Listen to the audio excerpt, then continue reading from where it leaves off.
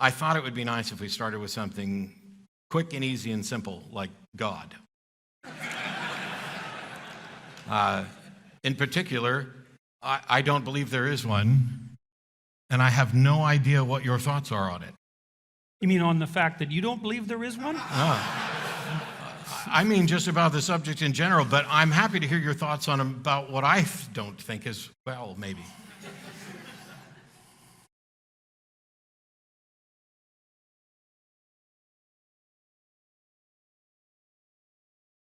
Well, it's a complicated problem, and I don't think that we take it with due seriousness. I specifically don't think that the celebrity atheist types, who I actually have a fair bit of respect for, by the way, take it with due seriousness.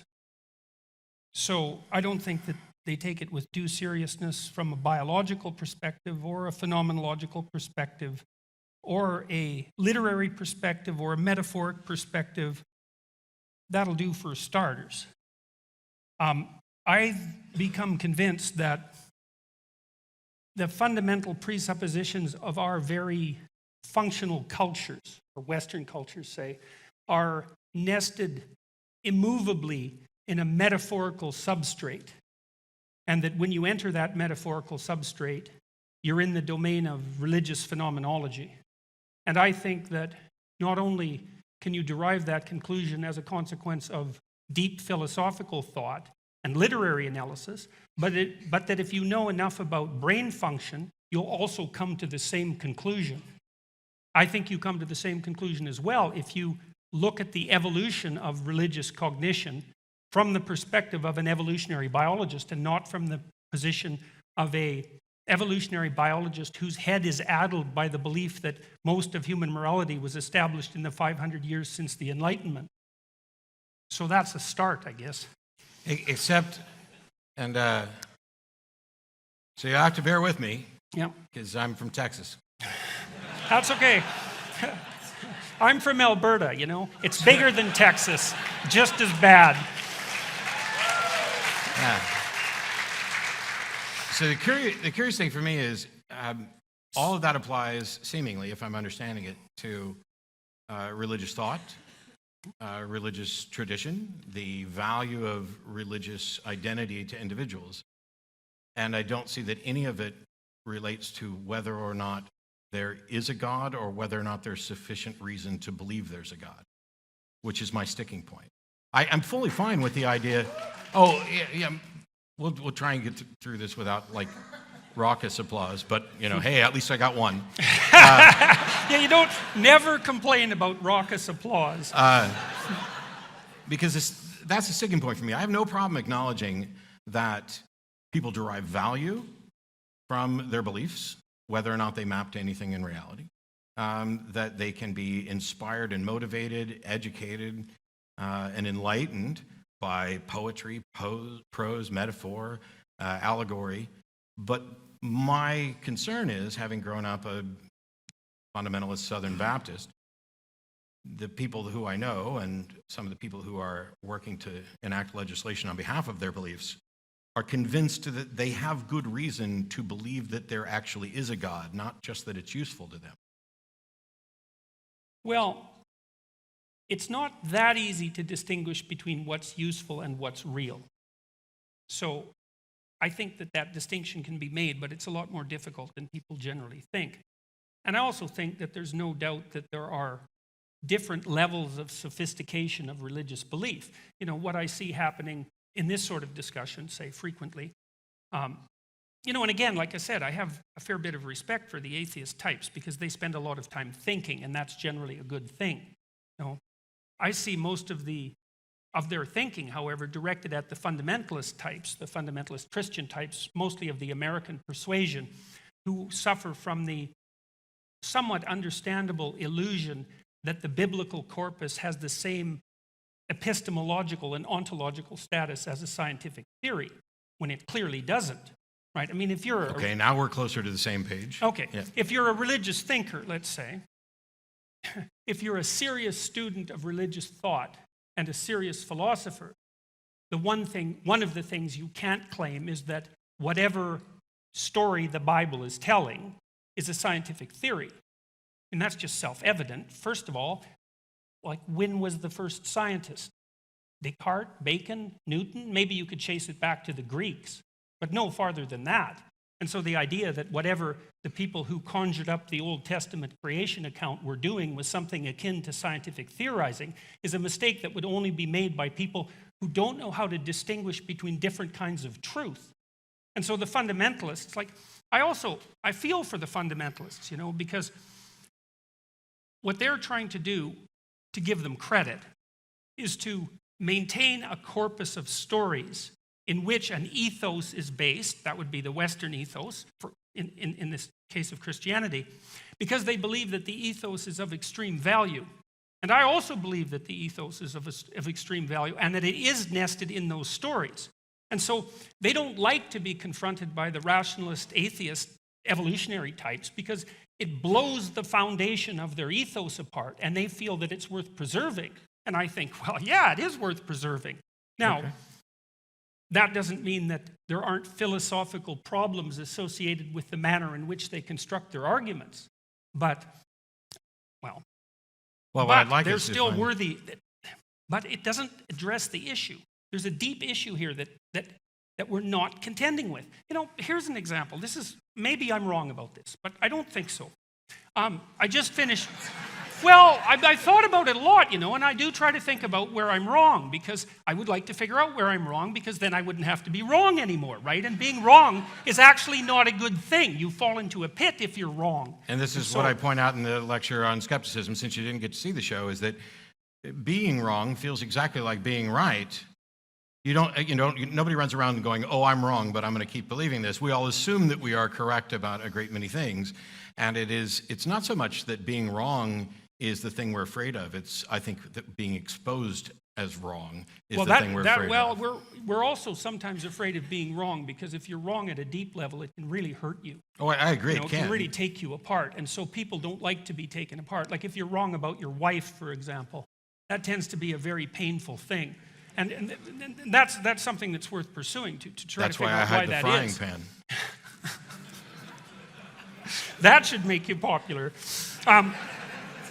Okay, so one of the issues that I have, and you can respond to this, is that the let's say the celebrity atheist types, because I actually like that phrase, they don't seem to me to be contending with the real issues. They seem to be going. What are the real issues?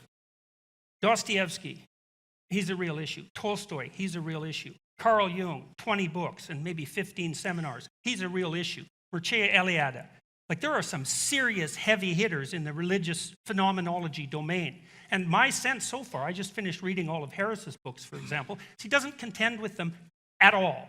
And it's like, for me, that's like being an evolutionary biologist and not being aware of Darwin. It's actually a big problem. It's not something you can hand wave away. Jung was a mystic. It's like, sorry. He was about as smart as Friedrich Nietzsche. I think this gets to basically the same point I was talking about before. The thing that you're objecting to, it seems, is that many of us don't want to address the aspects of religion that you find value in, because we're only focused on, perhaps as I'm talking in the show, from a scientific skepticism perspective of, are there valid and sound arguments that would lead one to conclude that a God exists? My answer to this so far seems to be no. And the apologists, the theologians, they keep presenting the arguments, the teleological arguments, moral arguments, and all these things. They have nothing to do with the phenomenology of religion. They have nothing to do with how this impacts people's lives.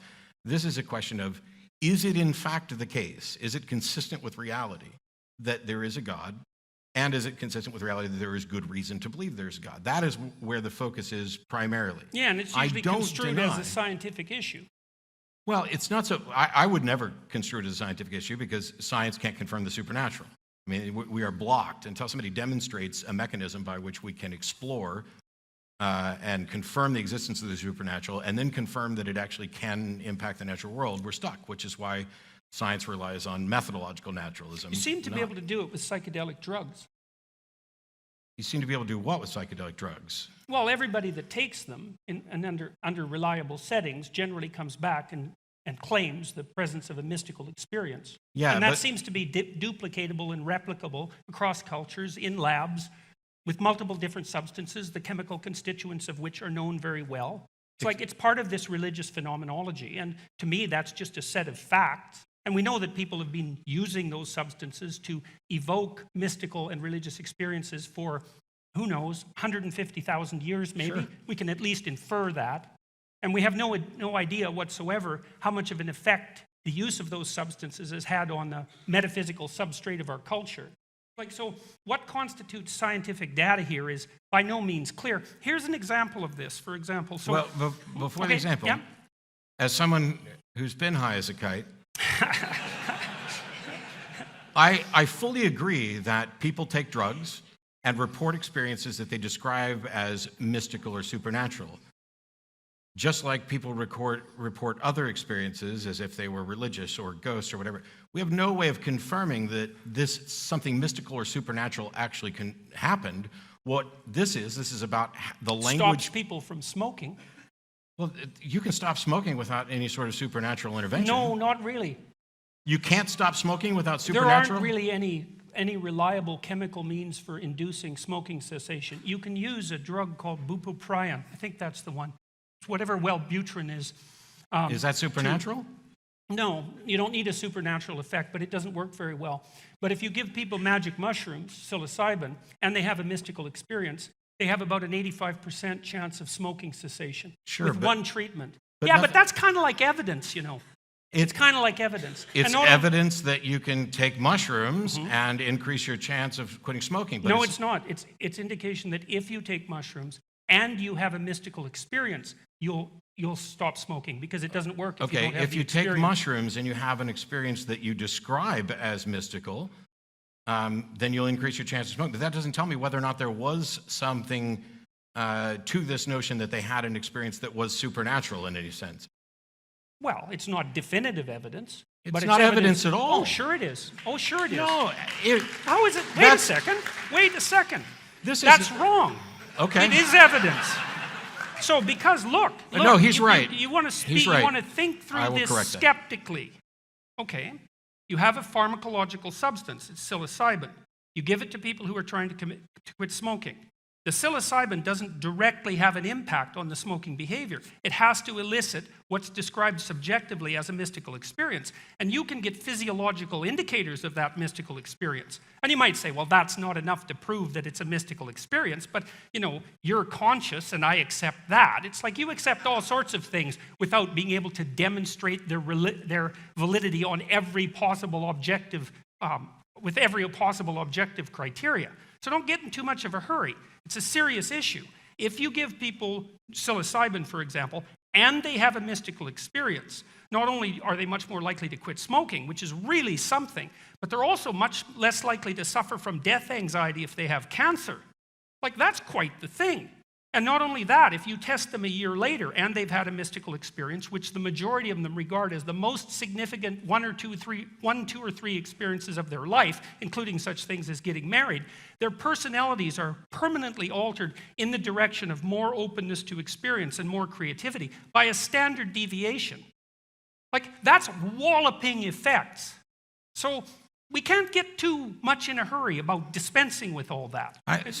Skepticism, as I repeatedly point out in the show, is not about cynicism. It's not about debunking. And I'm not saying that there is no supernatural and that there is no mystical experience. What I'm saying is the thing that people subjectively describe as, I had an incredibly impactful mystical experience, whether it comes from taking a pharmaceutical, whether it comes from attending a revival church service or hearing a particular preacher, whether it comes from having a particularly impressive sexual experience, all of those things, that is the subjective description of that, which may be because of limitations in language, that they don't have any other. This is the language that infuses culture so that we have to use that to describe it. But that doesn't in any way serve to confirm that there is any sort of supernatural realm or any sort of supernatural actor. Well, it depends on how you define supernatural. Like, look, I get your point. Okay. And I'm not claiming that the phenomena of psilocybin intoxication is direct proof for the existence of God. I'm not saying that. I am saying Although that'd be awesome. Well, people do report personal experiences of that sort of thing. So Yeah. it's not completely out of the realm of the experience. But it's also because of the problem of the border between the subjective and the objective. It's difficult to probe deeply enough to come up with anything definitive. And I understand that that's a problem. But the supernatural issue, that's a different issue. Like, people are capable of entering different experiential realms where things are qualitatively different to them. The perceptions are different, the thoughts are different, their response to the world is different. They feel that they've died an ego death and transcended their normal mode of perception. Like, maybe that's not part of the supernatural, but then you're starting to define the supernatural pretty narrowly. Like, No, do you require miracle, like here and now? Something that defies the laws of physics? Or what's your definition of the supernatural? So there is the natural world, Yeah. and then there are people who make claims that something is not part of the natural world, that it has some external supernatural origin. Those are the claims that I don't see how we can make any sort of epistemologically sound confirmation of. I'm fine with accepting that people have these experiences. I was, for many, many years, a fundamentalist Southern Baptist, and I remember standing in church and feeling what I would have described at the time as the Holy Ghost, sweeping through me. Now, many years later, I look back at that and I say, why did I describe this particular experience this way? It's a unique experience. It's of the same quality as something you might experience from a drug, or I've experienced similar things from music and drugs and sex, but they're not all exactly the same. And this is kind of the caveat that the believers, for any one of them, would use is, oh, the thing you're talking about, when you had the awesome sex or you were on drugs, that's not the same as what I felt the Holy Spirit. I felt all of them. The reason I would have said at the time that I had been filled with the Holy Spirit is because everybody around me was saying that too. It's not like I have any sort of any way to demonstrate a causal connection between a Holy Spirit and my experience. It was, I had an experience, and I, like everyone else around me, attributed it to the Holy Spirit. What was the experience like? Elation, euphoria. I don't think I ever had visions, but certainly it was an overwhelming sensation. You get the goosebumps or hair on your head. And I remember fairly distinctly the first time I had a very similar experience outside of church, because it was from listening to secular music that my church would not have allowed. And then I began to look into things, from far more of a psychological perspective of what type of impact specific music has on people. Mm-hmm.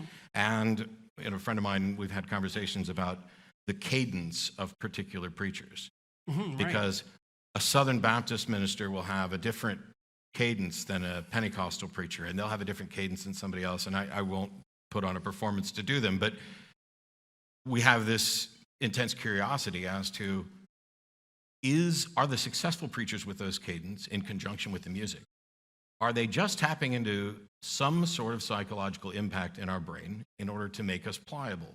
In the same way that the elevator experiment, where you have everybody face the back of the elevator, and somebody walks in and they face the doors, and after a while, a lot of them become uncomfortable and turn around and face the back with everybody else for no reason. It's just compliance. Well, you don't want those backward facers to attack you, It would be good. But if we're back to back, I think, anyway. Okay, so let me ask you a question about that. Okay, because I think this gets to the heart of some of these issues. So let's say that we can agree that throughout history and before, people were experiencing a set of transcendent emotions that can be evoked by music and dance and other forms of ritual and in a variety of other ways. But there's also a profound proclivity on the part of people, for one reason or another, to attribute those to some sort of supernatural agency. Yes. Now, okay, so I want to separate that from another line of thinking, okay? So let's just leave that aside. So we could think of that as a theory about the origin of religious belief. The experience comes first. It comes along with an implicit hypothesis about supernatural actors behind the scenes eliciting these experiences. Okay, that's in marked distinction to other theories of religious derivation, like Freud's theory, for example, that religion is a defense against death anxiety, or Marx's theory that religion is the opiate of the masses, right? It's a much more biological theory, the one we're putting forward. Sure. Okay, and it seems to me to be a much more credible theory, even though religious movements can be harnessed for economic purposes and for purposes of manipulation and all of that, obviously. Yeah, So, I would think that there's any number of explanations I've heard for the origins of religion, and I find almost all of them plausible in different forms, except for the one that asserts that they come directly from a supernatural being. well, okay, so that's the one we're gonna Sure. we're gonna pursue, though, because That was funnier than I thought it was. I was just being honest. yeah, well, honesty is often funnier than people think it is. Boy, don't I know. So people can have these experiences, and they can be evoked in a variety of ways, and people often find them very valuable, at least in terms of their subjective report. I agree. And the psilocybin experiments, and also the large-scale analysis of psychedelic drug users, by the way, also indicate that the use of such substances is generally associated with an increment in health rather than a decrement, which is quite interesting, right? It's not something you'd necessarily expect. So here's a question. Why in the world do the people who have these experiences have the proclivity to attribute them to supernatural sources, like to a divine source? Like, what's going on there? Why is that the case? So best guess, and this is contrary. So the skepticism isn't about, hey, let's debunk this and come up with. But if we were going to go through potential plausible explanations, to me this is very similar to in the 40s and 50s when people were supposedly abducted by aliens or ran into aliens. They had descriptions of aliens that pretty much were varied and often matched the various monsters that you saw in the movies then. After 2001, or after Close Encounters of the Third Kind, almost all descriptions of aliens became the almond-headed, this. Mm-hmm. The narrative in the culture about what an alien was converged. Yeah. And people were, this is what I experienced. In the same way that people will sometimes cameras will catch orbs, or a particular lighting effect in a house that is supposedly haunted will be perceived as a ghost, as a spiritual, humanoid form. When we, in some cases, can show that that's actually not the case. In other cases, we have no idea what they necessarily saw. But because what people understand about spirits and souls and ghosts is in the zeitgeist of how we think, it enters the consciousness as a plausible explanation, even if ultimately there's no such thing as ghosts. But that explains why they converge, but it doesn't explain why the initial impetus is the attribution of the experiences to something supernatural, like to something. Oh. See, fair enough. I'm sure that I'm not convinced that necessarily the natural instinct is to apply it to something supernatural. I think it may be more the case that not only are we pattern recognition machines, but we're the descendants of people who, how you see faces and everything. Yeah, that's a good hypothesis. That's And so you see faces, or you anticipate that there's something in the bush out to get you, and when you go and actually investigate and you find there's nothing in the bush out to get you, rather than assuming that you might have been mistaken, maybe it's a spirit. Yeah, the social psychologists call that the hyperactive agency detector. And the fact that we can be, before we had a good understanding, we still don't have a good understanding of death and the mind and stuff. But if I'm standing here talking to you and I drop over dead, there's a clear, undeniable difference in me sitting here as an animated being and me laying there as no longer there. And so it seems a natural inference that something that about me has left. That doesn't mean that there's actually something about me, like a soul or whatever, that's left. We don't tend to think the same thing when the radio stops working or the television stops working. It's not like the man in the TV has left. It's just off. But it seems that those sorts of natural... I don't know if you want to use that analogy, because it suggests that whatever's in the TV is coming from an external source. And you're definitely not making that argument with regards to the soul. Well, the TV station isn't in my living room, so there's at least some external source sending it to there. Right, but that's exactly my point. Yeah, that's all I was going for. You make a case that consciousness isn't exactly in your head either, even though it's localized there. So why would I think consciousness is anywhere other than my head? Well, how do you account for consciousness? Well, I'm not sure that we can account for consciousness. This is definitely true. But Yes. See, and I that's have no another reason real, to well, think that's that it's another, beyond what the brain produces. The fact that something's mysterious doesn't mean that, well, if something's mysterious. Consciousness isn't just mysterious. It's like really mysterious. It's the most mysterious thing. Okay, well, right? the fact it's not like ordinary mysterious. The fact that something is really mysterious to the point where I think you and I would agree that we don't have an explanation for it. Okay, if there was something like that, we'll say that it's maybe consciousness. We agree we don't have an explanation, or at least a complete one for consciousness. Or even a partial one. I Okay, would sure. say. So, it seems vaguely so associated consciousness with the is brain. really mysterious, and you and I have no explanation for it. As human beings, we're uncomfortable with saying, I don't know. This is something I'm trying to teach people to become more comfortable with, is to say, I don't know. And so when you ask me about consciousness, my answer is, I don't know. But for other people, they're so uncomfortable with I don't know that they posit an explanation that they cannot justify. Something is untestable and unfalsifiable, and that is that there's a ghost in the machine. I can't make that leap because it is entirely speculation without support. It seems intuitively right because of how we view the world. And yet, I would rather say, I don't know, and then continue to explore it, because I worry that by asserting what the explanation is, you stop looking for the actual explanation. Okay, so you made the case that part of the reason that we assume beings is because there's a being that seems lacking in death.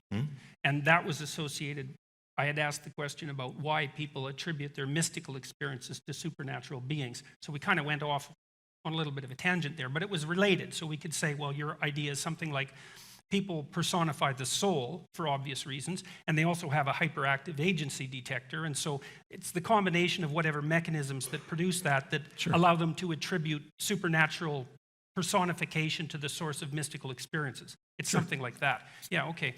So let me ask you something. We'll get back to that, maybe. That's fine. Let me ask you something about consciousness. You tell me what you think about this. Okay. All right, so this is how it looks to me. I mean, there's lots of ways of thinking about how people interact with the world. But I think this is how we treat ourselves and other people as we see them acting in the world. And so I would say it's indicative of our deepest belief, because I think belief is associated with action. So the way consciousness appears to me is that it's a faculty, let's say, that confronts possibility. We'd call that possibility, well, sometimes possibility, sometimes we call it potential, like your potential. Sometimes we call it the future. So I don't see us as driven deterministically like clocks, which is apparently, I think, although I've been accused of misunderstanding Sam Harris before, but I think that's the argument that he makes.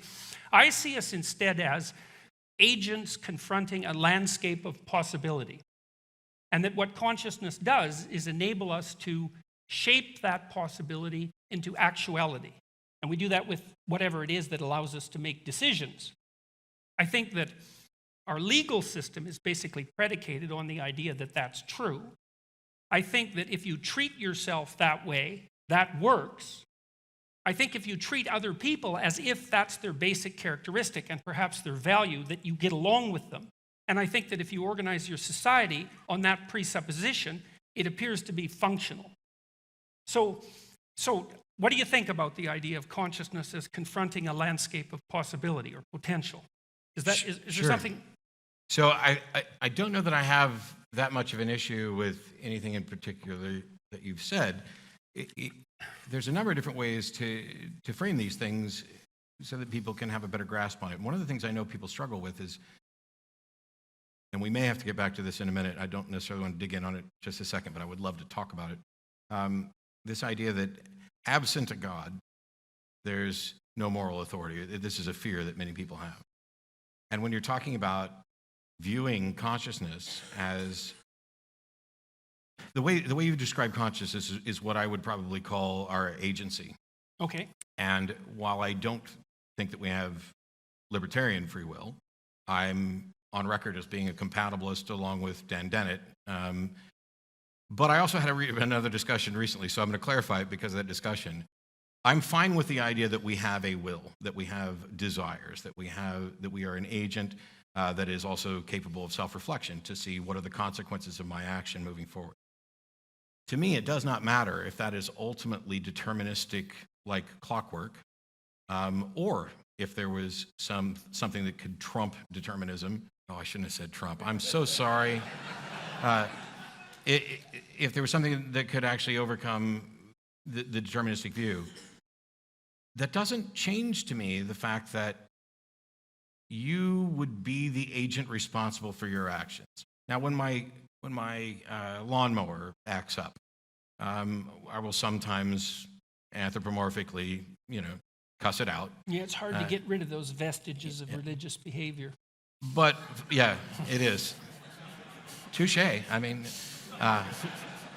although at least I got rid of them. I haven't seen you interact with your lawnmower yet. But at the end, I recognize that the lawnmower is not a thinking agent, that is not making decisions. And so that difference between there is where I would inject the sort of ideas about moral responsibility. Sam Harris and I had an argument in Chicago about free will, and I was pointing out that he could walk over and step off the end of the stage, or I could pick him up and carry him and drop him off the stage, and at the end, the effect would essentially be the same. But the conflict between those two is everything that I describe as will. Whether you want to call it free or not, I think that's what we value. That's what we care about. I would be responsible for that action. I would be acting in opposition to what the other agent wanted. And I don't know that you have to... And there would be something hypothetically wrong about that. Yes. Okay, good. So that's close. We can get to the morality thing, because I think the next question I had, unless you wanted to follow up on that, is a lot of, like I was saying earlier, it seems that you're talking a lot about, you haven't addressed the issue, and I'm not going to push back on it because I want to move on to some other stuff. I'm getting there. Of whether or not there is good reason to believe there actually is a God, as opposed to whether there are good reasons for people to believe that there actually is a God. Dan Dennett describes, there are people who believe, and then there are people who believe in belief, that there's value. And from what you said here and in some other comments, which I'm not going to saddle you with, I'm curious, irrespective of whether there's a God, what is it that you fear we would lose if people stopped believing that there was a God, or believing there was value in believing there was a God? We'd lose the metaphoric substrate of our ethos, and we'd be lost. And so I'm I think Nietzsche an was uneducated, right about that. So I really want to know, and I'm not being a dick. I want to know what you mean by metaphorical substrate, because saying we're going to lose it. So there's the idea. When I ask, what do you think we're going to lose? There's two things. One is there's something that you and I would both agree we should try to keep. Yeah. And there are other things that you and I might disagree on whether or not we should keep it. Because when people say to me, oh, if we go down the road with Dostoevsky, that, if there is no God, everything's permissible. First of all, I don't think that's remotely true, because I have... He makes a pretty vicious case for it, beyond good and evil. And despite the fact that it sounds monumentally arrogant, I think I can demolish that case in about 2 minutes with a secular morality lecture. Well, I think the first part of that statement is right, but not the second one. And we could find out. But the thing is, there would be two categories of things that you and others might be fearful we would lose, some of which I might agree we should definitely not lose these things. Yep. Others I might be absolutely fine with losing. Like that it's wrong to throw Sam Harris off a stage. Yeah. I don't plan on doing that, but well, we both did cross my mind at one point. We both agreed that was probably wrong. Yes. So that's good. Probably. Yeah. See, I'm a situational ethicist, and so there might be situations. If the stage were on fire, throwing Sam off would be the best thing I could do for him. So what do you think we're likely to lose? What bothers you? And when you say metaphorical substrate, I'm probably just monumentally ignorant, but I really don't think I have a good understanding of what you mean. Well, there's levels of thought. I mean, every thought structure, let's say, every belief structure is multi-leveled, like a piece of music. And there's the word in a phrase, and then there's the phrase, and then there's the sentence, and then there's the paragraph, and then there's the sequence of paragraphs within which the paragraphs are uttered, And then there's a broader context of interpretation within which all of that is interpreted. And then there's our emotional and motivational similarity. And then there's our embodiment in the world. And all of those things are operative at all times when we're understanding one another. And as you move outside the realm of the linguistic, like the paragraph level, let's say, into the realm of the emotional and motivational and embodiment and embodied, you also move into the metaphorical. And the metaphorical is structured in a particular way. And this is quite well documented, by the way. I mean, if you look at how the hemispheres interact, so the left hemisphere, broadly speaking, and I'm not oversimplifying this except that we don't have much time, is linguistic. But the linguistic utterances are understood in the context provided more by the right hemisphere, which is nonverbal and which attends to things like the music of language. And so at the bottom of a linguistic structure, there's something that's extra linguistic, and it tends to take form in metaphor and narrative and drama and that sort of thing. And the religious landscape is the narrative, metaphor, drama landscape. And if you disrupt it, then you blow apart the widest possible context within which the specific utterances are rendered comprehensible. Okay, so I followed all that, shockingly. Anytime you were talking about signs and hemispheres and all this other stuff. So when you're talking about the broader context, if we lose belief in a God, we lose that metaphorical substrate that is the broader context in which we evaluate these narratives. Yeah, that really grinds them into our bodies, that makes them things we believe rather than just think. Sure, but see, you didn't what just is it about think, the you narratives? didn't just think that it was wrong to throw Sam off the stage. God, Sam's going to be pissed when he hears it. Yeah. Well, that's okay. Well, so See, there's a difference between thinking something and believing it, because to believe it, it has to be thought incarnated in some sense. It has to be embodied. When I talk about it, belief is this state of being convinced that a proposition is true or likely true. It's everything that I try to do, I tend to view in the form of propositional reasoning. So when we talk about the narrative. Yeah, that's a problem, by the way. Okay. Yeah, well, you can't reduce the world to a set of propositions. Why not? Oh, look. Show me something that is true in man. the world that is not a proposition. That Like you an cannot explicit, put in the statable proposition? something that is demonstrably true that I could not put in a proposition. Oh, that's easy. Okay. Sure you want to go there? I'm not afraid of anything. Okay. Okay. If I'm wrong, I want to know I'm wrong. But Yeah. I'm trying to, for years I had this thing going where people would say, oh, and this is kind of what we're getting at from a different angle. I would say they would be afraid of what we would lose if we lost religion. And I basically said, demonstrate to me any benefit. Oh, you'd lose art and poetry and drama and narrative and story. Are there no godless artists and poets? Well, there are artists and poets who think they're godless. So we might have crossed over into a problem area because no doubt. I can't draw for crap, although I do draw during the show. But one of the individuals who came to the show the other night handed me something that she had spent a great deal of time drawing. She's a wonderful artist. I'm very grateful to get it. And, while I pretend to read minds on stage, I constantly acknowledge that I can't actually read minds. So I can't tell you whether or not she actually believes in a God, but I can tell you that I actually don't believe in a God, and I could write But you act poetry. like you do. Huh? But you act like you do. That's why you didn't I want to throw act poor like- Sam off the stage. No, now you're making a claim. Okay, so I'm telling you I don't believe there's a God, and Yeah. your response to that is, I really do, because I have a moral sense, but my moral sense is utterly without any appeal to a God, Explicitly. or implicitly. Maybe. The f- That's not so obvious. okay, it's really See, because it's you easy. regard Sam Harris as an implicitly valuable entity.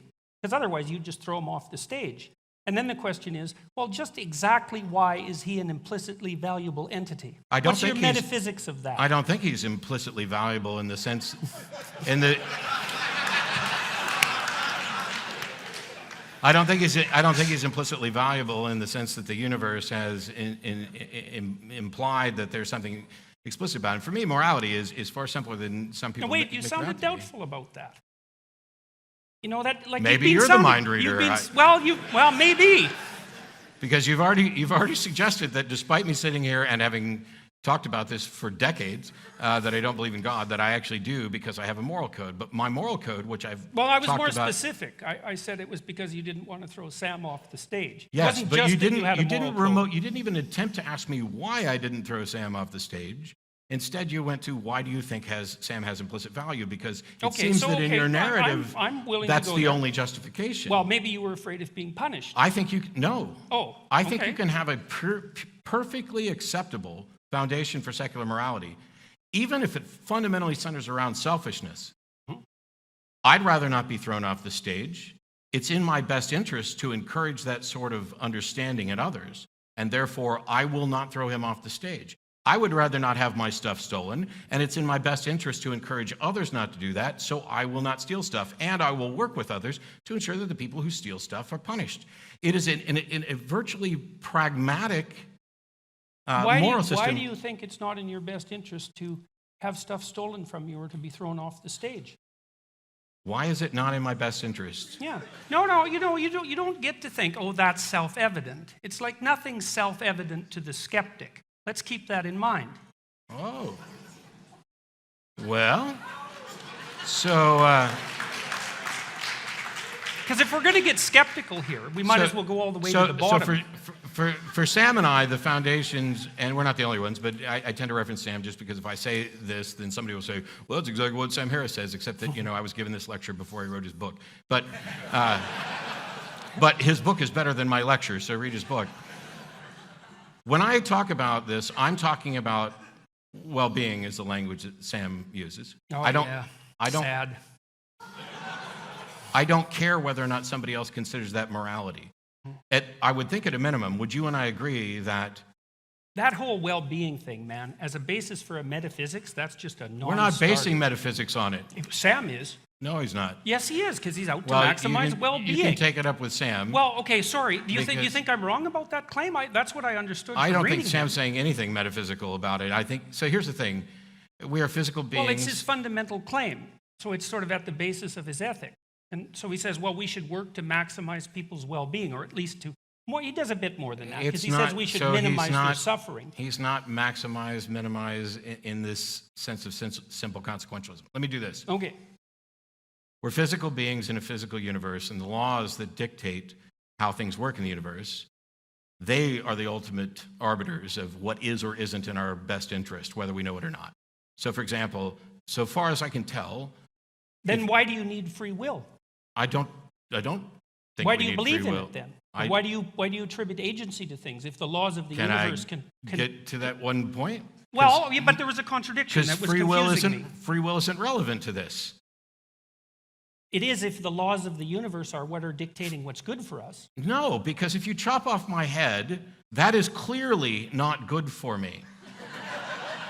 And it doesn't matter whether it was an act of free will or if it was my lawnmower. It's clearly not good for you because you think you're valuable and worth preserving. Yes. Okay, that's the issue. Why do you think you're valuable and worth preserving? Because I am the descendants of people who thought they were valuable and worth preserving, and the ones who didn't think that have killed themselves. But this is not a statement about... This is not a statement about intrinsic value. I don't know. Yes, I think it is. Okay, but I think it is. Okay. The reason that we talk about this in terms of well-being is because irrespective of whether or not I care about well-being, there are facts about well-being. Sure, let's hear them, man. Line those suckers up. If you chop off my head, it's in contradiction to my well-being. I mean, but the point... No, I wasn't willing to grant that, actually. Okay. I'm saying that's a metaphysical presupposition. You're just saying I have to accept that. No, I'm not telling you at all what to accept. Sure you are. You're saying that your death would be wrong. I'm trying to explain what my position is. Okay, but you said that wouldn't be in accordance with your well-being. Okay, that's a metaphysical statement or philosophical statement. It's not an obvious fact. That chopping off somebody's head is contrary to their well-being. It depends on how you define well-being. Sure. Yeah, but it matters. But if you define well-being as this glass of water, we're no longer talking about the same thing. Well, you can define well-being. That's fine. That's what I'm waiting for. This is what I'm... Well, You can't do it. You can't define well-being. It's well, then very, why very should I try? I difficult. certainly can't do it if you keep telling me I can't do it. Okay, sorry. Okay, I'll back off. Go ahead. I'm all ears. So, the primary objection to mine and Sam's position that keeps coming back is, why should anybody care about well-being? And we both will acknowledge that this is, in fact, a subjective preference. There are people who are going to care about well-being, there are people who aren't. The second objection is that well-being is not clearly defined. Both of us have acknowledged this. It's not as if we're saying we have all the answers to how to go about living a better life. We're just saying that however we're going to define well-being, which is, I say you can start with a couple of foundations. You can start with death is preferable to life, but you don't get very far that way. And Stop suffering. Well, no, I'm saying you could start with death is preferable to life, but you don't get very far that way because those You do. You stop suffering. You just die. Yes. Right, so you can start with that presupposition. Except that when you're dead, you're not being, so there's no well-being. No, well, that's...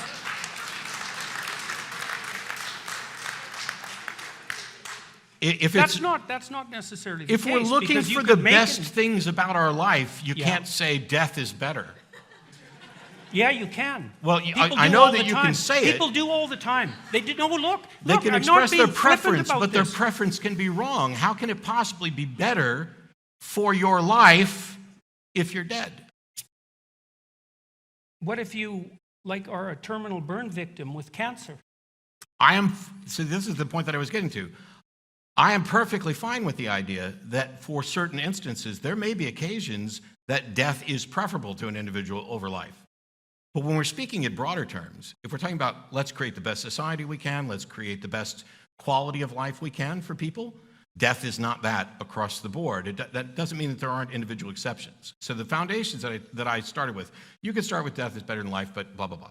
If you start with life is generally preferable to death, health is generally preferable to sickness, happiness is generally preferable to sadness, none of these are absolute locked in stone rules. From those things... Okay, so if you start with them. Yes, if you So start... you're not skeptical about those claims? Wow. Well, I'm asking. I came out and said that I wasn't going to be trying to straw man you left and right. And now every time I say something, you're like, oh, so you're not skeptical about that. Well, I'm trying to I haven't gotten No, to sorry. I'm not trying to attack you. I'm trying to understand where your argument begins. Well, it seems odd that you would come out with, so you're not skeptical about that. Well, that's a while question. I'm on my skepticism tour, while I'm in mid-sentence to describe that these are the general foundations that you start with. Okay, that's what I was asking. Those are, okay, so, but what you're saying, if you're saying, correct me if I'm wrong. I'm not trying to be difficult. You're saying that those are your starting positions. Those are the things that you accept. I'm saying they can be. On faith. No. Oh, you have a rationale for them. Yes. Let's hear it. You already have. Life is generally preferable to death because we're talking about our life, and death is generally not in the interest of the living. It can be an exception. This is the point that I was getting to. So you could start with those foundations. You could start with any three that you found. You could pick three arbitrary foundations. And the one aspect that makes a secular moral system distinct from religious pronouncements and divine command theory and those sorts of things is that the secular moral system has as its goal the object of getting better at getting better, which means if you find out that one of your foundations is wrong or in conflict with something else, you can now change that. You could start with death is preferable to life, and then when you find out that it's not working that well, you change that foundation. I think that these foundations, based on the evidence of how people tend to live their lives and what they care about, are a good set of three. There could be better ones that somebody come up with. I'm open to revision on any of these at any time. But to say that I'm not skeptical about them is exactly the opposite of what I am. Because skepticism is about, I'm not going to accept something as true without good reason, and it's about being open to revision should there be evidence. If you and I agree that we care about a good life isn't very well defined. And we may have different ideas about what good life is. But if we could actually just sit here and take notes, I think that we'd come across maybe a handful of things that we would agree would make for a good life. If we take those and compare them to the foundations of a secular moral system like what I'm describing, we can determine non-subjectively whether or not the list we've come up with are consistently approachable from that foundation. And we can do that for religious moralities as well. The analogy that I've used in the past is, for example, a game of chess. There's nothing about the universe that requires that we care about chess or care about the rules of chess. The rules of chess are arbitrary. Somebody made them up. We changed them. We added en passant. We added castling. We added things like that. We have the rules of chess. We don't always know what the best move is. But if the goal of the game is to win, or at a minimum, not lose, then we can analyze the moves with respect to the consequences and with respect to the goal of winning and determine which moves are better and which moves are worse. That is what a secular moral system does, because it allows revision, whereas religious systems don't allow for revision. There's not a Bible 3.0. There's not a Quran 2.0. There's no new revelation from God to say, hey, I said all this stuff about slavery, now I'm opposed to it. Or, hey, I was really down on homosexuals, but now I'm okay with it. Hey, when I said that here's what caused diseases, or that you were unclean and shouldn't enter the temple, all those things are actually wrong. The germ theory of disease is right. And none of that's come out. Well, there is kind of a Bible 2.0. That was the New Testament, right? Well, so that is the update for the Christians. Yeah. Except that it's worse than the first one. Well, that's not exactly the point. The point is there was an update. So. Well, okay, the update, it's not like Jesus came along and said, hey, in Exodus 21, where I was saying you could have slaves and beat them, we got that wrong, or you got that wrong. That correction's never given. That thing about, in Leviticus, where we point out that women are worth 2/3 of that of a man, we got that wrong. None of that is corrected. In fact, the reason I say it got worse, although I didn't know we were going to go down the biblical route tonight, is that if you look at Jewish tradition, when you're dead, you sleep with your fathers. There's no real clear notion of an afterlife. And then with the introduction of the New Testament, what you get is infinite torture and punishment for finite crimes, which is immoral. All right, so I don't want to go down that rabbit hole at the moment, although I'd be perfectly happy to do it, if we get there. Well, because they want us to go to questions here in a minute. Oh, okay. So I want to address the rule system that you're putting together. Okay. Okay, so I was talking to a friend of mine who's an AI engineer. He's a very smart guy, and we've been talking about the foundations of cognition. Mm-hmm. And you know that artificial intelligence systems don't run on rules. Right. Well, some of them do. Well, and certainly they run on an operating system that is full of rules. That's actually not relevant in this case. But that's the physical because they could foundation. Operate on all sorts of different operating systems. Well, but okay, so but there's a foundation. The foundation I'm pointing to is the physical facts of the universe, and that would be roughly consistent with the hardware and the operating system that they're running on. But I'm sorry, I interrupted. No. I mean, that's a reasonable objection too. But look, one of the things that happened and I think this is one of the problems with the we can generate a rational system of rules that can govern our behavior approach, is that since the 1980s, people have been trying to build rule-based expert systems that can do relatively simple things. Relatively simple. They're not that simple. Like basic medical diagnosis. They don't work. Rule-based systems don't work. You can't get them to operate intelligently, which is why machine learning came about to begin with. Because whatever machine learning is doing and allowing for predictions, it doesn't seem easily decomposable to a set of listable rules and a map of their interactions. The world doesn't seem to work that way.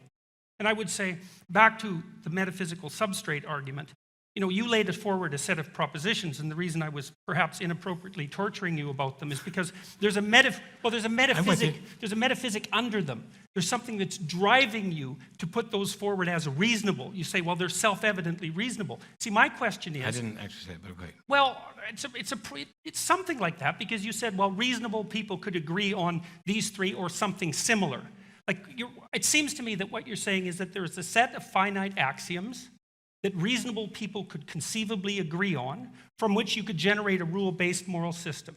Have I got that wrong? I thought that's what you said. It's curious, because I didn't say that, but it's very close to something that I have said in the past, which is, for any given situation, there's a finite set of actions that a person could take. And some set of those actions are better than others with respect to whatever the goal is. If the goal is to continue a decent life or improve the quality of your life, some set of one or more actions that you could take in this instant produces results that are better in ways that we would agree they're better. Like throwing Sam off the stage. If we were in that situation, there must be an unconscious fantasy going on here or something, eh? Because we keep returning to that. And it's fun. But one of the possible actions of this set of actions would be for me to throw him off the stage. Another possible set of action would be for me to, shield him. It is clear, and you can say that I'm just saying it's self-evident, it is clear that one of those is going to be more in Sam's best interest and perhaps even more in mine than another. That's all we're saying. We're not pretending remotely that we have the answer to every possible scenario, just that we have the foundational tool set that allows us to come up with the right answers. And we do this in opposition. Yeah, but you also think that you can do that with a set of rules. So first See, of and all, I actually don't think that's technically tenable. I don't think there's any evidence for that. I don't know why it wouldn't be. Well, you can't build expert systems, for example. Well, you can't say that you can't because... Well, we've tried for about 40 years with no success. Gee, 40 years out of 13.7 billion, and we haven't cracked it yet, so it's impossible? No. But 40 years of exponentially increasing computational power with Partially. no solution on the horizon except for AI. So, and the latest AI thing, which I absolutely love because I'm a chess player, is the DeepMind AlphaZero thing that learned the entirety of what humans know about playing chess in 4 hours or so and then beat the best previous chess computer. And people are saying, oh, it's the beginning of Skynet because now we have this sort of thinking. However, that method produced better results of letting it play itself with chess, giving it no opening book, giving it no history of chess, nothing. Well, that's my point. It didn't give it no rules. It gave it the rules of chess and the goal of the game. Yes, but it didn't give it rules about how to play the game. Correct. Right, and that's because rules-based systems, rule-based systems about how to play a game aren't optimal. No. That's why. What happened is the AI took the rules of how to play the game and what the winning goal is, and it experimented and found the best ways to achieve that goal. And I think that's what human beings have done throughout the entirety of history. We're beings in a physical universe. We have the rules. The goal is to survive, and I would say the goal should be to thrive. Mm-hmm. And we are continually finding the best rules and the best methods. This exactly mirrors the moral system I'm talking about. The idea that there is someone on high telling the computer, don't play H4 as your first move, we threw that out because that's not the best way to find out things. Instead, we plopped the computer down just as we were plopped down in a universe when we gained consciousness and began interacting. And the computer, in the span of a few hours, discovered everything that humanity has discovered about chess. And now they are applying it to the sort of diagnostic things you were talking about. I think that is directly analogous to what the best explanations of what human beings have done. And what happens, from my perspective, is that the thinking about morality is so difficult for some that it's just easier to say, this person told me, or this God told me, or this is the case. Because having to sit down and do the sort of life inventory to figure out, hey, what's best for us? I mean, even figuring out what the goal of the game is harder for some people, and so they accept and fall into these traps of like authoritarian models of this is what your goal is.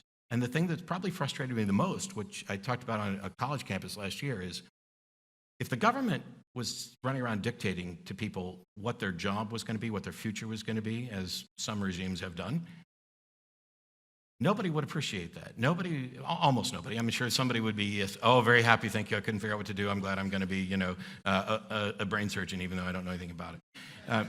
But if the government was dictating things like that, there would be revolts. There have been revolts. And yet, curiously, when people think there's a God or a divine being or some cosmic consciousness or collective consciousness that has dictated a goal for them, they celebrate it. And that contradiction has bugged me for years. Yeah, well, there's no doubt that systems of belief, let's say, including religious systems of belief, can devolve into a kind of totalitarian rigidity. I don't think you can necessarily lay that at the feet of religious belief. I mean, human systems... No, I'm laying it all at humans.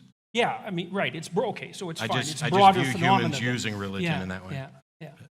So what do we do to close? Because I heard you said that we have to take questions. Hey, we're going to take some questions. Oh. Because I could actually... Sorry, I didn't mean to commandeer that. I was just curious about timing. You could have just as easily said it. I'd be happy for another 5 hours talking, but then they'd charge us a fortune, and all these people who have questions that are better than the ones I'm going to come up with.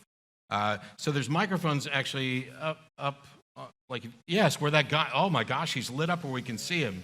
A couple quick notes about questions. And by the way, thank you. This has been great, and Thank you. We'll talk some more.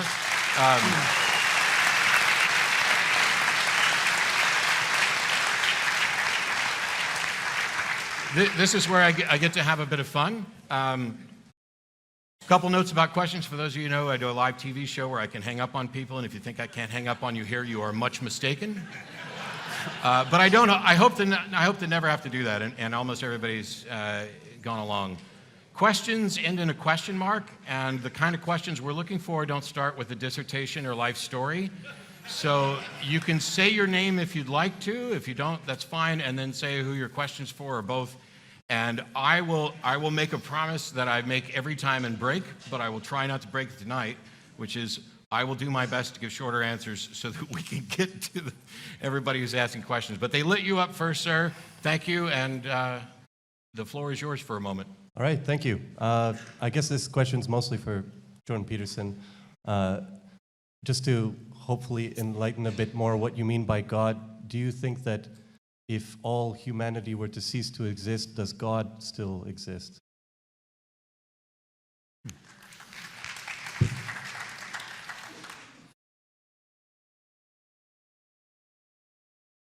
I don't think I know how to answer that.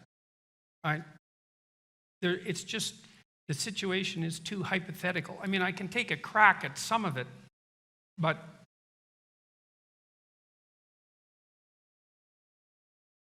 so human beings are characterized by consciousness and by self-consciousness, and the latter in particular seems to be something relatively unique. There's some vague evidence for self-consciousness of lower sorts in animals, but it's not very compelling. Some of them can recognize themselves in a mirror, but our self-consciousness is accompanied by elaborated imagistic and linguistic models of ourselves and that have been elaborated over large spans of time. There are lots of elements of being that would disappear if we disappeared. Now, and it isn't even obvious to what extent that's true, right? Because I don't really understand to what degree being itself is dependent on consciousness. Like the classic materialist Enlightenment view, which I would say is basically a 19th century view, something like that, is that if all consciousness was extinguished, the material substrate of the universe would continue unchanged. But I don't really buy that as an argument, because I think that the material substrate, I think that reality is I think that reality is an interaction between what we perceive of as the material substrate and consciousness itself. And so then when you destroy consciousness, you destroy reality. And what that leaves, I don't really understand, because it doesn't have any temporality in any obvious sense. It doesn't have any size in any obvious sense without the introduction of an invisible observer. So lots vanishes without human consciousness and self-consciousness. I don't know how to answer the question, does God vanish? Because that brings us back into the same problem that I was talking about earlier, is that it's not exactly easy to understand what people are talking about when they say God. You know, because when you ask the question, would God disappear? There's an assumption there that whatever God is understandable and boxable, like a simple concept, like a chair, and that we both share the same conception. And, you know, there's endless warnings in deep religious literature against assuming that you understand what that term means, or sometimes even for using the term.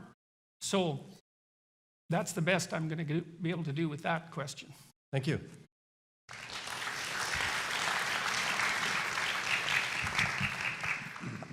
Hey there. So my question is about something that Matt said, but I'd actually like to get Dr. Peterson to address it first, if that's okay. So Matt, you said that some people are not willing to put in the work of developing sort of their own moral system, and they like turn to religion to free them from the burden of that thought. But doesn't it make sense on some level to view religion as like an archival system that holds truth? Like if we abandon that, are we not then just in a place where everyone is forced to invent their own morality for themselves throughout their life, and then like a baby born has to try to achieve that again? Like that No. seems like, from an operative level, just an impossible system to set up that would ever get you anywhere. So I'm just wondering how you would resolve that conflict. That was Nietzsche's critique, essentially. Well, I'm not trying to set up the system.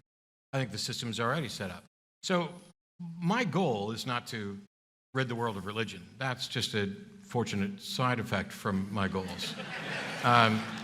My goal is to have the best understanding of reality that I can, and for other people to do so as well.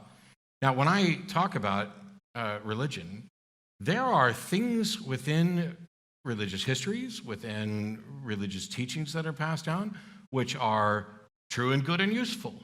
And there's no reason to think that any of those things would go away if we stopped believing in a God, because they are true and good and useful whether there is a God or not. If the thing that we're worried about is, and I've asked people before, and I apologize if anybody is bothered by this, but there are people who are like, oh, if you don't believe in a God, what keeps you from running around raping and killing people? And I was like, so if you became convinced today that your belief in God was unfounded and you were forced by reason to give it up, would you run around and start doing that? And there are people who will say yes, and I hopefully, optimistically don't believe them, but we know that there are people who do that. But the truth about what is good and useful is true whether a particular religion survives or not. And we don't lose that because children aren't born with an understanding of morality. They learn that. They are educated by their parents. They are taught. They explore the world. Everybody does, in fact, go through the effort of creating and understanding their own morality. It's just that we adopt things from figures around us who show evidence that they are smarter and understand this better as a shorthand. We ride on the shoulders of giants. The curious question is, and I ask this for people ostensibly who are Christian, who believe in both a God and a devil, is how did you decide that God was the good one and the devil was the evil one? Because the model is that, well, God wrote his moral code on your heart, and that's how you tell. But if that's the case, then whether or not, if the devil had written his moral code on your heart, you would be saying he was the good one. The truth is, you are using your internal, personal, subjective assessments to determine that God is the good one, or this religion is the right one, or the First Baptist Church got it right, or the Second Baptist Church got it right, or this is the preacher we should hire. This is what we do. And I don't see much value in worrying about, oh, is it all going to go away, when it's clear it doesn't, because secular individuals are no more immoral or criminal-minded than anybody else. In fact, there may be some cases to show that we're less. But in this society, they are no more criminally minded. Like, we have a religious foundation, right? Like, I wouldn't go around like raping and pillaging if I abandoned God, but there were societies that did when they didn't have that structure. So how do you resolve that? I'm not saying that religious authorities haven't been useful. It's just that what I hear from some people is that we should keep this because of that particular usefulness, because they fear what will happen otherwise, because what they've seen in the past. And I don't buy that, because that boils down to saying, I may not need religion, but you people do. And that is far too arrogant for me to ever adopt as a position.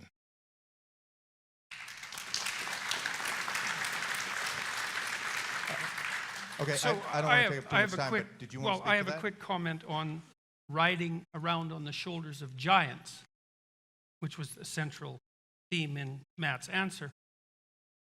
We ride around on the shoulder of giants, and the meta-giant is God. That's a very good way of thinking about it. Except that I can identify. We can think about that as, I don't care about the metaphysical implications of that. I don't have to care about that at the moment.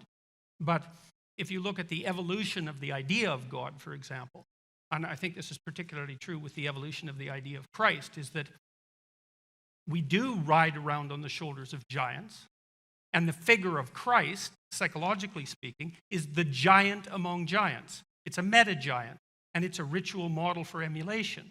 And the ritual model is something like, pick up your damn suffering and bear it nobly, which is a metaphysical statement in some sense that lies at the bottom of the ethic even that Matt is presenting. And so it is deeply embedded in a religious substructure. And that's the metaphorical substructure that I was talking about that necessarily underlies these self-evident axiomatic rules, which are not by any means, as you point out, self-evident in the least. There's plenty of cultures that train their young men to be absolutely barbaric monsters, right? Warriors, killers, rapists, right? Bloodthirsty right to the core. Perfectly viable mode of being, arguably speaking, from the perspective of generating a set of axiomatic rules. Why is it not better to have 10,000 women than one? There's an evolutionary question for you. Well, reasonable people wouldn't do that. Oh yeah, right. Reasonable people. Yeah. Thank you.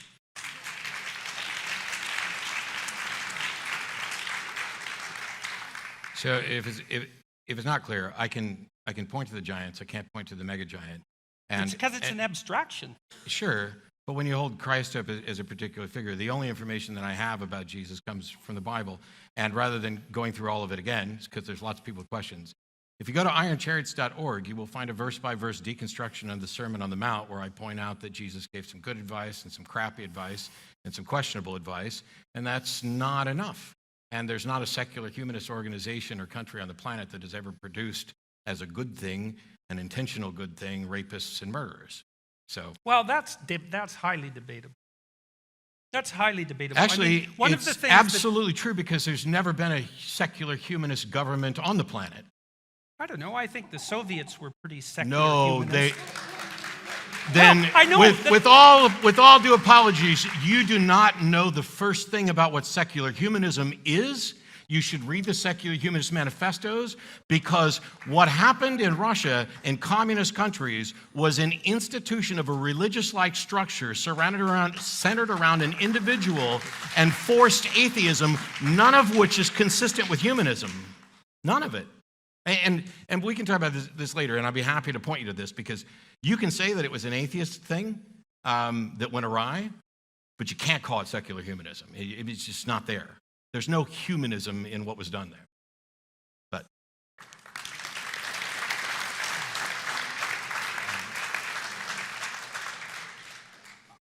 I'm one of those who believes that there's no such thing as an atheistic thing or a non-religious thing. I was listening to your talk at Lafayette, Peterson, last night there, and you were talking about how all action is religious. So this conversation today, I think it's hit the same problem you hit with Rebecca Goldstein, you're going to hit with Sam Harris and June, which is I've never found a way to convey to an atheist that we all have an ideal. You can call it God, you can call it a transcendent ideal, call it an axiom, call it presupposition. It's just very hard to communicate to them that implicitly or explicitly it's there, you're aiming for it, maybe it changes, maybe it doesn't, but it's that fundamental thing that guides your action.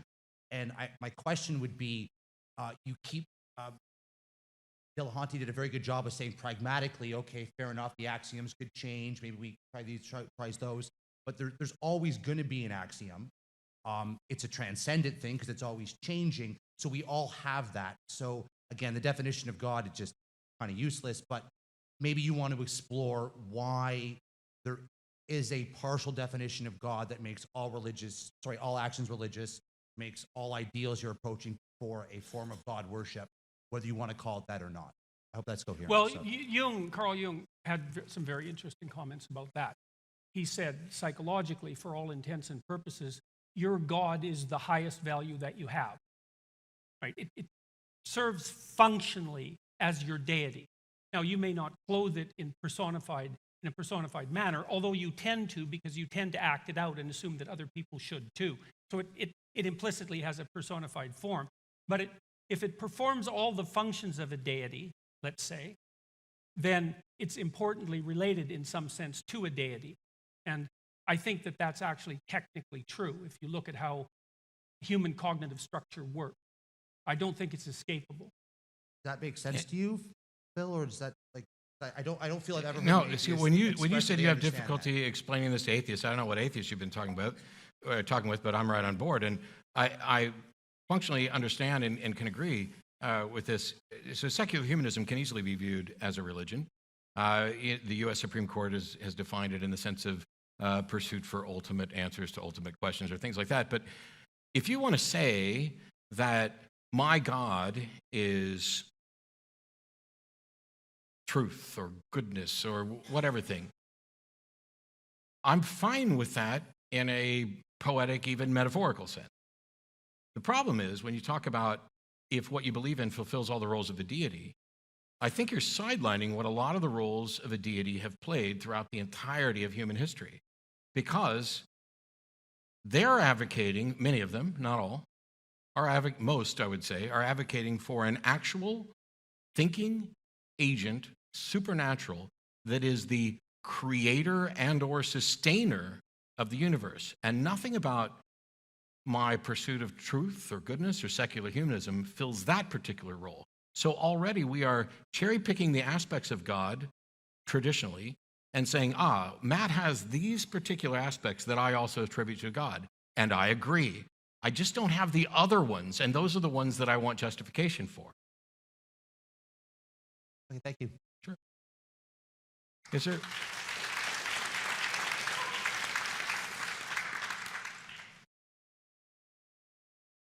You have to move up the mic, I believe. Can't hear you. Can you hear me? Thank you. So the question is for Matt.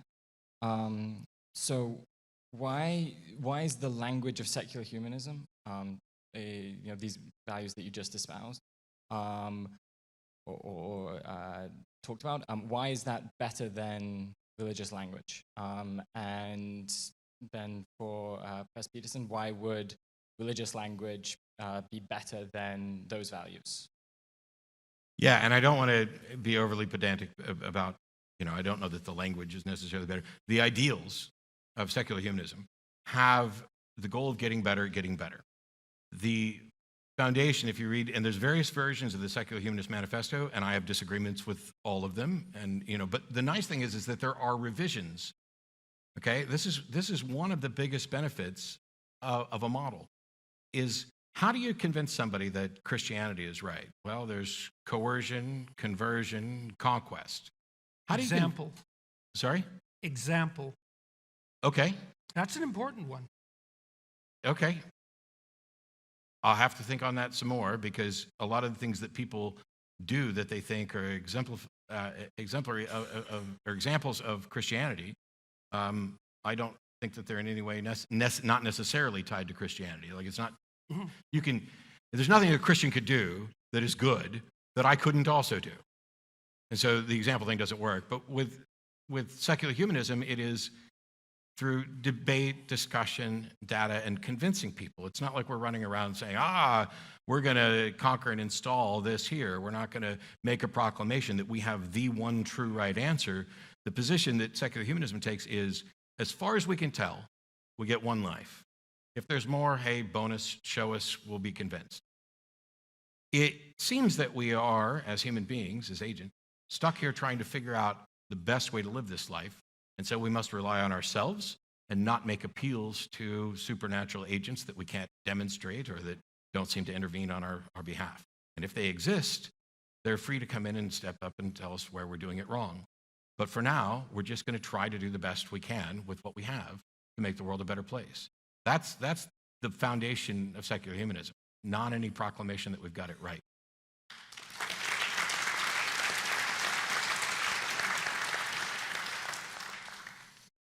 So I would say that the primary religious language, insofar as there is such a thing, it's something I tried to detail in Maps of Meaning. This first book I wrote, it's a very complicated book.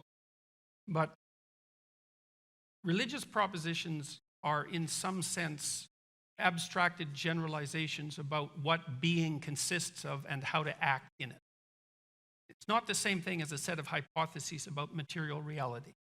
And it's partly because in the religious domain, the moral imperative is primary, whereas in the empirical domain, the factual the factual domain is primary, or the sensory domain is primary, something like that. So the question from the religious perspective is something like, how should we best construe the world if we wish to determine how to act properly within it?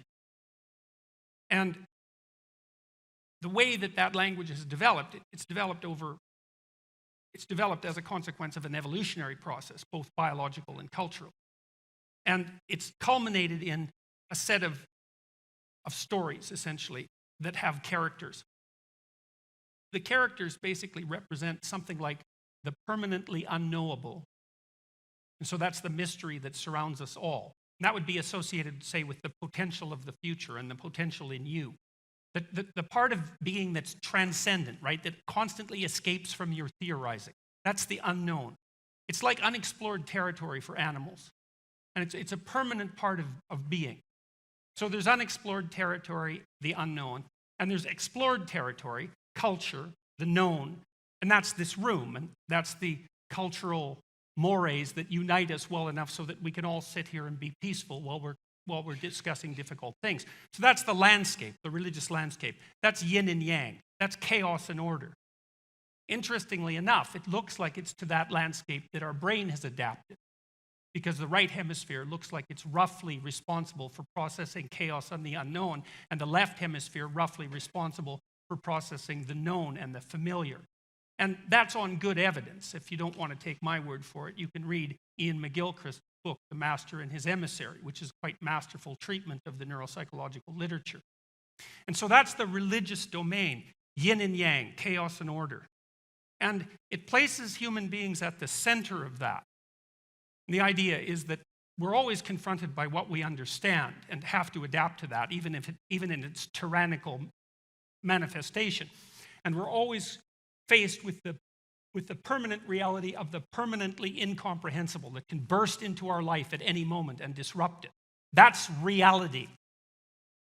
And then the religious question is, if that's reality, how do you orient yourself in relationship to those two permanent domains?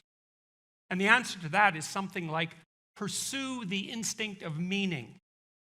Because it looks like meaning is the instinctive response, neuropsychologically grounded in the orienting reflex, I would say, which is a very primordial reflex to the unknown. Meaning is the response that orients us in that world.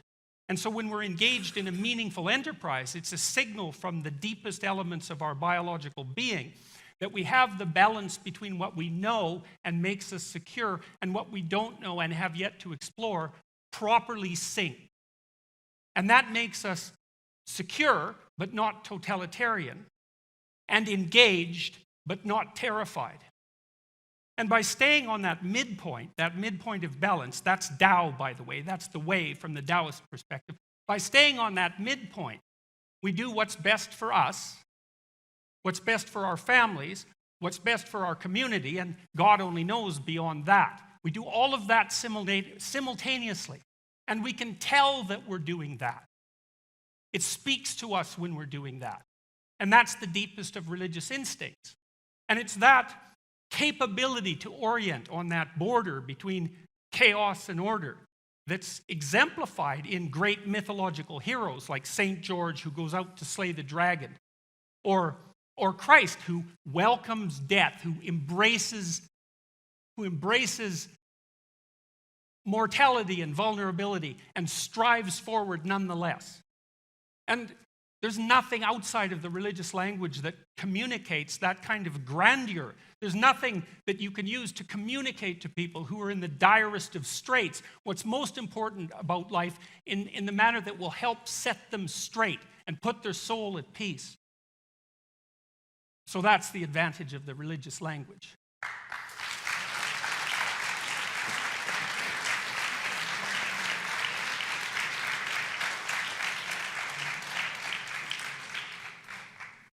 Yes, sir.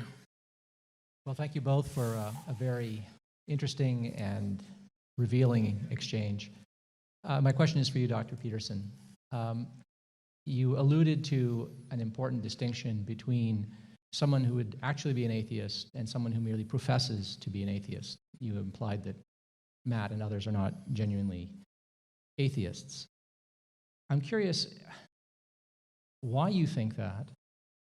Is it just because we have sacred values, that everyone has sacred values? What, in your view, would a genuine atheist be like? He'd be like Raskolnikov in Crime and Punishment.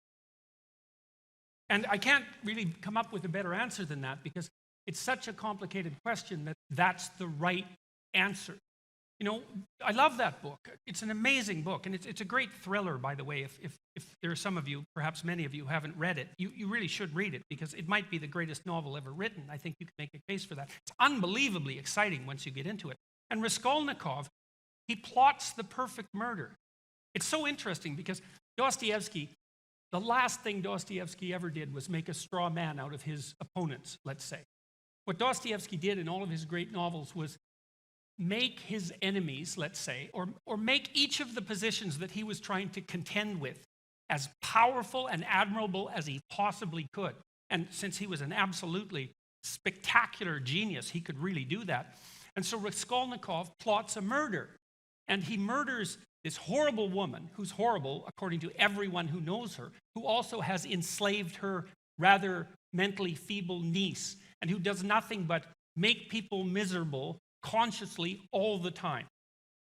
And he does that in order to save his sister from a rather sophisticated form of prostitution, to save himself from starvation so that he can become a great lawyer and help people.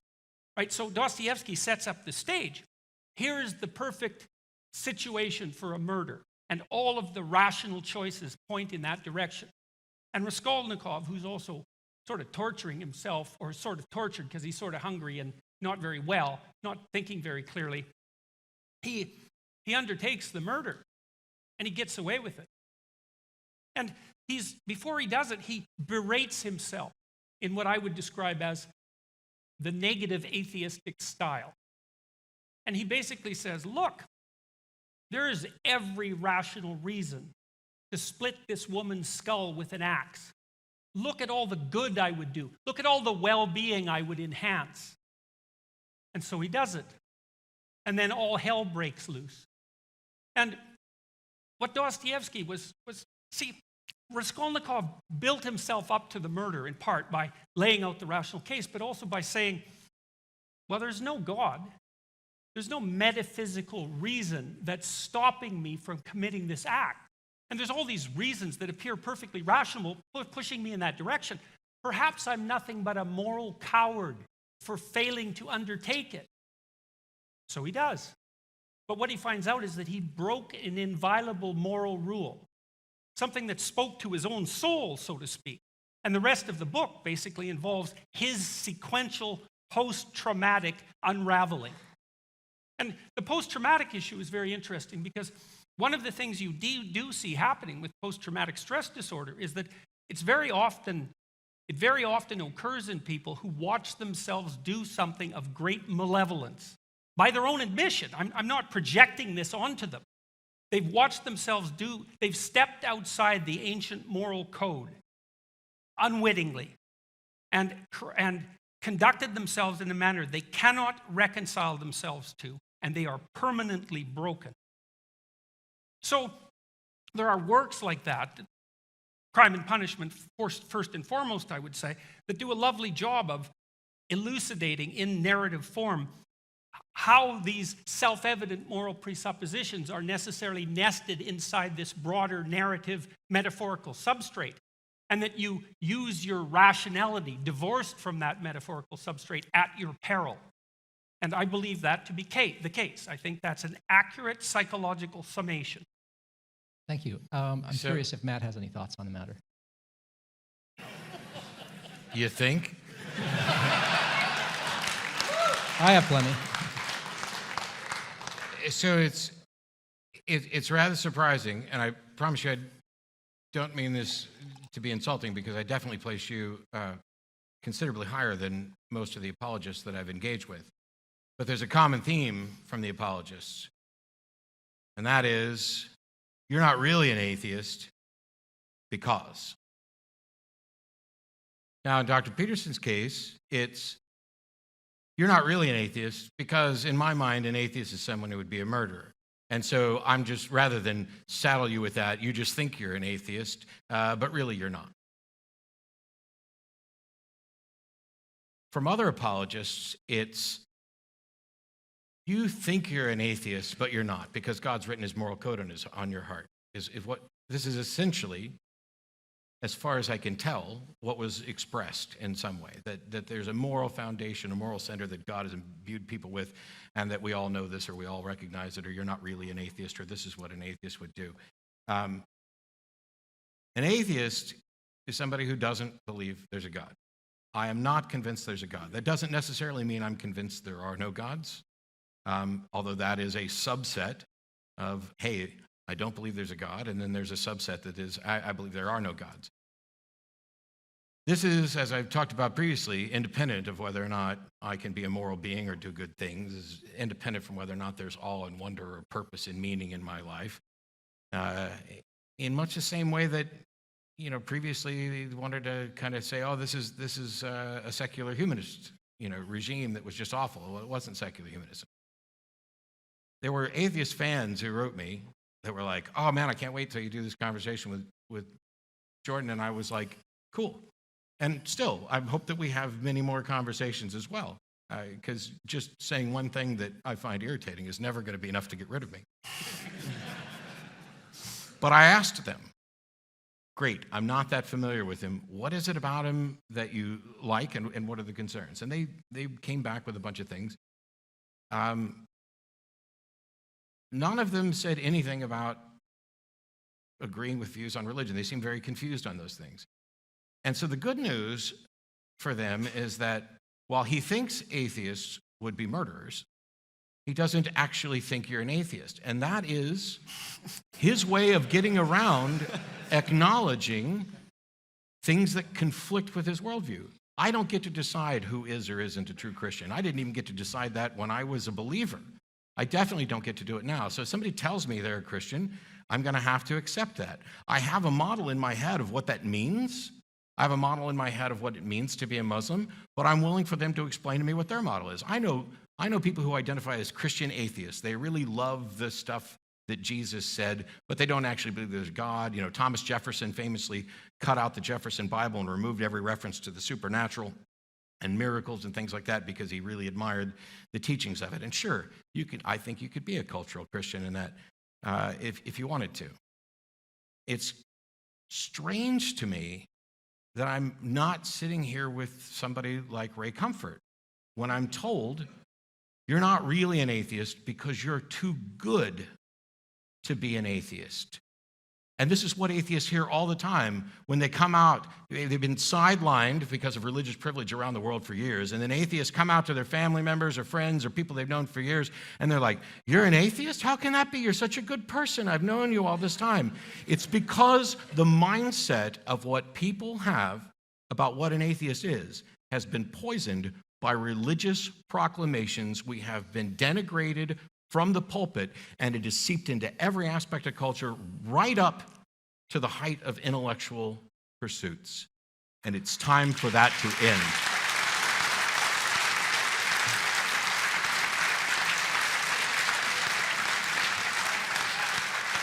And I hate to tell you, you get the last question for us. Oh, that's so much more pressure Sorry. than I can handle. They're flagging me.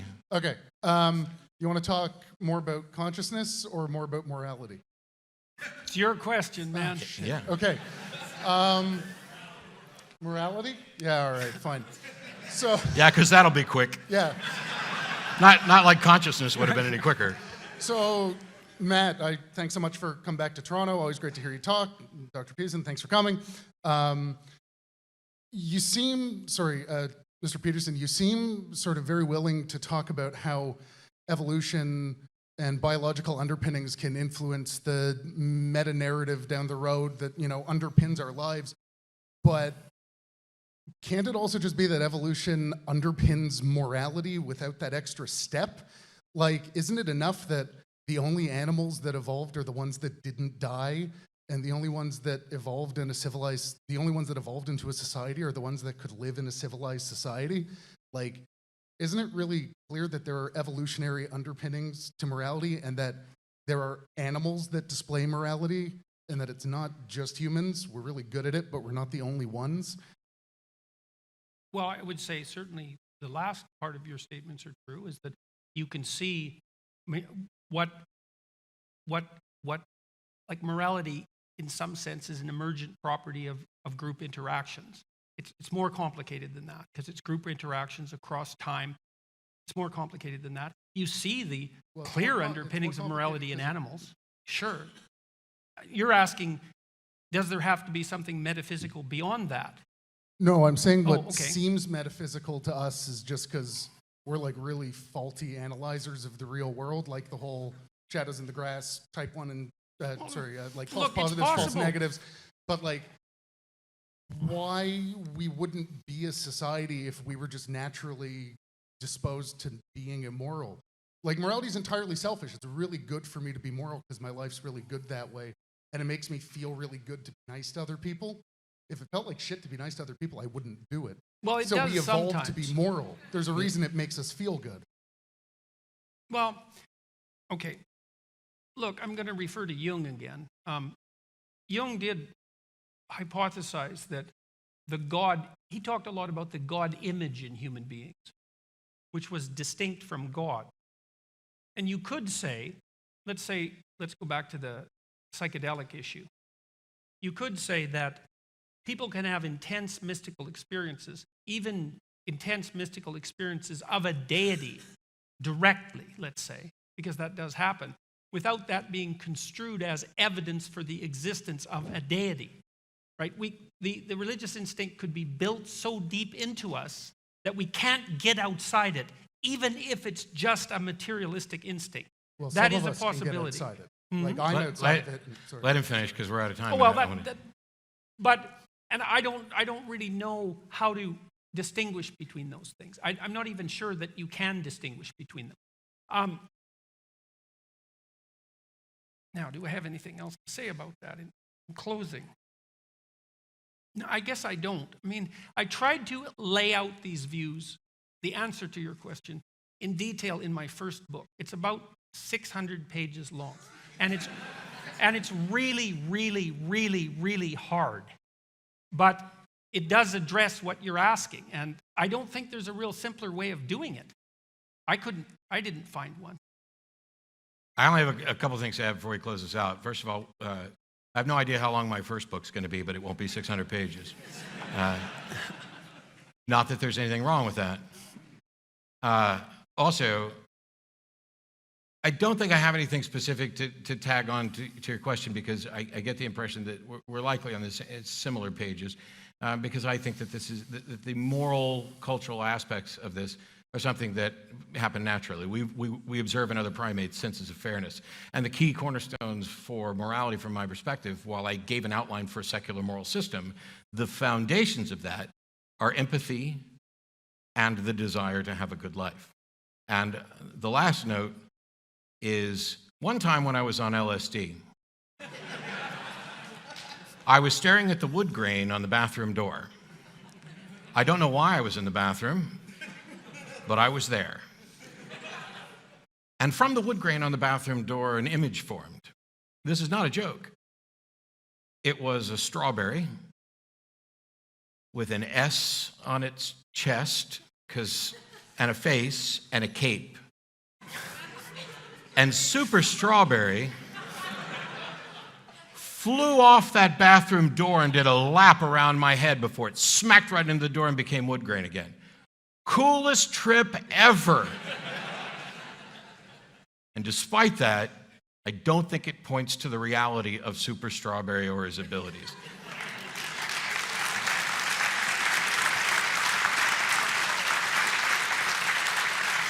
And because that was an incredibly unfair applause line to end the night with, I'd like to let Dr. Peterson give one last remark, and then we will thank you all and say good night. So if you have anything to add or close with on anything we've discussed this evening. Well, I only have one thing to say. I mean, I'm very pleased, for what that's worth, that these sorts of discussions are taking place and that there's an avid public audience for them. It's like, great, you know? Yeah. And on that note of complete agreement, Thank you guys so much for coming out. We really appreciate it. I look forward to seeing you sometimes when we come back through. Cheers. Great job. Thank you. Thank you.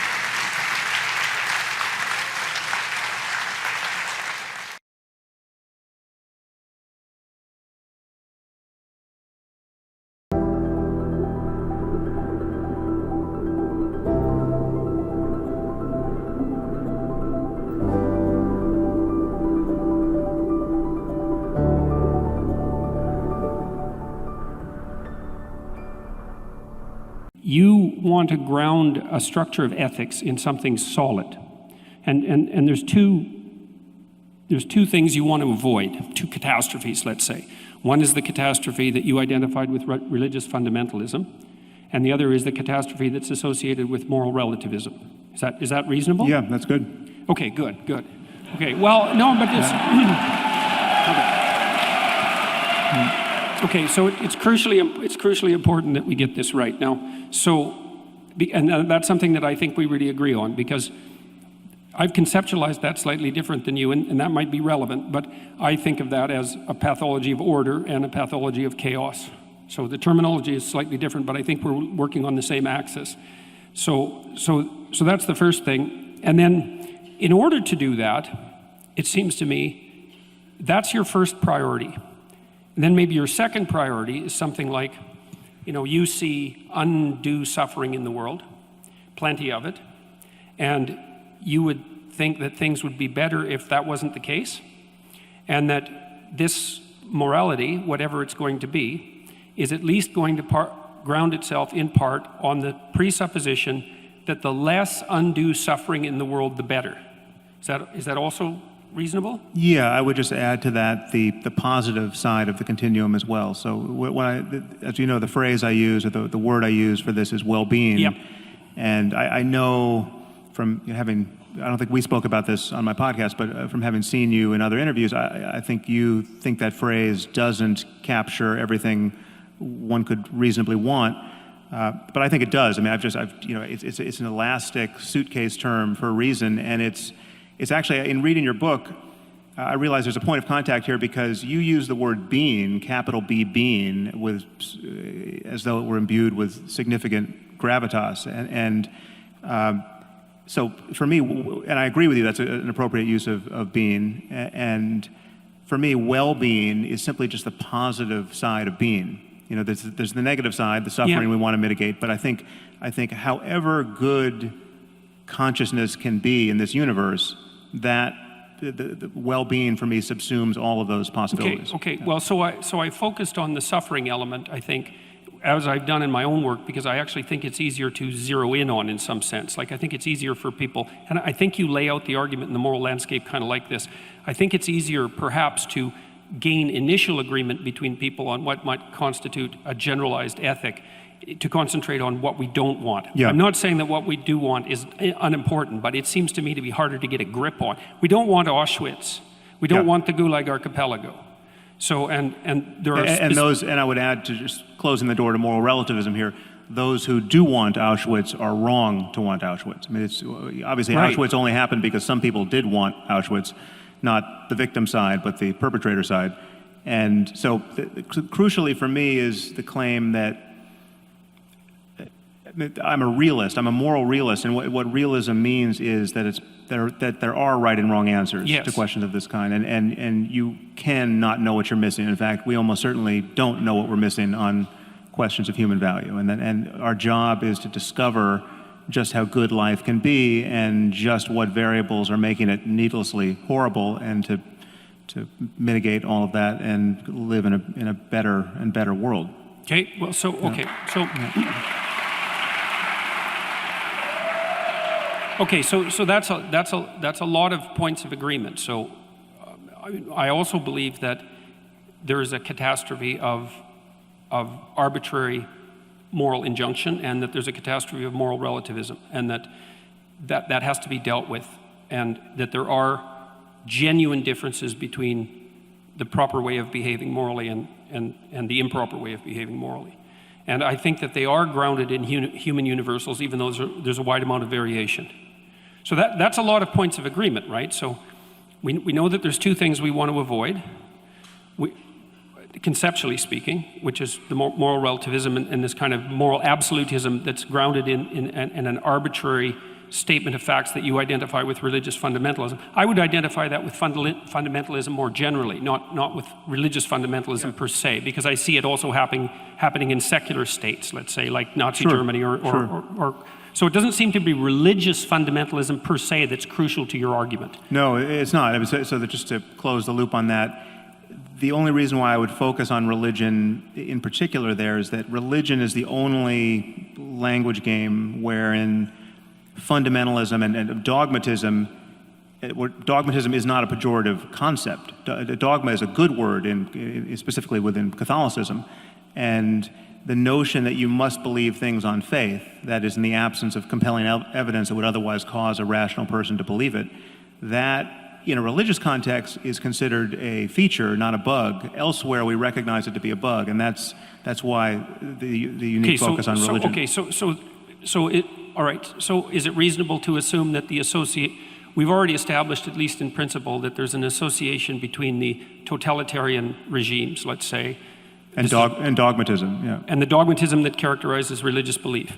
Yeah. What do you think, although at least in principle, the secularist totalitarian states and the religious fundamentalist totalitarian states do differ in one important regard, which is that the religious types ground their axioms in God and the secular totalitarian types don't. And so there's got to be something about totalitarianism per se that's independent of, that's associated with religious belief in the manner that you just described, but that's not particularly associated with the belief in God. There's something that makes them, that's a commonality between them. And so do you have any sense of what that might be? Well, I think one has to acknowledge that there's something uniquely pernicious, at least potentially, about religious beliefs, because they have the otherworldly variable, the supernatural variable, the you're going to get everything you want after you die, so this life doesn't matter issue. That allows for a kind of misbehavior that is especially okay. So it seems that the claim would be that if you put forward axiomatically your claim that God exists, then you can use that claim to justify whatever arbitrary atrocities your system might throw off. Yeah, I guess the only point I was making there is that not all dogmas are created equal. Some dogmas are on their face more dangerous and more divisive. Right, but what I'm curious about specifically is, because it seems to me that the dogmas of the USSR and the dogmas of Nazi Germany were as pernicious as any religious dogmas, and they may also share important features with pernicious religious dogmas, but it isn't clear to me from your perspective what those commonalities would be. Well, so I mean, in some ways, you're recapitulating an argument I've made, and this is an argument that I would make against you were you to claim, as you have elsewhere, that atheism is responsible for the greatest atrocities of the 20th century. The idea that Stalinism and Nazism and fascism were expressions of atheism simply doesn't make any sense. I mean, in the case of fascism and Nazism, it doesn't make any sense because the fascists and the Nazis, by and large, were not even atheists. I mean, Hitler wasn't an atheist, and he was talking about executing a divine plan, and he got lots of support from the churches, and the Vatican did nothing to stop him, and fascism, as you know, coexisted quite happily with Catholicism in Croatia and Portugal and Spain and Italy. So, but even in the case of Stalin, what was so wrong with that situation were all of the ways in which it so resembled a religion. You had a personality cult, you had dogmatism that held sway to a point where apostasy and blasphemy were killing offenses. You know, the people who didn't toe the line were eradicated, and so to take a more modern example, North Korea is a religious cult. It just doesn't happen to be a one that is focused on the next life or supernatural claims of magic. So what would be the defining characteristics of a religious totalitarian movement that would make it different from a non-religious totalitarian movement? Well, because there's aspects that are similar. They're very similar. I mean, the problem is dogmatism. The overarching problem is believing things strongly on bad evidence. And, and the reason why dogmatism is so dangerous is that it doesn't allow us to revise our bad ideas in real time through conversation.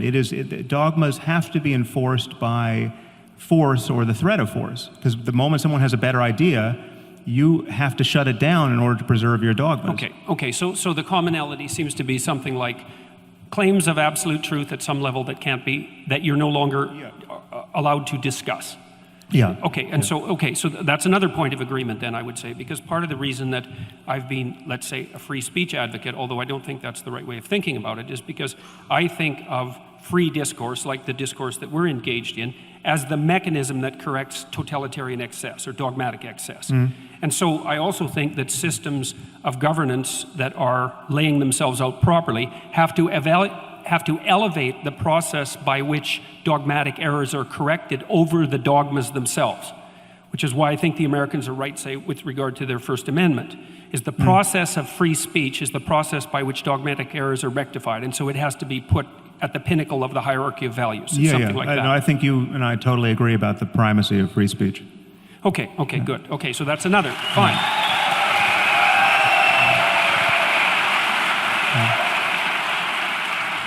Okay, so then... Wait, I think there's one point that we should just lock in our gains here.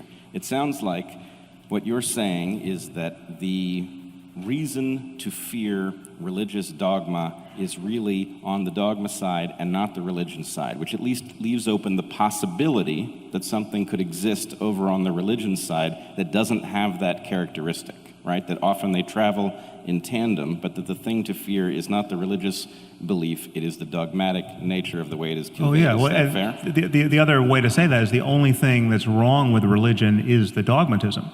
If you get rid of the I've got no problem with the buildings and the music and the paintings and Wait a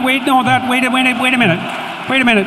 That's not a trivial point, and it's not just a joke, because the buildings and the music are very important parts of the religious process. And so I know there's a humorous element to that, but it's not like Sam is throwing out the baby with the bathwater there. And to go further than that, I've got no problem. In fact, I'm deeply interested in the phenomenology of spiritual experience. So whatever experience someone like Jesus had, whoever he was historically, or any of the other matriarchs and patriarchs of the world's religions, that phenomenology is subjectively real. I mean, it's diverse. I'm not saying everyone's had the same experience, but there are changes in consciousness that explain both how religions have gotten founded by their founders and the experiences people have had in the presence of those people or by following their methodologies that seem to be confirming of the dogmas that grew up around those traditions. And my issue is that whatever is true about us spiritually, whatever opportunity being born into this universe actually presents as a matter of consciousness spiritually, that truth has to be deeper than accidents of culture and just mere historical contingencies. The fact that somebody was born in Mesopotamia and not in China and got a different language game. So whatever is true there has to be understood in universal terms about the nature of human psychology and the human mind. Okay, so another thing that I wanted to just point out obliquely, and then I want to return to outlining maybe where we agree, is that one of the things that was really shocking to me, I would say, was my reading of what was originally Jane Goodall's discovery about chimp behavior, because there was this idea that was really rooted in Rousseauian thinking that the reason that people committed atrocities in the service of their group identity, let's say their tribal identity, was because culture had corrupted us. So it was a uniquely human thing. But then, of course, Goodall showed in the 1970s that the chimps at Gombe, I think I'm pronouncing that correctly, would go on raiding parties, right? And so there'd be like 4 or 5 adolescent chimps, usually male, sometimes with a female in there. They would patrol the borders of their territory. If they found an interloper on the border, near the border, from another troop, even if it was a member of their troop that had emigrated, so to speak, and that they had some history with, they would tear them to pieces. And of course, that was shocking to Goodall. my understanding is she had some trepidations about publishing it, although she did. But then that's been noted repeatedly in other forms of chimp behavior. So, see, I've been really interested in the commission of atrocity in the service of belief. And it's tempting to pin that, say, on dogma and then to associate that with religious dogma. I think that's all tempting. But the fact that chimps do it shows that it can't be a consequence of something like religious belief, unless you're willing to say that the reason that chimps commit atrocity in the service of their troop and their territory is because chimps are religious. And so they're not religious, and they don't really hold a secular totalitarian viewpoint, but they still act out the atrocity element that's characteristic of human behavior. And so to me, that makes the problem deeper than one of mere, let's say, surface statements about metaphysics. Well, obviously, the problem of primate aggression, which we've inherited along with the chimps, is deeper, or at least different, than the problem of religious violence or totalitarian political structures that get the worst out of people. So, we have these primate capacities that we have to correct for, and we're busily trying to correct for almost everything that we've been evolved to do.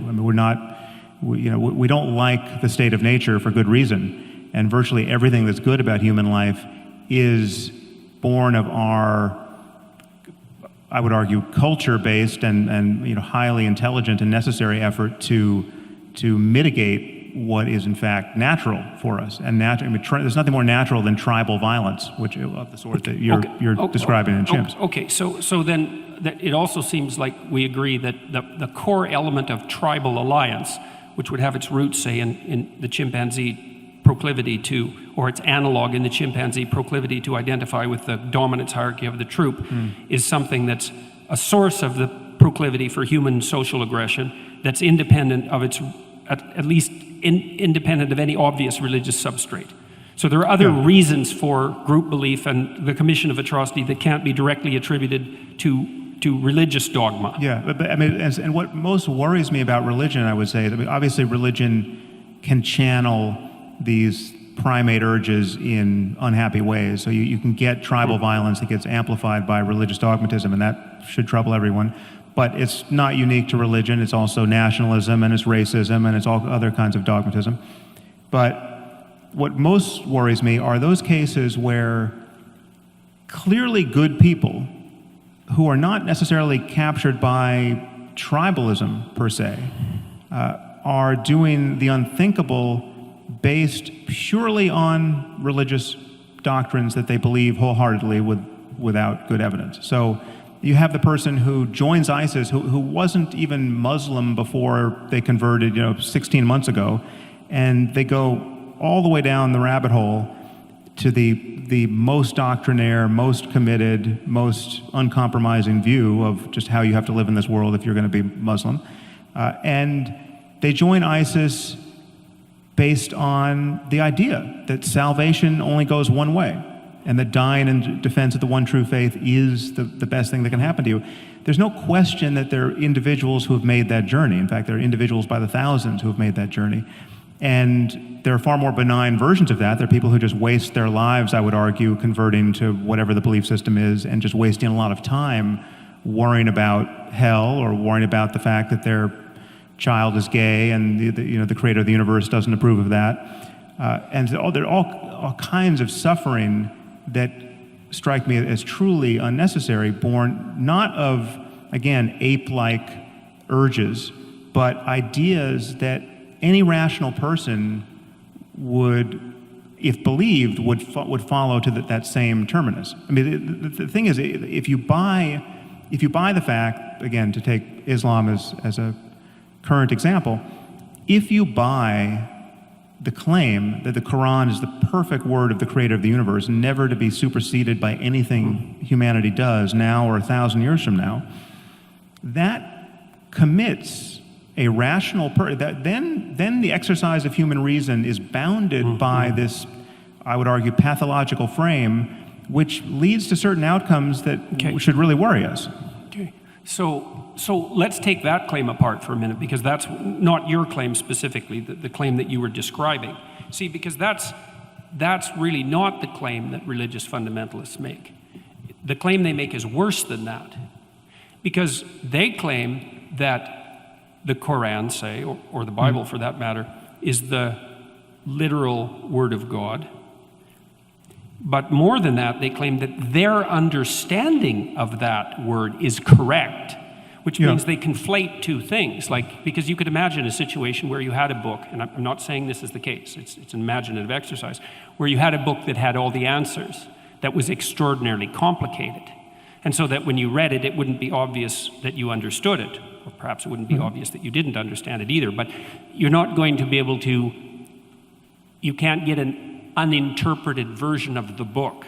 And so the fundamentalist claim is far worse. It's that not only is there an absolute reality, truth, embedded in the book, but that their particular take on that absolute reality is the absolute take on that book. And so they conflate their own, they make an assumption of their own omniscience and then pass that off onto God, so to speak. Except in their defense, and I don't often rise to the defense of fundamentalists,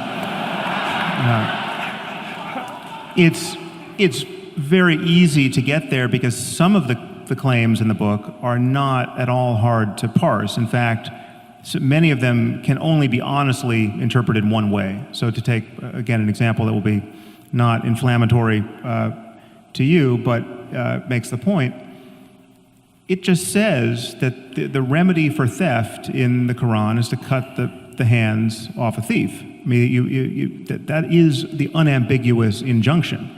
It's not an allegory. It's not.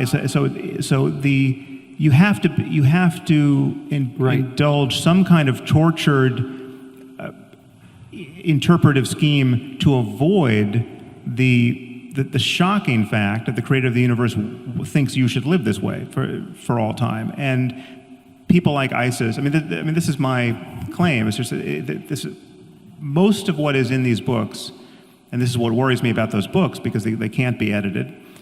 Most of what's in the books is clearly not the best that humanity is capable of in the ethical domain, or in the.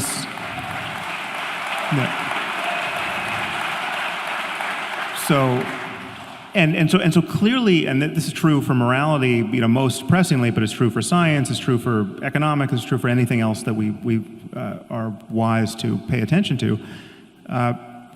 It's like slavery is condoned in the Bible, in both Testaments, and in the Quran. There's no getting away from that. Now you can say, well, it's not the central thrust of any of these books, but if you go to the books and try to figure out what the creator of the universe wants with respect to the owning and needless immiseration of other people, right? He expects you to keep slaves, and he's told you how to do it. Don't knock out their eyes and their teeth.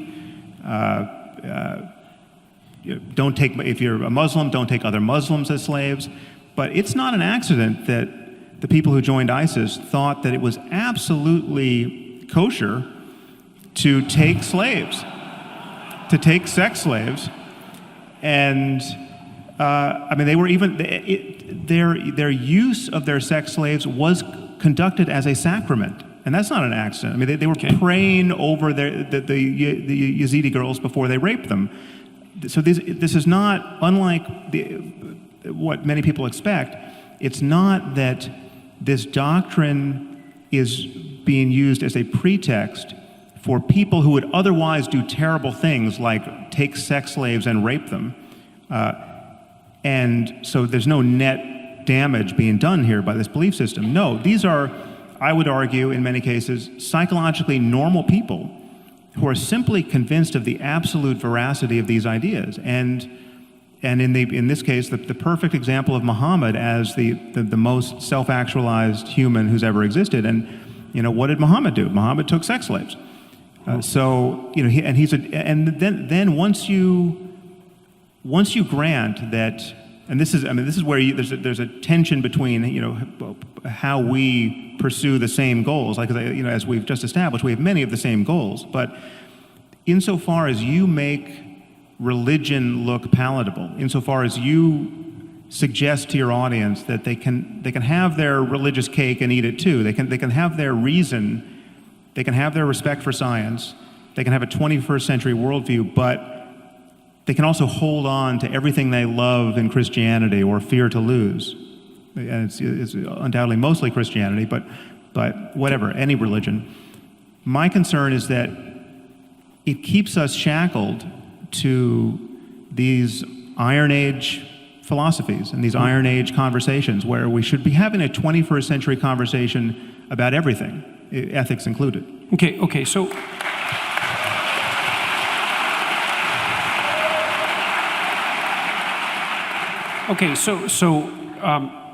but I want to ask you a little bit about your feeling about... Wait, before you move on, I want to get each of you to clarify something so that we know where we are. So Sam, you said the problem here is that the dogma can't be updated, right? That slavery is with us permanently because it's written into the dogma. But clearly, most of the traditions in which it's written into the Holy Book don't practice slavery, and the people who adhere to these belief systems wouldn't defend slavery. So clearly there is the capacity for an update mechanism. Well, no, but not really. I mean, they've been forced, they've had it beaten out of them, right? I mean, we fought a civil war in the U.S. to get rid of slavery. I mean, But was Christians who abolished slavery in England, though? What was that? It was Christians who were at the forefront of the movement to abolish slavery in England. There were Christians on either side of everything. I mean, there's no one else to do the job. Right, but that's the update mechanism. Wait a second. But it was specifically Christians who were using their Christian belief as a justification for eradicating slavery. The problem was they were actually on the losing side of a theological argument. And it would be much better, I think you would agree, if one of the 10 commandments had been, don't keep slaves. You know? I mean, there's certainly one we could swap out for that one. And so that way, it would have been much easier for Christians to have fought against slavery. And it's much harder for Muslims, frankly, to fight against it now. The problem is that there's a point I made, I think, in my first book, is that the doors leading out of this kind of fundamentalism don't open from the inside. They get bashed open from the outside. And it's humanism and it's secularism and it's scientific rationality that has exerted such pressure, such winnowing pressure on Christianity, now for multiple centuries, that's why we're not encountering the Christians of the 14th century on a daily basis. I mean, and we are essentially encountering Muslims of the 14th century, not only in the Middle East, but in our own societies, in terms of their intuitions about how we should all live, right? I mean, the fact that 0% of UK Muslims think homosexuality is acceptable, right? 0%. I mean, there's almost no question you can come up with where we could poll this society and say, I mean, do you think that the a lizard king is living in the Oval Office? You never get a 0% response to any poll question, right? But if you ask Muslims on the streets of London, is homosexuality morally acceptable? Apparently, you can find no one who says it is. That's shocking, and it's not an accident, right? And it would be much easier if the book actually said, you can love anyone you want, and it's not a problem. It is shocking, but I think there's a reason that you keep finding yourself at Islam, which may be the slowest to update for reasons that may be ancient. But I wanted to. Well, that is a useful. Well, I can do it for Christianity. I want to make the point as cleanly and as undistractedly as possible. But yeah, it's true. I have the same kinds of concerns about Christianity or Mormonism or Scientology or anything else. And the point is they're all different. And there's no reason to be, because Islam, to take the case where it's fine, Islam doesn't represent any impediment to stem cell research, right? Because they just don't think that the fertilized ovum is immediately ensouled. It waits 40 days or 80 days or 120 days, depending on what hadith you believe. So it's just that never came up when we were all complaining about how religion, in this case Orthodox Judaism and Christianity in the States, was posing an impediment to embryonic stem cell research.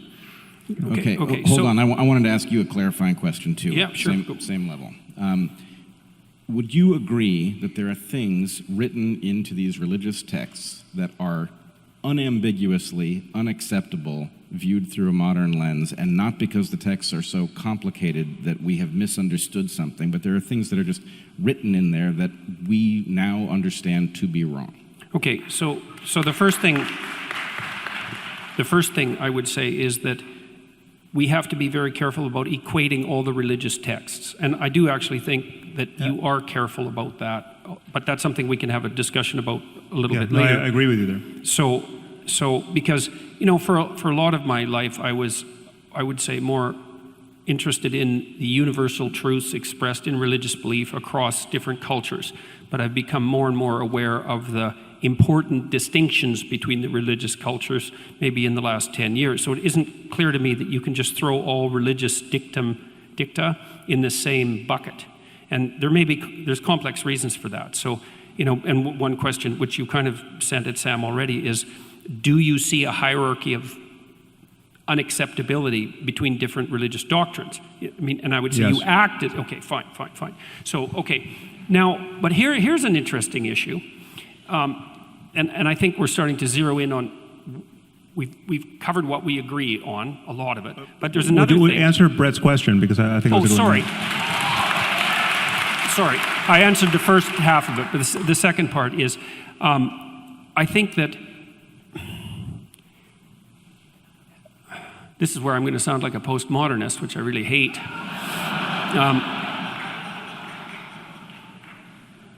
I would say, sentence by sentence, yes, you're correct. Paragraph by paragraph, perhaps. But here's the problem with complicated texts, especially ones that actually constitute narratives. So imagine this. So imagine you're at a movie, and it's a movie with a twist at the end. And so the entire movie is set up to make you think one particular way and to have one set of experiences. But when you put the twist in at the end, it changes the entire structure. And so this is one of the complex problems that actually led to the rise of postmodern interpretations of literature, which is that if you take a complex narrative, there's a very large number of ways of interpreting it, and it isn't self-evident which of those are canonically correct. And we can deal with that horrible issue later, but it's a good objection, and it's true. And what it does is it makes these sorts of things quite complicated, because in the Bible is a series of books, and they had influence on one another, and they were sequenced with a very complex editorial process, and there's actually a developmental narrative that links all the chapters together. And what that means, this is at least, I'm going to speak from the perspective, or in terms of analysis of the Christian Bible, what it means is that you have to read the beginning as if it's also influenced by the end, which is what, by the way, and in case you think that I'm weaseling around here, and I'm not, is that's exactly what you do every time you read any story, any work of fiction. You say, well, you're not claiming that the Bible is a work of fiction. It's like, that's just a cheap objection. That's not my point. My point is that it's a narrative. And everything in a narrative is conditioned by all the rest of the things in the narrative. And it's well known, like if you're a screenwriter, for example, there's an old dictum, I don't remember who generated it, was one of the great Russians, that if there's a rifle lying on a table in the first scene, that it better be used by the end of the second scene, or it shouldn't have been there at all. So there's this coherence. I'm looking for the rifle in your answer to this question, though, Yeah, because I want it to be used. My point is that it isn't reasonable to take a single sentence out of a coherent narrative and say that stands on its own, or it's rarely reasonable, because you have to interpret the word in the sentence and the sentence in the paragraph and the paragraph in the chapter and the chapter in the context of the entire book. You have to do that. Now, you could object, and reasonably so, that there are some sentences that are so blatant that you can't use context to paraphrase them, let's say. But I think you also have to give the devil its due. The Christian Bible is a developmental narrative, and the beginning has to be read in light of the end. And is it a fact? Okay, well, So what does that do to Moses' laws of war? This is not a narrative, this is instructions about what to do when you invade a foreign land. If you intend to take over that land, you kill everybody, right? There are other rules in there about killing husbands and taking the wives Yeah, for the Old yourself. Testament's a brutal document. Absolutely brutal. And so my point would be, I don't know that reading that portion in light of the end, even if you call the end the New Testament, I don't know that it changes Moses' laws of war and their acceptability in Well, any modern hypothetically, if you context. take the New Testament seriously, it does, because it's a document that supersedes it. And I think there's actually technical reasons But why it doesn't supersedes supersede it on every point. I mean, this is the problem. Slavery is a very straightforward case because clearly the Bible thumpers of the South who were defending slavery with reference to the text felt they were on firm ground. And I would invite anyone to read what the New Testament and the Old Testament say about slavery to see that they were on fairly firm ground, that the balance of the honest reading was on the side of clearly we can keep slaves, right? Jesus never envisioned a world without slavery, and he admonished slaves to serve their masters well and to serve their Christian masters especially well. The English Protestants wouldn't have agreed with that because, like I said, they were at the forefront of the fight against slavery. Okay, so but I think they there was were a clearly range influenced by something outside the text, and this is, again, you're making this harder than it is, and my concern is why, right? Well, I Because- don't think I am, Sam, because I think that the fundamental message in the New Testament, for example, is that So then each you don't acknowledge that the individual Old Testament, so Jews are in possession of a book that has some diabolical passages that would be better left out. You're not going to offend Look, me. I'm it's Jewish. Not, it's not like look in the Old Testament itself, in the Jewish Bible. There's also the seeds of the same tension. So, for example, there's a tension, and this should be a tension that's of interest to you because you've stated quite clearly in your book, in the Moral Landscape, that you don't want to throw the baby out with the bathwater with regards at least to religious phenomenology. You said that, for example, I still consider the world's religions to be mere intellectual ruins maintained at enormous economic and social cost, but now I understood that important psychological truths could be found in the rubble. Well, I'm trying to find the important psychological truths in the rubble. But we have to decide also if we agree about that. Like, are there important psychological truths to be found in the rubble? Oh, absolutely.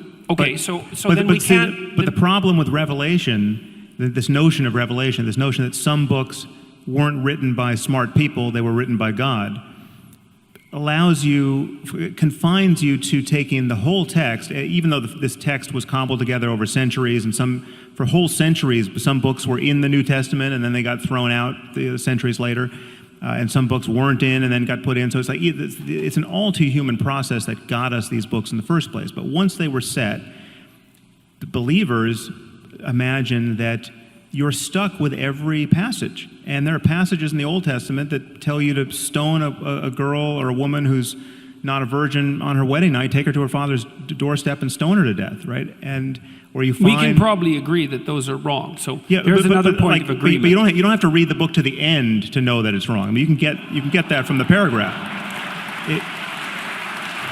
Yeah, but that isn't what I said. I didn't say you had to read to the end of the book to know that it's Well, but wrong. I there's said no that you light- needed to read to the end of the book to contextualize those statements within the whole. I didn't say that you there's needed no to read. there's no exculpatory context to those kinds of statements, and that's a Well, problem. there is in the Old Testament. There's a real tension, and this is, I think, the tension that would be of interest to you. Is there's a tension between the dogmatic and the prophetic traditions, and I think to the degree that you're interested in religious phenomenology, you find yourself on the side of the prophetic tradition, and the prophetic tradition has implicitly in it what would you call an implicit damnation of those dogmatic. Those cruelly dogmatic rules. You see that emerge all the time in the prophetic tradition. Arguably in Christianity. I mean, I think. No, in Judaism, it's clearly there in the Old Testament with the distinction I was between the going once again to Islam, but every prophetic. I mean, the notion of prophecy is dangerous and worth worrying about. I mean, the idea that any ancient book contains in it a perfect description of rightly interpreted, however difficult to interpret it. If you're only smart enough, you could extract from this text a perfect window onto the future, right? And that whole generations of people have lived by the lights of this cockamamie idea, right? That the world is going to end and its ending is going to be glorious, right? This is at the center of most eschatologies. It's just that when the wheels come off totally, right? That's on some levels the best thing that's ever going to happen, because it's showing you that in this case, Jesus is going to come back and throw the sinners into a lake of fire. And I've read to the end of the book. It's pretty scary at the end as well. I mean, Revelation is... Yeah, no kidding. Well, that's a really good objection. But, like when I did my lectures on the Bible last year, I said that they provided a psychological take on the biblical lectures. And that's what I'm going to attempt to maintain here, because I don't believe that I'm qualified to make fundamental metaphysical statements. But the scene that's delimited out at the end of Revelations, that's a very interesting book read psychologically, because it's very complicated. This is we should talk about. Well, let me just address that. I'll only take a minute to do it, and I'll try to be succinct. So there's an idea that's expressed in that book, is that it's something like things are always falling apart in a fundamental manner. It's built into there's an apocalyptic element to human life. We fail in small ways and we fail in catastrophic ways, and everything that we have, we lose and we die.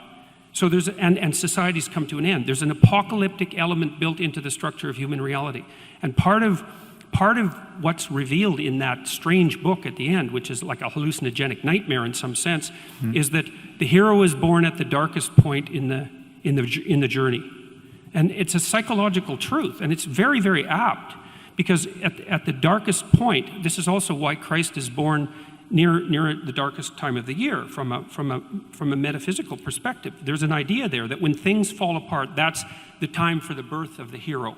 And the hero in Revelation is also the place where truthful speech most clearly manifests itself, because in the Christian tradition, Christ is identified with truthful speech. And so the notion there is that redemption under apocalyptic conditions is to be found in the revelation of truthful speech, which is something that you actually believe. Well, I believe in truthful speech, but I also believe that you can play this kind of interpretive game with almost any text. This way of thinking... But then you could do it with the world, Sam, and that wreaks havoc with your value from facts argument. No, actually, I didn't hear what you just said. What was that? Well, I said you can make exactly the same objection with the world of facts. Is there's an infinite number of facts, and there's an infinite number of potential interpretations. And so tracking the pathway from the fact to a value is actually impossible. It's the same argument with regards to biblical interpretation. We should talk about that, but I don't think that's a good analogy. There are more and less plausible interpretations of any situation, any data, and any text, arguably. But the problem is that you can read into any story some apparently meaningful set of psychological insights, which... But you can do that with any set of facts, too. Well, no. I mean, there are certain things you can't over-interpret to your heart's content and come out any way you choose. My point is that first of all, this is why fundamentalism always has an edge over more sophisticated theology, because the sophisticated theology is in most cases inspired by a more and more modern recognition that, well, we can't read it literally because it either makes no sense or it makes barbaric sense, right? So we have to get away from the literal. And the more you get away from the literal, the more you are unconstrained by the text, and you can just broadcast on it anything you want to put there. And so, the literal, there's no question that most generations of Christians who read Revelation expected the world to end in some literal sense of this kind of phantasmagoria. I mean, there was going to be a beast, and it was. Undoubtedly they thought this was going to happen in their own time, under Rome. But this is if you're going to go purely literary on any of these texts, on some level, you're playing tennis without the net. You're unconstrained by the text, and you can do with it more or less anything you want. But isn't that argument working at cross purposes with your other argument about dogma? Because it's always tempting. First of all, there are lines that do not announce that they're susceptible to that interpretation. I mean, yes, you can. You can say, listen, Allah does not want us to cut the hands off of thieves. He just, he meant cut the hand of their volition rather than their actual hands, right? So you're constraining them rather than cutting. Now, sure, undoubtedly there was some Muslim somewhere who wants to interpret it that way, but it gets harder and harder the clearer the line is. And the problem with all of these texts is that there are so many principles. Again, I mean, so to read Revelation any way you want, it is still a problem that it is perfectly rational on the basis of reading that text to expect the world to end and for Jesus to be the only savior of it. Therefore, if you happen to be born a Hindu or born a Muslim or born a Jew who doesn't recognize Jesus to be the Messiah, you are screwed for all eternity. It's a funny thing, though. I mean, it's a strange thing, let's say, that one of the things we already agreed on, as far as I can tell, is that the antidote to pathological dogmatism is free, truthful expression, something like that. Is that? Yeah. Okay. Yeah. But one of the things I would say that's absolutely crucial to Christianity in particular is the notion that the thing that's redeeming is exactly that, and it doesn't matter. So it's universal truth. Now, if we both agree on that, the idea that the free expression of truthful speech is the antidote, let's say, both to nihilism and to totalitarianism, then the notion that that might be embodied in something like the Word, which is truly, I think, the deepest of Christian ideas. How is that not the same claim? Now, let me elaborate it a little bit more completely. So here's the strange thing. First of all, I agree with you, by the way, about the danger of flying off the text, right? About as you move away from the text, your interpretation gets less and less constrained. And I think it's also the same danger as moving away from the facts, which is, I think, why you want to ground values in facts. So I get that argument, and I think it's accurate. But here's something strange, is that this notion that redemption is to be found in truthful speech is actually embodied in Christian mythology, let's say, as a personality and not as an idea. It's actually something that you embody and act out. It's not just an idea. And that's why there's an emphasis on the idea of the embodiment of the Word in flesh. It's a very sophisticated idea. I mean, it's an insanely sophisticated idea. So, and there's one more thing. Okay, so look, you've made the case, and I hope we can really get to this, because this is the really tough part of our discussion, I think, is that you want to ground the world of values in something that's true. We could say objectively true, but let's just say true for a minute. And I share that desire, but the problem is that I can't see, and you actually state this in your book, I can't see how you can interpret the world of facts without an a priori interpretive structure. And this is an old philosophical claim. It's not unique to me. It's the claim of Kant, for example, that you can't get directly from the fact to the value because there's an interpretive framework that mediates between you and the facts. And so first of all, I'd like to know if you accept that proposition. And then the second question would be, if you do accept the proposition, then what's your understanding of the nature of the interpretive framework? Because I think it's best understood, at least in part, as a personality, or as a story for that matter. So, well, I think our intuition of truth, the intuition that there's a difference between fact and fiction, or fact and fantasy, the intuition that we live in relationship to a common reality about which our understanding can converge, provided we're looking in the same direction with the same tools. I think it's certainly deeper than religion. It's not best captured by stories. Even if you could, as a matter of historical fact, point to its roots in story and myth and religion, that's not an argument that it's now, in the 21st century, best captured by story and myth and religion. I think it is a fundamental intuition to which our sanity, both personally and intersubjectively, is anchored. I mean, to lose a sense of objective reality is to lose the platform on which you can communicate with anyone and or rationally expect anything to happen a moment from now. To think that your memory represents something about a prior state of the world and your beliefs represent something about a possible state in the future, all of this is anchored to a sense that there's a difference between knowing something really and just imagining it, right? There's a difference between perception and hallucination. And all of these distinctions are born of this intuition. I think we do have, clearly, we have fundamental intuitions which are either impossible to analyze or can be analyzed with respect to only other intuitions, which we deem more rudimentary, upon which everything else we do as a matter of knowledge gathering and sense making is built. So the intuition that 2 + 2 makes 4, right? You at some point you learn basic arithmetic, and you learn what addition is, and it's demonstrated to you with objects. And you're shown you take 2 apples, and you take 2 more apples, and then you have 4 apples. Look, just count them. The intuition that can be generalized to any 4 objects, right? That it's not just a fact about apples, right? This is something that we are clearly designed to have. There are places where it might break down, right? It might break down at the quantum level. It might break down in areas where our intuitions fail.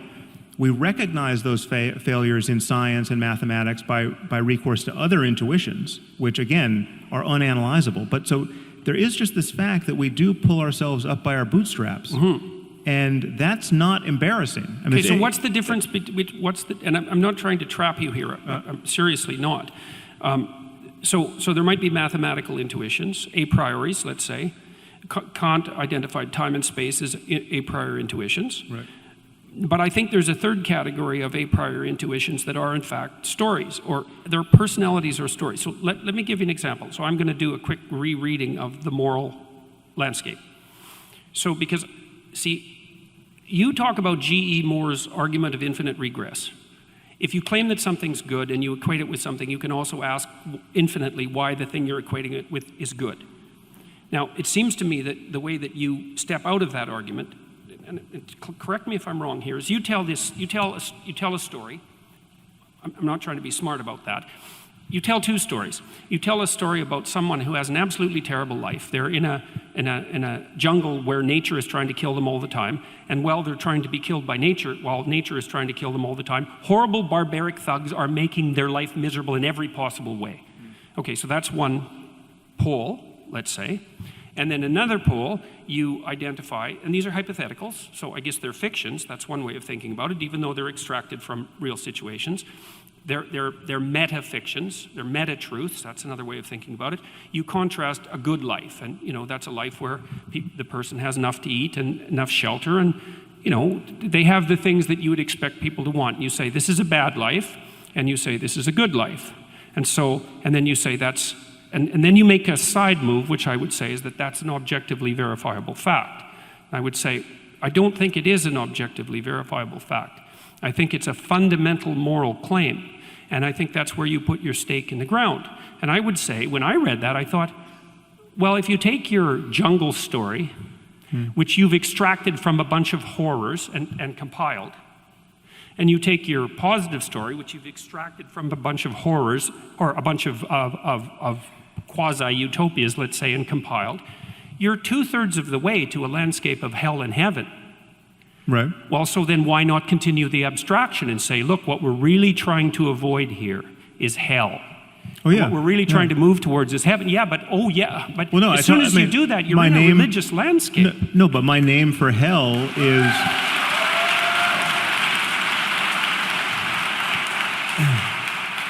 It's very interesting because, like,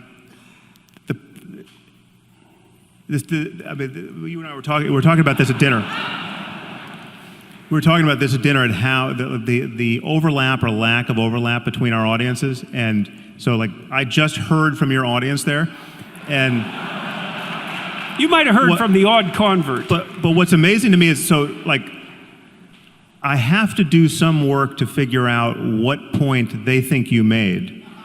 because... Look, wait a second. Wait a second. Wait, no. Hold on.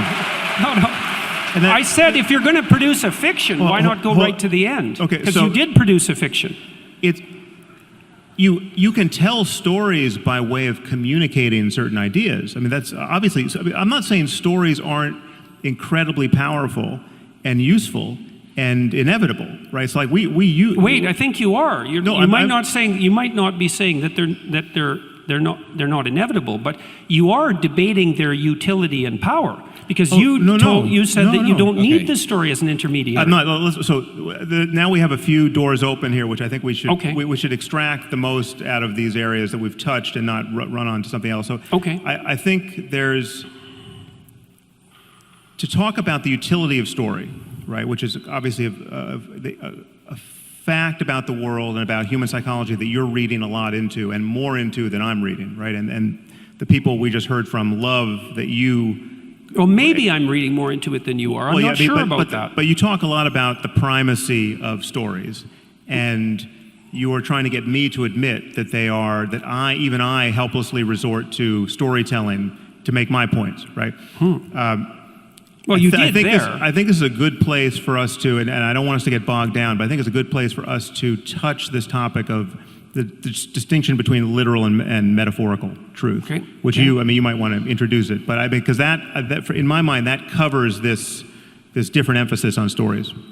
Okay, briefly, but we are at 60 minutes, and we had agreed to go an hour and 15 before we start Q&A. So I agree that metaphorical truth is relevant here. Metaphorical truth is my argument that there are some things which are literally false, but if you behave as if they were true, you come out ahead of where you would if you behaved according to the fact that they are false. And so that these things hover in a kind of intermediate space. To call them false is incorrect. Right. And I hear Jordan wanting to call them true because they're so useful.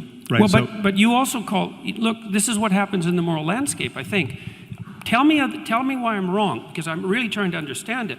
See, I think you dealt with G.E. Moore's problem of infinite regress by staking a moral proposition. And your moral proposition was, look, here's a way things can be horrible, and here's a way things can be good. Can we accept that this is horrible and this is good, and that we should move towards good? And if the answer is yes, we can accept that, then we can proceed. And maybe we can even proceed with extracting values from facts, but we have to accept that a priori presupposition first. And you insist that we have to accept it because it's objectively true. And I don't think that's correct. So let me just get the proposition clear. Yeah. So my argument is that the worst possible misery for everyone is bad. That's hell. Okay, so hell is the religious version of that, but you can forget about religion or whether there's a God or anything else. That we live in a universe that admits of the possibility of experience. I'm asking you to imagine a universe where every conscious mind, every mind that can have an experience, is tuned to the worst possible experience for that mind for as long as possible. So there's no silver lining, there are no lessons learned. Everything that can suffer suffers as much as it possibly can for as long as it can. Now that includes human beings, it includes animals, and it includes future AI that we might build that can suffer. It includes beings that we'll never know about, right? So my argument is that's bad. If anything is bad, that's bad. Okay, we don't disagree that hell is bad. If the word bad is going to mean anything, that's bad. And you can't say... That's fine, but it's not a factual claim. No, it is. It's a claim about... So I would argue to you, and again, it's hard to impart this intuition if someone doesn't share it, but if someone doesn't share this intuition, I have no way of interpreting any other word that comes out of their mouth after they admit they don't share this. So just imagine someone saying... But even that doesn't make it a factual claim. No, so again... So you guys are going to get stuck here, and I think you're going to... Yeah. No, again, give us 1 more minute. Okay, one more minute. 1 more minute, because I don't think we'll get stuck here. Every claim we make about anything, at a certain point, if you trace all the tools we're using down to, turtles all the way down to something that we can't explain and justify, right? This is true of physics, it's true of mathematics. I just said it was true of arithmetic. Gödel proved it's true of arithmetic. I mean, we have intuitions of truth that can't be cashed out by recourse to the system itself. And it's true morally, I would argue, in this sense, that yes, the worst possible misery for everyone is bad. And if you're going to say, well, Okay. who knows? Maybe it's good. What does bad mean? What bad means Okay, means that again, you guys are going to get stuck. Let me It's try okay. to It's help, okay. really. It's okay. What does bad? Hold I agree with on. you. I really think that we're going to go down a rabbit hole here, and It's we'll okay. never come back out. This is a crucial issue. It's an absolutely crucial This is issue. why you Okay. get stuck. all right, so we have a mutiny here. We're at war with our moderator.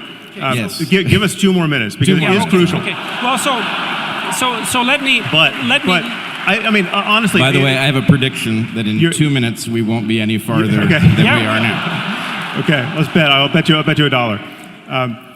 You're literally playing devil's advocate here because you don't believe that that hell might be good. No, right? of course not. Okay, I didn't say that for a second. So you're willing. I agree that it's bad and by definition. This isn't I would argue that anything you would, if you're going to use the word bad and good, Yep. or better and worse, or make any value judgment about anything, it will, implicit in those judgments will be an acknowledgement, whether you're going to acknowledge it or not when I put the question to you, that the worst possible misery for everyone is bad. You can't use the word bad unless you're going to acknowledge I'm not that. disagreeing in the least about that. Okay, Not a bit. so it's built into your good and badding with respect to every other situation in life. Fine, I like agree. if you're going home tomorrow and a bus drives by and cuts your hand off, and you say, well, that was bad. It only makes sense with reference to this underlying claim. Well, it would be worse if the other hand got cut off too, and everyone's hands got cut off. You're beating a dead horse here, man. I agree with you. So I'm saying that everyone assumes this, whether they claim to or not. Okay. And so to say, and this is how I bring G.E. Moore's argument to end. Yeah, right. He says his argument depends on it being intelligible at that point to say, well, is that really bad? Is it really bad? Okay, well, what would really bad be if the worst possible misery for everyone didn't get you there, right? There's no other space to occupy. I'm also not disputing the utility of your move to bring G.E. Moore's infinite regress to an end. I'm disputing something very specific. I'm disputing the issue that that's a factual claim. That's all. Well, hell is bad. We should avoid it. It brings Moore's infinite regress to an end. All of that, I agree. It's deeper than a factual claim. It's just a claim about it's a claim that is required to make any value judgment intelligible. Right, any value judgment. So, yes. so it's not an arithmetical claim. So an arithmetical claim about addition in this case is. Now you're making my point for me. You could say the same thing. You could say, when I say 2 + 2 makes 4, you could say, but is that a factual claim?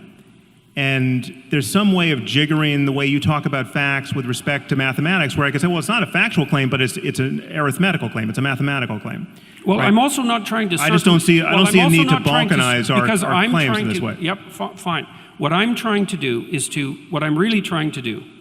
We need, see, the problem I have with your argument, and this isn't, I don't mean that you're wrong. I see what you're doing, and I see why you're doing it, and it's, as far as I can tell, it's laudable. But the problem is that, as far as I can tell, there's problems it doesn't solve, and there's other problems it leaves unaddressed that don't have to be unsolved or unaddressed.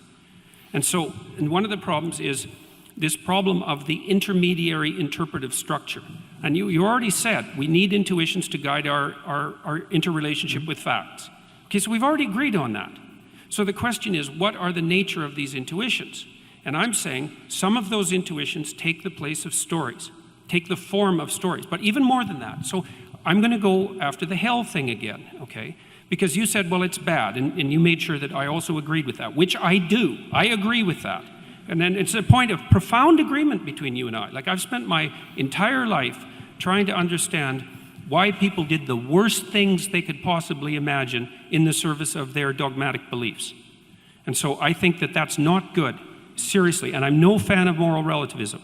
So we're in the same page there. Now, but what I noticed when you wrote The Moral Landscape is you tell it, and I'm not trying to trap you, you tell a story about, it looks to me like it's a story about heaven versus hell, essentially. Let me use that language momentarily. But it's also a story about good versus evil. And this is why, is because the question is, what's bad about hell? Now, you say the suffering. It's like, fair enough, man. True enough, but not true enough. So in Dante's vision, what's also bad about hell? In addition to the suffering, the actions that put you there, the malevolence that generates well, sure, it. okay, but that's part of the suffering. So No, it's not. No, it's not. It's not the same as the suffering. It's not the having your hand cut off. It's the pleasure that's derived by the person who cut it off. And that is a different thing. That's more. But that's part of my picture. Well, but wait, it's an important. The distinction is important. But, so but for example, my picture. But Jordan, my picture of the moral landscape includes all of this. It includes everything that, and this is why I don't readily answer to the name of utilitarian or consequentialist, because the way those views tend to be taught, they tend to take as in the tally of consequences, you leave out the psychological implications of being the sort of person who would have sought those consequences or behaved that way, right? So I would grant you, and I'm explicit about this whenever I talk about this, that part of the picture of any consequentialist discussion of well-being it's everything about the human mind and social relationships and societies born of all the individuals living together, everything there that leads to different states of consciousness. So it's like you having negative intentions towards other people that give you, that produce certain negative actions in the world, those intentions themselves are part of the consequential picture. Those intentions themselves close the door to certain kinds of positive mental states that you don't have. Let's say you don't have compassion because you wake up every morning just trying to figure out how to manipulate people. Well, not being able to feel compassion for other people is a bad thing for many reasons we could adduce. And yet the usual consequentialist picture just looks at what's happening out in the world in terms of the body count, and that's not, it's all part of this picture. We're all talking, anything that can possibly affect a conscious mind anywhere is part of the picture that I'm painting, that I'm calling the moral landscape. Okay, so I want you to let me step in. I think I can. We need to bring you guys get in. us somewhere. All right, I'm going to start with you, Sam. Let's swap out the idea of metaphorical truth for something a little harder-headed. Heuristics, right? We have heuristics. We use them to perceive the world. They're often highly reliable. In fact, almost everything that you believe that lets you operate has to be a heuristic of some kind. I mean, if you decided to learn to drive and you got into the car and they said, okay, well, it's all quarks out there, right? You need to understand how quarks interact with each other. Not useful. Right, not useful, right? What you need are some heuristics in which you can stipulate that there's something called a vehicle out there and you don't have to be overly precise about what it is and you learn to avoid it, okay? The heuristics vary a lot in quality. Some of them are really good. The periodic tables are really good, okay? The idea of gravitational potential energy is kind of crappy, right? If I have a phone on a table here, I can tell you how much potential energy it has by measuring its mass and its distance from the ground, but if I've got a hole at one depth on one side of the table and another depth on the other side of the table, I can't calculate it because it's a crappy heuristic. Works well enough in regular stuff. Right. Now here's the question. What if these religious texts are heuristics through which most people simplify calculations that they are in no position to do based on the limited amount that they are capable of perceiving, the amount that they understand about the things that are in play. So they're deploying these heuristics maybe to reduce things that degrade well-being. If it were true that religious heuristics increased well-being by allowing people to actually, on average, operate in the world in a way that increased well-being, what would you say about them then? well, I would worry much less about them, obviously. I mean, and that's why I don't treat all religions equally. I mean, they're religions I literally never think about because I'm not seeing the daily casualties of those belief systems. So, But you say that as people get away from fundamental versions of these things, and I'm not advocating for fundamentalism here, but you say yourself, as people get away from the fundamental versions of these things tend to go haywire. And so, in essence, what you're saying is that as they people tend to go haywire in what sense? Oh, I thought I was interpreting Multiplicity of interpretations. Right. Well, yeah, but so people are in That's the moral search of relativism better problem. heuristics. I think the pressure is some of these heuristics are obviously so bad that there's civilizational pressure to find better interpretations ones, and But you said that the fundamentalists have an advantage. Yeah. What is that advantage? because if you just go back to the text and say, listen, I want to understand what these words mean, right? You get at the first pass the quote literal interpretation, right? And you're not bringing any armamentarium you've got from the outside, from other parts of culture, to parse the text. You're just trying to, if it's in English and you speak English, you're just trying to decode the words, right? And when it says, if the girl's not a virgin on her wedding night, take her to her father's doorstep and stone her to death. That you know what stone means, you know what girl means, you know what father means, and you're 90% there to an obvious atrocity. Right? I get the horror of it, and we'll get to that in a second here. Yeah. But the basic point is to say that the fundamentalists have an advantage is to acknowledge something functional about those stories, which I'm claiming are going to be some kind of evolutionary heuristic for living a life. Doesn't make them defensible. They have an advantage. It's not an advantage that. It's an advantage. It's a mimetic advantage. It's an advantage. ISIS has the advantage when the people who share their interpretation of Islam. It's why someone like Anwar al-Awlaki could make YouTube videos that so many people found compelling. It's because it's totally straightforward. It's like the advantage is, listen, there's a lot of people spending a lot of time lying to you about what these books mean and what the prophet and how he lived, right? You know in your heart that my interpretation of this is correct. You just read the words, right? And there's a strength in that. There's an honesty in that. It's clear when it says sacrifice a goat. Goat means goat, right? Like you don't have to do something else to make goat mean having nothing to do with goat, right?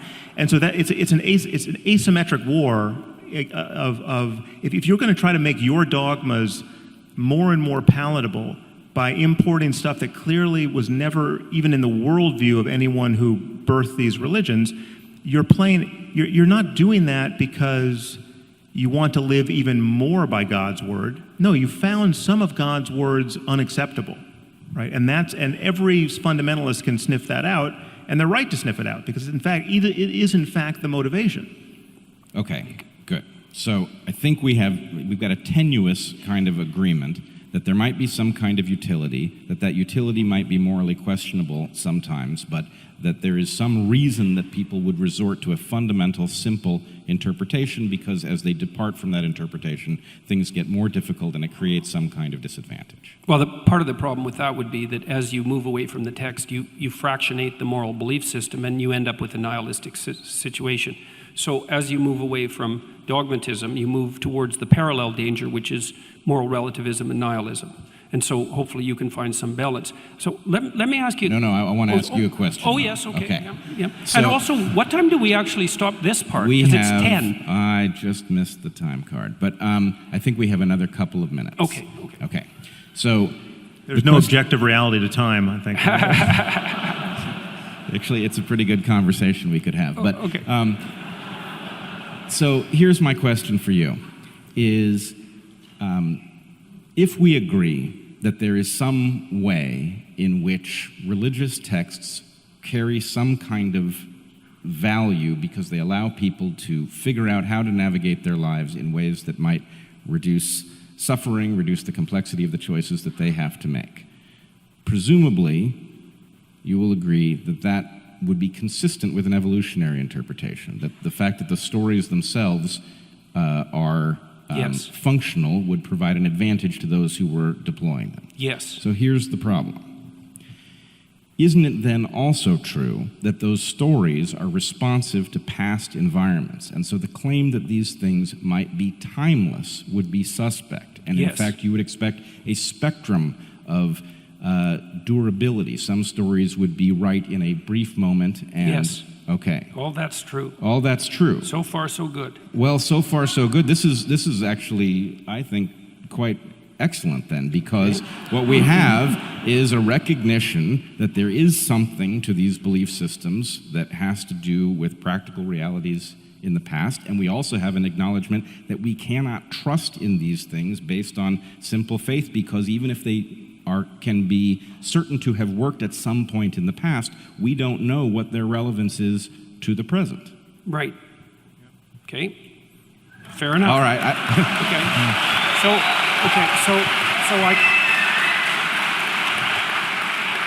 And I would say that's two things about that.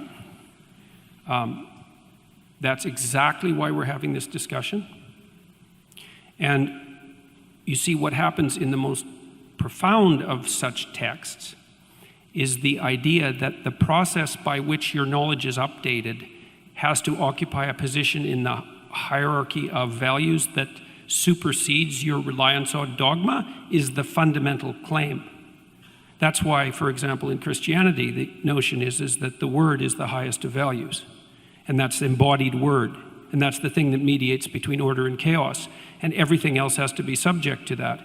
And I would say that's not a claim that's unique to Christianity. So, for example, Okay, no, I think because we're being told we're out of time here, so I want to give Sam his reaction to that as well, and then we'll move on to Q&A.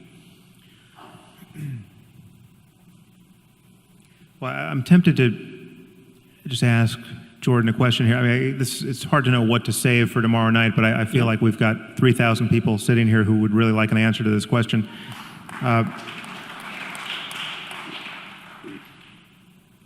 You say you believe in God. You have been... No, I say I act as if he exists. You say what? I say I act as if he exists, Okay, which so- is a much more precise claim. Okay, so then what, but in this case,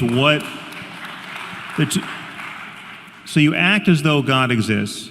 Yep. And in addition, I've heard you say that I act as though God exists, that I can't really be an atheist. So far it seems Yeah, that. right, yeah. We'll see. The night is young.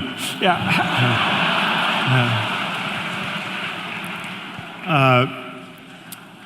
So in that sense, I'm not really an atheist. I've heard you say this. So that Well, some of you is.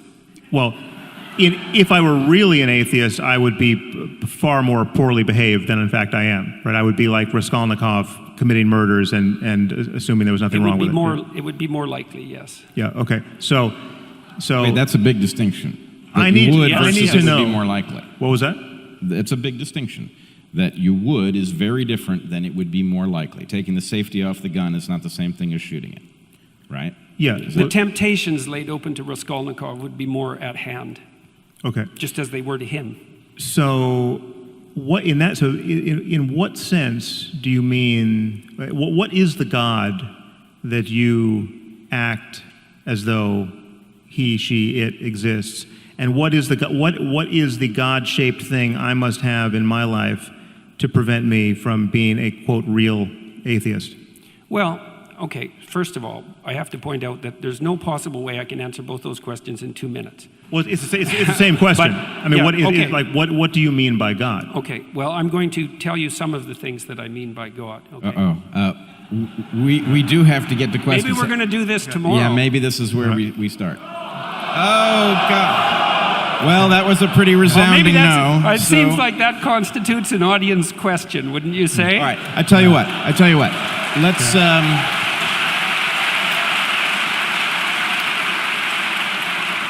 Let's do this, but let's be deliberate about time. Okay. Well, I'm going to read some things that I wrote because it's so complicated that I'm not sure that I can just spin it off the top of my head, and so you'll have to excuse me.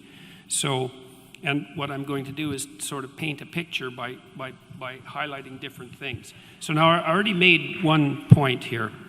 I made the point that part of the conception of God that underlies the Western ethos is the notion that whatever God is expressed in the truthful speech that rectifies pathological hierarchies. And that isn't all it does. It also confronts the chaos of being itself and generates habitable order. That's the metaphysical proposition. And that's best conceptualized as at least one element of God. And so I would think about it as a transcendent reality that's only observable across the longest of time frames, the longest of iterated time frames, to your point. So here's some propositions, and they're complicated, and they need to be unpacked. So I'm just going to read them, and that'll have to do for the time being. So God is how we imaginatively and collectively represent the existence and action of consciousness across time, as the most real aspects of existence manifest themselves across the longest of time frames, but are not necessarily apprehensible as objects in the here and now. So what that means in some sense is that you have conceptions of reality built into your biological and metaphysical structure that are a consequence of processes of evolution that occurred over unbelievably vast expanses of time, and that structure your perception of reality in ways that it wouldn't be structured if you only lived for the amount of time that you're going to live. And that's also part of the problem of deriving values from facts, because you're evanescent and you can't derive the right values from the facts that portray themselves to you in your lifespan, which is why you have a biological structure that's like 3.5 billion years old. So God is that which eternally dies and is reborn in the pursuit of higher being and truth. That's a fundamental element of hero mythology. God is the highest value in the hierarchy of values. That's another way of looking at it. God is what calls and what responds in the eternal call to adventure. God is the voice of conscience. God is the source of judgment and mercy and guilt. God is the future to which we make sacrifices, and something akin to the transcendental repository of reputation. Here's a cool one if you're an evolutionary biologist. God is that which selects among men in the eternal hierarchy of men. So, men arrange themselves into hierarchies, and then men rise in the hierarchy. And there's principles that are important that determine the probability of their rise, and those principles aren't tyrannical power. They're something like the ability to articulate truth and the ability to be competent and the ability to make appropriate moral judgments. And if you can do that in a given situation, then all the other men will vote you up the hierarchy, so to speak, and that will radically increase your reproductive fitness. And the operation of that process across long expanses of time looks to me like it's codified in something like the notion of God the Father. It's also the same thing that makes men attractive to women, because women peel off the top of the male hierarchy, and the question is, what should be at the top of the hierarchy? And the answer right now is tyranny as part of the patriarchy, but the real answer is something more like the ability to use truthful speech in the service of, let's say, well-being. And so that's something that operates across tremendous expanses of time, and it plays a role in the selection for survival itself, which makes it a fundamental reality. Jordan, if I can I just cut in here with one question? I'll stop with that for now. What?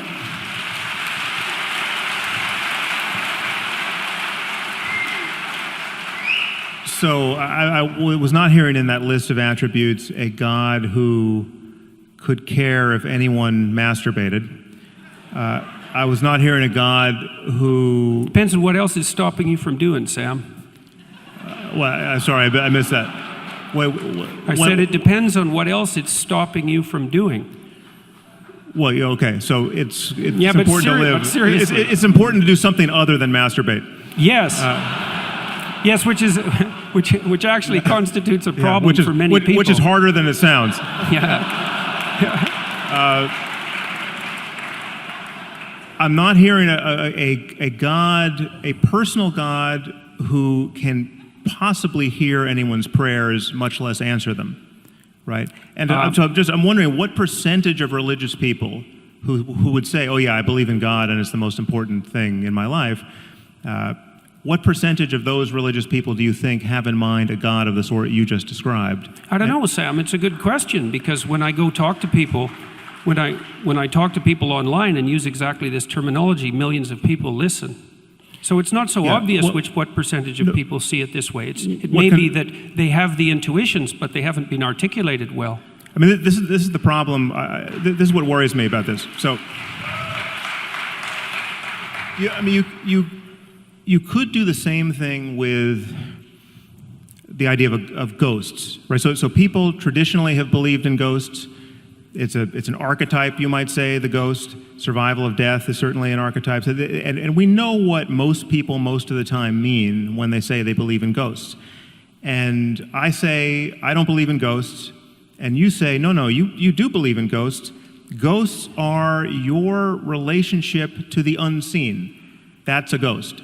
So you have a new definition of ghost that you're putting in the place provided, which I have to say, well, of course I have a relationship to the unseen, so yeah, I guess I do believe in ghosts. You know, you win that argument. But that simply isn't what most people mean by a ghost. Most Yeah, people but you mean... can't use that simplified argument about my conception of ghosts as an analogy for the propositions that I just put forward. This is what I see you do. I mean, maybe you have more to say on the topic of God, but this is what I hear you doing with God. You have defined the God that most people believe in, and we know this is the God that most people believe in. I was asked what God I believed in, not Yes, what no, most but people I'm asking you what percentage.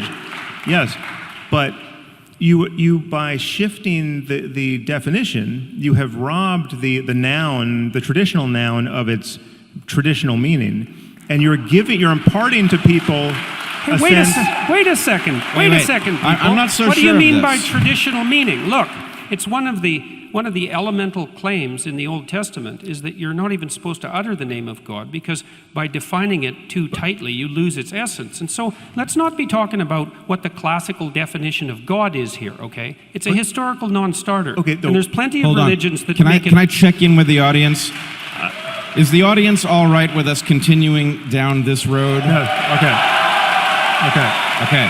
So, can I jump in here? You're sacrificing So- your Q&A. So, yeah, that it is at the expense of Q&A. That's what you're giving up. But I think it's probably worth it.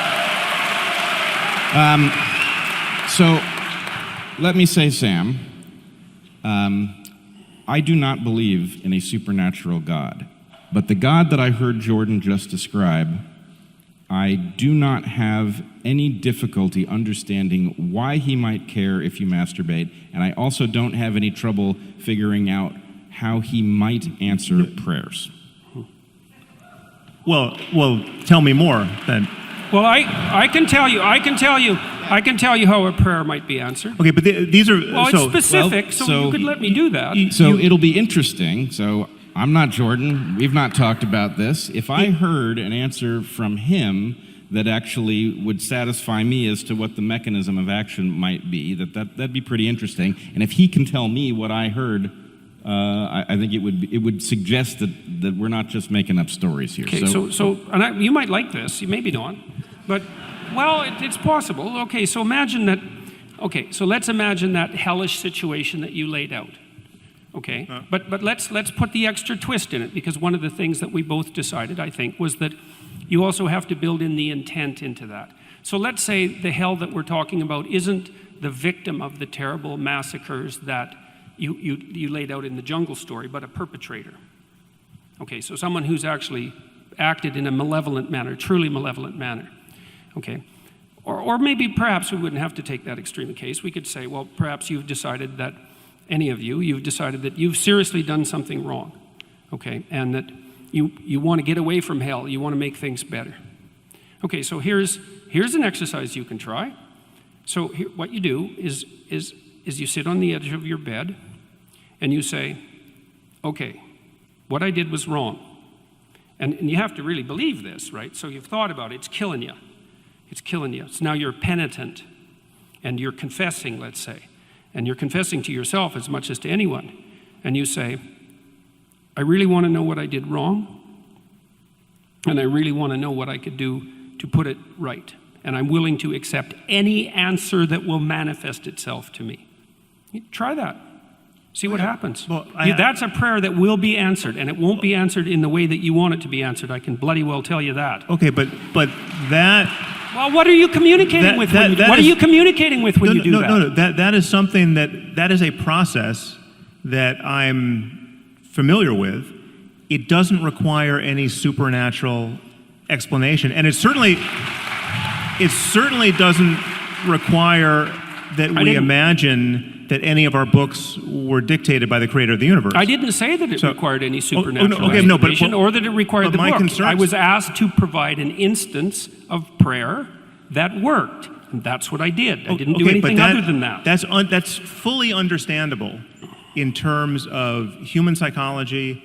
And It's not understandable because we don't know where the answer comes from. Well, we don't know where anything comes from. That's true. Yeah. Okay. So yeah, but that doesn't open the door. I mean, one thing we can know with absolute certainty is that whoever wrote the Bible didn't know either, and there's many other things he or she didn't know, like everything else we know scientifically, right? It's not so obvious what people know and what they don't know. No one even knew the brain was involved in any of this, right? So yeah, but they probably knew about as much as we do about how the brain was involved in it. But we've already established in some tenuous way that things that nobody understands could have evolved into these stories in some way that would be useful, but nobody knew what they were writing when they wrote it, right? The problem is that you can, so again, this has been focused through the lens of your attachment to Christianity largely, but Hinduism is a completely different set of stories,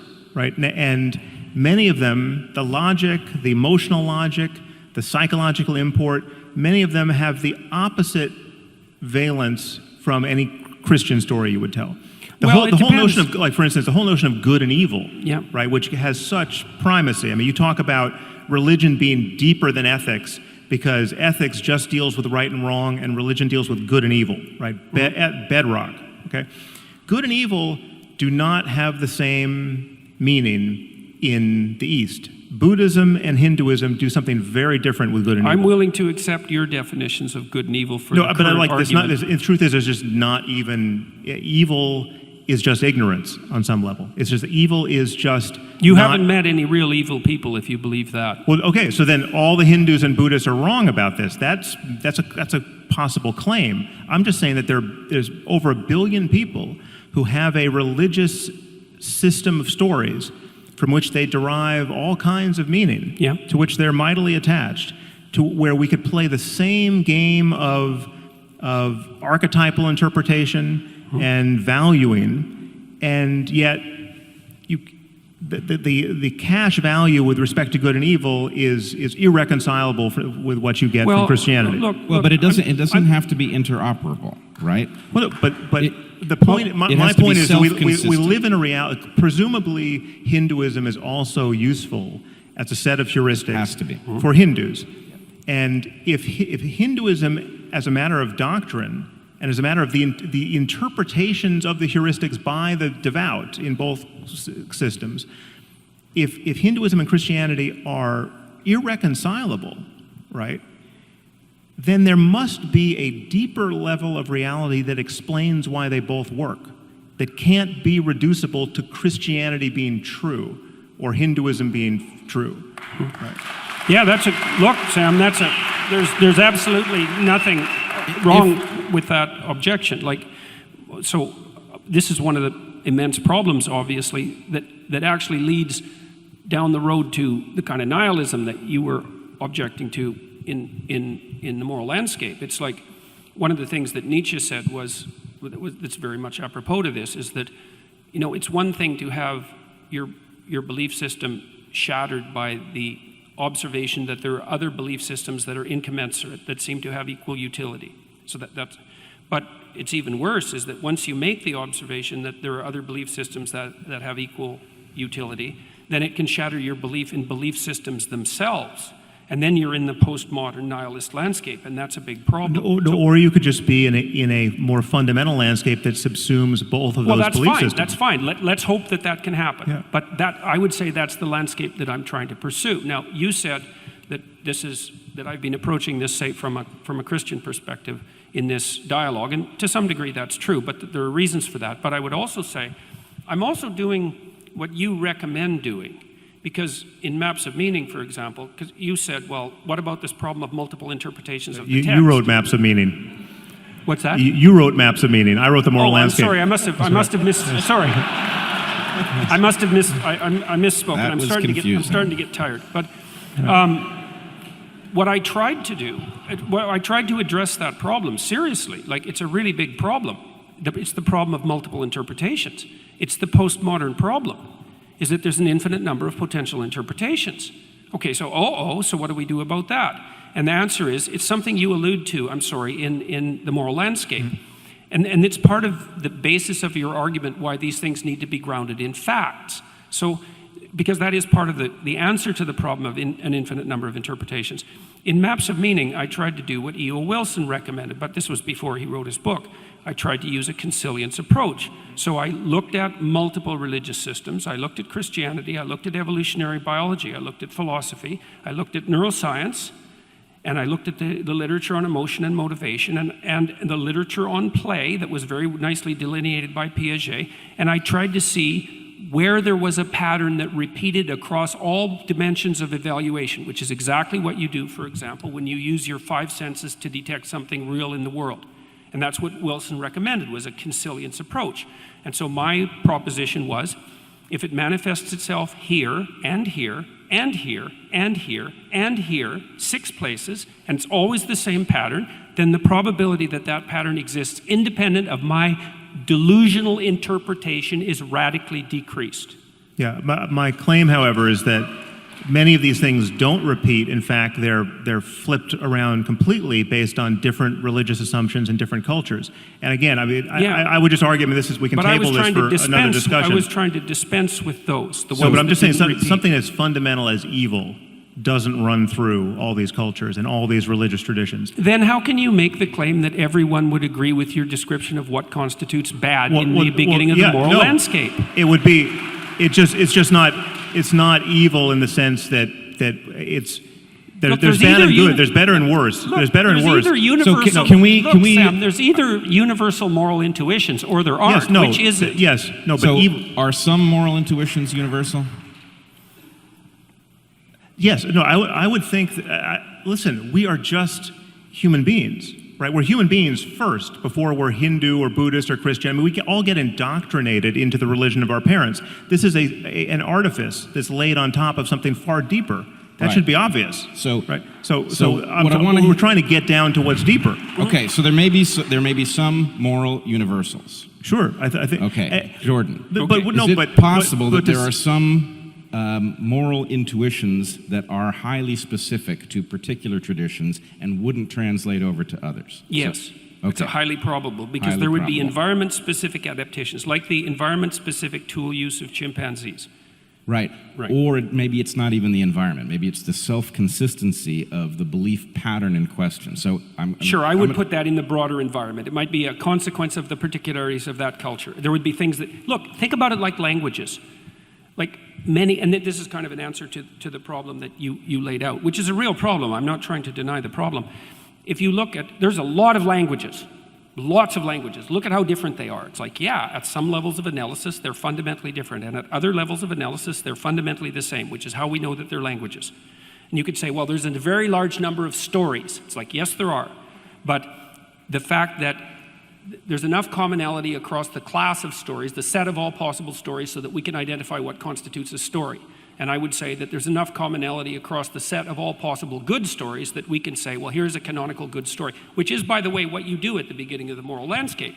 Because you say, this is horrible, this is good. We should move from what's horrible to what's good. Say, yes, you've taken a fragment of the universal story and you've made it the axiom of your moral system, which is what you should do. But the claim that I think is not helpful, even though I understand it, is that that's purely a claim of unmediated fact. It's like, no, there is no unmediated fact. There is, yes. Even facts aren't unmediated facts. I mean, you can't judge something to be factual without presupposing the validity of certain intuitions, like that causes precede events. Or causes precede their effects, and those intuitions could be wrong. I mean, we could live in a teleological universe where everything's getting pulled into the future by some kind of attractor, right? And our notion of causation is totally backwards. that remains to be discovered, and we would use other intuitions to make that discovery. But again, you do pull yourself up by your bootstraps, and that there's no branch of science or mathematics or anything fundamental, logic, that can get away from that. Right, right. Well, and that's another place we But can given have that picture, that doesn't render all intuitions equally respectable.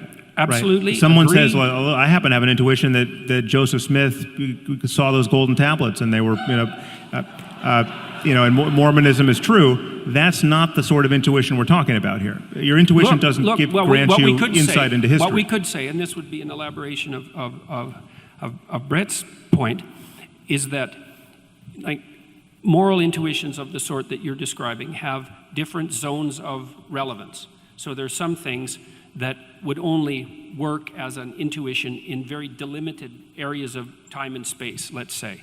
There's a hierarchy of moral intuitions, and the more profound the intuition, the more it works as a universal truth across context, just like in a scientific truth. So scientific truth is more profound. This is why the postmodernist readings of Thomas Kuhn are wrong, is that the idea that protons are real is really fundamental, because no matter what span of time and space that you pick, you're going to encounter protons. It works everywhere. And then with moral intuitions, let's say, or moral a prioris, you have the same issue, is some of them are so delimited that they only work here and now. And those are sort of impulsive, low-level intuitions, a whim even. But some of them are really, really deep. The ones, for example, the one that orients you to make the claim that you made in the moral landscape, that the hellish story is bad and the heavenly story is good, right. I would say that's one of the deepest, most context-independent moral intuitions, which is kind of the claim you make, except you claim that it's a fact. Back to my fundamental concern here in the difference, with respect to the difference with how we talk about these things, to call that thing God is fine. That's a God I have no problem with, right? But that's not how most people most of the time are using the word. And there's something misleading about that, and that worries me. Yeah, well, if the claim that you're making is that we're all deeply confused about the nature of divinity and ultimate reality, it's like, yes, clearly. Well, another thing we agree on. I also don't disagree. Look, I've never made the claim that what I'm talking about is like what other people are talking about. I mean, it is in some ways, but I've not made that claim, so I don't see why that's a justifiable criticism. It's like... Well, no, it's a criticism with respect to the very likely effects of communicating in that way. Because I see the results of that communication. It's a little bit, I mean, this is going to sound more invidious than it is, but this is the kind of thing that I get into with Deepak Chopra. Yeah. Deepak and I agree about a lot. I think it's more invidious than it sounds, actually. Yeah. Well, you're not wearing rhinestone glasses. If you graduate to that, we'll have more of a problem. But Deepak clearly wants to let his audience believe that everything they're into is on some level justifiable by his reading of quantum spookiness, right? Yeah. So it's all if you want to go out and just buy a lot of crystals and think they're going to heal you, it has something to do with the quantum nature of reality. Absolutely nothing like me. No, but I think Deepak could say, if I got his back to the wall, Deepak could honestly say, listen, I've never said anything about crystals, right? I'm not selling crystals. I've never said they work, but it's the way in which he's failing to make the clear differentiation. The fact that it takes you 20 minutes to admit that a lot of the Bible is filled with barbaric nonsense. I don't think it took me 20 minutes to admit that. Well, we'll go to the tape on that. These things matter. These things matter. And I'm just saying, it's like you own it. If you're saying that there's a danger... If you're in a parish of 1, or in a parish of 1,000, or a parish of 100,000, but not in the parish that has anything in common with the Bible thumpers in my country who think that Jesus is very likely coming back in their lifetime because he never died, and he's going to judge the living and the dead, and there will be a resurrection, and hellfire and all the rest, if that's not the game you're playing at all, own it.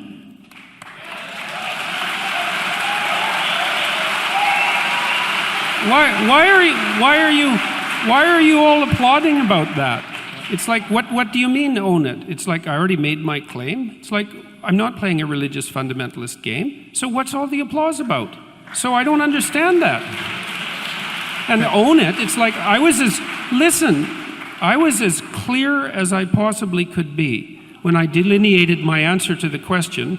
People say, well, what do you mean by God? Someone once asked you if Jesus was resurrected. You want a 1 second answer? But no. Well, forget it, man. Jordan, wait a minute, hold on. I think we can actually. This is a complicated One problem. second. No, yeah. I don't want to end on a note of acrimony. But someone once asked you whether you thought Jesus was literally resurrected, and you said it would take me 40 hours to answer that question. Okay, that's the kind of thing I'm responding to here. You don't need to do that if you have a clear-cut answer to that question. And I don't have a clear-cut answer to that question. And if you don't, that connects with many other things that we still have to talk about. Yes, definitely. Yeah, I definitely. mean, because that. It isn't obvious in the biblical account that Christ was literally resurrected. So it's not simple. This is not simple. No, but if the question is, do you think let's put it probabilistically. I mean, anything's possible. I'll tell you that it's possible that he was physically resurrected. I mean, it's even possible. But wait a second, I didn't with respect say to quantum that he mechanics. Was. The point is, I said it would take me 40 hours to answer the question. I didn't say that he was. Okay, how's this for an answer? Almost certainly not.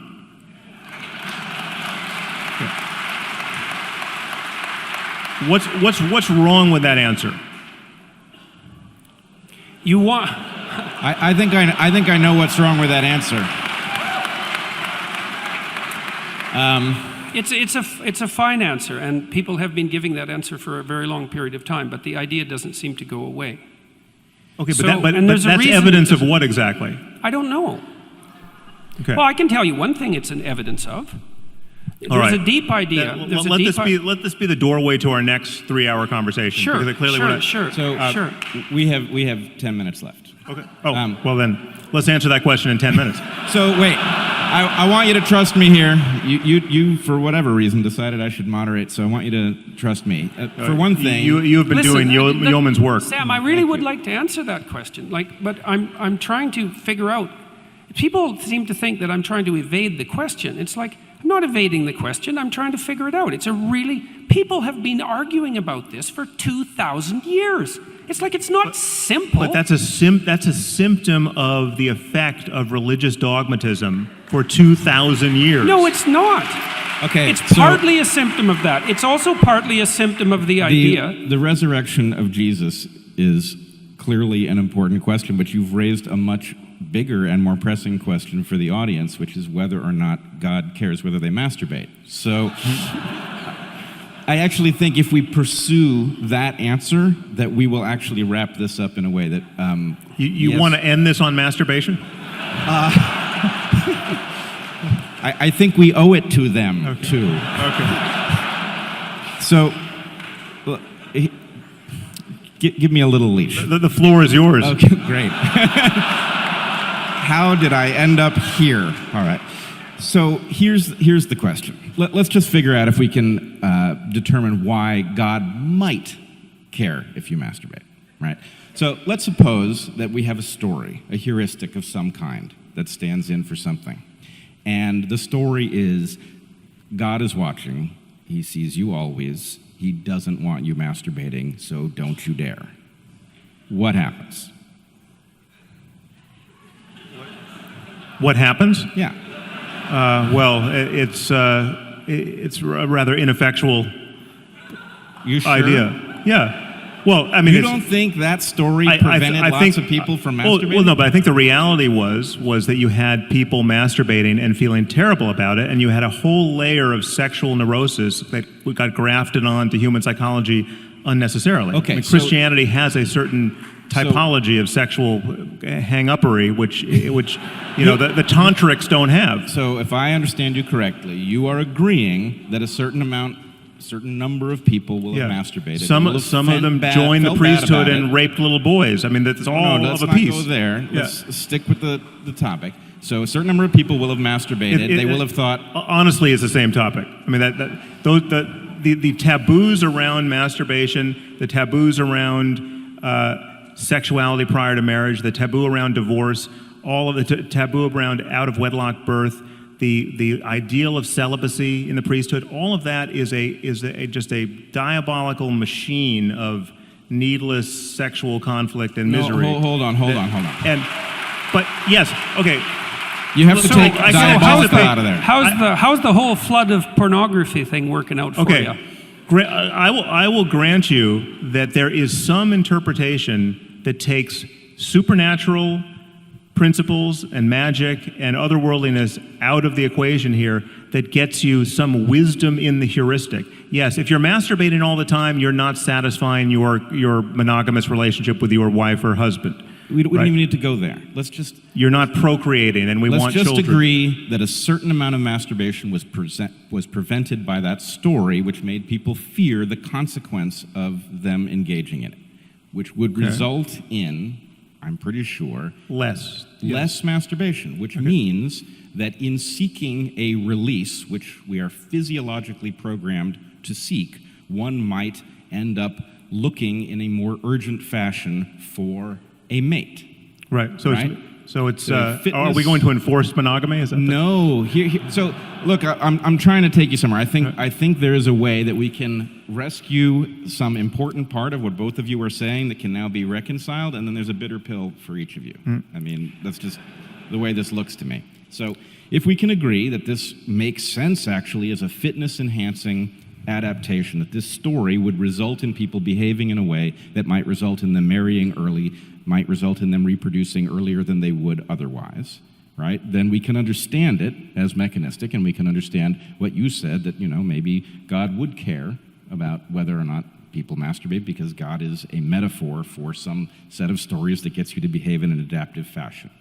But the point for you then would be that Sam is arguing, with reason, we can decide whether or not to employ this story at this moment, whether it's a good idea for us to urgently reproduce as quickly as possible, which, for example, increases the size of the population of the planet, whereas delaying reproduction keeps the rate of population growth down, and might be a better choice for a moment in history when we have 7.5 billion people on the planet. So, in some sense, what I think I see is the religious story itself makes some kind of sense if you adhere to it in a manner that you are obligated and have no tools with which to question it, then you will miss the fact that at this moment you might want to throw that story out. But the problem is it doesn't make sense, and this is a problem with these heuristics in general. It doesn't make sense for the right reason, and that's why it's not a reliable guide given other changes in the world. But with everything changing, you want to be making sense for the right reason. You don't want it so useful fictions have to be retired at a certain point. Useful truths stay true. I mean, because they're based on your engagement with reality. And so to take your point about pornography, which I think is totally valid, you could have a completely rational conversation in terms of human psychology and sociology and what you want society to look like about the corrosive nature of pornography, right? You don't have to be a Victorian prude to worry that there might be something wrong with the infinite availability of pornography to 13-year-olds and above, right? I mean, that's I don't know what generation of human beings we're raising in the current environment. It's quite worrisome, actually. But again, you don't have to invoke mythology to do that. And I would say the temptation to invoke mythology, to say, well, you actually, So how do you do it? Poseidon really gets pissed off when you masturbate. How do you do it? How do you do it? We don't have a mechanism. We have no mechanism for controlling that. Talk about the at the effects moment. on human relationships and your own mind and your own intention and the way you view other people. Sam, and that notions barely of works beauty. for sex ed. It barely works for condom education. What was It that? barely works. Like those sorts of educational interventions to stop that kind of fundamental behavior have very little effect. People aren't nearly as amenable to behavioral changes as a consequence of rational educational interventions as you might hope. I mean, and that's part and parcel of very broad clinical literature. They're not as amenable to dogmatic intrusions either. I mean, they are, and that might be a problem. And there are problems with that. Well, no, because they're, again, this is just like the terror of God in that situation. All going in. The problem is that even if you could make the case that a dogmatic attachment to one or another religion was better, all things considered, than being secular, truly secular and truly rational, right? It's vulnerable. It's vulnerable to every next thing we find out. I mean, that's why it's like you could have said, if you go back, 200 years before the germ theory of disease, you could have said, well, all of these dietary taboos and taboos around, hand washing and foot washing, it's actually very wise. The wisdom of the germ theory of disease was sort of built into our scripture, and people were there was a kind of differential level of survival based on those who really adhered to these practices and those who didn't.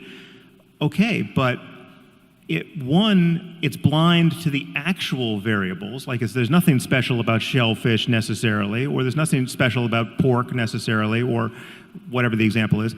And once you get the actual variables in hand, then the whole edifice comes crashing down, and then you really just want to understand the variables that work. Look, I don't know if the whole edifice comes crashing down, and it isn't clear to me that you want to claim that, because one of the things you did say in the moral landscape, and I think this is associated with your interest in spirituality, is that there is some baby mixed in with the bathwater. And the question is, how do we distill that out? Yeah. And the objections that you're raising are the objections that are, look how difficult it is to do the distillation. It's like, yeah, absolutely, man. And it's not like I'm a foe of the Enlightenment.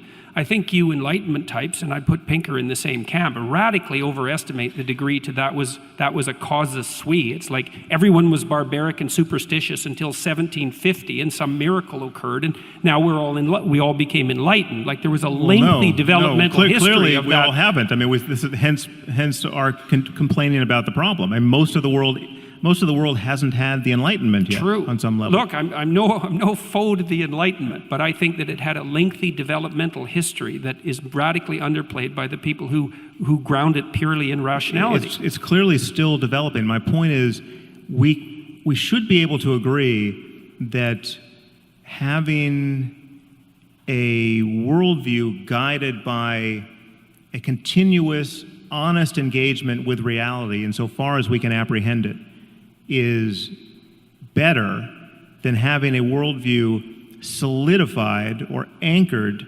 to unchanging ideas that were born of people who had none of our present tools, none of our present insights into anything. Well, it depends on the principles. It depends on the principles. Like I would say, there are situations where that clearly applies, but I think there are broad principles. And again, we should probably stop with this, I think. Yep, we're about there. Because I'm starting to get tired. I'm sure everyone else in here is starting to get tired. Well, I'm starting to get tired anyways.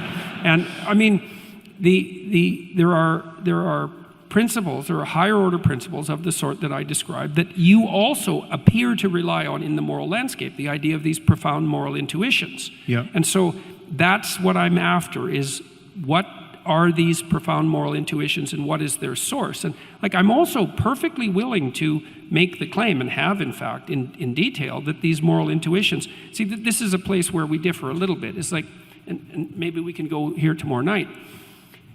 See, it seems to me that your argument is the facts are laying out there and you can extract out value from them, and we already described why you want to do that, because you want to at least not move into the nihilistic direction, and you want to ground them in some sort of reality. It's like, fair enough. But the thing is that the facts, as they are, have been around for a very, very, very, very long time, right? Let's say 3.5 billion years, the entire expanse of life. And it's the operation of those facts on life that has produced the a priori implicit interpretive structures that guide our interaction with the facts. And those a priori implicit structures that have emerged out of this evolutionary course have a structure that mediates between us and the facts that cannot be derived from the facts at hand.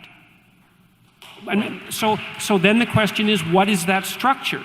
And it's in both of our interests to get that right, because you use that as the source of moral intuition. It's like, right, agreed, that's the source of moral intuition. So, clearly we need to table this for tomorrow night, but that's a good... guys, I'm just going to interrupt you. You guys, let's give Jordan Peterson, Sam Harrison, Bret Weinstein a huge hand. Let's go. Thank you.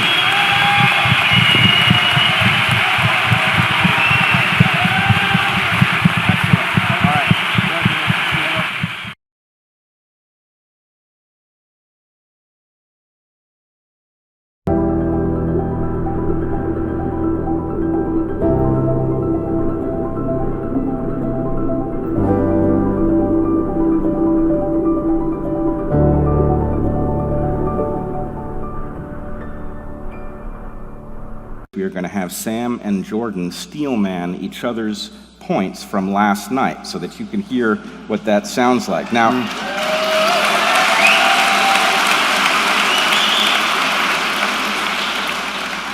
for those of you who have ever tried steelmanning somebody's point with whom you have a severe disagreement, you know just how hard this is. So let's give them some leeway. Sam, would you be willing to start? Sure. Thank you.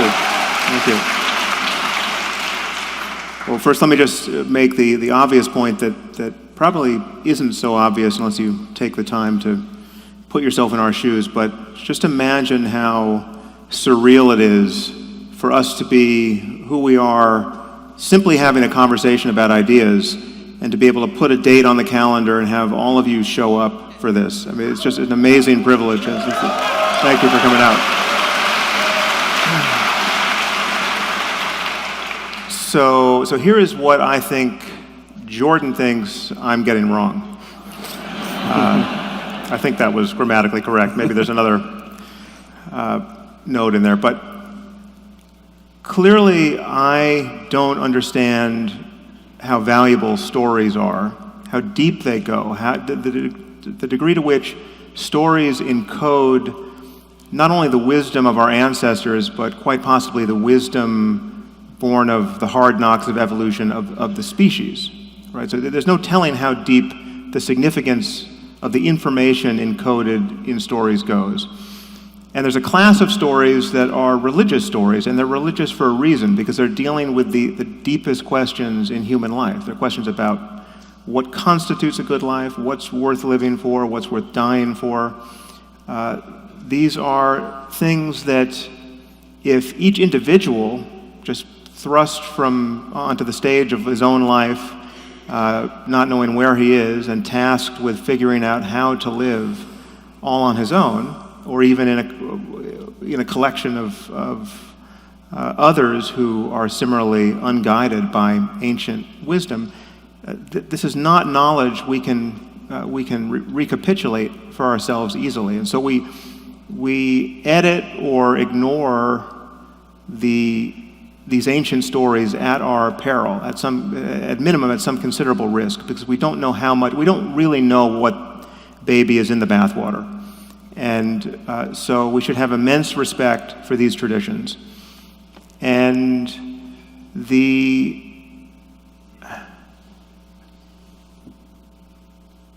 this is yet to be discovered tonight. I'm still not quite clear about how this links up with more metaphysical propositions about the origins of certain of these stories. But at minimum, my criticism of religion, because it tends to focus on the most obvious case of a zero-sum contest between religious dogmatism and scientific open-ended discussion, doesn't address this core issue of the significance of religious thinking and religious narrative, because I am, for the most part, just shooting fish in a barrel, criticizing fundamentalists, and the kind of God that the fundamentalists believe in, the God who's an invisible person who hates homosexuals, obviously that's not the deepest version of these religious, this essentially what is a narrative technology for orienting human life in the cosmos. So maybe I'll leave it there, but that's, I think, what Jordan thinks. All right, Jordan, before you steelman Sam's point, how did you feel about his encapsulation of yours? Well, I'm convinced, man. Yeah. No, look, I mean, well, I got a couple of things to say about it. It's like, first of all, I think it was accurate, concise, fair. I also think that, this is a more technical note in some sense, is that if you ever want to think about something, that's exactly what you have to do, right? You want to take arguments that are against your perspective and you want to make them as strong as you possibly can so that you can fortify your arguments against them. You don't want to make them weak, because that just makes you weak. And so, you know, Sam and I are both scientists, and it really is the case that what scientists are trying to do, and I think what we're actually trying to do in this conversation genuinely, is to try to find out if there's something that we're thinking that's stupid. You know, because when I'm laying out the arguments that Sam just summarized so well, I've tried to generate a bunch of opposition to them in my own imagination, and the arguments I put forward are ones I can't undermine. But that doesn't mean they're right. It doesn't mean that at all. And so if someone comes along who's, and this is certainly the case if you're a scientist who's worth his or her salt, if someone comes along and says, hey, look, you made a mistake in this fundamental proposition, it's like, yes, great, that means I can make progress towards a more solid theory of being. So, and that's what we're trying to do, and I do think it's working, and so I thought that was just fine, exactly dead on, and I hope I can do justice to your position as well. So, okay, so I'm going to summarize Sam's argument briefly, and then I'm going to tell him, let you guys know why he thinks what things I'm not taking into account. So, Sam believes that there are two fundamental dangers to psychological and social stability. Religious fundamentalism, essentially on the right, and moral relativism and nihilism on the left. And so the danger of the right-wing position is that it enables people to arbitrarily establish certain revealed axioms as indisputable truth, and then to tyrannize themselves and other people with the claims that those are divine revelations. And he sees that as part of the danger of religious fundamentalism, and maybe religious thinking in general, but also as something that characterizes secular totalitarian states that also has a religious aspect. So that's on the right. And then on the left, well, the problem with the moral relativism nihilism position is that it leaves us with no orientation, and it also flies in the face of common sense observations that there are ways to live that are bad and that there are ways to live that are good that people can generally agree on, and that statements about those general agreements about how to live can be considered factual. Now, so, and then the next part of Sam's argument is that we require a value system that allows us to escape these twin dangers. One stultifies us and the other leaves us hopeless, let's say. And that value system has to be grounded in something real. And the only thing that he can see that actually constitutes real in any provable sense, and there's a certain amount of historical and conceptual weight behind this claim, is the domain of empirical facts as they've been manifested in the sciences and technologies that have made us incredibly powerful and increasingly able to flourish in the world. And so we need to ground our value propositions in something that we've been able to determine has genuine solidity so that we can orient ourselves properly, so that we can make moral claims and that we can avoid these twin dangers. We can begin with some basic facts that we can identify, as I mentioned briefly, what constitutes a bad life: endless pain, suffering, anxiety, tremendous amount of negative emotion, short-term lifespan, all the things that no one would choose voluntarily for themselves if we would all agree that they were thinking in a healthy manner. And we can contrast that sort of domain of horror with the good life, which might involve, well, certainly freedom from privation and want and undue threat and anxiety and hope for the future and all of that, and that we can agree that those are poles, good, bad, and good, and that that's a factual claim.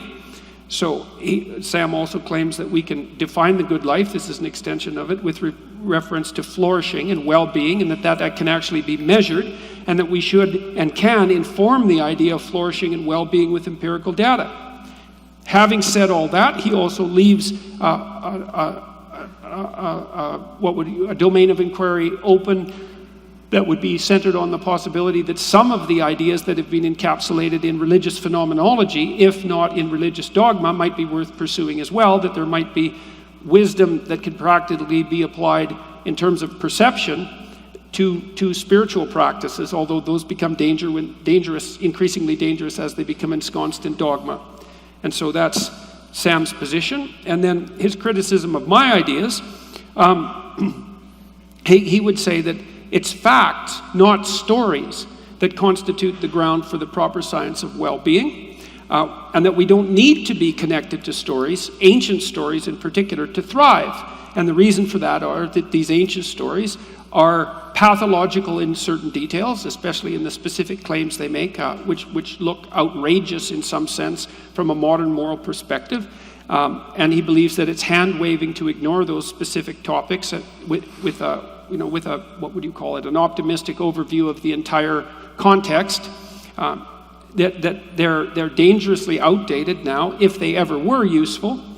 That they're subject to too many potential interpretations for any modern usage to be reliably derived. And so he believes that attempts to interpret these stories, let's say, are rife with so many potential errors of bias and interpretation and subjectivity that all the interpretations in some sense are unreliable, and perhaps equally unreliable. That worse than that, not only are they unreliable, but they're dangerous insofar as the claims they lay out pose a threat to scientific and Enlightenment values, which are the true saviors of humanity, as evidenced by our progress, let's say, over the last 200 or 300 years, and that they're also susceptible to the totalitarian interpretation, which I described earlier, which confer upon the interpreter a sense of and then a claim to revealed truth.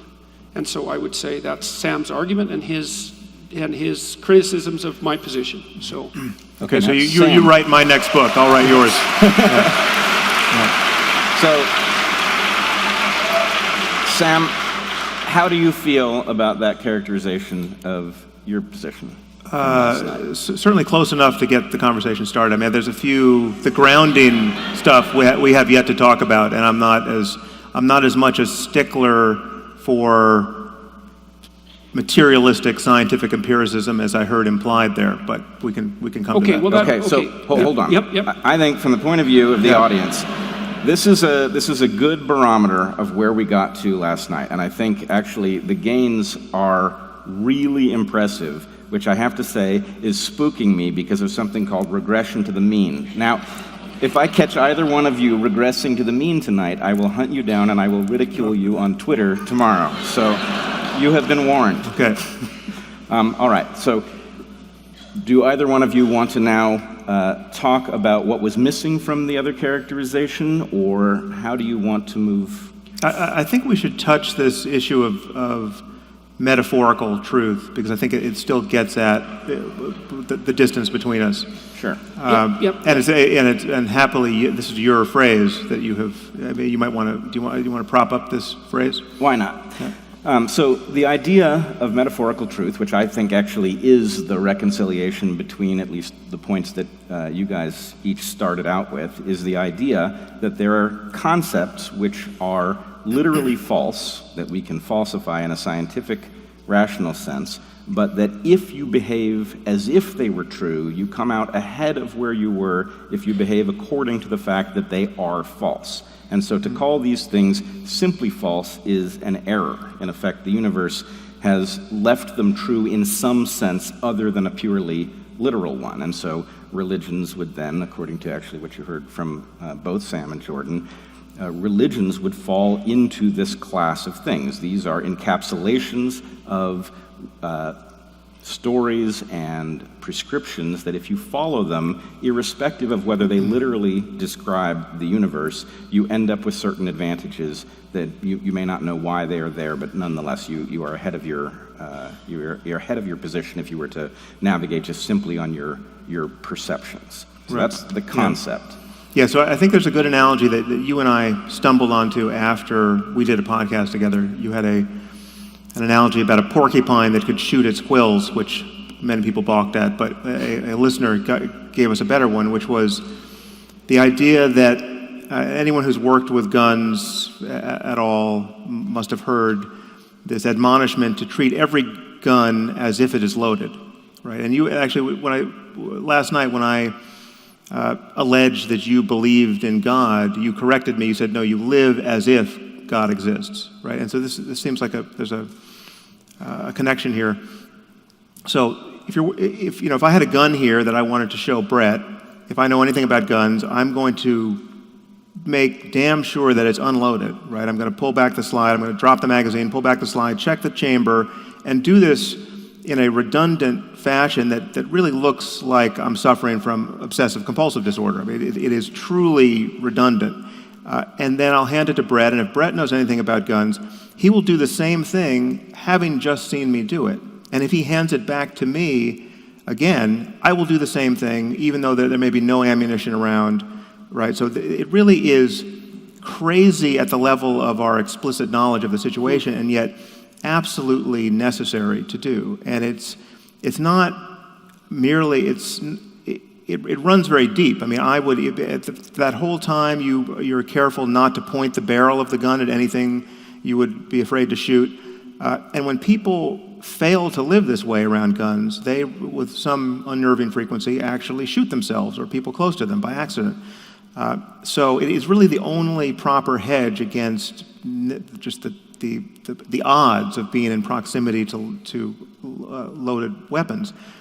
And yet, if someone in the middle of this operation came up to us and said, actually there's a casino that just opened across the street that will take your bets about whether or not guns are loaded. Would you like to bet $1 million as to whether or not this gun is loaded? Well, of course, I would bet those $1 million every time that it's not loaded because I know it's not loaded. Right? So there's a literal truth and a metaphorical truth, otherwise known as a very useful fiction, which in this case is actually more useful than the truth, right? But the only way I can understand its utility is, and even utter the phrase metaphorical truth in a way that's comprehensible, is in the context of distinguishing it from literal truth. Yeah, go ahead. This is fascinating, Sam, actually. This is I think, next phase of... I'm worried by how excited you are, but I don't know.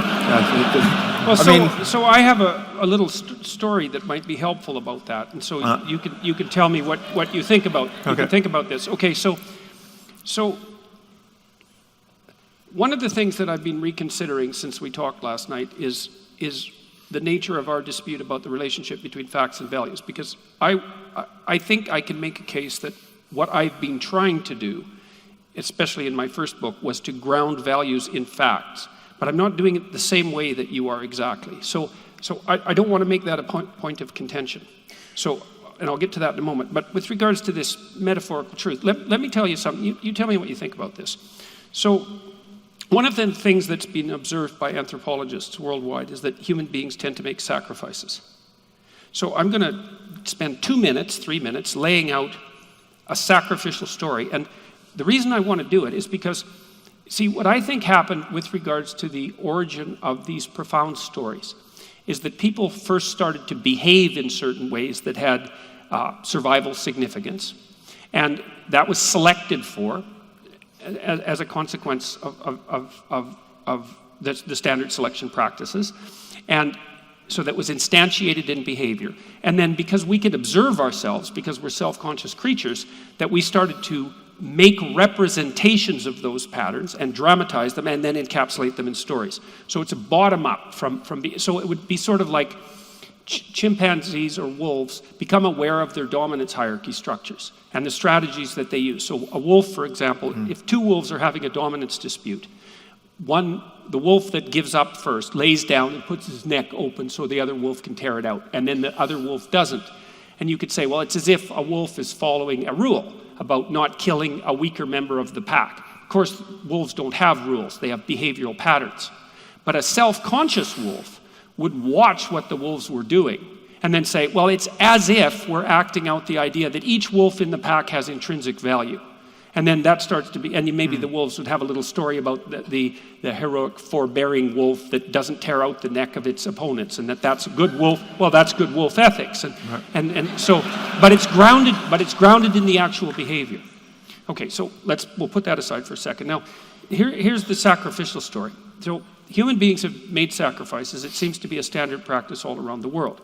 And in the biblical narratives, they would often sacrifice something of value, like a valuable animal. Well, like a child. Let's start. Well, look. I'm not making light of this. I know that human sacrifice was a part of this.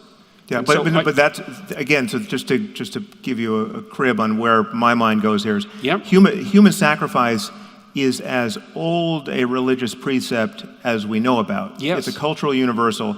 The other sacrifices are derivations from it. Circumcision is a surrogate for the far more barbaric act of human sacrifice, and it answers every test you would put to it with respect to its archetypal significance, its compelling presence in stories across all cultures. But the horror is that it actually has taken place in all these cultures based on explicit beliefs in the presence of just right. Well, Arthur oppressive Kessler, scientific ignorance. Arthur Kessler used that as the argument for the essential insanity of humanity.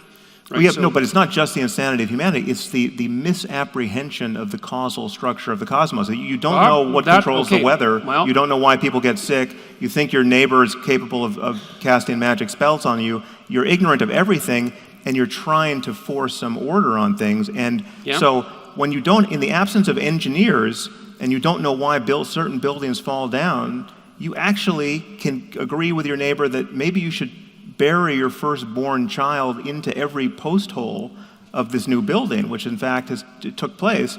And it's the consequence of ignorance. And so the problem is, if you're only going to talk about this purified notion of sacrifice. But it's a very strange consequence of ignorance, Sam. It's the notion that we're in relationship to invisible others that can mistreat us based on our not having offered enough. But not precisely those others. Well, but we're in relationship to the invisible others who will judge us in the future.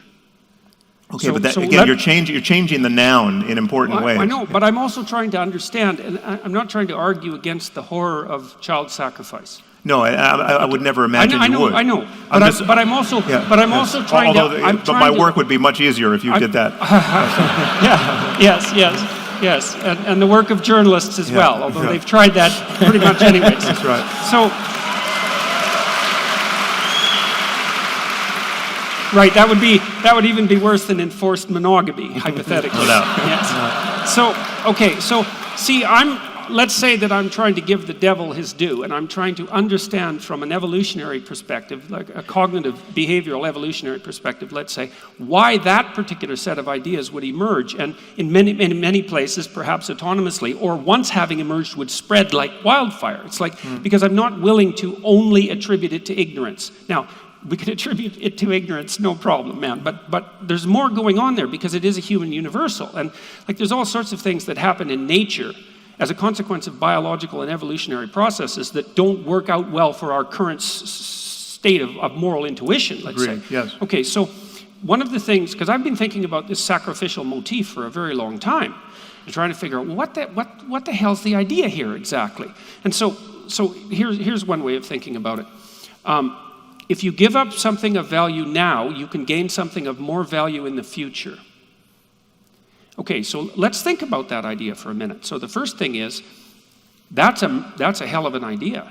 Yeah, that's delayed gratification. delayed gratification. That's right. That's the discovery of the future as well. And so you might say, well, the notion of sacrifice is exactly the same thing as the discovery of the future.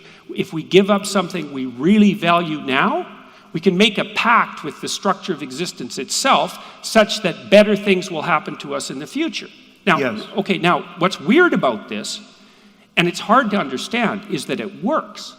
So when I talk to my students, for example, and I say, what did your parents sacrifice to send you to university? Many of them are children of first-generation immigrants. And so, man, they're on that story in a second, right? They know all sorts of things that their parents sacrificed.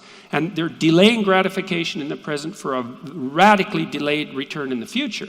Now, you think animals, generally speaking, they might act out the idea of delayed gratification as a consequence of running out their instincts, but they don't conceptualize it. It's not obvious that animals give up something they value right now in order to thrive in the future. There's an old story about how to catch a monkey, right? So you put a jar up with rocks in it, and you put little candies, and it's a narrow-necked jar. You put little candies on top of the rocks. You put a few candies in front of the jar. Then the monkey comes along and picks up the candies, puts his hand in the jar, grabs the candies, and can't get it out. Yeah, I still don't know if this actually works on monkeys or if it's just a great story. Well, I don't know. I don't know either. And I've heard various claims. But the point is, you can go pick up the monkey. He won't let go of the candies. Now, perhaps he would. But the issue is that it's not obvious that animals will forego an immediate gratification for a future gratification. I don't think that's right, actually. And I actually want to hold. Well, the question is, will they do it consciously? They might act it out. They act it out. That's not the issue. It's very hard to know if it's conscious because they won't respond to the questionnaires. But I know. And obviously, the line between acting it out and starting to consciously represent it is a tenuous one. But what looks to me like what happened is that after we observed that people who were capable of delaying gratification sacrificed things that they valued in order to obtain a future goal, and it worked, that we started to codify that as a representation and then started to act it out. And so the story, and you'd say, well, that produced strange variants, but there's a reason for that too, as far as I can say. So imagine this, imagine that there's a rule of thumb. Sacrificing what you find valuable now will ensure certain benefits in the future. Well, then the question becomes, how good could those future benefits be? And so that might be heavenly, let's say, in the archetypal extreme. And what's the ultimate sacrifice that you have to perform? And then I would say, well, the child sacrifice fits into that category. And so it's as if those ideas were pushed to the radical extreme. And you could say, well, that's a pathological extreme. It's like, well, it is a pathological extreme, but I think we also have to understand that some of the things that we've learned as we've evolved towards our current state of wisdom, such as it is that they were learned in a very bloody and catastrophic way. They were learned with incredible difficulty. And delay of gratification was certainly one of those, because it's a hell of a thing to learn when you're in conditions of privation. Okay. Yeah, I think that the issue here for me is that you don't need a conception of, you don't need any kind of positive gloss on human sacrifice as a meme or as an archetype in order to form a coherent picture of the future that can motivate you. So delayed gratification is fully separable from a notion that it might ever be rational or good to sacrifice a child as an offering to an invisible other that doesn't exist. But how do you know it's separable? Because that's the developmental history. As you said, the sacrifices even if came first. I think it is in fact historically separable, but let's just say it's not. Let's just say it's a matter of our origins. They're united. They're of a piece. It is the genetic fallacy to care about that origin. I mean, to say that that is the only path forward toward a notion of the future, given where we've come from, or that it's somehow necessary to venerate now, or that it's good that we took that path. But we do venerate the idea of sacrifice now. But I would say that I would say we do it to the detriment of our moral intuitions in the religious context. So, for instance, I think that the notion that Christianity is actually a cult of human sacrifice. Christianity is not a religion that repudiates human sacrifice. Christianity is a religion that says, actually, no, human sacrifice is necessary, and there was only one that, in fact, was necessary and effective, and that's the sacrifice of Jesus. And I think that is, when you dig into the details, not only a morally uninteresting vision of our circumstance and how we can be redeemed, it's morally abhorrent, right? So I think there's better versions online. Let me ask you a question about that. So, in the moral landscape, you lay out this pathway. There's the bad life, and there's the good life, right? And you described what they were, and the bad life is a variation of hellish circumstances, and the good life is a variant of hypothetically the life that we would like to lead. And your conception is that and correct me if I'm wrong, your conception is that the proper pathway forward, so that would be the moral endeavor, is to move away from the bad and towards the good. Yeah, insofar as we understand which way is up, yes. Yes, The basic claim is that we can be right or wrong with respect to our beliefs there. True. Yeah. We don't necessarily know how to do that in an unerring manner, and we could subject that to approximation correction along the way, and we should, but we can outline the broad scheme, which is progress away from hell towards something that's positive. Yes. Yes. Okay, so I would say that there's an implicit claim in that you should sacrifice everything in you that isn't serving that to that. And I would say that that's essentially the same claim that's made in Christianity. Well, again, that is I understand the impulse to up-level these barbaric, ignorance-derived beliefs, right, to something that is morally, that is interesting and palatable in the current context. And I understand you can do that. My concern there is you can do that with everything. I mean, you could do it with witchcraft. Why not do the exact same thing you're doing with religion to the history of witchcraft? Witchcraft is as well Well, modern described. witches would do that, so that's a perfectly valid Right, criticism. that should be of concern. I mean, there are reasons why we don't want to endorse modern witchcraft, right? Look, absolutely, and so one of your But I mean, I'm not talking. And modern witchcraft currently exists. I mean, you go to Africa, people are hunting albinos for their body parts because they believe in sympathetic magic, and kids get killed as witches. So this belief endures in certain pockets of humanity, and we're right to. I mean, I just think at a certain point you have to acknowledge that some ideas are not only wrong, but their effects are disastrous, or have been disastrous, or will likely be, even if good in certain circumstances, will likely be disastrous in the future.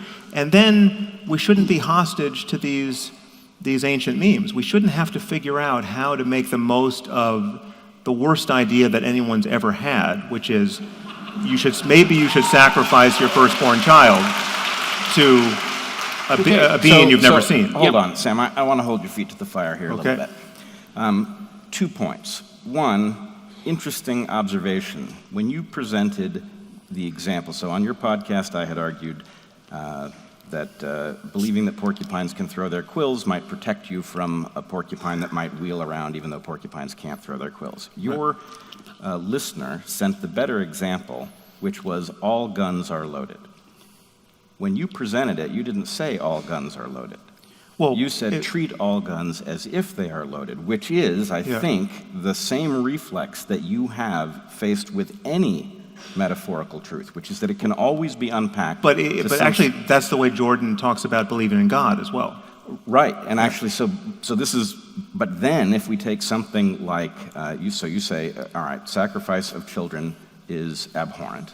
Let's say it is, and then you say, well, Christianity hasn't foregone the sacrifice of children. In fact, it's described one child who is sacrificed for everybody else. But arguably, that's an upgrade of some metaphorical truth that frees those who are adhering to this tradition from ever considering sacrificing a child. And what it does is it provides a motivational structure that may, in fact, have very positive outgrowths, though not literal, the idea that someone would have sacrificed their own child for the benefit of everybody else not to have to. That idea might engender a large amount of good work that would result, as Jordan is pointing out. Let me just concede that the hardest case for me, I mean, which I did up top, just in defining, after you define metaphorical truth, and I used the gun example, there's certainly cases where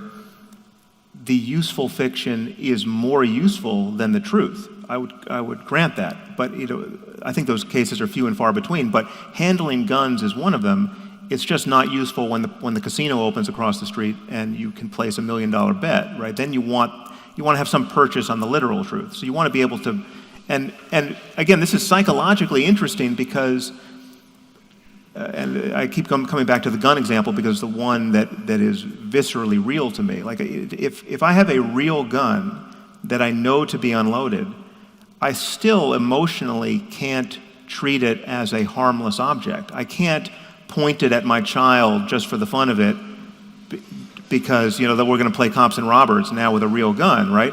I have a superstitious attachment to always being safe with the gun, right? Okay, And it's important. It's important that that get ingrained, and yet it is not strictly it's not irrational because it has good effects, but it's not actually in register with what I know to be true factually in each moment. Right. So, So- it's so very here's- low here's- cost. here- Yeah, It's very low It's cost. very low cost. It's not Yep. dividing societies and Yep. causing people to go to war. And if you were going to teach a child gun safety, you would want to encode this so that they Yes. would automatically know never to behave as if a gun is unloaded, because that's what gets you into trouble. Yeah. As an adult, every gun owner recognizes the distinction between the metaphorical truth and the literal truth here.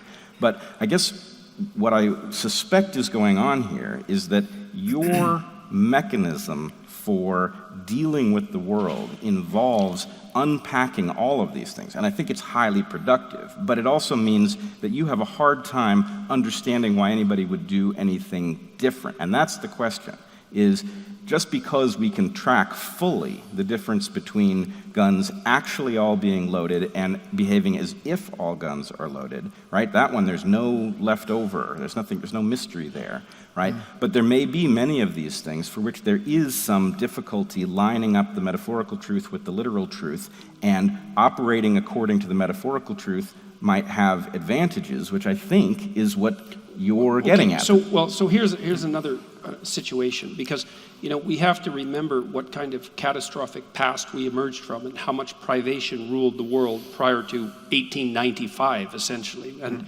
certainly the farther back you go, the more bloody and horrible it was. I mean, how often do you think it was necessary, and this is not obviously something I'm in favor of, and this is also one of these situations where we get to play with ideas that we might not otherwise play with.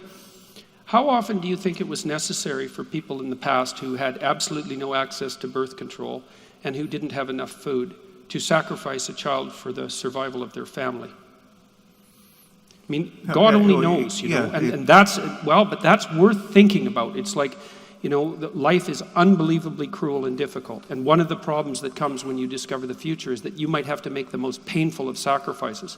And lots of archaic people do this sort of thing. They do that with their elderly people. They do that with sick people. They do that with infants that they deem too fragile to survive. Like, so part of child sacrifice, and I know the literature on child sacrifice reasonably well, part of child sacrifice seemed to emerge out of the observable necessity to leave someone behind so that everyone else didn't die. And we don't know how often that had to happen in the past. It might have had to happen a lot. Right. Now, obviously... Although, just in the interest of kind of conceptual clarity here, human sacrifice is a larger horror than that. So you have, what was very common is the sacrificing of, captives. So you take the Aztec sacrifices where you now have slaves, some of whom you're going to... Yeah, the Aztecs sacrificed about 25,000 people a year. Yeah. Yeah, look, I mean, it's clearly a bloody mess. There's no doubt about that. But, you know, one of the things that you see happening in the biblical narrative, which is extraordinarily interesting, is that you see echoes of child sacrifice at the beginning, but what happens is the sacrificial notion gets increasingly psychologized as the story progresses. So, you know, you see that transition with Abraham and Isaac, where the child sacrifice is actually forbidden, although previously demanded by God. And then you also see it, as you already laid out, in the substitution of the circumcision for the idea of sacrifice itself. Right. And then what seems to happen, see, I'm trying to figure out how these ideas develop psychologically from their behavioral underpinnings, is that eventually it becomes psychologized completely. So you can say, well, we can conceptualize a sacrifice in the abstract, so my parents can sacrifice to send me to university without anything or anyone having to die. It transforms itself from something that's enacted out as a dramatic ritual into something that's a psychological reality. But all that blood and catastrophe along the way is part of the process by which the idea comes to emerge. Right. It doesn't... But, so what is the connection of all of this? Because, yes, so there is this history, and I would argue we are busily trying to outgrow much of it, if not most of it, whether it's evolutionary history or just the cultural history. We might be trying to transmute it.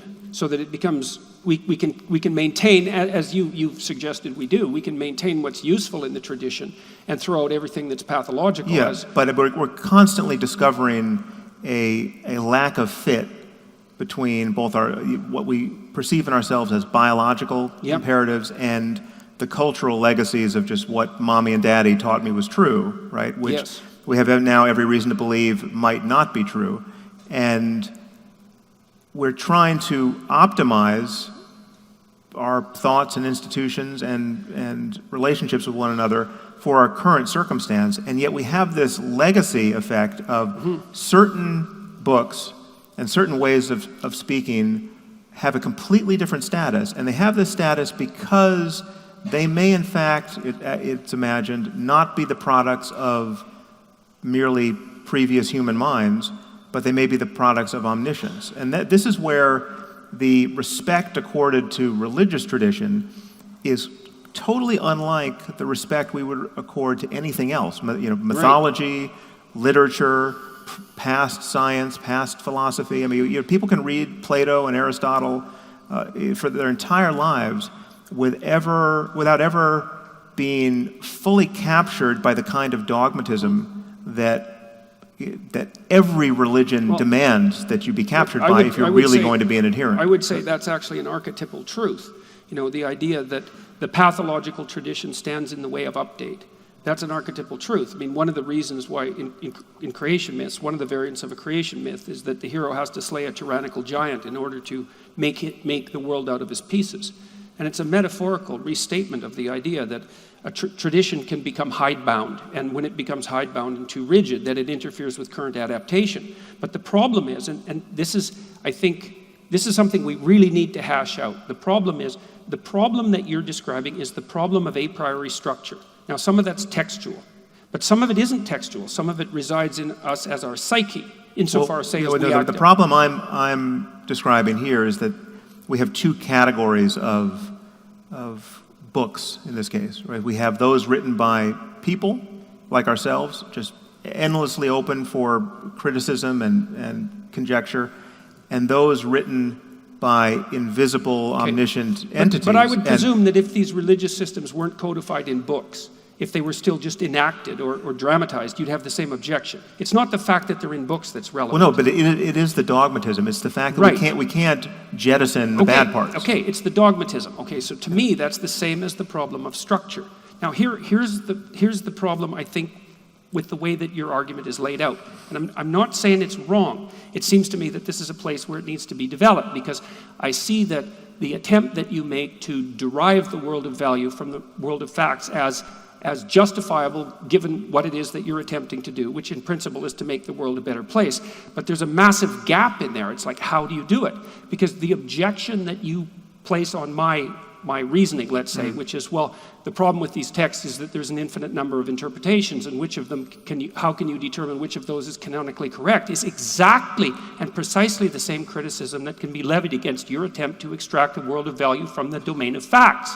It's the same problem. Well, it's not an infinite number of interpretations in either case, but I allow it's close enough to infinite so that... Well, it might be, I mean, that's why the moral landscape for me is a landscape of peaks and valleys. And so, I'm totally open to the possibility, in fact, certainty, that there are different ways for similar minds, and certainly different ways for different minds, to be constellated so that they have equivalent but irreconcilable peaks on the landscape. So there's a lot of well-being over here, and there's a lot of well-being over here, and there's a valley in between. And so it's a kind of moral relativism. It's kind of like, this is great and this is great, but these are irreconcilable, right? Well, I'd like to see that made more concrete, and I need to know how that fits in with your conception, because one of the claims that you make in the moral landscape is that the distinction between the bad life and the good life is not only, it's a factual distinction. Yeah. It's universally apprehensible and true. I think it's your fundamental axiomatic claim.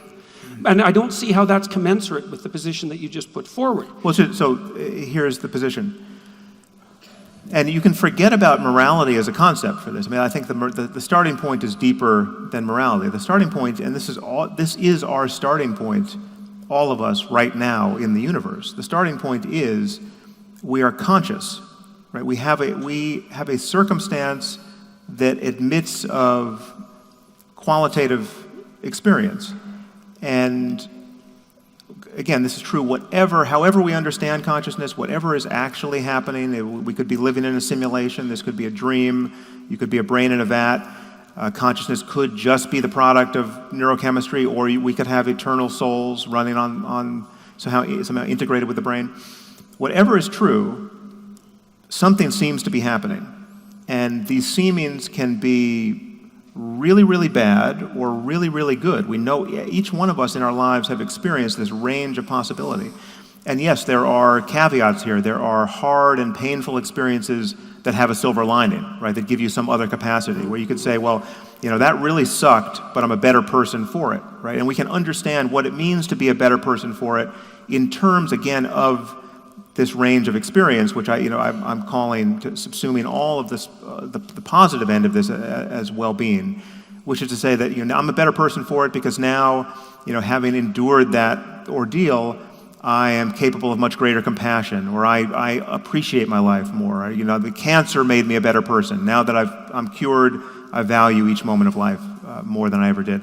All of these claims are intelligible within a context of an open-ended context of exploring this space of possible experience. So what I'm saying is forget about morality, forget about right and wrong and good and evil. What is undeniable is that what we have here is a navigation problem. We have a space of possible experience. And again, this is not just a human problem, this is a problem for any possible conscious mind. We have a space of possible experience in which we can navigate. And things can get excruciating and pointlessly horrible, where there are no silver linings.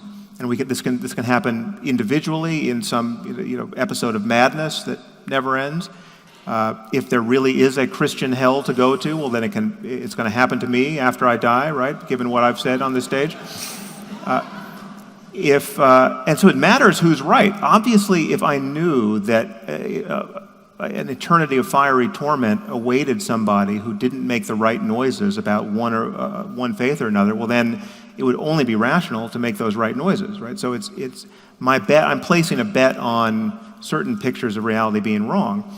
But the reality is we're navigating in this space, and morality and ethics are the terms we use for how we think about our behavior affecting one another's experience. So if you're in a moral solitude, if you're on a desert island, or if you're alone in the universe, morality is not the issue you need to worry about, but well-being still is an ever-present issue. It's possible to suffer, and it's possible to experience bliss and perhaps something beyond that. And the horizon in both directions is something we'll never fully explore very likely. I mean, we don't know how good things can get, and we don't know how bad they can get, but that there's a spectrum here is undeniable. And I would say that my moral realism simply entails that we acknowledge that it's possible not to know what you're missing. It's possible to be living in a way where you are less happy than you could be and not to know why, right? And to just not have the wisdom to make the changes. And that matters. If anything matters, that matters. And it matters to us individually, and it matters to us collectively. And that mattering subsumes everything we can intelligibly want in this domain of value. And so again, the cash value of any value claim is in the actual or potential change in consciousness for some conscious system somewhere, sometime. And that's my claim. And that's. Can I try to get? I would like you each to clarify something. So it sounds to me, Sam, like you are hypothesizing that a rationalist approach will always beat a traditional metaphorical approach with respect to the generation of well-being. Well, not always, but there's so many obvious downsides to the traditional sectarian dogmatic approach that we should want to get out of the religion business as fast as possible. Okay, but as fast as possible, but do you mean that it has always been true that we should always have gotten away from it as fast as possible, or do you mean now we should get away from it as fast as possible, but there's a point somewhere in the past where it might have been true that actually the best, the most, the richest path to well-being might have been encoded metaphorically? Oh, yeah, that's certainly possible. And in fact, you might even say it was likely based on the fact that we have all of these systems still around. Right? Okay. So we still have the systems around in part because we still think in metaphor, and we actually can't help it because half of our brain is oriented towards metaphor. But can I get you to clarify something now? Yes. Okay.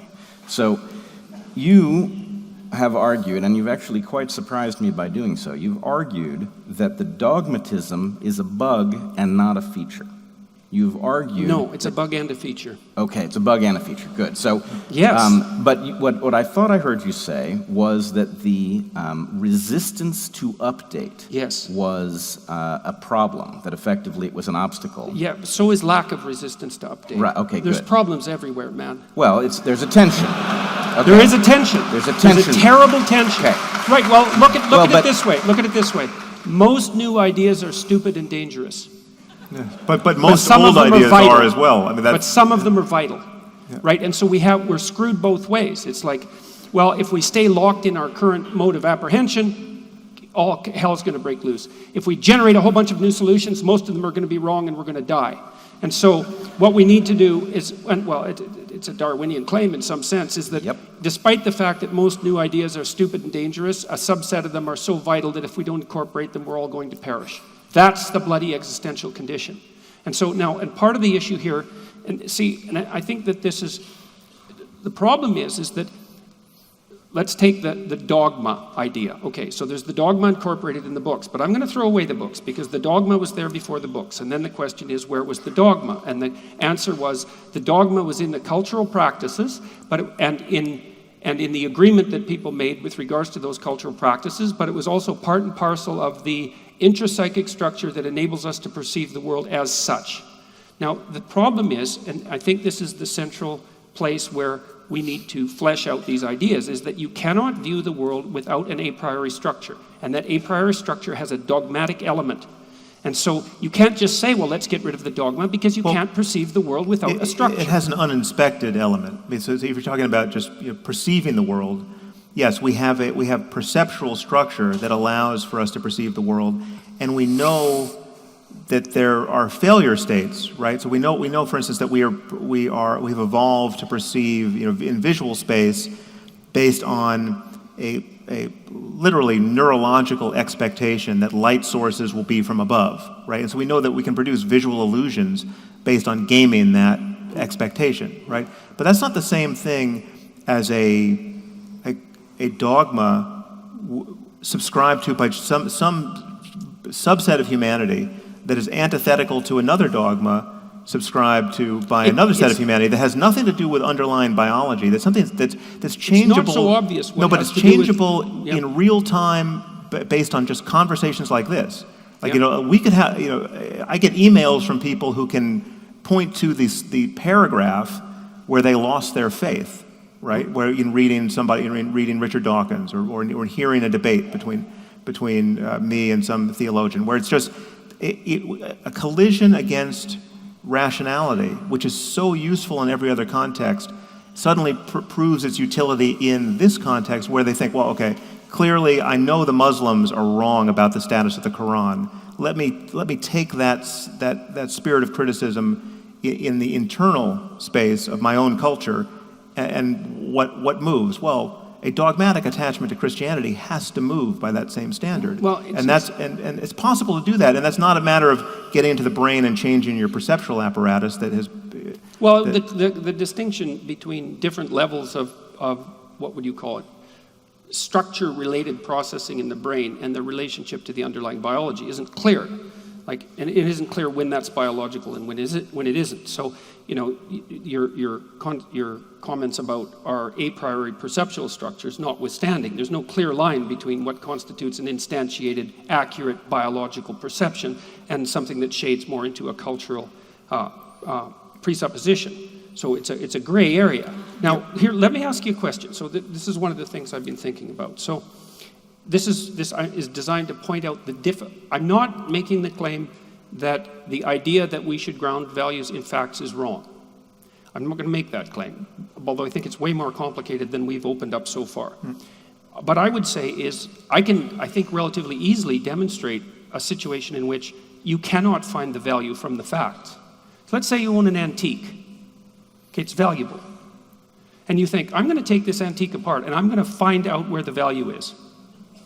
Good luck, man. Well, it's not valuable in that sense. Wait a second. So we need to know, so that's right, it's not valuable in that sense, because the value of the antique is a social agreement about its position in a hierarchy. It has nothing to do with the material substrate of the antique. Well, sure.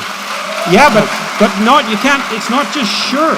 It's that you've made the claim already that you can derive values from facts. It's like, then what are you willing to accept as a fact? These are facts about, again, so there are facts about, the facts exist in intersubjective space, right? So if I tell you, well, this glass, this isn't just an ordinary glass, I know it looks just like that one, but this is the glass that Elton John drank from in his last concert here, yeah, right? Right. So, what do you want to pay me for it, right? Right. It could be that, you're just the biggest Elton John fan ever, and it's worth quite a lot to you. Now it's a kind of evident, it's not value intrinsic to the glass, but right. it is a... Where's the value located? Well, it's a measure in the change this provokes in your experience, right? Just the idea. I mean, we value ideas as much as anything else, and that's hence the mad work done by religion, right? I mean, because these aren't facts on the ground; these are ideas that rule people's lives. I mean, people spend their whole life afraid of hell. Okay, right? It seems to me that it's easier in some sense, rather than to relate the value of that, and I love the Elton John's glass example. I was going to use Elvis Presley's guitar. It's here, I will tell it to you. It's like, where in the guitar is the fact that it's Elvis Presley's guitar? Well, it's nowhere in the guitar. Well, where is it then? And the answer is, it's in the dominance hierarchy of values that's been socially constructed around the guitar. It's located in interpersonal space. And that location, so value is located in interpersonal space. And if you want to say, well, that's also a fact, it's like, okay, but we're starting to stretch It's a fact the about the dimension. beliefs and desires and conscious states of all the people involved. Okay, right? well, that's the only place where it exists. That's the only place where the idea of Elvis's guitar can show up. Okay, well, I'm trying to figure out then, you see, because what seems to me to be happening, at least in part, is that we can stretch the domain of what constitutes a fact so that the domain of facts starts to incorporate the domain of values. But we do that with doing some damage to the domain of facts. No, well, not at all. hang on, don't just say no. This is really... I'll say more. This is really complicated because, you see, part of what the postmodernists have done is that they've pushed away the domain of facts entirely, and they say, well, the only thing the only thing that actually exists is this domain of intersubjective agreement. You and I are on the same page with respect to postmodernism. Right, but you have to give the devil his due as well. They pointed out something, and what they pointed out is that it's not so easy to localize the structure that attributes to facts their value. It's not a simple thing. Now, wait. Yes. You would surely agree that if we had Elvis Presley's guitar, that guitar would have a material impact on people. We could tell them, this is Elvis Presley's guitar. Some fraction of them would disbelieve it. Somebody might be able to establish it based on a picture or something like that. And the point is, it would have a value that would alter the behavior of people with respect to that object in a material way. Yes, it would alter the behavior of the people. So the value could be manifest in physical space. Which part of it? The we behavior? could detect it. We could figure out what the value of this guitar is based on some intersection Sure, we could take a behaviorist approach and we could see how much work people were willing to do to but make also contact with the guitar. we can scan their brains and see what... I'm not so sure we can do that. Well, clearly the brain is involved. Hypothetically, we can do it, but practically, we're not so good at it. Because the MRI data, generally speaking, is junk. Well, we can table that. It's that not will be like a it'll profoundly junk. controversial statement in MRI circles. Fair enough. I don't think we need it. We don't need it, but we clearly know let's go with the that a market behavioral will idea. establish the value of the The guitar. brain, as yet incompletely understood, is surely involved in the valuing of this object, right? And so if I tell you that this is, and again, we can take it out of intersubjective space because you could be in a value solitude with respect to any given object. So it could just be, you could have a sentimental attachment to your watch that's worth exactly $25 because that's what you paid for it, but this is the watch that, this is your first watch or whatever it is, and you wouldn't sell it for any amount of money. Right. That's a measure of a behavioral measure of how much you value it. And if I told you, oh, well, sorry, I borrowed your watch and lost it, what the cascade of negative affect that I see on your face is correlated with something that's happening in your head, and the brain is involved, right? So the totality of that picture what you're basically stating, is the as far as value. I can tell, is that there'd be a socio-cultural agreement as to the value of whatever this entity is, and that would find its mirror in the brain. And that's a non-controversial statement, because all socio-cultural phenomena that are experienced find their reflection in the brain. The fact that you can say that that's reflected in the brain, it's like, right, yes, but okay, the but I don't problem understand why we it's... continually run into with religion is that you have a domain of so-called sacred values where people who are otherwise rational cease to be rational actors. So this is the reason why Israel and the Israelis and the Palestinians can't negotiate as though their problems could be solved by a real estate transaction is because they have irrational and irreconcilable claims upon land and buildings. Do you think they're any Actually, more? I don't Do you think think you know they're any that. more irrational than the claim that glass is worth something more? Well, no, it's because just it was it's near like that. Elton? It's like that. But I'm But saying that's not irrational by your own definition. You just said that was actually constituted a fact. well, no, And so it's a fact about people, right? So there are. This is okay. Okay. Should be a little careful here Yep, because yep. it gets confusing. Yep. We can make objective claims about subjective experience, right? We use this word objective and subjective in different ways. We use it in epistemological ways and ontological ways. And give me just 1 sec to make sure I'm on the same page as you. Well, so I can illustrate by way of example. If I say that that's just your subjective opinion, right? I'm denigrating. I'm saying that this is an expression of your bias. This is true for you, but it's not true out in the world, right? That's one way I can use the subjective-objective distinction, and that's an epistemological way. Like you're ruled by bias. You're not thinking straight. I don't have to take your opinion seriously. That's subjective. I'm worried about objective facts. But people get confused. They think that objective facts only means the material world and what's really in this glass as a material object. No, we can be much more objective than that. We can make objective claims about the subjective experience of people like ourselves. I can make an infinite number of objective claims about the experience. This is the example I always use, but I just happen to love it. What was JFK thinking the moment he got shot, right? Now that's it. We don't know, so we'll never get the data, right? So the truth or falseness of what I'm about to say can't be predicated on actually getting access to the data because he's not around and his brain's not around to scan. But you and I both know an infinite number of things he wasn't thinking about. We can make an objective claim about his subjectivity. I know he wasn't thinking, well, I hope Jordan Peterson and Sam Harris work it out on stage that night, right? And an infinite number of things like that. He was thinking something, he was experiencing something, but we don't know what it is. So when I'm talking about this domain of value, I'm saying that it exists in this landscape of actual and possible conscious experience for human beings and any other system like us that can experience this range of suffering and happiness. Well, okay, so, and partly what I'm trying to do is to actually determine what that structure is.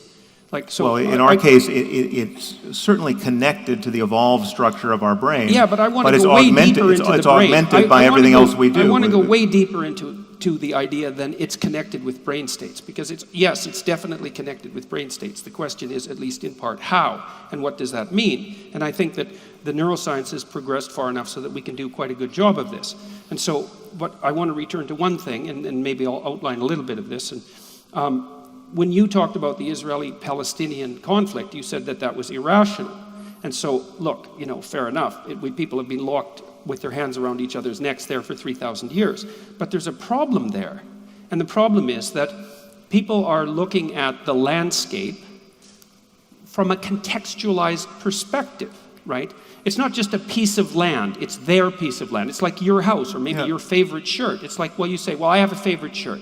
It's like, well, there's nothing inherent in the shirt that makes it your favorite. No, it's a subjective judgment. It's like, well, then is that a fact? Well, yes, it's a fact. It's a fact about subjective judgment. It's okay. Well, the Israeli claim on the land and the Palestinian claim on the land is a subjective judgment that's a fact. Yeah, it's like, so how is it irrational? Because it is the true analogy here, the complete analogy is rather like we're about to fight over Elton John's glass, and Elton John was never here, right? Well,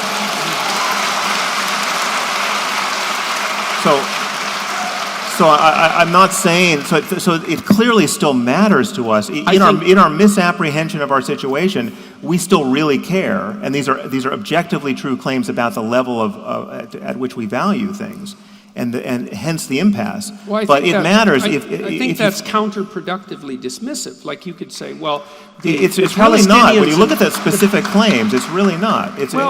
Look, you took the contextual interpretation to its absolute extreme. You said, well, there's multiple reasons why different people who occupy the same piece of land are going to feel about it in different ways. Sure. Okay, and most of those reasons are amenable to some kind of rational compromise. Well, I mean, there's actually there's studies on this. I mean, there's studies done by people who I disagree with. When you say the word rational in that context, you're using it as a black box that contains the concept proper way of thinking about it. It's like it's not so obvious in most situations what the rational approach is. Well, otherwise, life would be very, I have an obvious simple. one. I have an obvious one here, and that's that whatever the Christians and the Muslims and the Jews think they're getting from their attachment to their dogmatic and irreconcilable religious worldviews can be gotten just as well by a deeper understanding of our universal and non-culturally bound capacity for ethical experience, spiritual experience,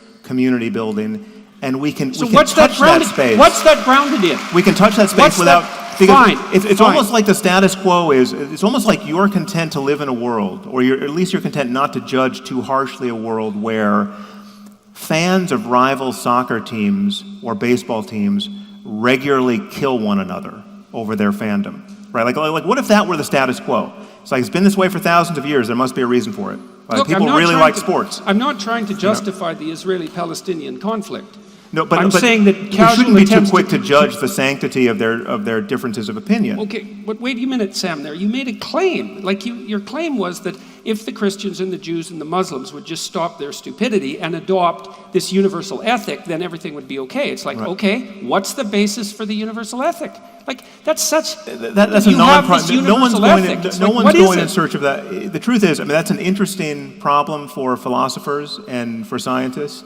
That's not actually where the rubber meets the road for people living their lives well. I mean, this is analogous to me. Sure, like it's associated in your book with the difference between the bad and the good life. I really care about all of this, and my job as a philosopher, as a moral philosopher in that case, is to make the best case I can for these ideas. But the truth is, I mean, it is analogous to when you get into a debate with a Christian fundamentalist in the States.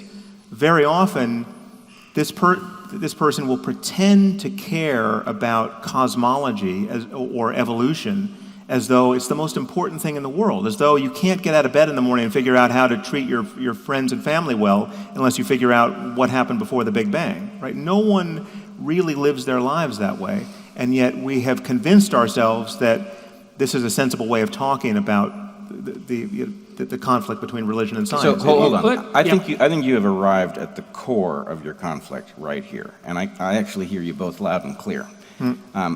Your point is that if the people faced with the question were to, start with a fresh sheet of paper, look at the Middle East, they could arrive at a compromise that they as individuals might find put them way ahead and is more profitable than the situation that they are continually finding themselves in. Yeah. And that might be the case. On the other hand, the reason that they don't is that historically those who have been outcompeted by those who haven't. So the point is, the universe and the fact that it refuses to solve that conflict is telling us that there is some reason that people who take that prospect seriously are not actually correct in some at least metaphorical way. So in other words, what is it to have a sentimental attachment to some piece of territory somewhere. That sounds completely irrational. On the other hand, that sentimental attachment may result in you continuing for 500 or 1,000 or 2,000 years, whereas if you surrendered it because it was irrational, you might go extinct. Now, should you care that your lineage is going to go extinct? Maybe, arguably not. On the other hand, it's hard to imagine that what you're saying is so thoroughly grounded that it can justify causing people to alter their perspective on value in such a way that it might actually drive them extinct. It's not clear that that's a good clearly, thing. I mean, secularism, we're talking about the fringe here. We're talking about, when you're talking about, in this case, the Israeli settlers and the Palestinian terrorists, right? Like we should all breathe a sigh of relief that kind of passion and attachment to land doesn't characterize most of humanity. It does if you're trying to defend your house. So, but that's can I kind of a turn different that topic. back on Yes. Jordan? Because I think this is where the crux of it is. Well, so if yes. we follow the idea that this is actually that the seemingly sentimental and irrational attachment to the piece of land is some sort of meta-rationality, which sounds like your perspective, then we are now confronted with the question of, all right, if it is an evolved kind of meta-rationality that is being manifest in stories that cause people to behave in ways that Sam sees as clearly irrational, then we are stuck with the naturalistic fallacy, which is to say, so for those who don't know, the naturalistic fallacy says that just because something is doesn't mean it ought, right? The fact that selection favors something doesn't make it good. When the Aztecs sacrifice their enemies, it is good for continuing Aztecness, but it may not be good in some absolute moral sense. So here's the question for you. Yep. You're arguing for, I think, an evolutionarily very viable explanation for religious belief and dogma, but aren't you stuck with the downside of it, where much of what is encoded in that way may actually be abhorrent morally and consciously? Absolutely. Okay, so No doubt about it. what do we do about Well, that? this is exactly Do you have why. a sorting algorithm? Yes. What is I'm it? trying to get to it. Okay. Okay, so this is actually why I asked Sam this question. It wasn't an attack. It's like, okay, so look, people have these belief systems, Christian, Muslim, Jew, we'll say for that, and you're saying abandon those, let's say, and move towards this transcendent rationality. It's like, okay, two problems. It's not so easy to abandon a belief system because you end up in the morally relativist nihilist pit, and that's a problem. One doesn't have to. And Well, many people don't. people tend to, and so it's a Well, no, very I mean, major problem. It's just not. I mean, No, they don't have to. Look, Wait. Sam, That's an empirical right. claim that we They would don't- have to find out whether that's true. Well, they but don't- there's they a lot don't- of evidence against that. Yeah, well, there's plenty of evidence for it too, but it's beside the point to some degree because that isn't something that I want to quibble about. Perhaps there are transitional paths, and sometimes people find a collapse of their faith actually freeing. It's certainly the case that many of the people who are happy about what you're doing have found exactly that in what you've been saying, and more power to you. And so I'm not willing to dispute that. But what you said was, okay, here's these belief systems that are ancient and complex, and we can step outside of them, and there's this transcendent rationality that we could all aspire to that would solve the problems. It's like, okay, what is it? Well, what is it exactly? It is, at a minimum, to value all of the variables that conspire to make the one life we know we have Okay, you worth can't living. value all those variables. Well, no, we're doing it right. We do it every day in how we organize No, we ourselves don't, in because society. we apply an a priori framework to the variables to reduce them to a tiny subset that we can manage. And it's the nature of that a priori framework that we haven't been able to have a discussion about. We have an a priori framework that narrows our perception to almost nothing. It's built into us. It's partly socially constructed. It has a deep neurological substrate. And we actually understand how it emerges to a large degree. And the thing is that... But I don't think that's actually our difference. I mean, so the a priori framework operates in many different spaces, which again, we can't necessarily analyze, but it makes it no less true. So if you put your hand on a hot stove, you will immediately feel a very good reason, in fact, an unarguably good reason to remove it, right? And it doesn't require moral philosophy to get you there. You don't need to inspect your a priori framework. You just have to feel, holy shit, this is the worst thing I've ever felt, right? And there's so many moments like that in life that we dimly that we understand What if sometimes. you're trying to rescue your child from a fire? Well, exactly. Then you have some other goal, right? Yes, that you is going certainly to do. cause you to brave that suffering, right? Yes. But again, trying to rescue your child from a fire is pretty close to as the hot stove in not needing to be analyzed, right? The imperative to rescue it becomes harder when you have to rescue someone else's child from a fire, and you're worried about orphaning your child who's standing next to you on the sidewalk, right? Then we get into the domain of moral philosophy, and then you can say, well, how much do each of us owe the children of other people, right? How much should I risk my life and risk orphaning my child to rescue your child? That's when things get interesting in a philosophy seminar, and that's where people begin to hesitate. People begin to, we are biased toward protecting ourselves, protecting our kin, protecting our friends, and only then do we begin to extend the circle. And again, moral, but this is not a mystery where we want to go here. We want to extend the circle more and more and build institutions and societies that implement our best selves at our best moments more and more. It makes it more effortless to be good in the world. We want good incentives. Can we take your example seriously here for a second? Yeah. All right, so you are built to be more likely to rescue your own child than someone else's child from a fire. We in society might like for the minimum number of children to die in fires as possible, which gets you to sideline that consideration in favor of, is there a child who's faced with a fire who I might rescue?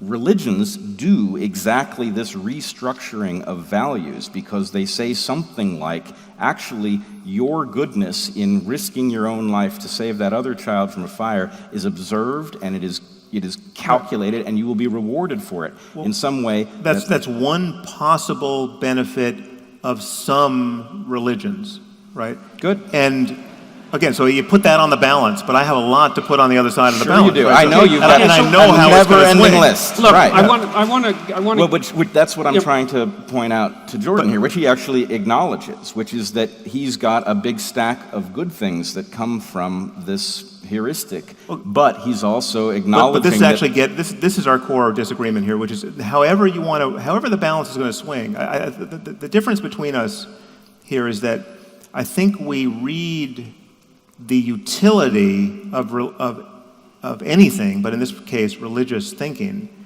as evidence of, you read it as evidence of something, perhaps, literally true. Inevitability.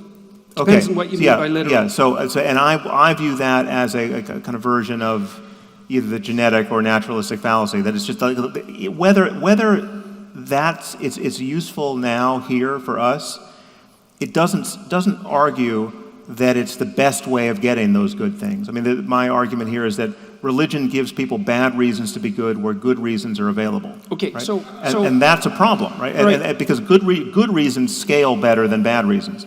And I think we can even if you take the case where religion is clearly useful in a life-saving, utterly benign way, in virtually all of those cases, I think I can get you there by some other way without the downside, or if not, that's just one of those cases where, yes, the fiction was more useful than any possible truth. How do you distinguish a religious system from an a priori perceptual structure? Well, if you can convert to it or away from it in a single conversation, I would say if it doesn't go very deep. Well, you're only, I would say that for much of that, you're only converting at a very superficial level. Well, no. You're converting at the level of conscious apprehension, and most of your cognition is done through unconscious processing. Well, so it's superficial. It's just a fact about us that most of people's religious attachment is born of having it drummed into them by their parents. Right? But the truth is... no, their parents and their parents' parents and their parents' yes, parents' exactly. parents. But if we did the same thing with Batman and Spider-Man, it would have the same effect. Right? Like if you relentlessly told children, right? I mean, I've got two little girls who are dressed up like Batgirl right now. They love Batgirl. There's nothing. I don't have to do anything to make them more enthusiastic about superheroes apart from just showing them the pictures of superheroes, right? If I told them, in addition to look how fun this is to dress up like Batgirl, in addition, you're going to burn in hell for eternity if you lose your emotional attachment to Batgirl, even for a minute, right? Well, then it's going to be Batgirl for the rest of their lives. Especially if the entire culture is doing likewise. And again, this is... Well, as Bret pointed out already, a bad tool is better than no tool at all. And if Batgirl is the closest approximation to a divine figure that you can conjure up, it beats the hell out of none at all. And if Batgirl didn't partake of certain archetypal structures, no one would give a damn about Batgirl. Okay, I'm so Spider-Man and Batman play a role in the culture. All right. Because, look, it's not accidental. It's not accidental that superhero stories have a structure. And to say that, well, Batman and Spider-Man are obvious fictions and we could use them as moral exemplars, which we do. You're taking the wrong end. You're taking the wrong end of this. I'm not minimizing the power of stories. Right? I'm saying we can understand their power without recourse to believing things we shouldn't believe now in the 21st century. I still need an answer to the question about what it is that's this transcendental rational structure without an a priori dogma, because I don't see it. Well, it's not, again, we touched on this a little bit last night in that I freely admitted that in every domain of human inquiry, no matter how, the most hard-headed, so mathematics, logic, physics, at some point we have to pull ourselves up by our bootstraps. At some point we make a move that is not self-justifying and is not justified by any other move that's more rudimentary. Right, that's a statement of faith. That thing that you just laid out. That's a callow use of the term faith. No, it's not. The It's same a kind of faith. precise definition of an axiomatic statement of faith. My faith that 2 + 2 makes 4. That's not faith. Well, no, it is. No, it's my intuition that this is a valid and replicable and generalizable principle, right? No, that's not faith either. Your statement that that's a useful claim is a statement of faith, but neither of those two were statements of faith. No, they're statements of fact. intuition. No, these are intuitions. They're intuitions that can run afoul of other discoveries and other intuitions, as you know, which. Well, if mathematical facts are intuitions, then what are we doing with facts? We've arrived. Wait. We have to decide. This is super important, though. Super important. Okay. Okay, we don't lose this. Okay. Yeah. For 2,000 years, people have been studying geometry and had a very well worked out set of mathematical intuitions with respect to Euclidean space, flat geometry. Mm-hmm. And then some brilliant guy, Riemann might have been the first, said, well, actually, you can curve space. I can bend this triangle, and all of a sudden it has more than 180 degrees, right? That's an intuition that people tuned up pretty quickly, but all of humanity was blind to it for the longest time, right? What I mean by intuition is, it's the thing you're using to understand something that you are not in a position to analyze. I understand that. But that's not faith of the sort which is, listen, I know the Bible was dictated by the creator of the universe. I know Jesus was his son. I know he rose from the dead. I know he'll be coming back. And 1,000 other propositional claims if it's a statement of faith highly and it's implausible. valuable, if it's a statement of faith and it's in the value domain, how is it derivable from fact? Okay, so we've arrived at the point where we have to decide whether to go to Q&A or to continue the discussion. While you all are thinking about that, I would like to level a challenge to each of you, and then I will poll the audience and see what they think about Q&A. Okay, so Jordan is arguing to you that you cannot ground the values that would undergird the modality of increasing well-being in anything factual. And you are arguing in response that... Not without an intermediary structure. Let me just argue in response. Hold on a second. Not without an intermediary structure. What I've heard you argue is something that I agree with, which is that you can ground many things in a nearly objective observation of the universe, but it doesn't say anything about the value part of the equation. And in fact, I think, having thought about the question from an evolutionary point of view, that in order to do what you're talking about, to increase well-being, you are going to have to accept that is going to leave you with an arbitrary grounding. There is no absolute grounding for it, and you're going to have to just simply accept that it's going to make you arbitrary, that you are in fact going to have to do inconsistent things like decide to honor the love of a mother for her child and dishonor the love of country that causes one population to gas another population. That's inconsistent, and we need to embrace that kind of inconsistency. I mean, it's just a different, I don't think that we even have the grounding problem. I think it's a pseudo problem.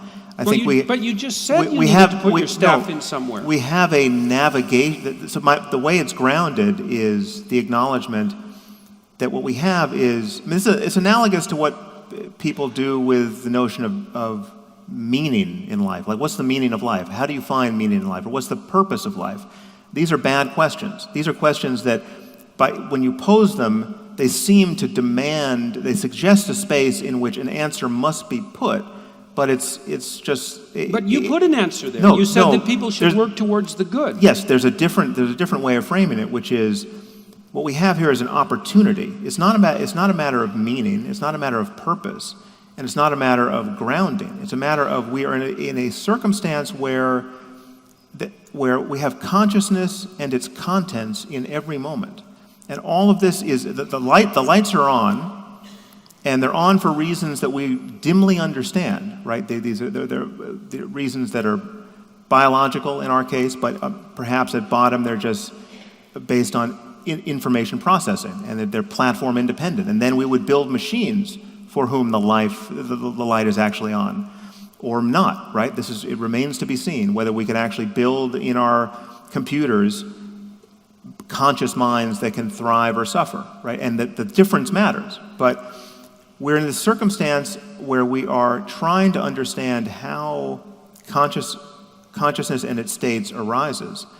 But one thing that is undeniable is that the lights are on, and being on, they reveal a spectrum of experience that which has one end that the worse it gets, the more compelling it is to move away from it. That's meaning. That's meaning right there. Yes, okay, so and all of our meaning talk and value talk relates to navigating in this space. So there's one end of it where things get needlessly horrible without a silver lining, and there's another end where it gets better and better and non-zero sum, and all boats are rising with the same tide, and the Israelis and the Palestinians... That's the landscape of evil and good. Yeah, so okay, so fine. That's why, so these are compelling ways to talk about this space of navigation. What do you do when you accept your space of navigation and there's a conflict between well-being for the living population of Earth versus well-being over the maximum populations that could possibly live into the future? When there's a big conflict between how much well-being we are going to feel now versus how much well-being future human beings will get to feel. Yeah, well, those are legitimate ethical problems, which I think we often live in the space where we know there's a right answer that we are too selfish to fulfill or too short-sighted to fulfill. Like, so I know there are things I do every day that not only will other people as yet unborn wish I hadn't done, I might wake up tomorrow wishing I hadn't done those things, right? So like I'm a bad friend to my future self in some respect, to say nothing of the rest of humanity. So we can have failures we can have weakness of will, we can have failures that we can just be wrong about certain things, but it's nowhere written that it's easy to be a good person. Right? But in that case, it's not even clear what good means. Well, no, it is clear. I'm saying Brett, even in those cases where we know So- the answer, it might be hard to be motivated by that knowledge, and that because we're not a unity, right? I mean, part of what wisdom is morally is an ability to live integrated enough with your own, better self. The advice you would give to a friend. I mean, this just falls right out of your work as well. It's like live as though, but basically treat yourself the way you would treat. I think this is your line. So someone you're responsible for, or there's a friend of yours, right? If you can do that, you're already ahead of who most people are most of the time. But there's no reason to say that because it's difficult, or because sometimes we're looking through a glass darkly and can't figure out what the answer is, the answer doesn't exist, or there is no right one. Okay. now let me try with you. So Jordan, you have argued for an evolved framework of religious belief in which there are elements that are morally defensible that will be carried through time. There are elements that are morally reprehensible that will be carried through time by virtue of the fact that they are effective. And you have argued that these things, because they have withstood the test of time, have some kind of value, which is not necessarily something that we should honor, but some large fraction of it must be. But that would seem to suggest that the degree to which these belief structures has value is contingent on the degree to which the environment in which we attempt to deploy these structures matches the environment in which they evolve. Absolutely. Now, I would argue that no population of humans has lived farther from its ancestral environment than we do. Yeah, I think that's a fallacy. You think so? Yeah. Because well, it is and it isn't. And look, I think that's an absolutely valid point. Okay, so this gets esoteric relatively rapidly, but the question is, let's say at the highest levels of adaptation, we're adapted to the things that last the longest periods of time. Okay, those are the most permanent things. Now the question is, what are those most permanent things? And one answer would be the fundamental material substrate of the world. And that's true. I'm going to leave that be. Like, we're evolved to deal with gravity, okay? But there are other elements that are higher order abstractions in some sense that are also apparently hyper real. So for example, there's a problem that we have a bifurcated brain. The question is, well, why do we have a bifurcated brain? And the answer seems, and not just us, animals too, and the answer seems to be, well, there's two necessary ways of looking at the world, and they have to be in conflict to some degree in order to work properly. The right hemisphere mode and the left hemisphere mode. The right hemisphere mode is a lot more metaphorical than the left hemisphere mode. The right hemisphere is the hemisphere that seems to deal with exceptions to the rule. And it seems to deal with exceptions to the rule by treating them, by aggregating them, and then trying to recognize patterns that unite them as a corrective to the totalitarian system in some sense that the left hemisphere imposes. You could say that the right and the left are adapted for something like explored territory for the left and unexplored territory for the right. I've characterized that as order versus chaos. And I think the religious landscape is good versus evil, to Sam's point that we should strive for a good life, on a landscape of chaos versus order. And I think that landscape is permanent. Now I know we've moved from our African ancestral homeland, but this underlying abstraction, this underlying reality is so profound that it maintains its validity across all sets of potential environmental transformations. Well, okay. Okay, can I just jump in here? Because here's why, just to seize on one piece you put in play there, here's why good and evil can't be permanent in the usual sense, certainly not in the Christian or Judeo-Christian sense. One is the Judeo-Christian notion of good and evil doesn't even map on to Eastern but religion. Sam, you made a good versus evil claim in the moral landscape. No, but it's also in an Eastern context, in a Buddhist or Hindu context, the evil isn't really evil, it's just ignorance. Now you might dispute that. You might say, well, that's not really, they haven't met a sufficiently evil person if they could think that. But the reality is that there are billions of people who have a different rubric under which they look at these things. Sam, you can't make that case. But let me add another piece here, We need to ask them. Okay. Whether they want, you guys need to vote. Do you guys want this conversation to continue, or do you want Q&A to begin? I don't know which one you're cheering for. Give them a pause and ask about Q&A. First group is the group that wants this conversation to continue.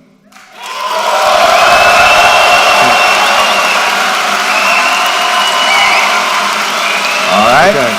Well, and now the group that would prefer Q&A. Okay. Well, it was the former. What's disturbing is that many of the same people were clapping. And that proves what Jordan was just saying about the two hemispheres of the human brain. And metaphorical okay, beliefs, so look, I mean, it seems to me, and again, correct me if I'm wrong, is that you made an absolute moral claim in the moral landscape, and that's what grounds your argument. The absolute moral claim. Let's just take this evil piece, because it'll be interesting if it's not totally on point.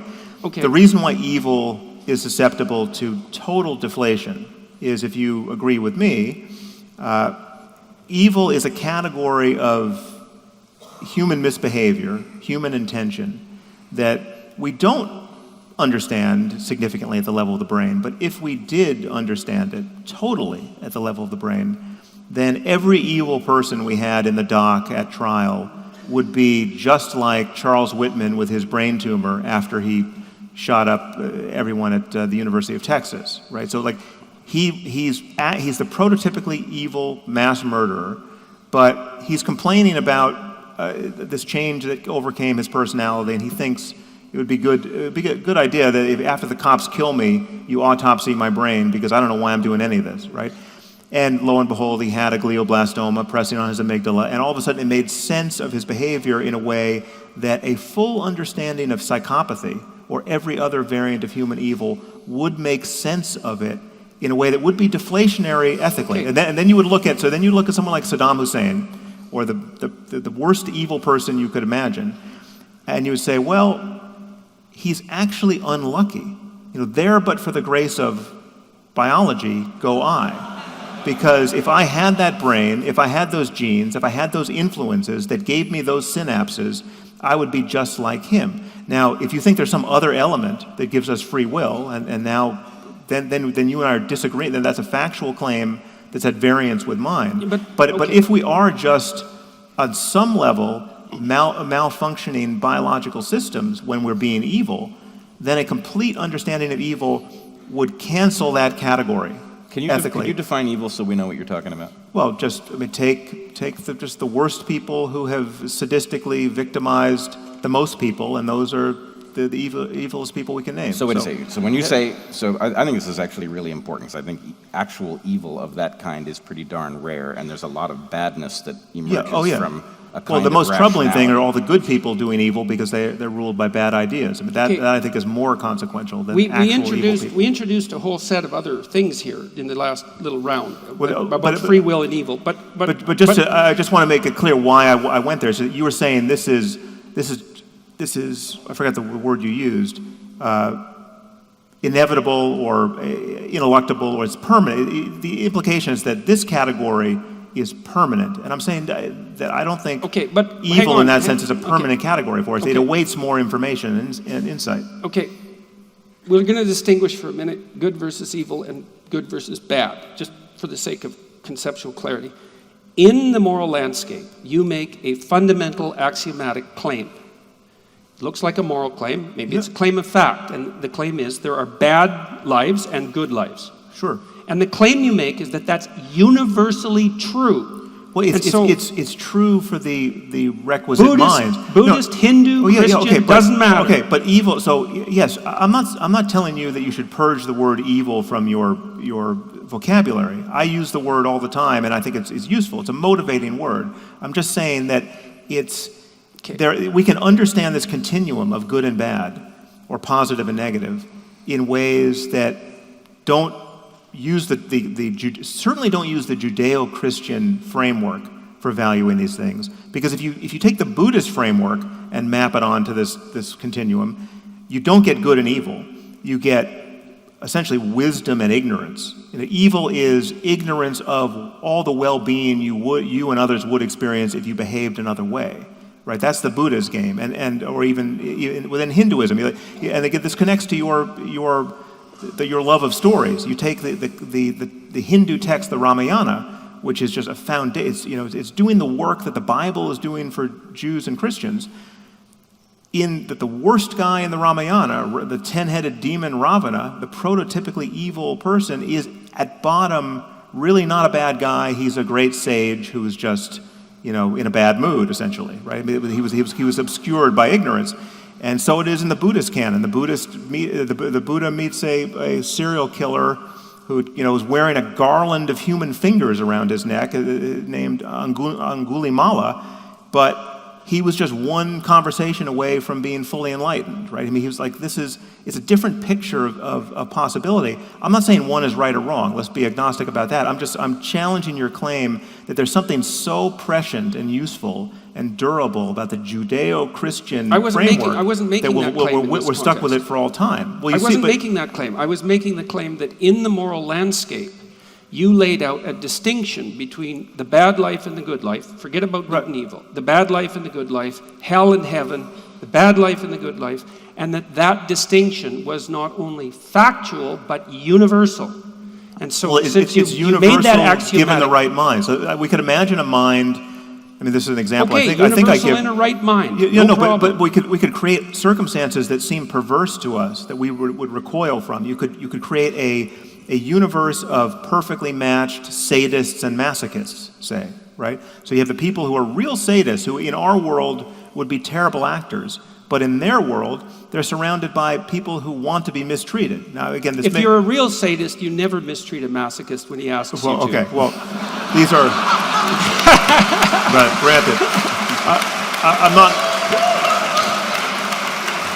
Sorry, I'm not sure the human categories even exist. Couldn't resist. But in undoubtedly we could create something like an artificial intelligence that could be paired this way, and that would be weird. But in my framework, it is a conceivable space of equivalent well-being, and it's not matched at all to our space, right? But it's if in fact we could inspect the conscious minds of all parties participating in that, it is not obviously absurd, in my view, to say that they are just as happy as we are in this conversation. In fact, some moments in this conversation, I would say that they might be happier. No, it's been good. It's been good. So let me ask you a question here about well-being, because this is something I've wanted to ask you about, but we never seem to get to. Okay. So you think that we should maximize well-being, and that's part of your proposition, which I don't entirely disagree with, by the way, that we should ground our value structures in facts. But there's a black box problem there, like I think the black box problem about the a priori structure that we use to extract the facts of the world out. And the black box problem is, if we could measure well-being, it's like, yeah, that's a big problem, Sam. Like, we have measures of well-being, and they're terrible. Yeah. Like they are. If No, I'm agreeing. I don't think But it's not a problem for my thesis. We don't have measures for anything we care about, really. Yeah, but I mean, if your thesis is that if we had the measures of well-being that were appropriate, we could use them in a positive way, and the response is, but we don't have those measures, it's like, okay, well, then what do we do? Oh, no, we have measures. I mean, this conversation is a measure. I don't like that. That's a measure. Right? You step on my toe and I say, ow. That's a measure. Don't do that again. But that's not a measure of your well-being. It might be a measure of your trait neuroticism. Well, it's a measure of.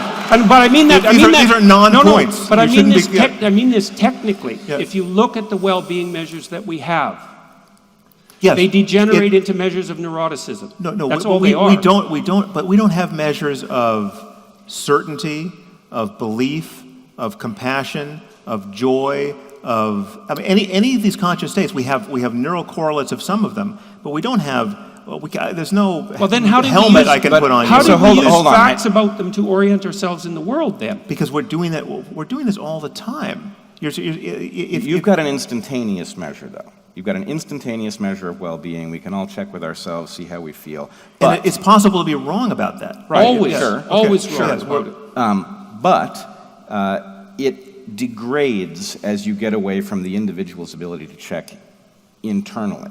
On the other even hand, the internal thing isn't reliable, because not lots reliable, of times you're happy when you're doing things that are terrible for and you yourself. could take a drug that would make you feel very good and would cause you to take apart your own life because it would. You mean like cocaine, for example? Right. It would destroy the motivational structure that gets you to do stuff of value that you're right. So we can't use emotion, moment-to-moment emotion, as an indicator of well-being. The instantaneous is not good, but you have a parallel problem. It looks to me like the exact mirror image, which is that you've got an integrative, long-term measure of well-being instantiated in an evolutionary belief system, but it's coming apart because we are living in circumstances that are less well mirrored the present does not mirror the past, and therefore these Yeah. truths which you believe are timeless are degrading rapidly. That's part of that's exactly right, yes. Okay, so what Sam is arguing is that the tools to pivot in order to improve our way of interacting,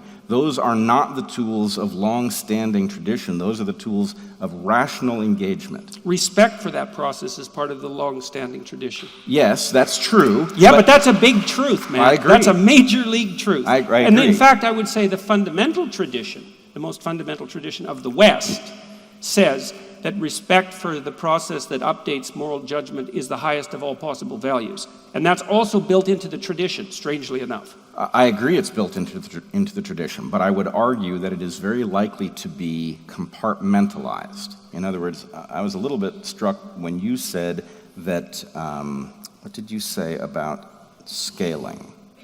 You said that these... good reasons scale and bad reasons don't. Isn't that the opposite of the truth? No. If you're calling these stories that give prescriptions for how to behave bad ideas, the point is those stories propagate very easily. So if we want to talk about the gun and whether it is loaded, the idea that the gun is definitely loaded, that scales really easily, right? You can pass that along in one sentence. And the consequences consequences of being wrong about a loaded gun also scale, right? So, no. Well, If you want to talk to people about very small possibilities of very dire things happening, they trip over it. It's a hard thing to get. It's almost impossible for children to get it. So the point is, the one thing does scale, a story that says, yeah, every gun is loaded. It's a false story, but that one definitely scales. Yeah. The statistical reality of guns and the fact that they may indeed be unloaded, but you don't want to play around with the remote possibility that one day you'll get it wrong, right? That doesn't scale because it requires you to have experience with stuff that is not common. Right. Well, so there are two things here. One, you bring up an ancillary but very important point, which is that moral progress here is often the result of moving from our story-driven, protagonist-driven intuitions to something far more quantified, right? So I mean, this is a classic, moral study done by Paul Slovic, who I'm sure you are aware of, where you tell people about one needy little girl in Africa, and you give her a name and show her picture, and what you elicit is the maximum altruistic, compassionate response from subjects. You go to another group of subjects, you tell them about the same little girl, give her the same name, but also tell them about her needy little brother, right, who has the same need, and their response diminishes, right? Just the addition of a single person diminishes the response, and this is a moral fallacy that we're all living out every day, because if you care about this one little girl, you should care at least as much about the fate of her and her brother. And when you add statistics to it... No, you shouldn't, because you'll you exhaust yourself. No, you shouldn't. This is a bug, not a feature. Man, you'll exhaust yourself in the attempt. No, because we need... What, are you going to care for 100 people with the same intensity that you care for one? This is what this software flaw gets us. It gets us people who will watch for hours a day with effortless and tear-stained compassion the saga of the little girl who fell down the well, but who will blithely turn the channel when they're hearing about a genocide that is raging and hundreds of thousands have already died. Sam, listen, guys. This is something we have to correct for this. I'm not talking about person. No, but you're misunderstanding me to great effect here. That I'm not saying that you should personally be overwhelmed by the death toll every day. I'm not saying that it's functional for you and I to each personally get up each morning and just drink deep of the full horror of all the bad luck that is spread. No, maybe it is, but maybe we can't handle it. But as societies, we need, when you're talking about how we spend our money, how we apportion foreign aid, the kinds of wars we fight or don't fight, the kinds of then we have to correct for what is in fact a moral illusion, which is we know that if we tell we tell one compelling story about a little girl, right, we could go to war over that, right, whereas we won't be motivated by a genocide. That's the kind of thing that moves whole societies now. And if you add to it the bogus religious sanctities, if we burned a Quran on this stage tonight, the rest of our lives would be spent in hiding, right? Because of how motivated people would be to address that pseudo problem, right? That's the world we're living in, and civilization, insofar as we have a purchase on it, is a matter of correcting for those errors. And but religion, for the most part, not across the board, but for the most part, is standing in the way of those course corrections.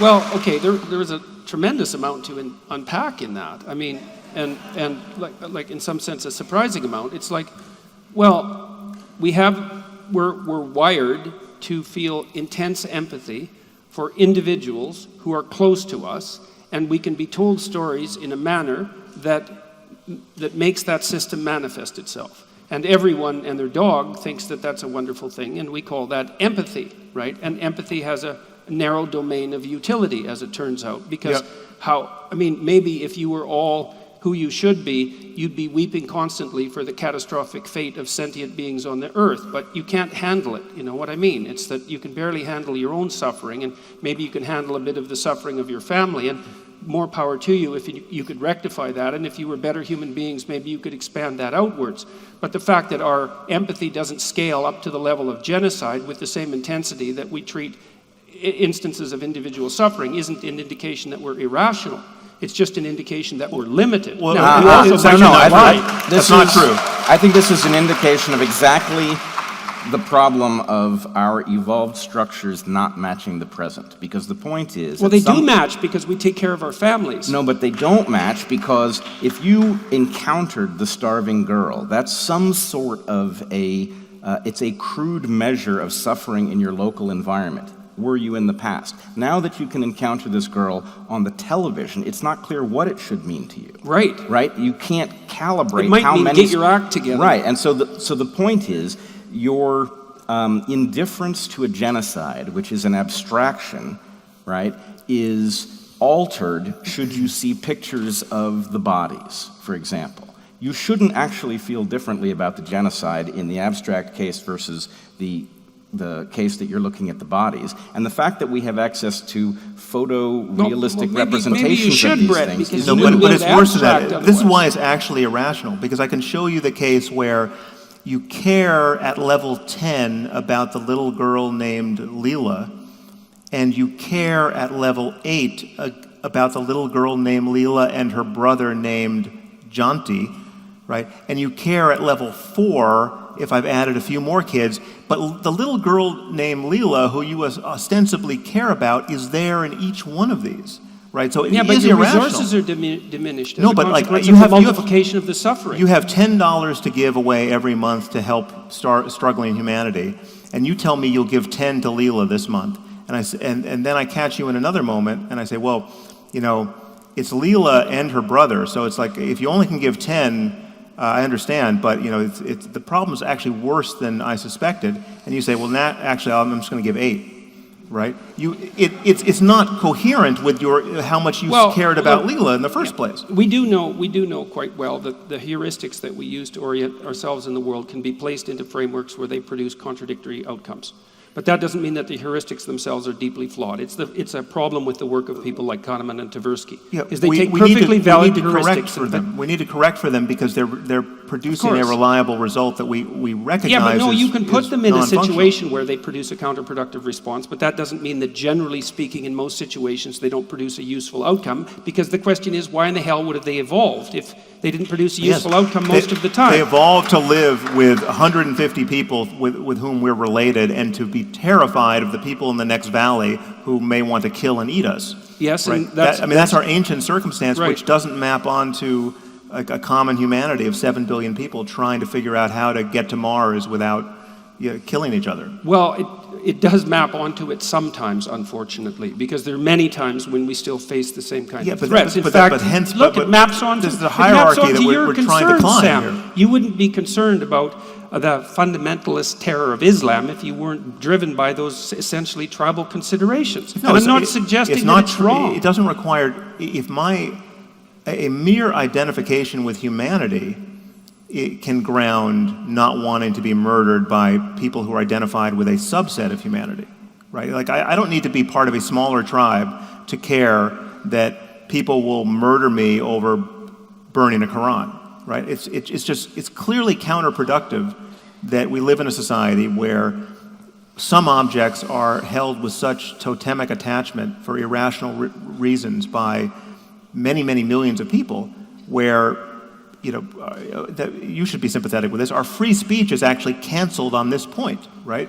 I mean, Yes. You literally can't produce cartoons. Look, there are scholarly works look, about the cartoon crisis that don't show the cartoons. We have no argument whatsoever So between us about the lack of utility of certain you don't have to be totalitarian identified presuppositions. as a Christian or a Jew to push back against that. You just have to be a human being that sees the dysfunction of a smaller kind of provincialism.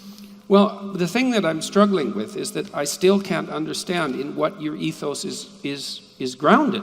Because you claim like a transcendental rationalism, but you won't identify the structures that produce it. It's a black box. And when I try to push you on the absolute nature of your ethical claim, which is that the bad life is worse than the good life, and that we should, in fact, universally work towards the good life, it doesn't seem to me that you'll accept the proposition that that's a universal claim. No, it is. Well, should is irrelevant here. It's just the fact that there is the possibility of moving in this space. If you move in the wrong direction, if you move far enough, you'll like it less and less. Well, why is should irrelevant? Given the minds you have, well, right? Well, I thought what if you had to accept moving in the wrong direction and experiencing less and less well-being in order to get to a better place? Maybe even just to survive. Suppose a population has to endure a generation and a half of misery in order to persist for another 100 years. Ethically, that's a perfectly intelligible circumstance that people have had to face, and it's on my moral landscape, it's analogous to, I mean, we might be at one local maximum or some high point, but we're moving down a slope to get to yet some higher place, right? So some things may only be possible if we made some painful and net unpleasant sacrifice to get there. That's for sure. Yes, and so that can be rationally apprehended. There can be an argument for that. It could be we all have to go on a diet. Otherwise, we're going to die of this problem, right? We all have to stop eating whatever it is, wheat, right? It's a hard sacrifice for people who have to stop it, as you know.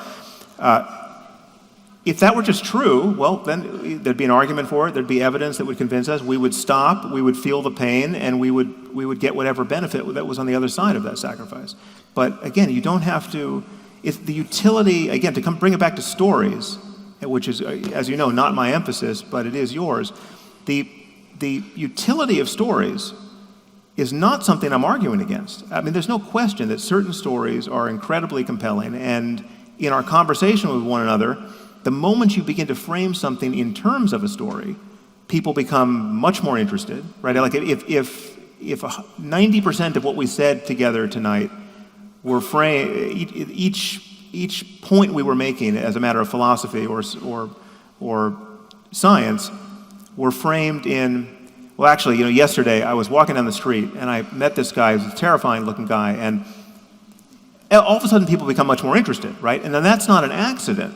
And that says something deep about us that we could understand in evolutionary terms, and we might in fact want to creatively leverage to be better people. Yes. And to have better conversations. Definitely. Yes. So that's what I think. There's nothing that I say in opposition to religious dogmatism and religious sectarianism that discounts that reality. And that's a psychological reality. It's a cultural reality, and I'm not against making the most of it. My basic claim, however, is that we never need to believe that one of our books may not have a human origin in order to do that effectively. You can be just as compelled by the example of somebody like Jesus or some more modern person who strikes you as a moral hero and deeply wise, without believing anything on insufficient evidence. And as as you alluded to,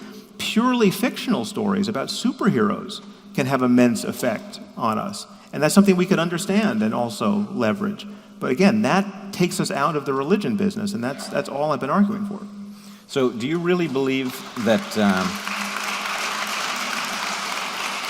that the belief in the supernatural aspect of these stories never alters the calculus of what people should do?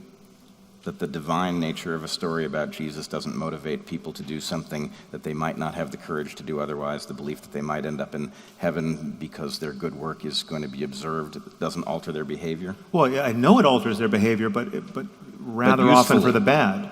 Well, no, I mean, this is what worries me about. I mean, I think there's a profound net negative that we are paying the price for every day by believing in paradise, right? A belief that this life, it probably doesn't matter very much at all, because we get what we really want after we die is, forget about the evidentiary basis for that belief. It's ruinous for prioritizing what we should be prioritizing in this life. And I agree with that, by the way. Yeah. Okay, well, that's interesting. Yeah. Yep.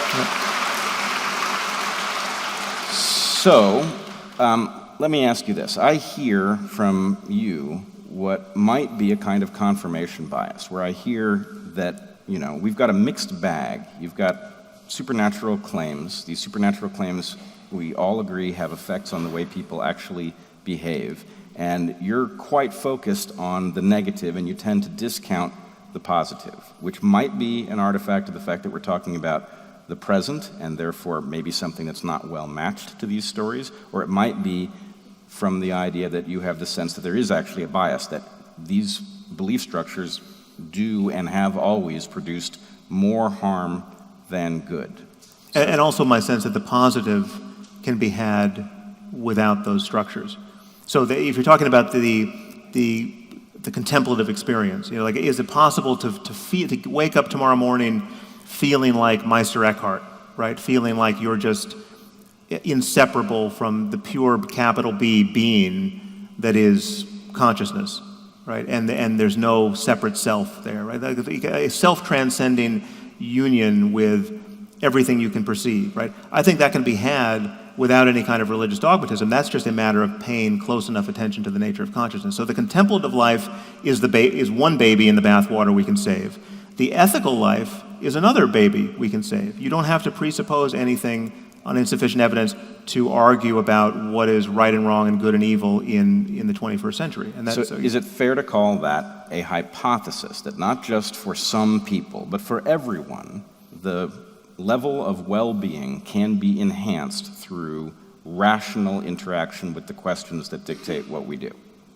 Is that a hypothesis? Well, that's a hypothesis. The one additional fact that makes that more or less moot is that on certain points, even if we felt that really believing the fiction was advantageous to people, depending on which fiction you're talking about, there's too much evidence against it. You can't decide to believe something for which you have no evidence simply because of the good effects, the good experience it will give you, or you imagine it will give you. I mean, that's why Pascal's wager never made any sense. I mean, you can't say, the only way you can believe something to be true, really true, not just metaphorically true, is to believe that if it weren't true, you wouldn't believe it. That you stand in some relationship to its truth such that that is the reason why you believe it. Now, you can't be telling yourself, I have no evidence for this thing, but I know life would be better if I believed it to be true, and so therefore I really believe it's true. You don't think people do that all the time? I don't think they do. I think they do things much more like we're talking, the metaphorical truth we're talking about. We act as if things are true without forming any strong propositional claim, and that's fine. That's fine. That has its own utility. I mean, you don't think this is basically, we all suspend disbelief when we go and watch a movie, and we sort of entitle the movie maker to to set the ground rules of the space. And if it's Harry Potter, then there are magical things that can happen. And if it's some other story, maybe there aren't. So we all have a mechanism whereby we know we can suspend disbelief. And it's interesting to me that you seem not to imagine that people are doing that with respect to metaphysical beliefs that have implications for what the right actions that they should take are. Why wouldn't it be the case that that same sort of mechanism would apply? Well, it does apply, but there are people who are clearly doing much more than that. I mean, so I'm not, if that's all people were doing under the aegis of religion, I wouldn't spend much time worrying about religion. I mean, that, to some degree, that's what people do, you know, as you say, going into caring about things that at bottom we really shouldn't care about. So the World Cup is on right now, and we you know, literally billions of people care down to their toes what happens to this little ball as it traverses a lawn, right? And if it goes into the net, it really matters. And if it fails to, it really matters. And It always matters if we hit the target, Sam. but this is something we have manufactured to care about, right? No, it's something that speaks to us unbelievably. It's quite literally a game. This is a game that people are playing, but some people take it taking it further than seems truly rational is part of the fun. But the people who can't turn that off. It's a metaphor. Soccer's a metaphor. Yeah, but there are people who the fullback who kicks an own goal and then goes back to his South American village and gets murdered, right? He's surrounded by people who are taking the game too seriously. Yeah, okay, I agree. Yeah, and so my problem with religion is that so much of the time we're meeting those people, and we're not criticizing those people. We have no place to stand to criticize those people because we're so attached to the game. Fair enough. Look, why don't we do this? Why don't we each take 3 minutes to sum up? So I think, yeah, we are there. We are at the end of time. So why don't you each take 3 minutes, sum up, and then we'll call it good. Yep. Okay. Sure. Okay. Sam went last. Do you want to go first here? Okay. So there's lots of things about which Sam and I agree, but the devil's in the details, of course. No, I'm very sympathetic to his claim that we need to ground our ethical systems in something solid and demonstrable. My problem is I'm not sure how to do that. I don't believe that you can derive a value structure from your experience of the observable facts. There's too many facts. You need a structure to interpret them, and there isn't very much of you. And so part of the way that that's addressed neurologically is that you have an inbuilt structure. It's deep, it's partly biological, it's partly an emergent consequence of your socialization. And you view the world of facts through that structure, and it's a structure of value. Now that structure of value may be derived from the world of facts over the evolutionary time frame, but it's not derived from the world of facts over the time frame that you inhabit, and it can't be. So the problem I have with our discussion so far isn't really any of Sam's fundamental ethical claims, because I do believe there's a distinction between the hellish life and the heavenly life, say, the life that everyone would agree was absolutely not worth living, and the life we could imagine as good. And I do believe that we should be moving from one to the other.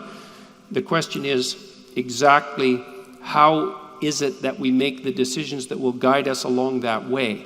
And I don't believe we can make them without that a priori structure. In fact, I think the evidence is absolutely overwhelming that we can't, and I mean also the scientific evidence.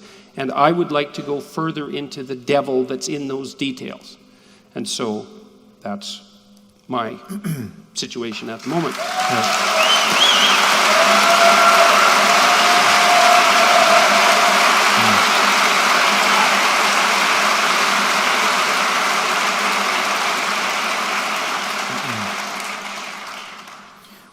Part of these conversations, and now you and I've had, I think, we've done 2 podcasts, and this is our second live event.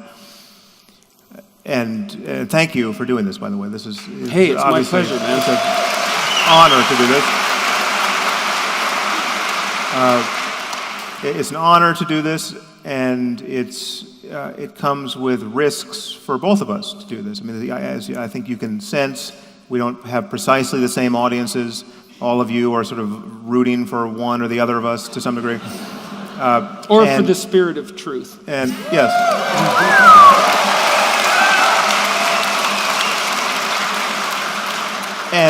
But clearly the conversation is the point, right? This is not, though this conversation had the character at many moments of a debate, I don't think either of us view it as a debate in the trivial sense. It's not about point scoring, it's about making sense in a way that's consequential, because we're talking about issues of great consequence. And you obviously care about these things, and it matters whether we converge on the most important questions in human life.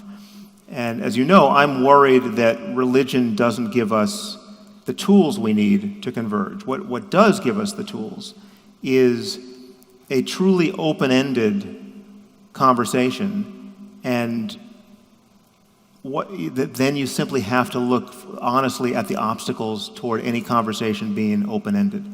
And religion presents those first and most readily. It is the idea that certain things have been decided for all time, and there's no future evidence or argument that is admissible on those points. Now, that is clearly bad everywhere in science. It's bad everywhere in how we renegotiate our proximity to one another in society. New laws and new ideas are born all the time about how to structure institutions and social relationships, because new things happen. I mean, we didn't have an internet, and then we did. So our old laws and our old expectations of human communication simply don't work in the presence of this new thing, right? So we have to figure out, again, it's a navigation problem. And what I'm perpetually in contest with, even in conversations like this, is the sense that the rules need to change just a little bit for this class of books. I mean, literally, this side of the bookstore, right? There's like any other part of the bookstore, well then, there's no barrier to honest conversation. But you move over here, you got this shelf of books, there you have to hold your tongue, right? There we can't pick and choose. We can't say that, while we can say that Shakespeare wrote some fantastic plays, the best plays ever written, and some are actually not that good, right? We can't say that about God, right? We have to find some tortured way to make the most of his diabolical utterances, right? That's the thing we have to outgrow. And so what I'm continually in tension with you is the degree to which your style of talking about religion and the power of narrative and the meaning derived from it elides that point and seems to let people off the hook on that very point. And that's where we need to hold the line, in my view. We need to sure.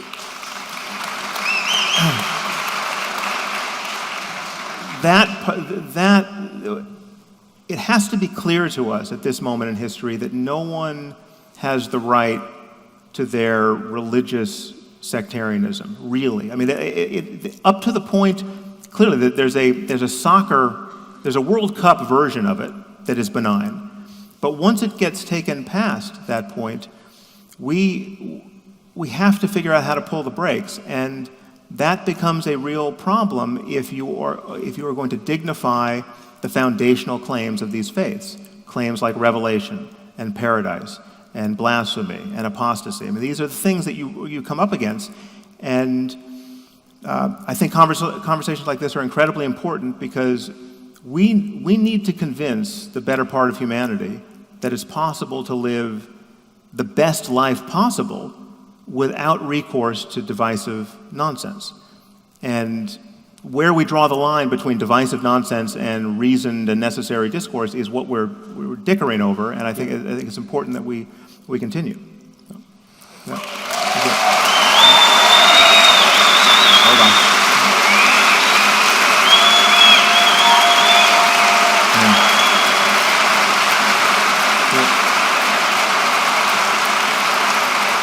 So,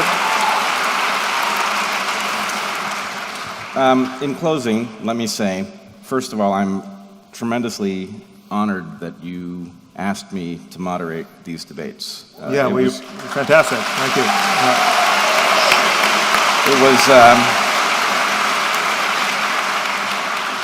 It was a truly remarkable experience. As for what was accomplished, I think it was a tremendous amount. I saw both of you move. I saw both of you exhibit tremendous generosity of spirit towards the other, and I think this has exceeded my expectations of what might have been possible in these discussions by quite a bit.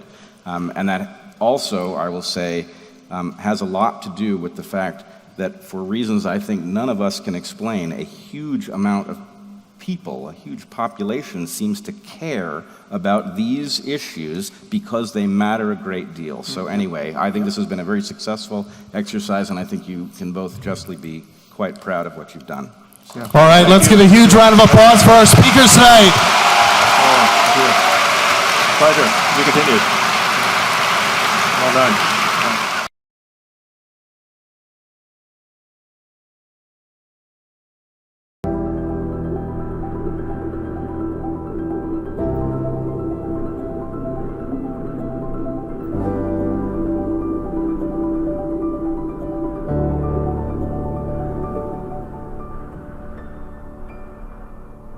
You're all familiar with straw manning. Anyone who follows politics knows straw manning. But I've asked them to do the opposite tonight, to start by steel manning the arguments of each other, to present in the best possible, most fair, most rigorous light what they understand to be the other's argument on all of the major issues we're about to discuss.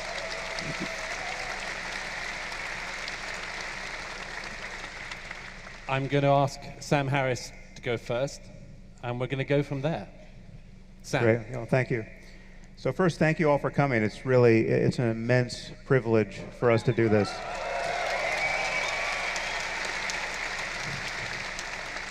And I should say many of you have sacrificed a lot to come here. People have come from other countries.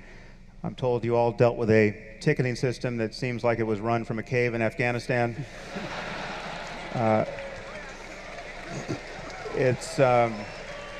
Again, thank you all, because it's one thing for us to put this date on the calendar and say we're going to speak here. It's another for all of you to show up, and this is a privilege we certainly don't take for granted. So, and it's an immense one. So Jordan, and I should say that though much of our conversation together will often sound like we're debating, we'll definitely, none of us are in the habit of pulling our punches. There's an immense amount of goodwill here, and it's true on stage, it's true off stage, and we're all trying to refine our beliefs together in conversation. So none of us view this as a debate, though we might stridently disagree about one thing or another. What Jordan, I think, disagrees with me about, I think he's worried that we clearly have a common project. We're both concerned to understand how to live lives worth living. How can we do this individually? And how can we build societies that safeguard this project for millions of people attempting to do this in their diverse ways? And so many questions immediately come online when you try to do that. But what is the relationship between facts and values, for instance, or science and spiritual experience, or our ethical lives? And we have, for the moment, differing answers to those questions. Jordan is concerned that in my allergy to religion, insufficiently value the power of stories in general and religious stories in particular. That there's something more than just nakedly engaging with facts as they are. We don't simply come into contact with reality. We have to interpret reality. We interpret it through our senses and with our brains, obviously. But you need frameworks and, as Jordan would say, stories with which to do that. You don't get facts in the raw. And Jordan believes that because my purpose so often is to counter what I view as the dangerous dogmas within religion, I ignore the power and even the necessity of certain kinds of stories and certain ways of thinking about the world and our situation in the world that not only bring many, many millions and even billions of people immense value, are in fact necessary for anyone, however rational, to build a society where all of our well-being can be conserved. So I think if in brief, that's Jordan's concern about me.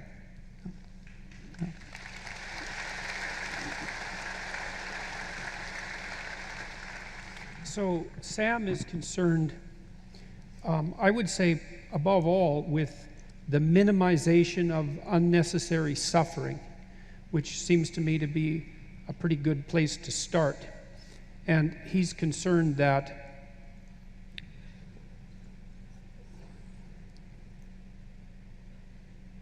in order to do that, we need to develop an ethic, and that ethic should be grounded in that realization that unnecessary suffering is worth contending with and dealing with, and that if we make too much of the divide between facts and values, then we end up in a situation where our value structure has no super subordinate foundational grounding, and this is a big problem. So generally in the philosophical community, it's accepted, although not universally, that it's difficult, if not impossible, to derive values from facts. But the problem with that proposition is that you end up in a situation where either you lose all your values because they're just arbitrary, or you have to ground them in something that isn't, that's revelatory. And Sam is concerned that one of the negative consequences of grounding your fundamental ethic in something that's revealed is the emergent consequence of irrational fundamentalism.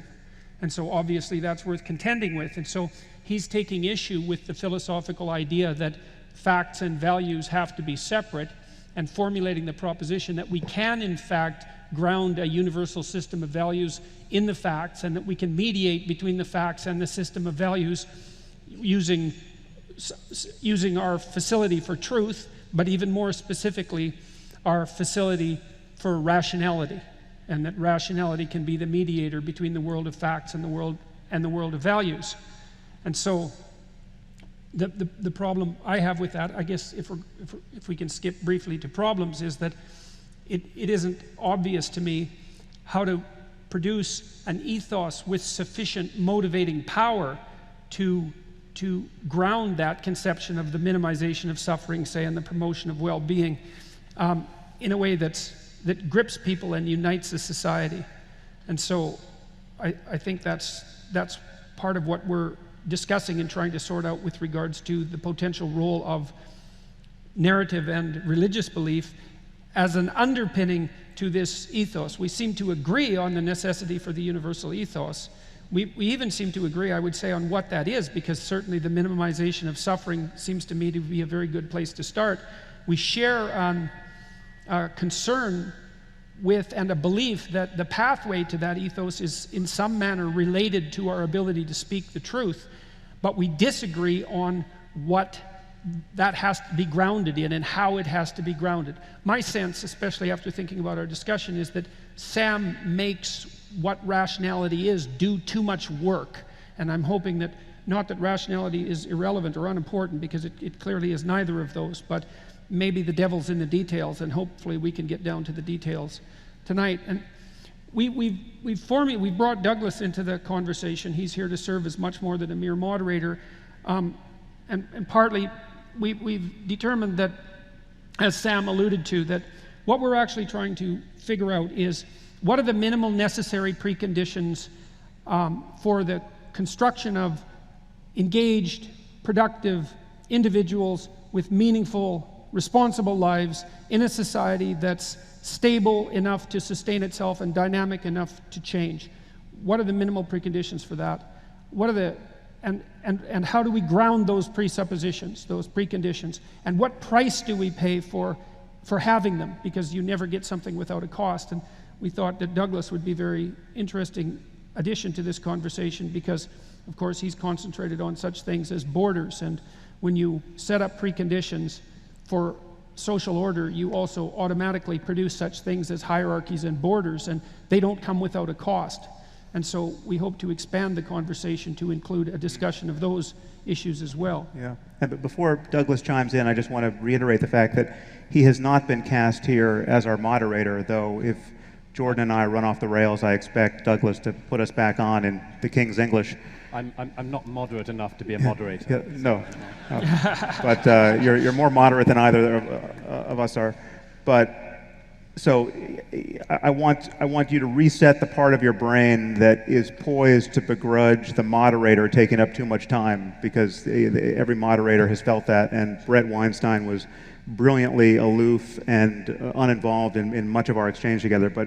But Douglas really is a third participant here, and he stands between Jordan and I on some issues in an interesting way. So that we have a three-way conversation here where none of us is really sitting in the same spot. So, can I make a quick observation about some of this? Some of the progress that you've already made in Vancouver, some of the progress I hope we can make tonight seems to be, I see one thing that hampers it. And let me go straight to it with Sam, which is, I discovered a terrific phrase the other day that our mutual friend Bret Weinstein came up with. We're talking about the manner in which you can discuss within the sciences certain scientific problems. And he said, look, if you've got a scientist who you know is also basically a very literalist Christian, you will listen to their argument a whole long part of the way. And there's somewhere at the end of it, you know you're going to be worried about it. And he came up with this phrase, I love this phrase. He says, Jesus smuggling. Right, yeah. Yeah. Jesus smuggling is, you're going to follow all the way, yes, yes, and then the worry is that when you get to the bit that you're not so good on, that's when they're going to smuggle in Jesus. Yeah, yeah. My suspicion is that you have a reservation about some of what Jordan is saying, on substructures, on stories, and much more, because you're worried that at some point, either on this stage or off it, at some point when you're not looking, no, yes, or when I am looking, he's going to Jesus smuggle you. Yeah, that's a. Well, is that fair? Yeah. I was thinking maybe I'd just carry him in on a cross. Yeah, right. Well, that is an all too apt analogy, because it is what worries me, and it's more subtle than that, because it's not to think that you're consciously doing it is a different claim. Like there's. I don't think there's anything insincere about your argument for the importance of religion, but it's also possible. We've all met the people who we believe are making insincere arguments and are really they're consciously putting the rabbit in the hat and then pretending to be surprised when it pops out, right? Mm-hmm. And the analogy to magic is actually interesting here, because we over dinner were talking about the difference between real and fake art, and we were talking about this paradox that the art seems to be incredibly valuable, and yet the value isn't located in the object itself, or can't be obviously located there, because a forgery that is materially the exact copy of some masterpiece is essentially worthless, and the real masterpiece, even if it suffered some damage, would be incredibly valuable. And so where is the value to be located? But what worries me about your enterprise, Jordan, and the way in which you seem to be linking our rational project and our scientific project with religion is right here. There's a difference between, and magic is a decent analogy, there's a difference between, like, paradoxically, real magic is fake magic, and fake magic is real magic. The only real magic in the world produced by magicians is the fake magic, where the magician, like someone like Darren Brown, will tell you, actually, no, I can't read minds, and I did put the rabbit in the hat, and this is fake, but the surprise is that even knowing it's fake, you can't understand how this effect is being achieved. Whereas the fake magicians are the ones who are pretending to be real, who are hiding, who are not acknowledging the mechanics, the real mechanics behind what is in fact effective. You know, the illusion that the rabbit pops out of the hat. And what I worry with some of the way in which you discuss the power of story, the power of metaphor, and the religious anchoring there, is that the leverage and the utility can be had even while acknowledging the real mechanics of it, you know, the fakeness of the magic, right? And you seem to suspect that it can't, that takes all of the wind out of the sails. I'm not so sure what of it's fake and what of it isn't. Well, so I would say that I do consciously participate in the process that you described. But you see, I would also make the case, and this is certainly one of the things that we've been discussing, that you do it unconsciously. And let me make the case for that for a minute, because I've been thinking about it a lot, and I'd like to see your response. So when I really read The Moral Landscape a lot, and I thought about it a lot, you know, and so this is what it looks like to me. So you make the proposition that we have to breach the gap between facts and values, because otherwise our values are left hanging unmoored, and that certainly brings about the danger of nihilism, but also a potential danger of swing to totalitarianism, something we agree about. I truly do believe that. Right. And then you perform an operation, a conceptual operation, and you say, surely we can all agree that, and then you outline a story about this woman who lives in this horrible country, who's basically just being starved and disease-ridden and tortured her whole life and having just a hell of a time of it, to put it in a phrase. And then you say, well, surely we can all agree that that's not good. And then you contrast that with, at least in principle, the sort of life that we would all like to have if we could choose the life that we have. And then you say, well, we could start with the proposition that we should move away from this terrible, hellish circumstance, and we should move towards this more ideal perspective. And you say, if we could only agree on that, then. And so, right. And so, like, so far so good. But there's a couple of things that go along with that that are quite interesting. And so the first is that actually what you're claiming is that the highest moral good isn't existing in that better space. The highest moral good is acting in the manner that moves us from the hellish domain to the desirable domain. It seems to me to be implicit in your argument. So there's a pattern of behavior that constitutes the ethic. Well, I would say that existing in that better space is good enough as well. So I mean, there's the question of what it takes to move from where you are to someplace better, and then there's just the someplace that's better. There's both of those. Well, but perhaps we could say, look, what's the ultimate hell? It might be existing in the hell that you described, but it also might be, this is something worse, I think. I think that participating in the process that brings about that hell is actually a hell that's even deeper than the hell. So it's an analogous argument. There's the state of being in a good state, but there's also the state of being that brings you to that good state, and then there's the state of being that's that's a terrible state, and the process that brings you to that terrible state. And one of the things that I've learned from the archetypal and religious texts that I've studied, as well as the philosophical texts, is that the process that transforms society into something approximating hell is a lower hell. Now, the reason... Well, let me just close the loop on that, because I'm pretty sure I disagree.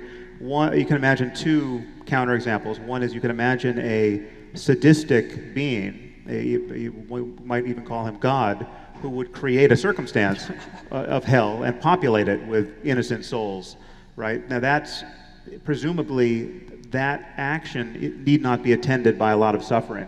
Or you could imagine some... No, but it's still wrong. Oh, totally it's still wrong. Yes. No, yes. You could even imagine someone who enjoys generating hell. Yes, it could be a source of but that would even be more joy. wrong than not enjoying it. Right. Yes. Okay, so we want to separate out two things. We want to separate out these states of being and the process that brings them into being. And I do believe you do that in your work, because basically what you suggest is that the appropriate way to act ethically is to act in a manner that moves us away from hell and moves us towards a desirable state. Now, the thing is that as far as I'm concerned, there's a couple of things about that. The first thing is that I wouldn't say that that mode of acting is a fact. I would say it's a personality. And that what you're suggesting is that people embody the personality that moves society away from hell towards heaven, for lack of a better term. And the reason I make that argument is because I think that you recapitulate the essential Christian message precisely by doing that, because symbolically speaking, at least as far as I can understand, stripped of its of its metaphysical context, let's say, that the purpose of positing the vision of the ideal human being, which, independent of the metaphysical context, it's certainly what the symbol of Christ represents, is the mode of being that moves us most effectively from something approximating hell to something approximating heaven. And then part of that message is, and this is also something that's dead along the lines of what you're arguing, is that the best way to embody that is actually to live in truth.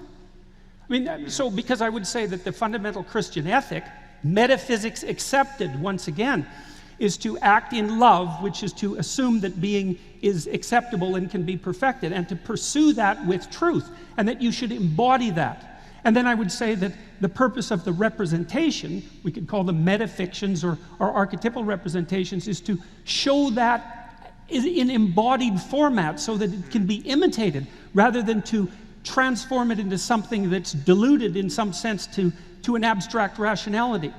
Because I don't think the abstract rationality in itself has enough flesh on it, so to speak, which is partly why in the Christian ethic there's an emphasis that the word, which is something roughly akin to rationality, has to be made flesh. It has to be enacted. But is the flesh made of dogmatism and superstition and otherworldliness? Is that part of what gives it its shape and necessity? I think traditionally, historically, it has been, and that's been the problem with religion.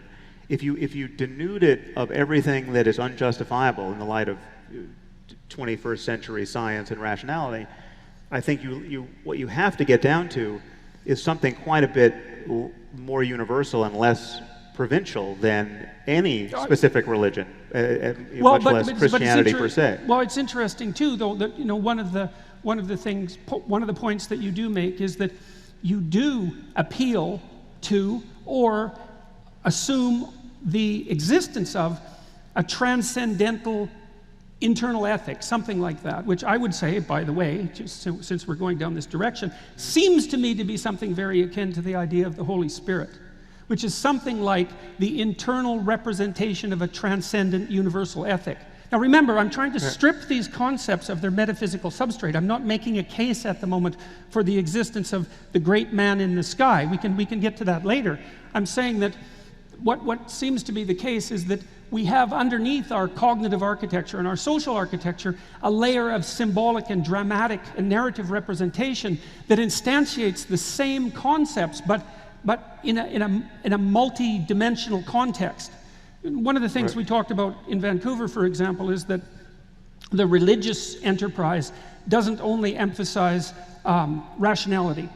It brings music into the play, and it brings art into the play, and it brings drama, and it brings literature, and it brings architecture, and it brings the organizing of cities around a central space. Like it's pushing itself, it's manifesting itself across multiple dimensions of human existence simultaneously. And to me, that gives it a richness that cannot be diluted without loss, and also a motive power that a pure appeal to rationality I don't think can manage. And this is, see, one of the things, this is maybe a good place for Douglas to leap in. See, one of the things that Douglas, who's claimed upon multiple occasions to be an atheist, and I don't know how he's feeling about that at the present time. Yes, well, but it doesn't matter. One of the things Douglas has pointed out was that there are things that we've done in free countries, let's say, broadly speaking, in the West, that are worth protecting, and that in order to protect them in the longest sense, it's conceivable that we need a cognitive structure, something like that, that can act as a bulwark against those forces that would seek to undermine and destroy it. And Douglas has been driven, I would say, to some degree, to hypothesize that for Christianity, for all its faults, or we could say Judeo-Christianity, to broaden it, for all its faults, might provide something approximating that bulwark if we could only figure out how to utilize it properly. So, yes.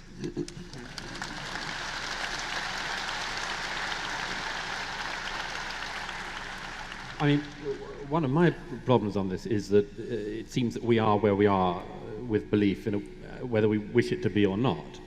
We cannot believe as our predecessors believed, even if we wanted to. We know too much more now, and it puts us in this very difficult position. But to denude ourselves of the entire story seems to me to be a fool's errand, for a set of reasons. One of which is that from a lot of travel, a lot of speaking to people from all around the world, it doesn't seem at all obvious to me that what we have in countries like this one is the default position of human beings. In fact, it strikes me as being very rare. Order, even political order, political liberalism, political freedom, very, very unusual things. And if you like the things that helped to get you there, with all of the caveats we could throw in all evening. And it's not the only thing that got us there, obviously. But that if you like, broadly speaking, where we are, you've got to be very suspicious at the very least of saying, the whole story's no good, we don't need the story, we can move on. I quote quite often the radical theologian Don Cupid, who was often described as an atheist priest.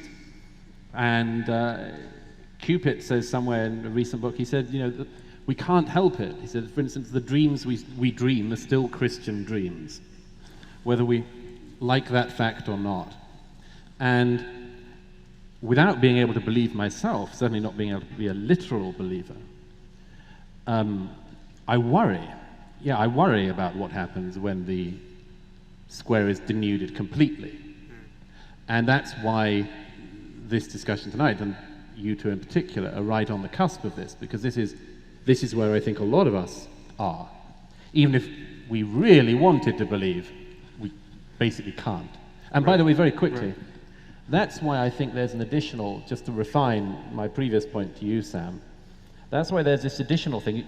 I think there is a fear, which you may have, which I also have, which is if there's a risk that even what I've just said, never mind what Jordan has also said, there's a risk I think some people feel that you're going to soften up the land somehow.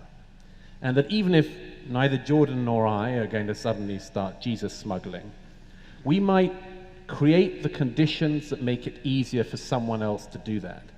Yeah. Is that a fair? Yeah, and it is. Yeah. No photos. This is very Christian of you. Thank you. Yes. So. Thank you. Let me see if I can sharpen up what my concern actually is here, because it's not even true to say that I think you need to get rid of the Jesus story, or even not. I mean, I don't even think there's something problematic with orienting your life around the Jesus story. I think that can be reclaimed. But so, for instance, I was walking yesterday in this fine city of yours and saw someone on the sidewalk giving tarot readings to people. He had a tarot deck spread out. He had a few cards spread out, and he was soliciting people. And I'm sorry to say I didn't sit for a reading, but tarot cards, if you're familiar with them, are the quintessential artifact of New Age woo, right? I mean, these are not thought of as legitimate tools of divination, except by people who think that they're legitimate tools of divination. And yet, a tarot reading can be truly powerful, right? I mean, this is built on something, right? This is not just a massive example of self-deception on the part of people reading and people getting their cards read. These cards can seem prescient. I could give you all a reading right now, and 95% of you would find what the cards would say to be relevant to your lives. I mean, I could do it with an imaginary deck. I mean, an invisible imaginary deck. I don't know anything about tarot cards, but I'm going to turn over two cards now. One is the sun, and the other is the fallen man. Now, I know so little about tarot that I'm not even sure the fallen man is a tarot card. Right? Or I think it was the hanged man as a tarot card, right? Man, yeah. Okay, so I've got these two cards. And the sun is clearly the representation of wisdom. right? And the hanged man is the representation of lost opportunity. And I can tell you with some degree of certainty that all of you are at a crossroads in your life, right? Where you have good reason to believe that you're not making the most of your opportunities, right? Now, I could go on like this for an hour, right? And pretend all the while that it has something to do with the cards actually working in concert with the dynamics of the cosmos, such that these cards that I turn over, were they real, would be the ones that of necessity were revealing something about your mind in this moment. And obviously people think in these terms about astrology and sympathetic magic and all the rest, and religion is built upon this kind of superstition. There's a way of understanding the utility of using a device like this and the real effect it has on you. I mean, if I turn over the cards and ask you to look at your life in this moment as though for the first time through this lens, considering in this case lost opportunities, right? Of course it's going to be valid. That doesn't make it, it can be an incredibly useful thing to do. My main concern is that at no point do you have to lie to yourself about your state of knowledge about the mechanism, right? You don't have to believe tarot cards really work. There's deeper mechanisms at work with someone who's actually good at that. And so I agree with what you've said. But they need not be supernatural. No, I don't think they are supernatural. In fact, I think what happens when you use a projective technique like that, because that's essentially what it is, if I'm good at interpersonal attunement and I'm quite intuitive, what I'm going to do, and everyone does this in the course of a dialogue that's actually working well. I'm going to flip over the cards and I'm going to start with generic archetypal statements that are true in some sense for everyone. But then I'm going to watch you both consciously and implicitly, unconsciously, with all of my social intelligence, and I'm going to see through very, very subtle signs on your part when you respond positively to what I'm saying and when you respond negatively. And I'm going to continue down the lines that you established by your positive responses. Yeah, but that's what Darren Brown does. He's a mentalist. Right, well, it's exactly what happens when children are interviewed, for example, by people who lead them as witnesses, right? The children infer from the emotional expressions of the person who's interrogating them what it is that they actually want to hear. And well, so it even work with that horse, clever Hans. Exactly, right. That's right, exactly. Even horses can do this. So tarot card readers can definitely do this. So the mechanisms behind something like that, even if it appears entirely superstitious on the surface, are often deeper than is revealed at first approximation. So, and I wanted to talk a little bit, if you don't mind, for a minute about rationality, because we've already agreed, I think, and definitely stop me if I'm wrong, that there has to be an intermediary mechanism between the world of facts and the world of values. And well, since we've talked, I've been reading a variety of commentaries on Immanuel Kant. Mostly these have been written by Roger Scruton, by the way. And this is actually the issue that Kant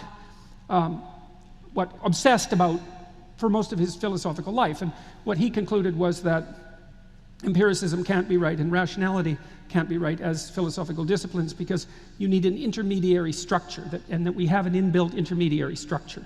And that structure is what mediates between the thing in itself, the world of facts, let's say, and the outputs, the values. So then I was thinking, the truth is we don't quite agree on this. I mean, in my summary of your view of me, I would have agreed with that. But for me, it's just facts all the way down. Okay, you're describing more facts. Glad to hear it, man. Yeah. Why do you need a brain then?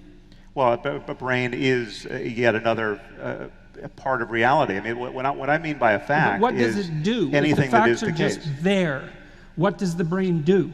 It has to do something because otherwise you don't need it. Oh, well, sure, it does a lot, okay.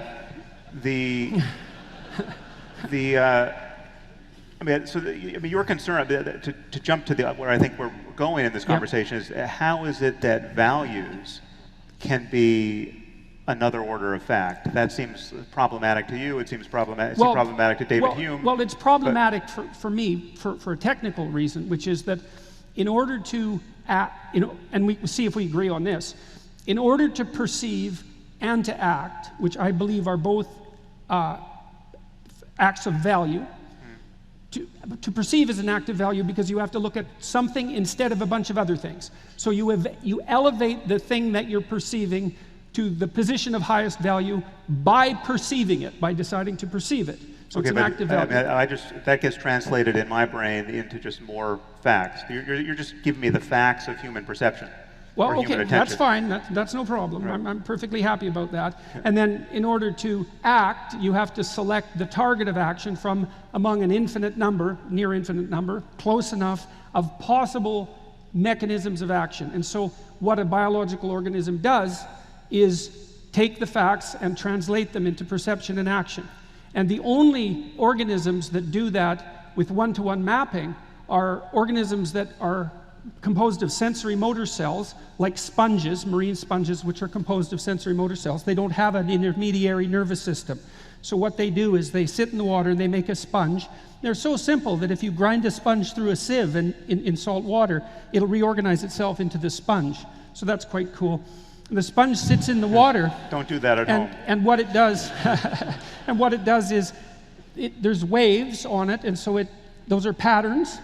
And then the sponge opens and closes pores on its surface in response to those patterns. So it maps the pattern of the waves right onto its behavior with no intermediary of a nervous system.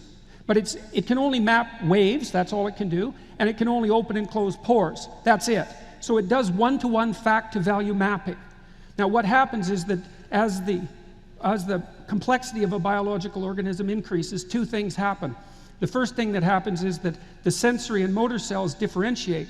So now the organism has sensory cells and motor cells. So senses to detect and cells to detect and cells to act. Okay, so then it can detect more patterns because it's more sophisticated at the sensory perspective, and it can do more things because it has specialized motor systems. But then what happens is that as it gets even more complex, then it puts an intermediary structure of nervous tissue in there, and that structure increases in the number of layers of neurons. And what that means is that as that happens, and as the sensory cells become more specialized, and as the motor output cells become more specialized, many more patterns can be detected. Those are roughly equivalent to facts. And many more motor outputs can be manifested, but a tremendous number of calculations has to occur in that intermediary nervous tissue. And that's the structure that I'm talking about. That structure exists, and it translates the patterns into motor output. And it doesn't do it on a one-to-one basis because there are more patterns, more facts, than there are motor outputs. So what has to happen is this tremendous plethora of facts that surrounds us has to be filtered to the point where you pick a single action, because you can't act otherwise. And so the mechanism that reduces the number of facts to the selected action is the mechanism that mediates between facts and values. And it's not simply in and of itself, it's a fact that exists, but it isn't a simple, that what it does isn't a simple fact. You can't explain it. You can't understand it. Why not? Why not? Why isn't that a fact? For the same reason that you can't. I mean, Look, for the same reason that you don't know what a neural network is doing. Like you can train a neural network, an AI neural network. There's a distinction between facts and facts that we know, right? There is whatever it is the case, right? And then there's our understanding of it and our misunderstanding of it. So there are many things that we think we know that we're wrong about. There are many things that we are aware we're ignorant of, and there's always this larger space of reality that we're struggling to engage with. And it may in fact be the case that in evolutionary terms, I mean, we know it's the case that we have not evolved to understand reality at large perfectly. That's not the sort of monkeys we are, right? And you could even argue that one cognitive scientist who some of you may have heard of, Donald Hoffman, is arguing now, very colorfully, that human consciousness or the human mind is actually evolved to get things wrong in fairly specific ways, so as to maximize survival, and that was the argument I made in our first discussion. No, but here, no, it was not quite, because this still preserves the difference between getting things right and getting things wrong. His argument is that getting things truly right, having a nervous system and a cognitive architecture that could really understand reality, quote, reality as it is, would be maladaptive, and he has some mathematical demonstration of this, that the quote true representations of reality are categorically maladaptive, and that there's a certain kind of error that is, and I'm not sure I buy this argument, but the fact that you can make this argument, the fact that you can differentiate the adaptively useful misunderstandings versus a true understanding that's maladaptive, the fact that we can even talk about that demonstrates to me that we have this larger picture of what is in fact true, whether we know it or not. And this is what religion gets so catastrophically wrong. I mean, religion gives you some other mechanism whereby to orient yourself. In this case, revelation. Religion does provide those functional simplifications. That's well, actually yeah, its, yeah, that's but actually its purpose. They're simplifications appropriate to the Iron Age. Well, some of them are. If then. Some of them are, for sure, and that's why we have to have this discussion, because mere revelation and mere tradition is insufficient, and I truly believe that we can agree on that. But back to the biological argument. So, because I thought that tonight I would make a very strictly biological argument, is that.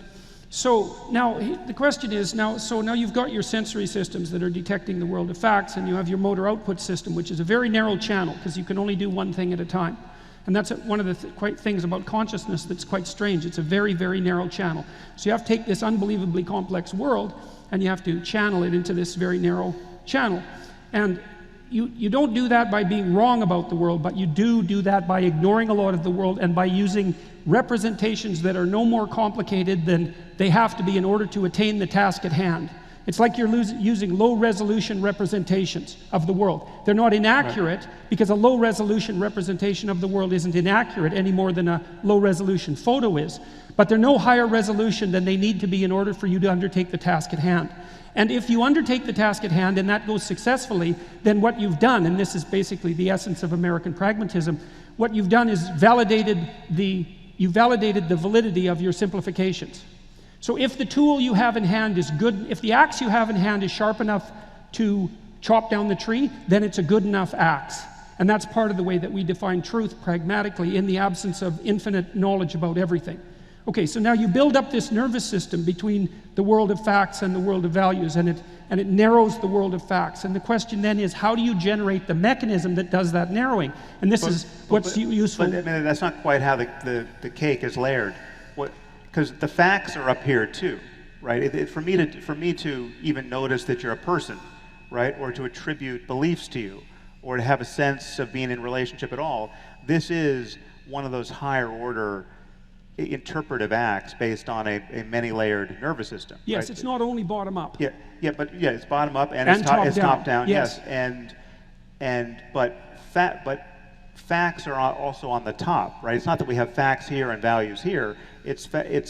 Well, I think what I'm trying to do. You can't get to a fact, but through going through a process like this. I think what I'm trying to do, I think maybe, or it's one way of thinking about it, is that you're positing that we can use rationality as a mechanism for mediating between facts and values. I believe, because otherwise there's no use for rationality. We can just have the facts. But so it's a process. It's even simpler than that. It's just that for me, and I think for everyone, if they will only agree to use language this way, for me, values are simply facts about the experience of conscious creatures.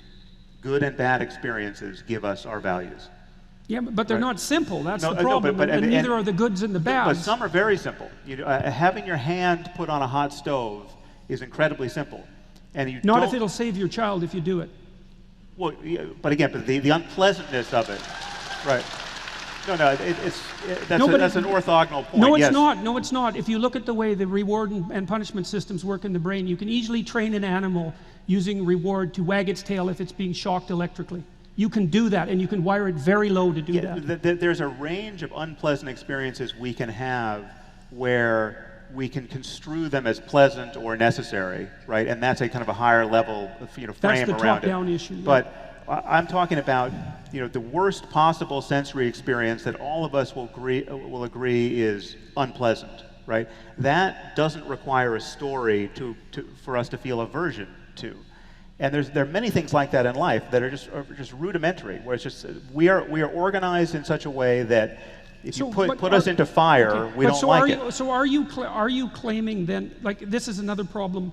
This is where I think that the argument that you make, although accurate in its rudiments, let's say, is insufficiently high resolution, because now it sounds to me like you're including the domain of qualia unquestioningly in the domain of facts. Now you can do that, but we need to know if that's what you're doing. Like, what are these facts you're talking about? Are they mere manifestations of the objective world, or do they shade into the subjective as well? There are objective facts about subjective experience. So yeah, I can make true or false claims about your subjectivity, and you can make those about your own subjectivity, right? You can be wrong about your own subjectivity. We're not subjectively incorrigible.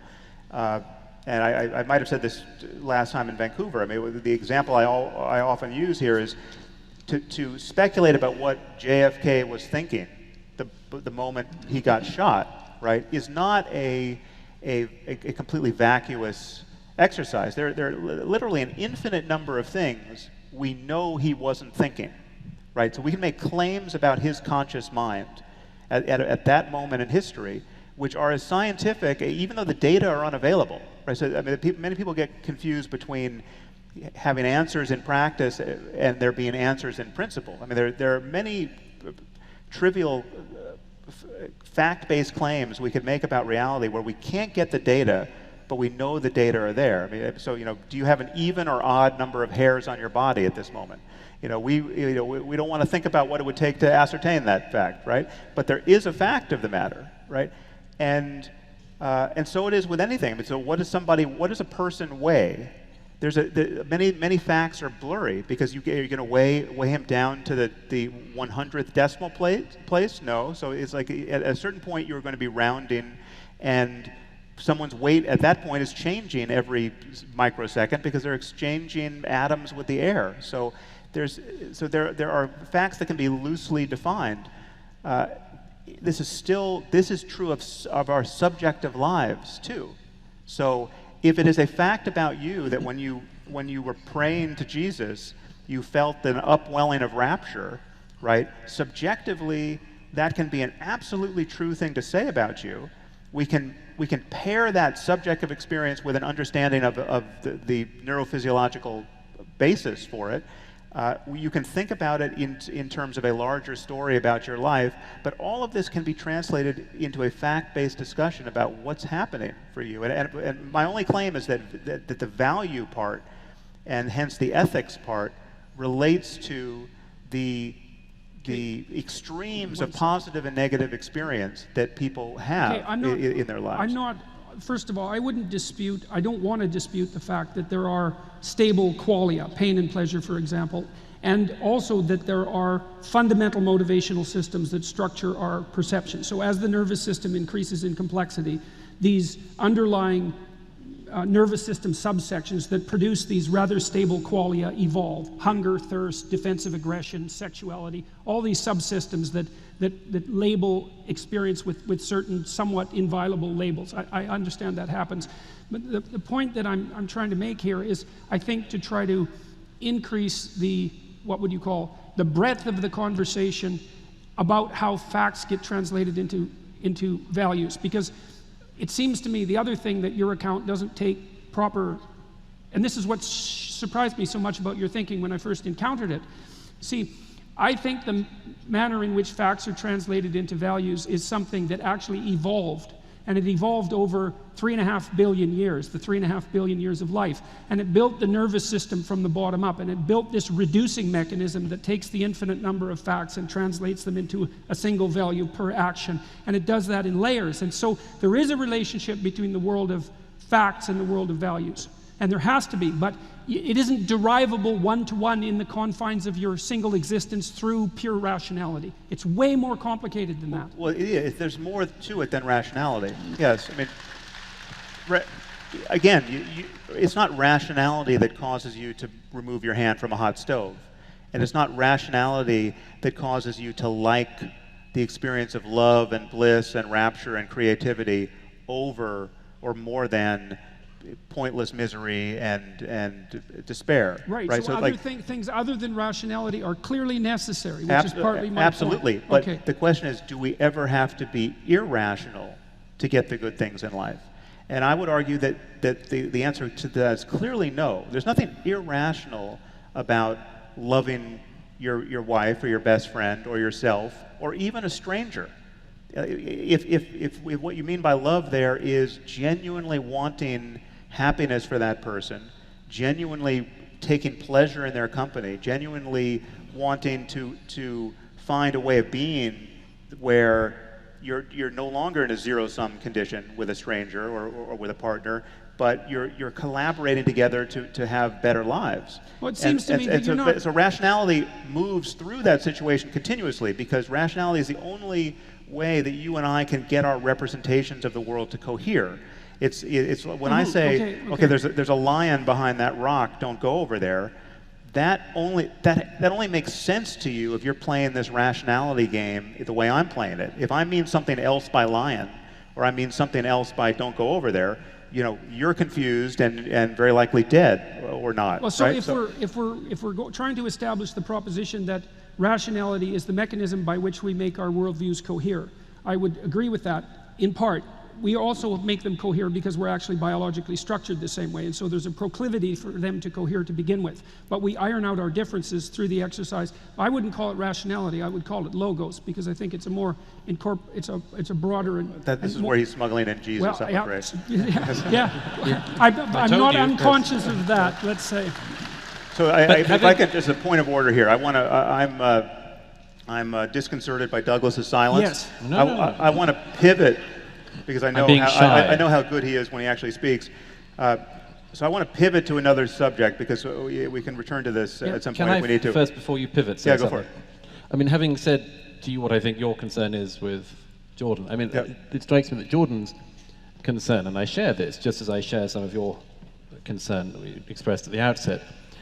And Jordan's fundamental concern, it seems to me, is one I fundamentally share, which is rationalism isn't enough, and or let me put it another way. Okay. But then two of you, can you both show me where it's obviously insufficient? Music. But there's nothing. But again, so to say that there's more to life than being rational is not to say, and perhaps never to say, you need to run against rationality. You need to be irrational in order to get something good. Let me express it a different way. Yeah. We haven't tried the purely rational approach yet, or we haven't tried it for very long. Well, many of us have been trying for a couple of centuries at least. Which is a blip. Yeah. I mean, the tiniest dot at the end of human evolution. So I think that a concern which Jordan has, and certainly a concern I have, is if we try this, we can think of all sorts of ways in which it can go wrong. If you take away all that supporting structure, you can think of any number of ways in which it can go wrong. And that I suppose that's at the root of the concern about where you might be taking us. Or to put it another way, if we enter the world that you would suggest, not everyone may necessarily come out as Sam Harris. Well, give me one way where you think it can go wrong. And again, we can't forget your caveat, which you started with. What if you're not very smart? Right. No, I don't mean. So then you're basically saying that the stupid people need their myths. We smart people on stage don't need them. Right. Well, I actually am saying that to some degree. Look, if you're not exceptionally cognitively astute, you should be traditional and conservative, because if you can't think well, you're going to think badly, and if you think badly, you're going to fall into trouble. And so it is definitely the case, and this has been what would you call a cliche of political belief for a long time. If you're not very smart, it's better to be conservative, because then you do what everyone else does. And generally speaking, doing what everyone else does is the path of least error moving forward. Now, that doesn't mean that rationality is unnecessary. And Nor does it mean that all conservatives are stupid. It doesn't mean that either, right? Precisely. It doesn't mean very that either. important caveat. Yes, it is. But all conservative structures are not the same either, and that we have many warring and incompatible versions of being conservative. True. And this is where rationality actually does play its role, although I don't think it's best conceptualized as rationality precisely. It's definitely the case that to take Douglas's point, that we need to be bound by our traditions, but we need to be judicious in their re-representation and update, and we have to do both. This is what, in the dialogue on religion, this is what Schopenhauer says. He describes the tragedy of the clergy. Yeah. Who he pretty much says, look, if they don't believe it, they recognize it's a very useful metaphor, but they don't need to believe it. They tell it, and he says the tragedy of the clergy is they can never admit that what they're saying is just a metaphor. Right. Is this before or after he threw his housekeeper down the stairs? Look, we can all find flaws. We all have skeletons in our closet. Yeah. But yes, there is a way in which religion is what he describes as philosophy for the masses. And that if you recognize that most people are not going to spend their lives studying philosophy, they're not going to be reading about the differences between Leibniz and Kant, that religion has to do. Now, I'm not saying that I agree with that particularly, but there's a heck of an argument within there, which a lot of people will be living their lives in. I don't think it's a good argument if you recall or just imagine what it's like to be a child, especially from the perspective of being a parent. I have two young girls, and they're very smart young girls. I mean, they're smart, but one of them's 4.5 years old and knows almost nothing, right? So she knows what I and my wife and our society tell her at some level. I mean, at what point is she going to think for herself about these fundamental questions? And I mean, she's currently spending half the day dressed up like Batgirl or Catwoman, right? So if I told her that these superheroes were real, she would believe that for the longest time. And if we lived in a cult that thought they were real, or a whole society that by dint of its geographic or linguistic isolation managed to maintain a conversation about, in this case, Batgirl and Catwoman, that they were real and that it was absolutely important to honor them, and you'd burn in hell if you failed to do this. Well, we would be meeting fully grown adults who believe this sort of thing. But it seems to me, Sam, that you bring up the superhero thing quite a bit, so I think I'll go after that directly. Yeah. So then I want. Okay, I love superheroes. Okay, so you make the case in A Moral Landscape that an ideal is real. Because the ideal that you define an ideal is real, and the ideal is whatever maximizes well-being and gets us away from hell. You said not only is that real, you also say that's the fundamental axiom. That's the claim in The Moral Landscape. So you do make a claim that there is a real ideal. And I would say... I wouldn't necessarily put it that way, but we are in a circumstance where things can matter, right? Consciousness is the condition in which things can matter, where there can be a range of experiences, some of which are very, very bad. If the word bad means anything, they're bad. And some of which are very, very good, if the word good means anything. And we are navigating in that space. We can't help but navigate or seek to navigate in that space. Right, absolutely. And religion is one form of conversation about that navigation problem. And I would argue let's go back to the ideal. Often diluted one. Well, Jordan rolls his sleeves up. Batgirl. He means business now. Batgirl and Catwoman are approximations to a higher ideal. That's what they are. And to return to this with a biblical idea, I'm fairly sure from personal experience that a lot of parents are perfectly content with bringing their children up vaguely within the story they've inherited. And at some point, the children realize that the fairy doesn't bring them money when their teeth fall out. And at some point, maybe around the same time or a bit later, they discover that Santa Claus doesn't really come down the chimney. And at some point, they realize that actually the whole religious thing is a kind of metaphor, but it's got them through the formative years in some way, often with terrible damage along the way. I concede that. But also with something else. And I'm struck by the number of people, and this is why I share some of what I think is Jordan's concern about the possibility of the world you're envisaging, which is I can think of a lot of parents now in my country and other countries as well, who I'm just very struck. They themselves are kind of baby boomer or 60s atheists, humanists, whatever.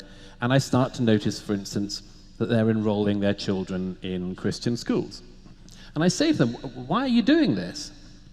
And they have fairly coherent arguments along the lines of the one I've just had. Look, I don't particularly believe this myself, but I think it's a pretty good way to bring up the kids. It's a structure of a kind. And I'm not sure, I can find all sorts of flaws in that. But enough people are doing it that it's something that needs to be addressed. Yeah, well, I would say yes. It speaks to a real failure of imagination and effort in the secular community to produce truly non-embarrassing alternatives. Exactly. Yeah, and this is across the board. This is not just school. This is how do you conduct a funeral? How do you get married? You know, all of the what rites of passage can you offer a 13-year-old? What are you doing here?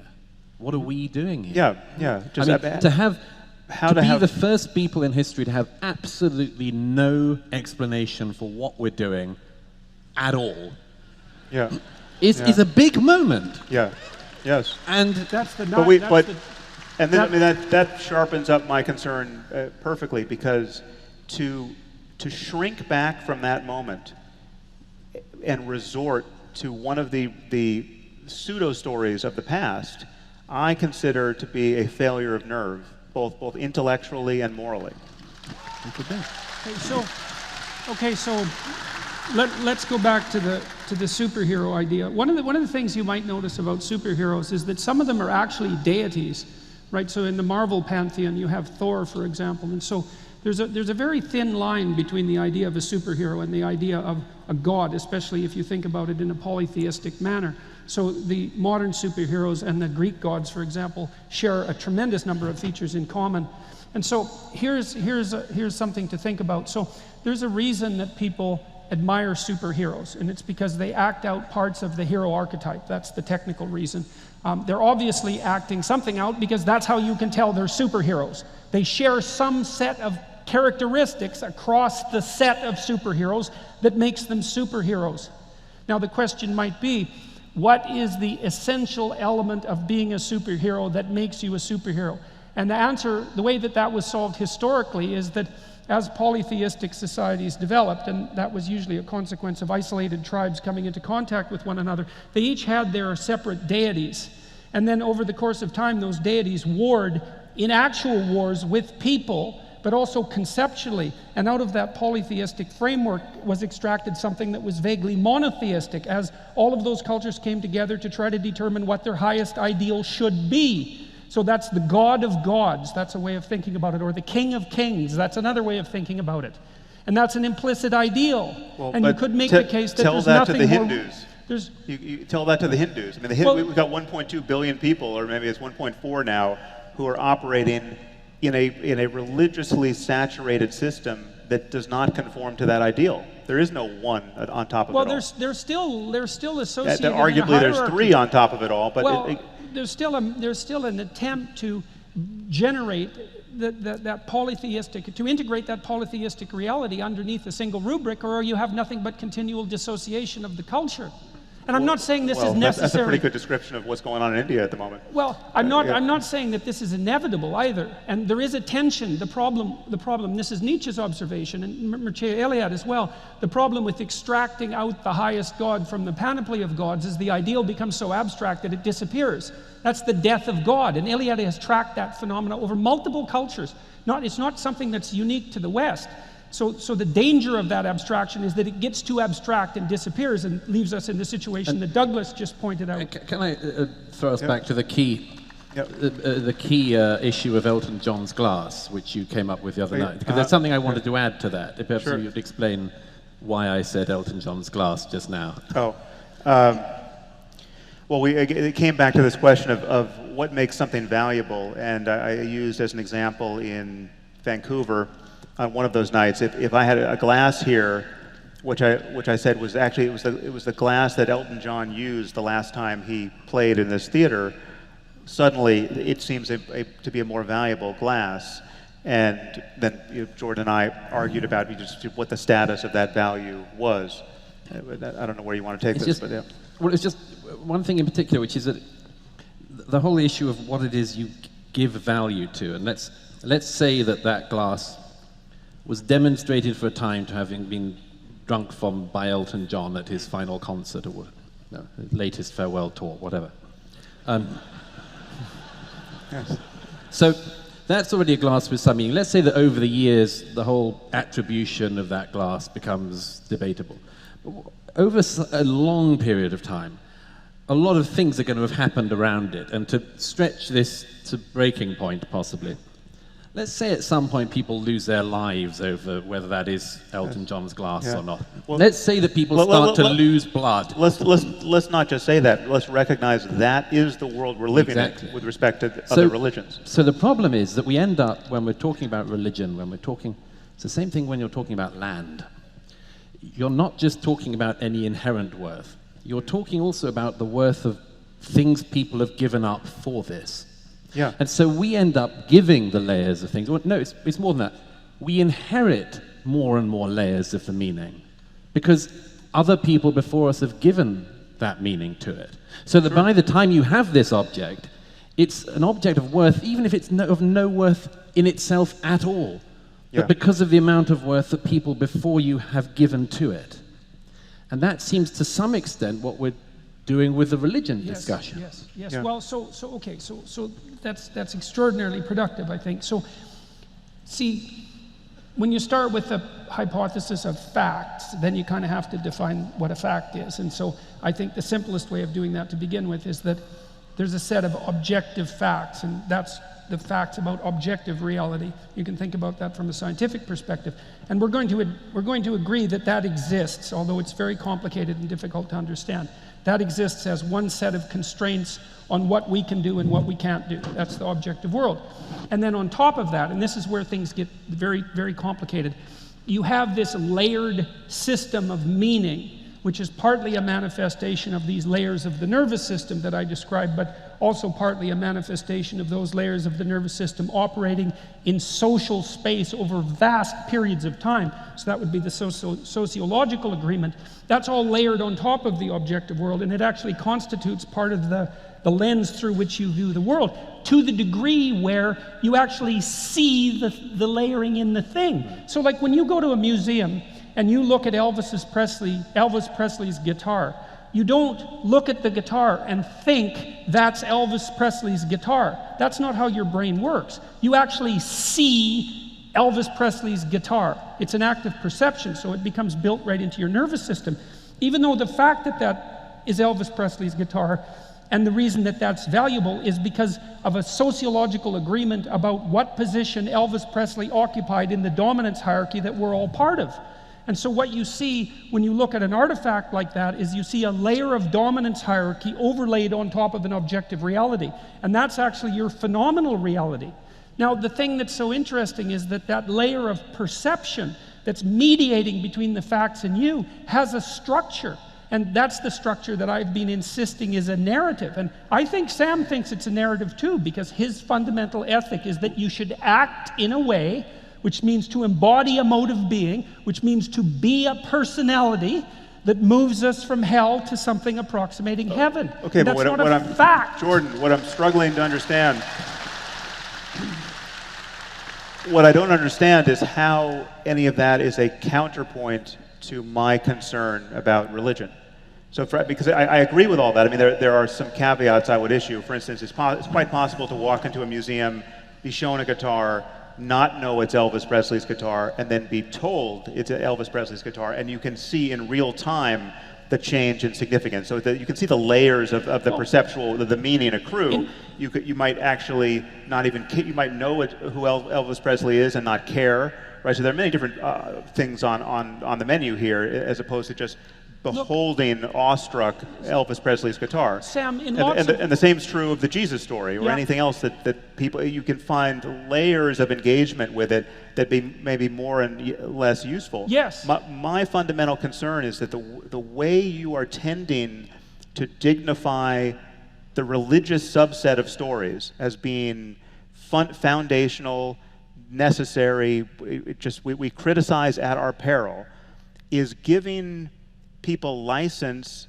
to believe things that they clearly shouldn't believe, things that are intrinsically divisive, intrinsically less than optimal as far as organizing an individual human life. We can do better than Christianity on almost every question, but with the possible exception of building churches. Okay, so right? the first thing is that I deeply agree with you that that mechanism can go wrong.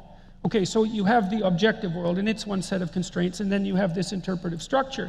And I'm not saying that that interpretive structure is infallible. It clearly isn't, and neither is the process that gives rise to it. You see this, for example, in conditions like manic depressive disorder with religious delusions or schizophrenia. You see what you see in those situations is a pathologization of that overlay of meaning. That can clearly happen. Oh, yeah. Okay, now the question is, what do we do about that? How do we keep those perceptual structures, which are somewhat arbitrary, how do we keep them functional? And this is, I think, where your discussion of rationality is so important, particularly when you say rationality is what enables us to establish what we agree on in our shared reality. Okay, so imagine this. So part of the way you orient yourself in the world of facts, objective facts, is through your senses.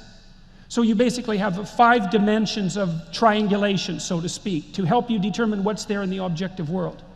And then you have this multi-layer structure that's partly biological and partly cultural that enables you to distill that, but it can go astray, partly because it ages and becomes archaic, and demented for that matter, which is partly your objection to the fundamentalist types.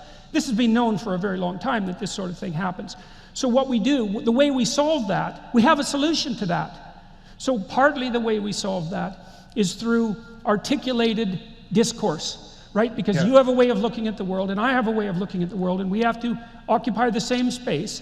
So you're probably wrong about some things, and I'm probably wrong about some things, and hopefully if we talk, we can sort out the differences and make things more stable. Right. So, and I would put rationality right in that place. That's why rationality is primary. But the problem, fair enough, but there's a problem with that too. And I think, see, all the times we've talked so far, you've been, I would say, the avatar of a scientific viewpoint, and I've been cast, let's say, as the avatar of a religious viewpoint. But I've actually thought this through scientifically a lot. And I can make a biological argument for all of this, and a developmental argument. So it isn't only rationality that does this. So this is the thing that was so cool about studying, for example, Jean Piaget. Because one of the things Piaget pointed out is that children engage in negotiation. They negotiate their reality just like adults do, but they don't do it only through articulated speech, and neither do adults. What children do is they get together and play. And this is why play is so important for children. That starts to happen when they're about 3 years old, because they can look outside their own idiosyncratic perspective at 3, and they can start to take someone else's viewpoint into consideration, which is what you have to do if you're going to play. And then what children do is they invent little fictional realities. That's what they do when they're pretending. And so they assign each other roles, and they assign a plot and a drama to the pretend play, and then they act it out. And in that action, they bring themselves into harmonious union, right? Which is the act of generating a game that everyone wants to play. And Piaget's observation was, and this is Nietzschean observation as well, that the morality that characterizes society isn't rationality top down, although it's partly that. It's also interactions that are, say, play-based and bottom-up. And that's actually how it evolved to begin with, because animals generate societies that are functional, but they don't do it through rationality. They can't, because they don't have rationality. They don't have articulated speech.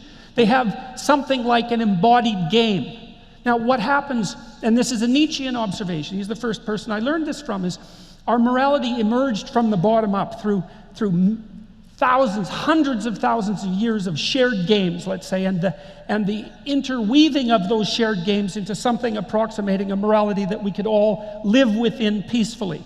That happened bottom up. And then what happened was, because we didn't know the mechanism behind that, because it's instantiated in our nervous system invisibly, we watched ourselves act, which is what we do, and then we told stories about that, because that's what we do when we watch ourselves act. And then we encapsulated the morality that evolved in the stories.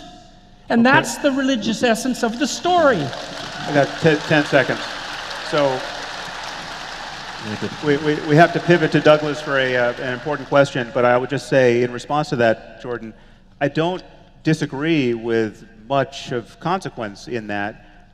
My concern, however, is that there's a reason why we differentiate childhood from adulthood, and all of us are stunted to some degree or another in a fairly perverse childhood. And the reason, I mean, what we confront now is a world largely populated by dangerous children, right, who are in their 5th and 6th decade of life. You mean run by?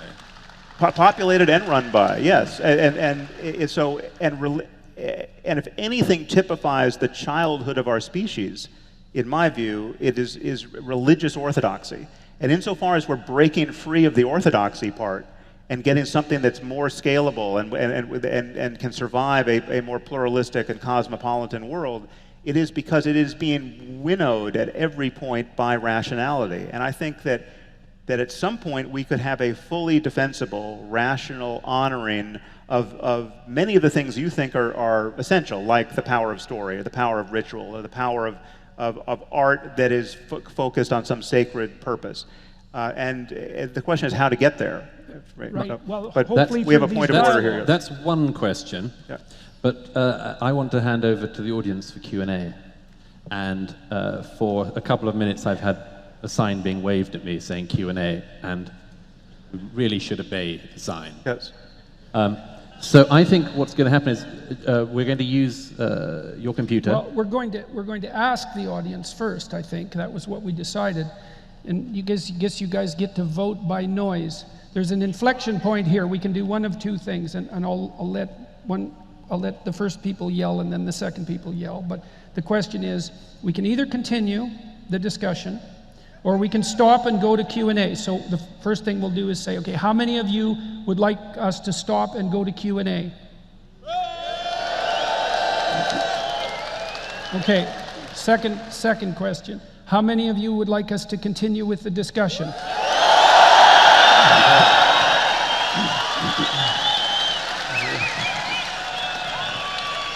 That's a successful vote. Okay. I thought the first shout was good. I want to go. So I'm going to seize the floor. I want to ask a question of both of you. Okay, it's about the three of us, but I think it's more about the two of you. Each of us, to one or another degree, has been described as a gateway drug to the alt-right. We've been attacked by people left of center as somehow inspiring or pandering to right of center, and in many cases far right of center ideas and ethical and pseudo-ethical commitments. I'm wondering if we can steel man the concerns that people have with us for a few minutes before addressing them. How do you view this reaction to your work? And well, I'm happy to do that first. Yeah. Can I just say before I do, I was going to say it if we were going to go to audience Q&A, I understand, I was reminded today that there's still a blasphemy law in Ireland. Well. Am I right on that? I await the police. I'm right, aren't I? Yeah. In which case, can I just say that I'm not going to be happy if we leave the stage tonight. In you handcuffs? and I have not both committed blasphemy. Right, yes. Okay. And if Jordan would like to join in. I prefer to do that in private. We could make it a full house. I really do think we should be blasphemous. I think I must have done that already, but I'll have to go to the tape on that. Well, here's the thing. We've all had similar-ish experiences on that, and there are a number of people among our friends and colleagues, perhaps you might say, who've had it as well. And I think what's happening at the moment is that there's a set of tripwires that have been put across the culture. And for a long time, if you went across these tripwires, you died, reputationally speaking. Because of the nature of the media, new media, among other things, that sudden death isn't possible anymore. Or at least it's not always possible. Right. So, for instance, if the New York Times says that Jordan is, you know, a sort of leading member of the Ku Klux Klan, it's not just that people don't believe the New York Times anymore. It's that they can go and find out for themselves that this is a lie. And that's a fundamental difference, and it means that people are surviving the tripwire experience. But there's a whole set of these tripwires, and I think they've been planted very strangely, among other things. I mean, the one I tripped on was the Islam one. I think to an extent it was the one you tripped on. Jordan, it was more to do with trans and pronouns was the first one.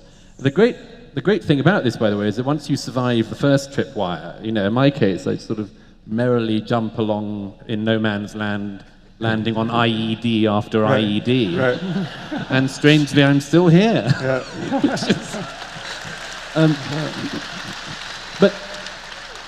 But you said I should steelman it. Here's what I think is probably happening.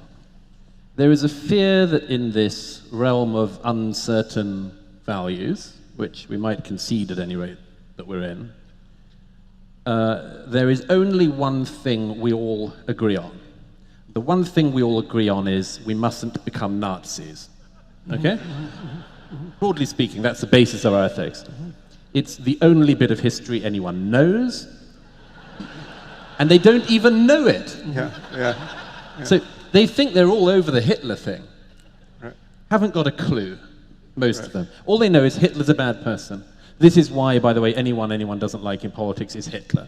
It's like George W. Bush, Hitler. If you had any sense of historical reference, you might say Henry V, domineering father whose shadow he had to step out of, for instance. But Henry V, Smith, who knows about that? So everything's Hitler. So if we agree that the one thing we're all meant to do is not become Nazis, you build these incredibly deep, big trenches around anything you think could be, as it were, something that would lead us back to that. The problem is that people who have done that trench building include people who are doing it for their own personal political gain. So they build a set of trenches around their political views, and they say, if you come near this, then you've trodden into that trench and you're a Nazi. Some of it is for short-term convenience, and I have no doubt that some of it is sincere. But the amount of lying about it makes me doubt that last bit. And let me add one other thing to that. One of the books I recommend people read most to do with politics is a brilliant book by Paul Berman, who I think you know as well, called Power and the Idealists. It has, by the way, the worst subtitle of any book. It's called Power and the Idealists, The Strange Passion of Joschka Fischer. Now, distinguished left-wing German politician though he is, it doesn't leap off the shelf. Anyhow, The Strange Passion of Joschka Fischer is an amazing book, which I wish was taught in schools, because he describes in this book how this group of Germans who grew up in the 1950s had one aim. The one aim was, we're not going to become like our parents. Okay. They think it's enough to orient their politics around. What happens? The Green Movement melds with a part of the German left, a whole set of things happen. They end up agreeing with the PLO and the hijackings in the late 60s and early 70s, and before you know it, one of Joschka Fischer's housemates is on the plane as it's on the tarmac, and he's separating out the Jews and the non-Jews. We've done it again. The one thing we were meant not to become was the people standing on the ramp saying, right or left, that way, that way. And we did it. We went all the way around. So there's something about this that I just wish was better known. That it's not as damn easy as all that. Like, your enemies don't come with jackboots and swastikas like this. No. It's just not that easy. No, they live inside you. That's really the case. So let me try the steel man approach. Okay, so the first thing that people assume about me is that I'm no fan of the radical left, and that's absolutely true. I am no fan of the radical left. And that's primarily because, there's a variety of reasons, but it's primarily because I believe that the radical left errs in insisting at every possible opportunity that the proper defining characteristic of each individual is their group membership. I think that that's, you do have a group membership. In fact, you have a whole plethora of them, which makes things quite complicated, as the intersectionalists have already figured out. But whenever someone brings a primary orientation to the world that is group-centered rather than individual-centered, I think they've already made a catastrophic mistake. And so I don't approve of the collectivists. Now, I don't approve of left-wing collectivists, and I don't approve of right-wing collectivists. But the right-wing collectivists haven't overrun the universities, and the left-wing collectivists have. So that's a distinct difference. Now, the left-wing collectivists enjoy acquiring a certain linguistic hegemony because they know that that's part of the way they can win the battle, and that's what they were trying to do when they passed compelled speech legislation in Canada, as far as I was concerned. So I made a video saying, I'm not going to abide by that because I'm not using the reprehensible linguistic maneuvers of collectivists who I detest. So, now, when I did that, you see, it was a very strange thing for a Canadian to do because Canadians don't do that, partly because Canada works just fine. And so nobody comes up and says, waves the flag saying, look, we're wandering off a dangerous cliff here.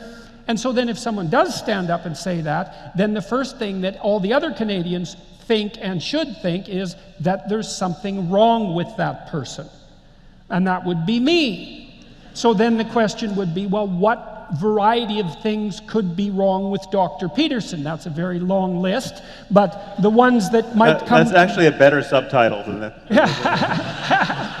Yeah, terrific title. Yeah. So what happened was, I objected to the radical left, that was my perspective, but the people who objected to me or who were even critical of me or curious about me thought, okay, well, if Peterson isn't part of the left, then where the hell is he? And the answer could be, well, anywhere on the political spectrum, including Nazi. And of course, that's hypothetically true. And if I was a Nazi, then that would be really useful for all the radical leftists, because if you're a Nazi, as Douglas has already pointed out, we've already decided that you're a bad person. And if I was a bad person, then no one would have to listen to me. And so it was in the interests of the radicals whose positions I was disputing to cast me as a Nazi. But it was also a reasonable cognitive maneuver because there was some possibility, although it's infinitesimal given the tiny proportion of actual Nazis in our society, that I would in fact be one and have gotten away with hiding that at 2 major universities for 25 years. And also,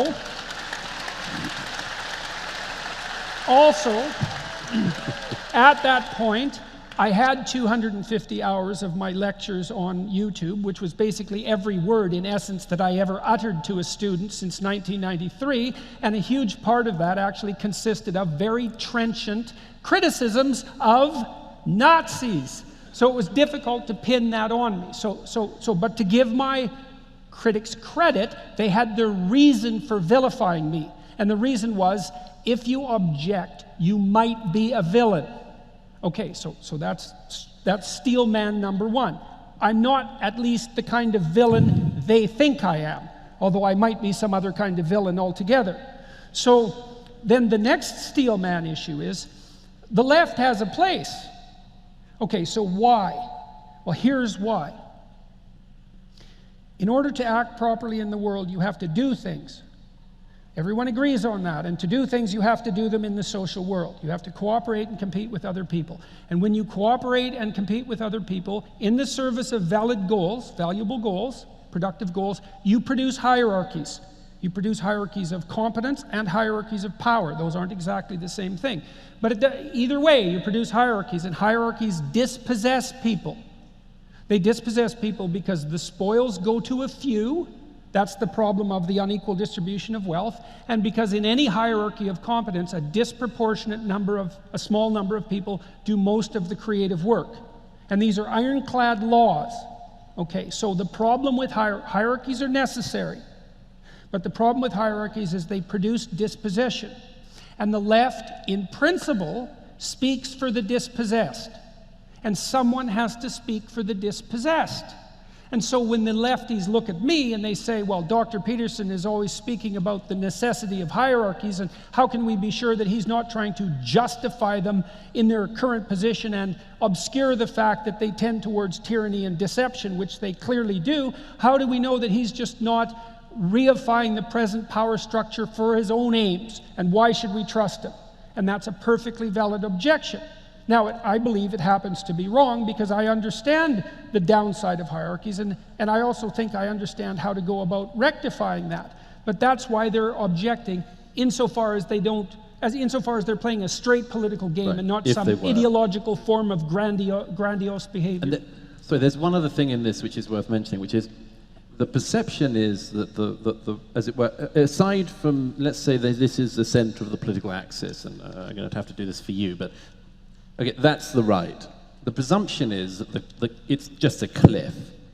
Like, if you start by saying, I don't know, I think people should pay smaller taxes or whatever, right, you're there. And you've just gone like that, and then it's Nazism. Right. Yeah.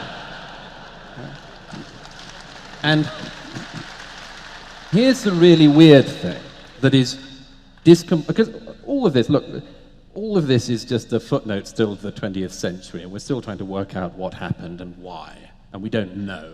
And in the history books, the period we're living in will be the post-Holocaust, post-World War II, post-Gulag world, when they were still trying to sort out what happened behind the crime scene tape. Okay.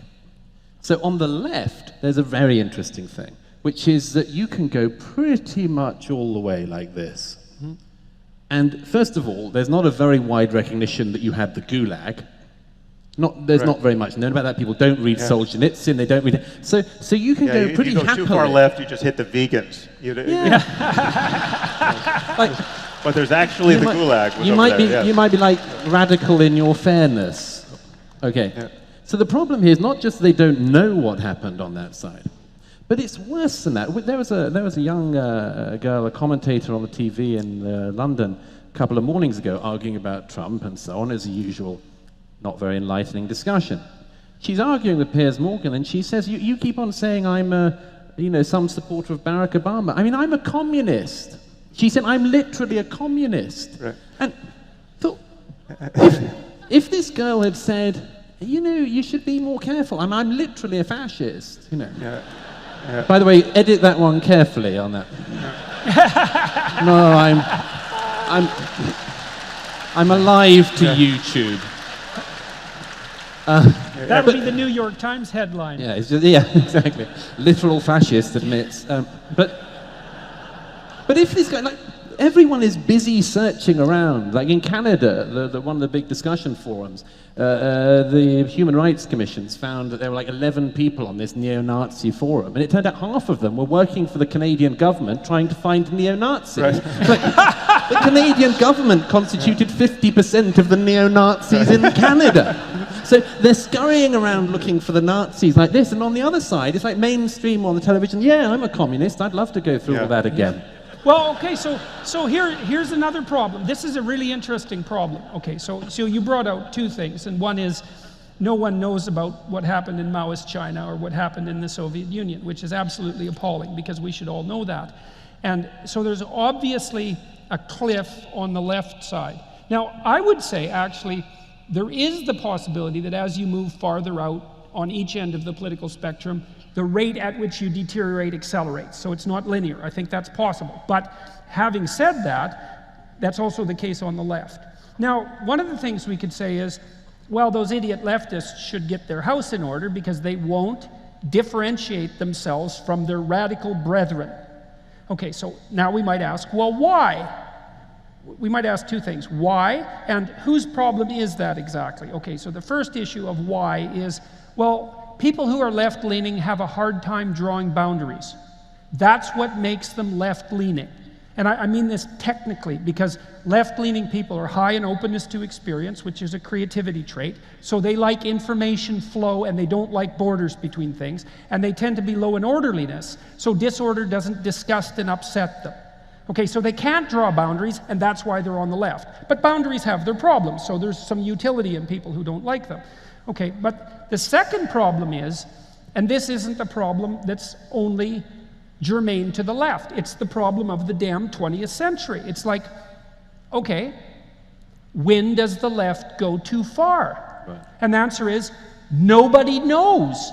Like, with the right-wingers, you can tell, man. It's like, they make a claim of ethnic or racial superiority. It's like, box, Nazi. Right? And then you can see that this happens because even back in the 70s, when William F. Buckley was sort of the leading conservative, he put a box around the Ku Klux Klan and the John Birch types, and he said, I'm not you. But none of that's happening on the left. Okay, why? Well, they say, well, we stand for diversity. It's like, well, everyone likes diversity. And well, what about inclusivity? Damn right, man, let's include some people. Well, what about equality? That'd be good, that'd be good. Let's have some equality. It's like, okay, well, how much equality exactly? Well, then it's gradations, right? Well, equality of opportunity? Damn straight. Equality of outcome? Sounds good. How about no? Under no circumstances whatsoever. But, you know, I can't... Look, but here's the problem, man. You get somebody saying race or ethnicity group member X is detestable because of their group identity, and you think evil Nazi, but then you see someone say, well, I just wish that everybody could have an equal outcome. And what are you going to do? Are you going to punch them? That's what you're supposed to do with Nazis. No, you're not. You're going to think, oh, that's a pretty nice person. And it's like, just because you're nice doesn't mean you're good. And just because you stand for equality of outcome doesn't mean... Right, but the thing is, it's a complex technical problem, right? Because it looks like you need a multivariate equation to define pathology on the left. It's like, well, if you believe this, and this, and this, and too disproportionately, then we have to put a box around you. But it's not like someone wears a symbol on their damn shirt or tattooed onto their face that enables you to identify them. So we have a real structural problem here. We don't know how to box in pathology on the left. Yeah, no one knows, including the moderate leftists, but none of us know. An additional problem is that many of these issues may not have a solution that we can happily live with, right? So let's sharpen this up, and this is more in the interest of steel manning our critics. You take a problem like immigration. Right now, the intuition that's driving the left, I mean, let's take the extreme case of an open borders ethic. You know, but borders are illegitimate. Borders are just in principle a sign of selfishness and xenophobia and unearned privilege. Right? None of us can take credit for the fact that we were born into the societies we're born into. And yet we have all of the advantages of having been born there. And so it is with all of you. I mean, none of us are currently living through the civil war in Syria now. And that's a good thing for all of us.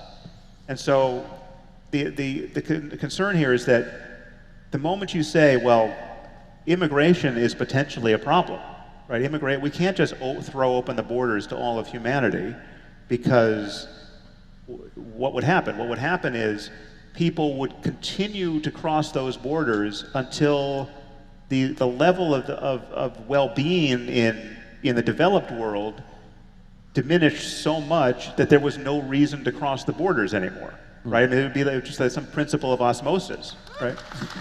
So okay, so it's even worse than that. So, but the concern is that this is totally, ethically speaking, this is a totally illegitimate situation. And to shine a bright enough light on any particular story in Syria, say, I mean, you give me the right family with children, and I learn enough about them and their plight, and I recognize within 30 seconds that if I were them, I would be desperate to get to Dublin or New York or San Francisco or anywhere but Syria, right? And it seems like a completely, it seems evil to in any way perpetuate this lottery, where you pulled a bad ticket, and sorry, this defines the rest of your life and the lives of your children.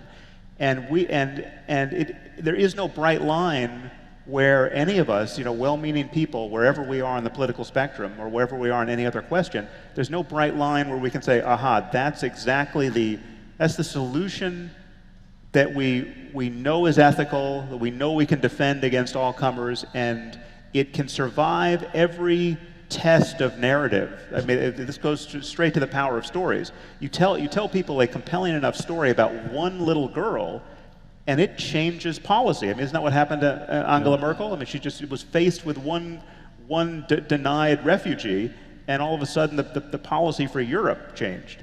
And so this is, again, I'm not saying there's a solution to this, but this is the fear, that there's an imputation of callousness on the part of I'm now speaking specifically to you, Douglas, because this has been your issue more than ours. How callous must you be to be worrying about immigration? And that's obviously there's a counter argument from the right side, but there's an ethical core to it that is difficult to dismiss. And this is something which, I mean, it's not just that issue, it's almost every issue. We were talking a bit about this at dinner, that we seem not to be, well, we just aren't ready for the communications age we're in. Right. And we're just not ready for it. Our brains are not yet able to cope. Let me give you an example. The notion of private and public speech that's just basically evaporated. So that this is the problem. Try out an idea with your friends. Just throw around an idea. We've all done it. Throw around ideas with your friends if even one person is videoing it and might post it. This is the world we're all in. It's too dangerous to try things out for most people. That's a problem of no borders. And so this is it. So we are always vulnerable that for instance, most people in Europe, for instance, want borders. I mean, like overwhelming majority in every country want there to be borders. But if you show them footage of somebody being turned away at a border that morning, we don't know what to do with it. We have abstract principles we need to abide by, we want to abide by, everybody wants to abide by it, but we don't know what to do in precisely this era. And I think we've just got to, among other things, work in all sorts of ways to find ways to think about this that are deeper than the ones we've managed so far. One of them, yes, is to cope with the idea of the unbelievable luck that we've all got. Unbelievable luck. And then the questions from that. If I'm lucky, what are my priorities? What are my obligations? What are my obligations? Because I'm lucky. What are my obligations? And some people say my obligation is to share my home with the rest of the world. In fact, it's not that, it's worse than that. Because I know lots of people who've taken in a refugee and things like that, okay, and I have unbelievable admiration for them. That's really walking the walk. But it's a different thing. These are people who called your bluff when you said, I don't see you taking in refugees into your home, and they said, oh, actually, there's one in the living room right now. I always want to turn up to their houses with some refugees and say, I've got yours. Right. And they go, there also aren't 50 in the living room. Exactly. Right, and okay. So let's elaborate on this a bit more. Okay, so the issue is borders exclude, right? And that's a postmodern proposition, or maybe you could take that even further. That borders exclude and privilege those within the borders. It's like yes. Okay, so let's take that seriously. Now, part of the seriousness is poor, innocent children are hurt at borders. That happens all the time. Okay, the question is, are you willing to give up the borders? Now let's think about what borders are. Your skin is a border, okay? And your prejudice in protection of your skin. For example, you won't just sleep with anyone. You reserve the right to keep that border intact, right? And to be choosy about the manner in which it's broached. You likely have a bedroom, it probably has walls. You have clothing. You have a house, you have a town, you have a state, you have a country, and those are all borders. It's borders within borders, within borders, within borders, and you need those borders because otherwise you will die. So we could not be too hypocritical about the damn borders.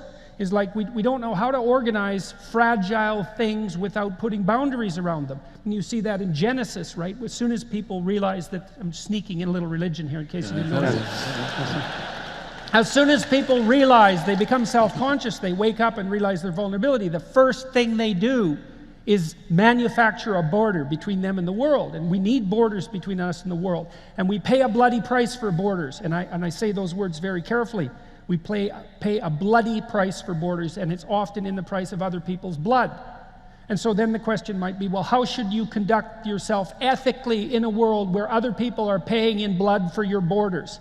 And the answer that I've been trying to communicate to people is, get your damn house in order. Bear as much responsibility as you can. Act as effectively as you can as an individual in the world. Because then you can justify your privilege. You can justify your luck and your good fortune. And maybe within the confines of your border, you can be more productive and useful than you would be in the absolute absence of borders altogether. And it seems to me that that's the case. And then we have to have a discussion. Okay, the left doesn't like borders and the right is more fond of them, and they're both right. And so because we don't know how strict the border should be or how permeable it should be. It shouldn't be absolute, so nothing moves between borders. Everything dies then. But if the borders disappear, then we can't survive. So we have to have a discussion about borders all the time, and that's partly what we're doing here. We have to be more sophisticated about these sorts of things. Very few people end up getting held accountable for their own views in this matter, as among so many others. There's an enormous amount to gain by saying something that's wrong, and there's very little to gain by saying something that's right on this. Mm-hmm. I mean, it's just a world of suffering. Right. And look, the problem with this, I mean, look, this is your area of politics more than it is mine, but these lines that are being put down on the left at the moment, of which this is one, these other ones that are now coming up, I mean, today's one, you can't now act a role that you're not. Scarlett Johansson, yeah. You can't pretend to be someone else. Like, this is a brand new rule. I'm talking about Scarlett Johansson, who was cast in a film as a transgender woman, I think. A man who become a woman. It might have been the other way around, but it scarcely matters. Yeah. Oh, it matters. Oh, that's your fascist moment. Yes, that's my privilege talking. Well, it's interesting because that's actually a boundary too. That's actually a border too. It's another case where these things reverse in a perverse manner. But like, where did that one come from? Yeah, well, it probably came from the West Coast. Exactly. Yeah.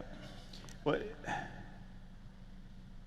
yeah, it seems to me that we need to somehow get comfortable with the increasingly public moments of uncertainty on topics like this, because so much of safety, reputational safety, as you were just alluding, is predicated in the public sphere in either pretending to be certain or falsely being certain on a safe answer, a safe and wrong answer to a complicated and important question. Well, part of this is the pathology of basal instinct. And so, because the rule now is, if I feel sorry for you, I'm good. Right, and so let's say there's a complex situation that requires a tremendous amount of adult cognitive computation to solve, like what do we do about the borders? Because tearing them down is not the answer. Well, the person who stands up and says, well, I see someone who's hurt by a border and I feel empathy for them, then immediately says, therefore I'm good, which isn't so bad, but therefore I'm also morally superior to you. And this is one of the true pathologies of the empathic collectivists, is that they presume that their reflexive empathy marks them out as morally superior. And that's appalling, because part of it is, it's too easy. Just because I feel sorry for you doesn't mean I'm good. Partly because I can feel so sorry for you that I'm actually harmful to you. And that's what happens in the case of overprotective parents, for example. So we know perfectly well that that empathy is not an untrammeled moral virtue. It has to be tempered by other virtues, and carefully tempered by other virtues. And so we have to stop allowing in our public discourse the unquestioned assumption that just because I manifest more pity in the moment than you do, that I'm somehow a morally superior individual. Yes. In fact, not only do we have to question that, we in fact have to deeply question it and say, what makes you think that you're just not taking things too far right there? Because there's just as much error on the side of too much empathy as there is on the side of too little empathy. And that's a hard thing for everyone to learn, because empathy feels so good. Like if you feel mercy towards a suffering child, it's like, that is kind of an indication that you're an ethical person. But that's not the basis for complex and sophisticated foreign policy. Well, we know it isn't, because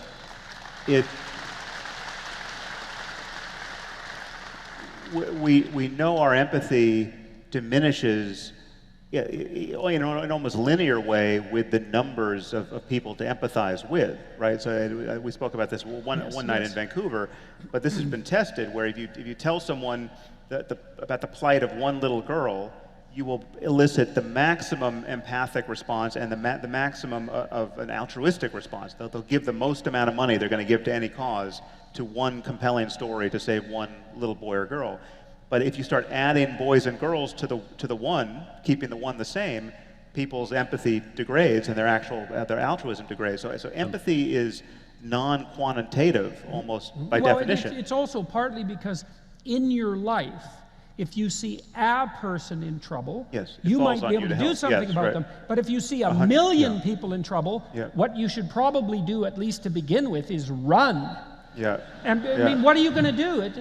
Maybe you could give $1,000 to one person, but if you divided that up among a million, all that would happen would you would have no money, and they wouldn't be any better off. But this is to say that so much of moral progress today entails unhooking from the highly salient empathy-driving story and connecting with the actual quantitative reality, to learn that it's 500,000 people dying every year from heart disease or whatever it is, or there's 500,000 people dying in this famine.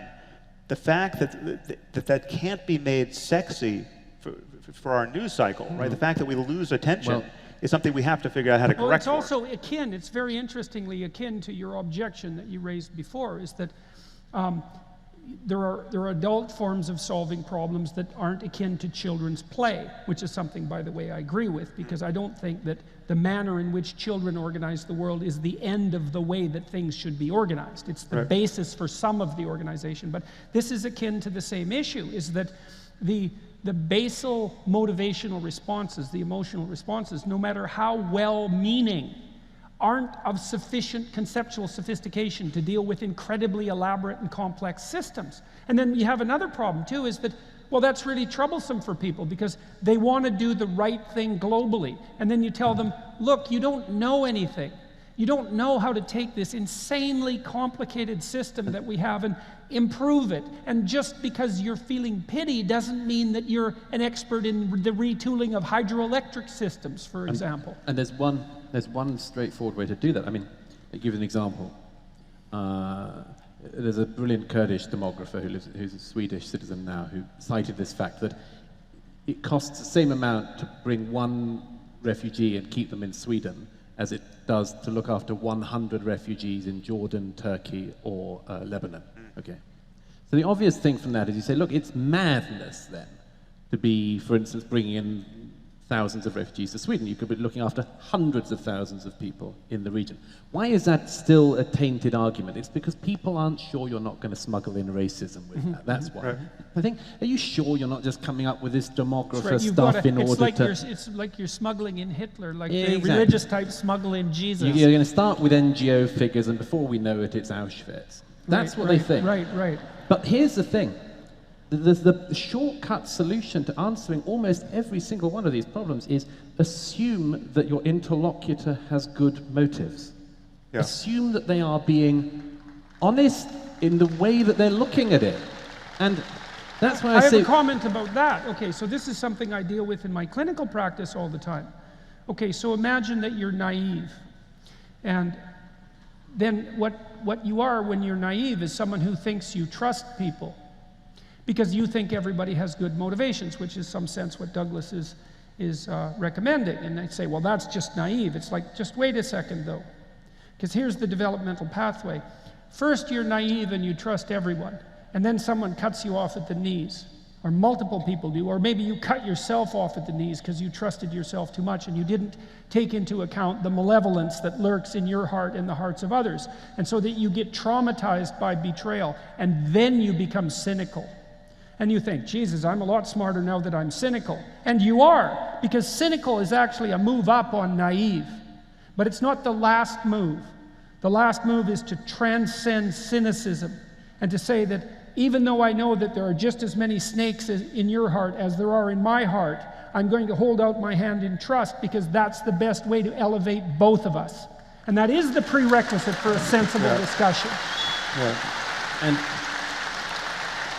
And to concede that, this is why I'm always going on about Aristotle on this, to concede that it's not between good and evil, but between competing virtues. That when it comes to something like the borders discussion, you're dealing with justice and mercy. You cannot only be driven by one of those virtues. That's right. Mercy itself will lead you to hell. Yep. Justice on its own, blind, Yes. unseeing, can lead you to hell. Yes, exactly. Well, and so this also, and we're running very short on time here, so we should And you figure still out how to haven't wrap up. blasphemed, But so. this is also why your emphasis on truth and the emphasis on truth is so absolutely important, because you and I obviously differ on a variety of different things, and as Douglas does with both of us. But you know, that doesn't mean that I think that you're a bad person. I don't think that. Actually, what I think and what I fervently hope is that some of the things that you think are wrong actually turn out to be right in a way that would be extremely helpful to me and everyone I know if I incorporated them. Like, I really hope that, because I'd rather not be stupid and wrong if I could help it, because then I don't have to wander into a pit. And so I'm hoping that if we can have a genuine dialogue and we can tell each other the truth, which is the crucial issue here, then I can find out what you know that I don't know, and that'll make me stronger and it'll fortify everyone around me. And that's the basis for the right and responsibility of free speech, right? You have the right of free speech, but that's so that you can be a responsible bearer of free speech, so that you can say the truth, so that you can set the world right and adjust the hierarchies and make sure the borders are properly functional, and so that we can keep this thing going properly. And that is all dependent, at least in part, well, in large part on the truth, but also to some degree on this faculty that you described as rational. Because we're engaged in I know rationality isn't enough, that's my sense, you know, but it's certainly an adult form of communication, and it's definitely the prerequisite to a discussion like this, which seems to me to be highly useful, and which I'm so happy that you're all willing to participate in, how strange that is, notwithstanding.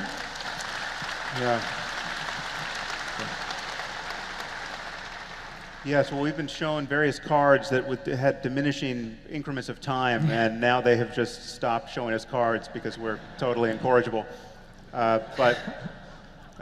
just want to reiterate what Jordan just said there. I mean, you all really are the occasion for this conversation. I mean, though you are in the audience and we're on stage, we very much feel that this conversation is with all of you, and we know the conversation continues in your lives. And again, it's just a tremendous honor to show up and meet all of you in this space. And so thank you for that.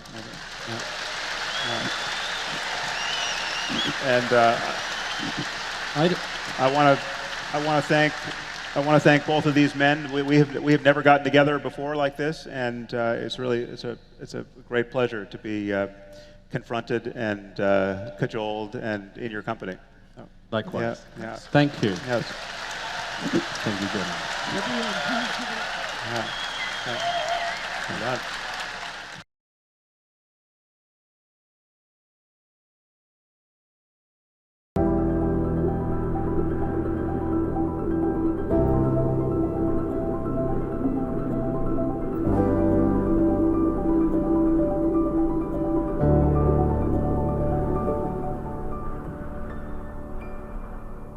I thought I could start by first acknowledging how fun this has been to have these series of dialogues with Jordan. Now this is the fourth event we've done, and the second with Douglas.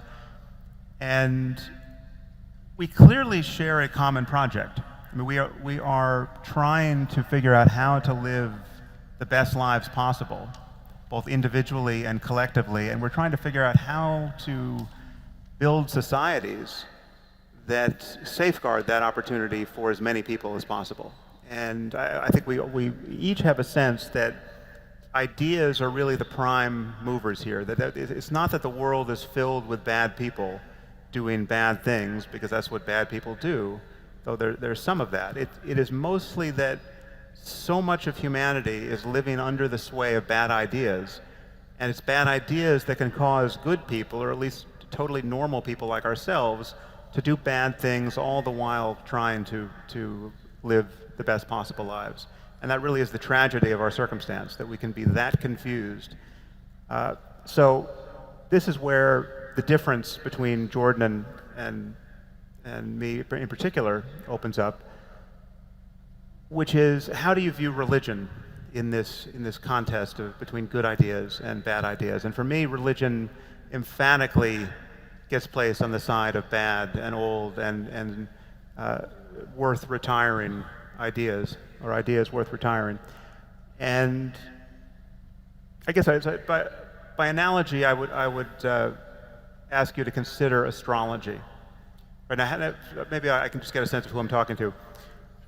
What percentage of you, I want to know, believe in astrology, which is to say, who among you, and you can signal this by applause or howls of enthusiasm, what percentage of you, let me just spell it out so you know what you're committing to, and you know how crazy your neighbor is, in fact. What percentage of you believe that human personalities and human events and the difference between good and bad luck in a human life is the result of what the planets are doing against the background of stars? Let's hear it. Somebody out there. Okay, so now you should know that something like 25% of your neighbors believe that. Oh, there you go. So I'm here. Wait. I'm hearing a heckler among the astrologers. Is that possible? This is the first astrological heckler I've heard.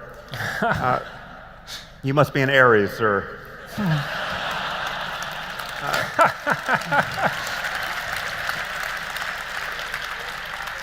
So it won't surprise you. I have a related question, which is, what percentage of you, I want to know, are religious? Which is to say, who among you believe in God, a personal God, a God that can hear prayers, a God that can take an interest in the lives of human beings and occasionally enforce good outcomes versus bad outcomes? Who among you, and now again, I want to hear applause or silence, believe in that sort of God? Okay, so this is my concern. This is my concern with what Jordan has been saying and writing these many months. I feel that you're in danger of misleading this second group of people. That the way you talk about God has convinced and will continue to convince some percentage of humanity that it's fine to hold on to this old sort of God, this God that can hear prayers and that can intervene or not in the lives of human beings. And as we've begun to explore, I think there are a lot of problems with that kind of belief.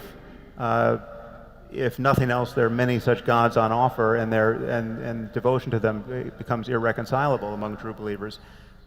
And my concern is that you could do exactly what you do with religion with astrology, right? It would be no more legitimate to obfuscate the boundary between clear thinking and superstition there, because this traditional God and the doctrines that support him are on no firmer ground than astrology is now today. And astrology, almost everything you say about religion It's the fact that it has organized human thinking for thousands of years, that it's a cultural universal, that every group of people has given rise to some form of it, that it has archetypal significance, that it has powerful stories. All of that can be said about astrology.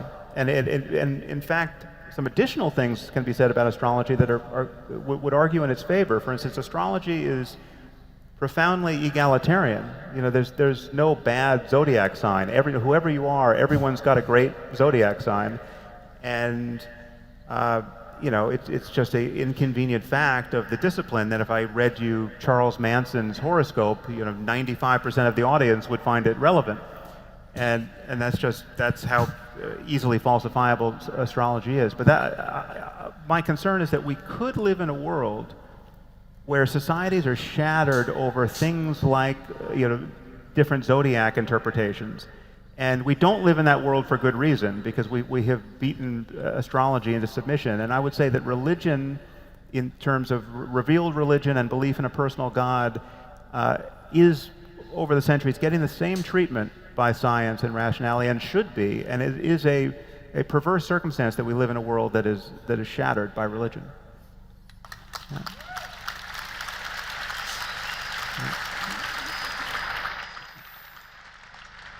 So I think what I'll do first is adopt the exceptionally difficult and likely counterproductive position of saying something not so much in defense of religion, but in defense of astrology, knowing full well that that's fundamentally a fool's errand. But there's something I want to point out, is that, first of all,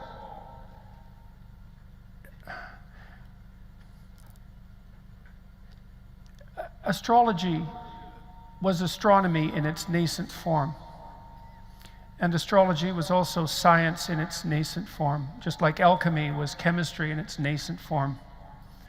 And so sometimes you have to dream a crazy dream with all of the error that that crazy dream entails, because you have an intuition that there's something there to motivate you to develop the intuition to the point where it actually becomes of genuine practical utility. Now, when we look back on the astrologers and we view their contributions to the history of the world with contempt, we should also remember that the people who built Stonehenge, for example, and the first people who determined that our fates were in part written in the stars, were people whose astrological beliefs were indistinguishable from their astronomical beliefs. And you might think, well, in what sense is your fate written in the stars? And I would say it's certainly the case insofar as there are such things as cosmic regularities. So it was the dream of astrology that there was some relationship between the movement of the planetary bodies and the fixed stars and human destiny, and that's what drove us to build the first astronomical observatories, and to also determine that there was a proper time for planting and a proper time for harvesting, and a way of orienting yourself in the world, for example, by using the North Star. It's also the poetic ground that enabled us to identify the notion that you could look up and orient yourself towards the heavens, and that there was a metaphorical relationship between that and positioning yourself properly in life.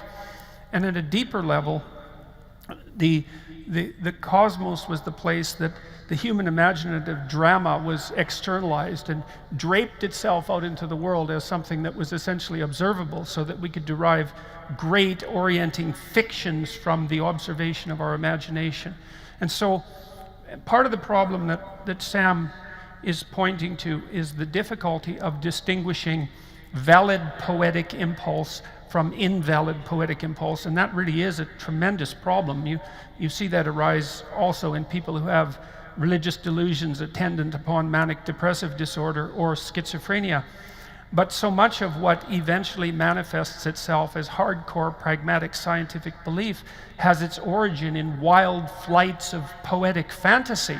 And it's also the case, by the way, that that's actually how your brain is organized, as far as I can tell, that when you, and it isn't just me, I actually, there's a very large what would you call it, research literature outlining the relative functions of the right and left hemisphere. And it certainly appears to be the case that when we encounter something absolutely unknowable or unknown, what we do is drape that unknown thing in fantasy as a first pass approximation to the truth, and then refine that fantasy as a consequence of iterative critical analysis. And so Sam believes that what should happen is that the poetic and fictional domain should be supplanted by the rational domain. Well, let me just close the loop there. Not Okay. quite. I think we need poetry and fiction, and then there's more to engaging with reality than being a scientist in a white lab coat.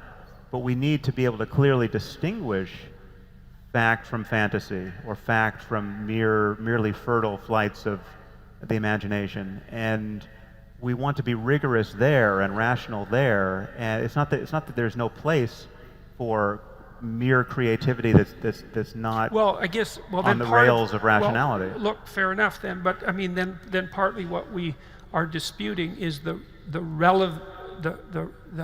relative import and of those two domains. Let's say the poetic and the fictional and the rational. And the status of religion now in that. Well, I have a hard time reconciling that to some degree with your more what would you say, formal statements about the problem, because your mechanism, the mechanism that you put forth above all, outside of truth, is rationality. And it isn't clear to me if you're willing to allow the utility of spiritual experience, which you do, and if you're willing to make, what would you say, allowances for the necessity of the poetic imagination, exactly how it is that is also encapsulated under the rubric of pure rationality.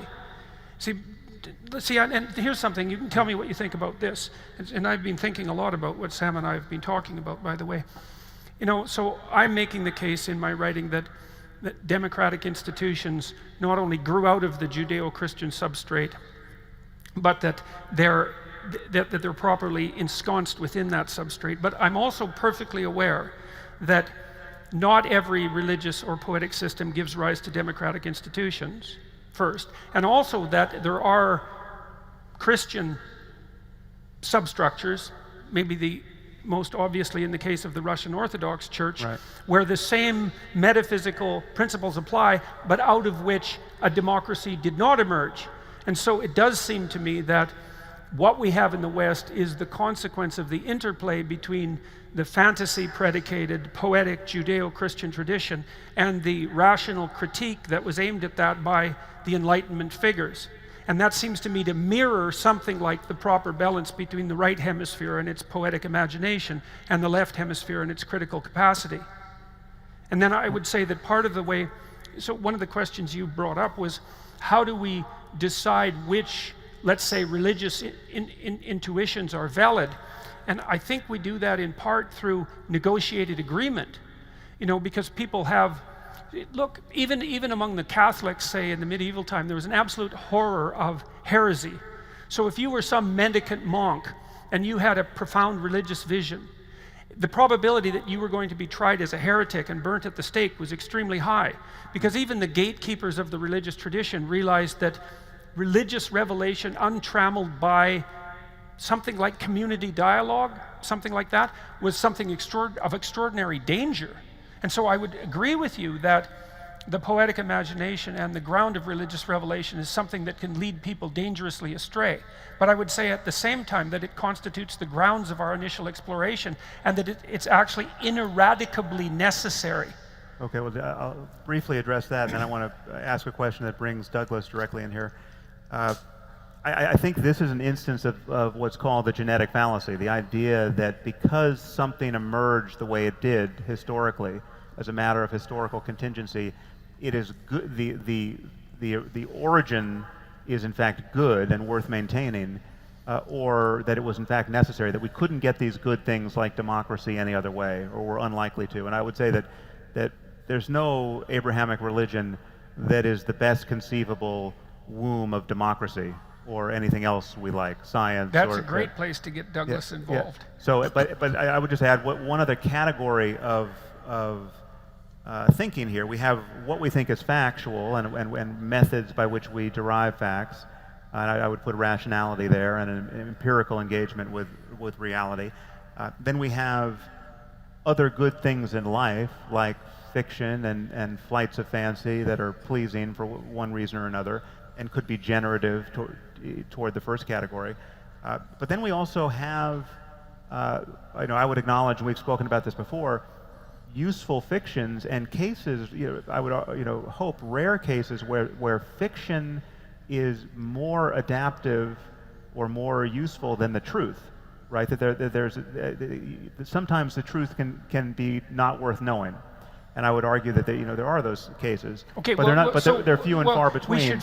We should focus on that to some degree. Yeah, so I wanted to just point to Douglas here and focus on that, because I think your fear, Douglas, is that my style, or Richard Dawkins' style, or Christopher Hitchens' style of anti-theism, just let's just throw the vicars from the rooftops now, because it is time to end this thing.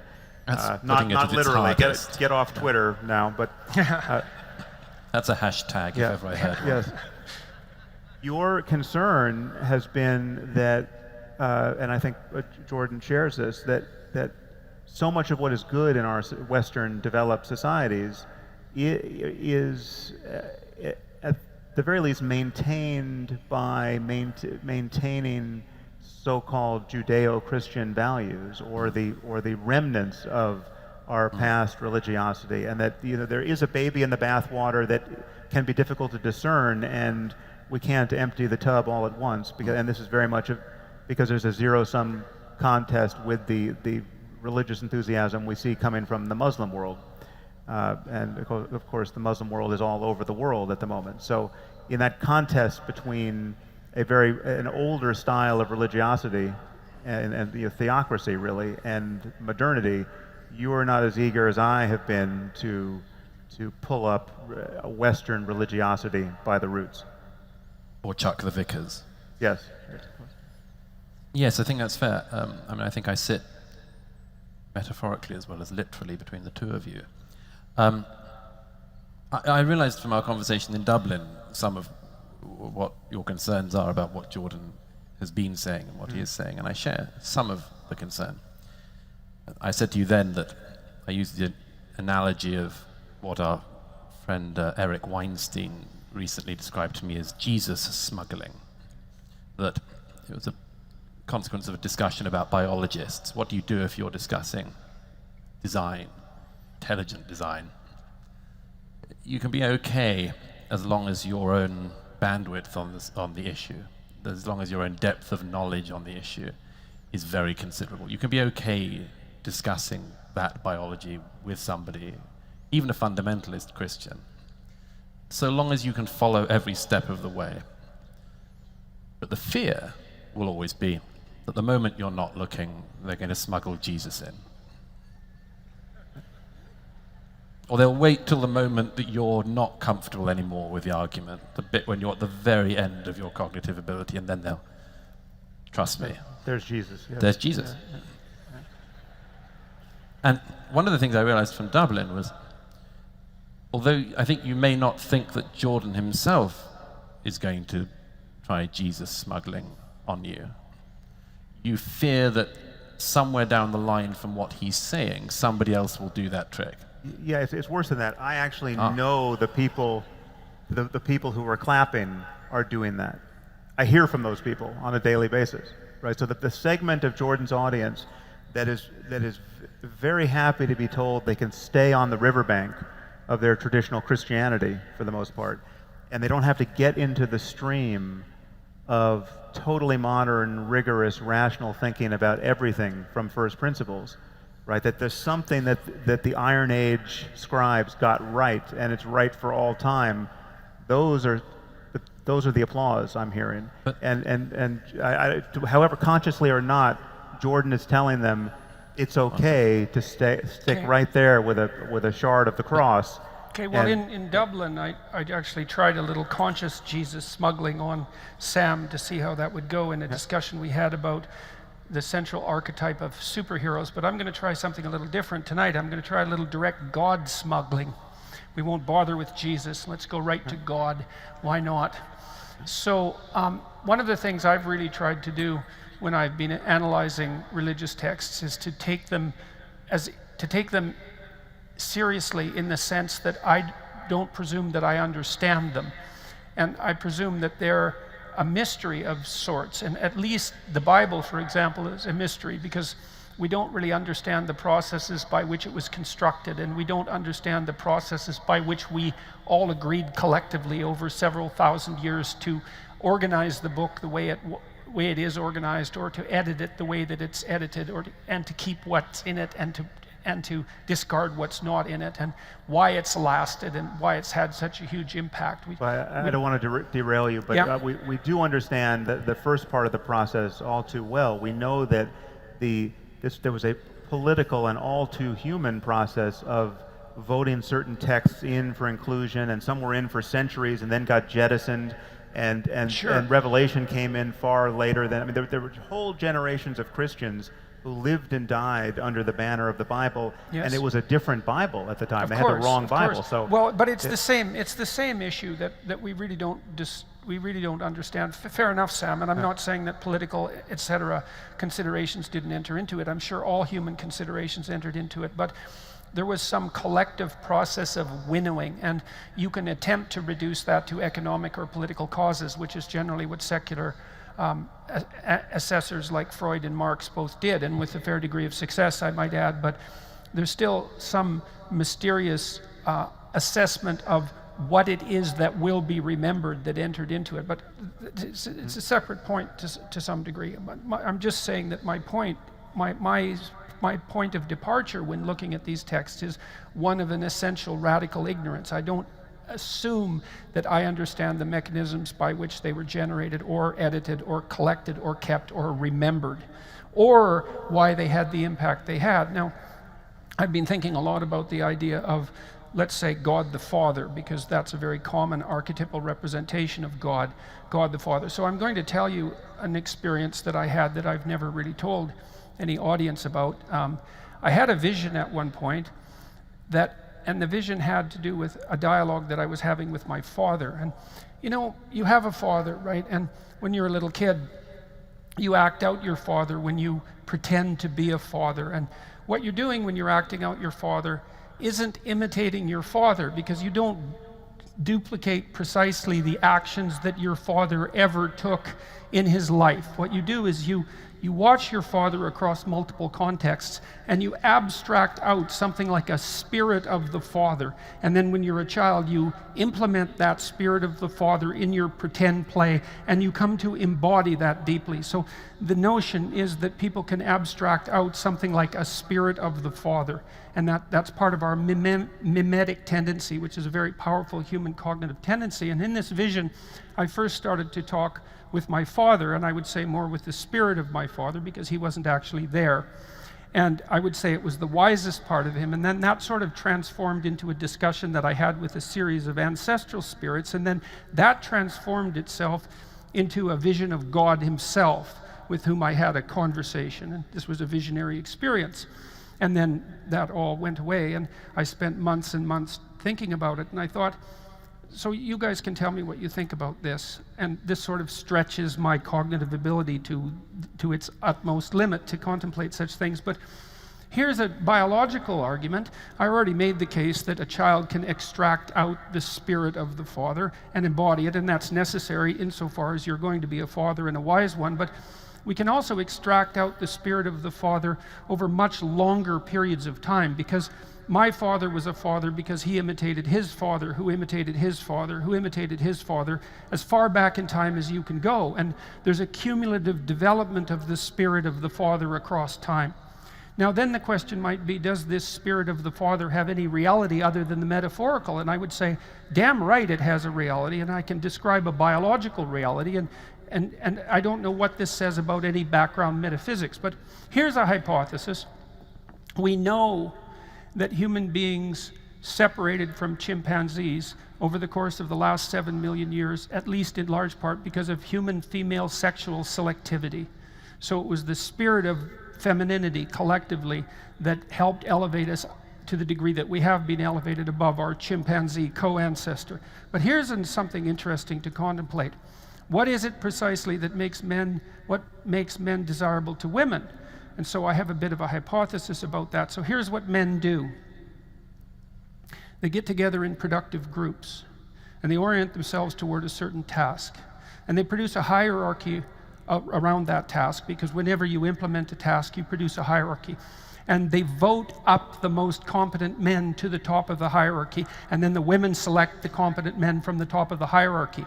But the vote that determines who the competent men are that are more likely to reproduce is a consequence of male evaluation of men, and that's occurred over millennia. And so there's a spirit of the father that's embedded in the patriarchal hierarchy that acts as the primary selection mechanism that offers men up to women and plays a cardinal role in human evolution. And it looks like we've personified that spirit of the father in our religious imagery. And that's how it looks to me. But then there's something that's even more mysterious and deep about that that's worth considering, is that apparently the entire course of evolutionary history has conspired to produce human beings. And we could argue that it could have been different, but it certainly hasn't been different. And that means that that selective spirit of the father has been part of the process that's generated our very being, and it's certainly possible that that collective spirit of the father reflects something metaphysically fundamental about the structure of reality itself. Wait, I was with you up until the last sentence, yes. Well, insofar as I agree with virtually all of that, I should say that none of that should give comfort to people who want to hold on to this notion that certain of our books might have been revealed by the creator of the universe. Right? Well, it depends on what you mean by the creator. Yeah. I'm just saying that the world we're living in now is one in which we have whole societies shattered over this notion that some books weren't written by human beings. Right? There's a different class of book.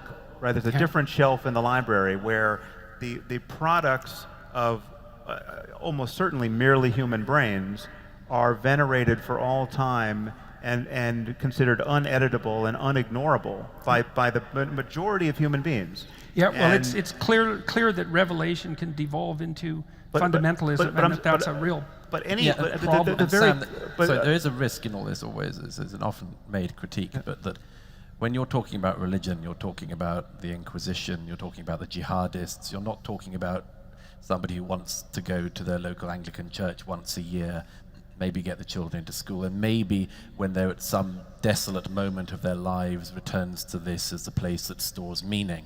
I mean, the thing that I think Jordan and I are in agreement on in this is that thing, with a quote from Schopenhauer in the Dialogue on Religion, when he says, the truth may be like water, it needs vessels to carry it. And when we were talking about this the other night, you admitted that one of the consequences, perhaps, of the parents sort of going through the belief structures they may not believe in anymore, but they keep doing it, is a demonstration of what you said was the non-embarrassing options that atheists have come up with. But it may also be that since we don't have very many vessels, that cracked and damaged and sometimes transparent as they are, what vessels you have might be worth holding on to. Well, no, I think the challenge here is, it feels that, well, first of all, we should first notice that these comments very often take the form of, you and I don't need this stuff, but most other people do, right? And that is, it can do that, yeah. Yes, that's inevitably, and it sort of took that form at one moment the other night, where you acknowledge that people of low intelligence are best placed in a conservative paradigm, a traditionally conservative paradigm, because there's less to think through, right? Now, obviously, you don't want your view on religion summarized by, it's good for stupid people. Well, I do want it summarized to some degree that way, because one of the things we do... I'm giving you the opportunity again to put this foot in your mouth. But I would say not only... I mean, the thing is that we're all stupid, and some of us are far stupider than others. But we're not. But we're not that stupid. I mean, but there's another problem, Sam. I think, and this is obviously a contentious one. And one of the things I don't go to church, but there is one thing I admire about the church, and that is that it's managed to serve as a repository for these fundamental underlying fictions for 2 millennia. And that's really something bloody unbelievable. I mean, the great, what would you say? It is bloody unbelievable. Well, look, Sam, everything's soaked in blood. We have no disagreement about that, but the secular alternatives that we produced in the 20th century were certainly no less blood-sodden, and they produced nothing of any productivity whatsoever. We need not do it now, but we have to put to bed that secular canard. What would you do?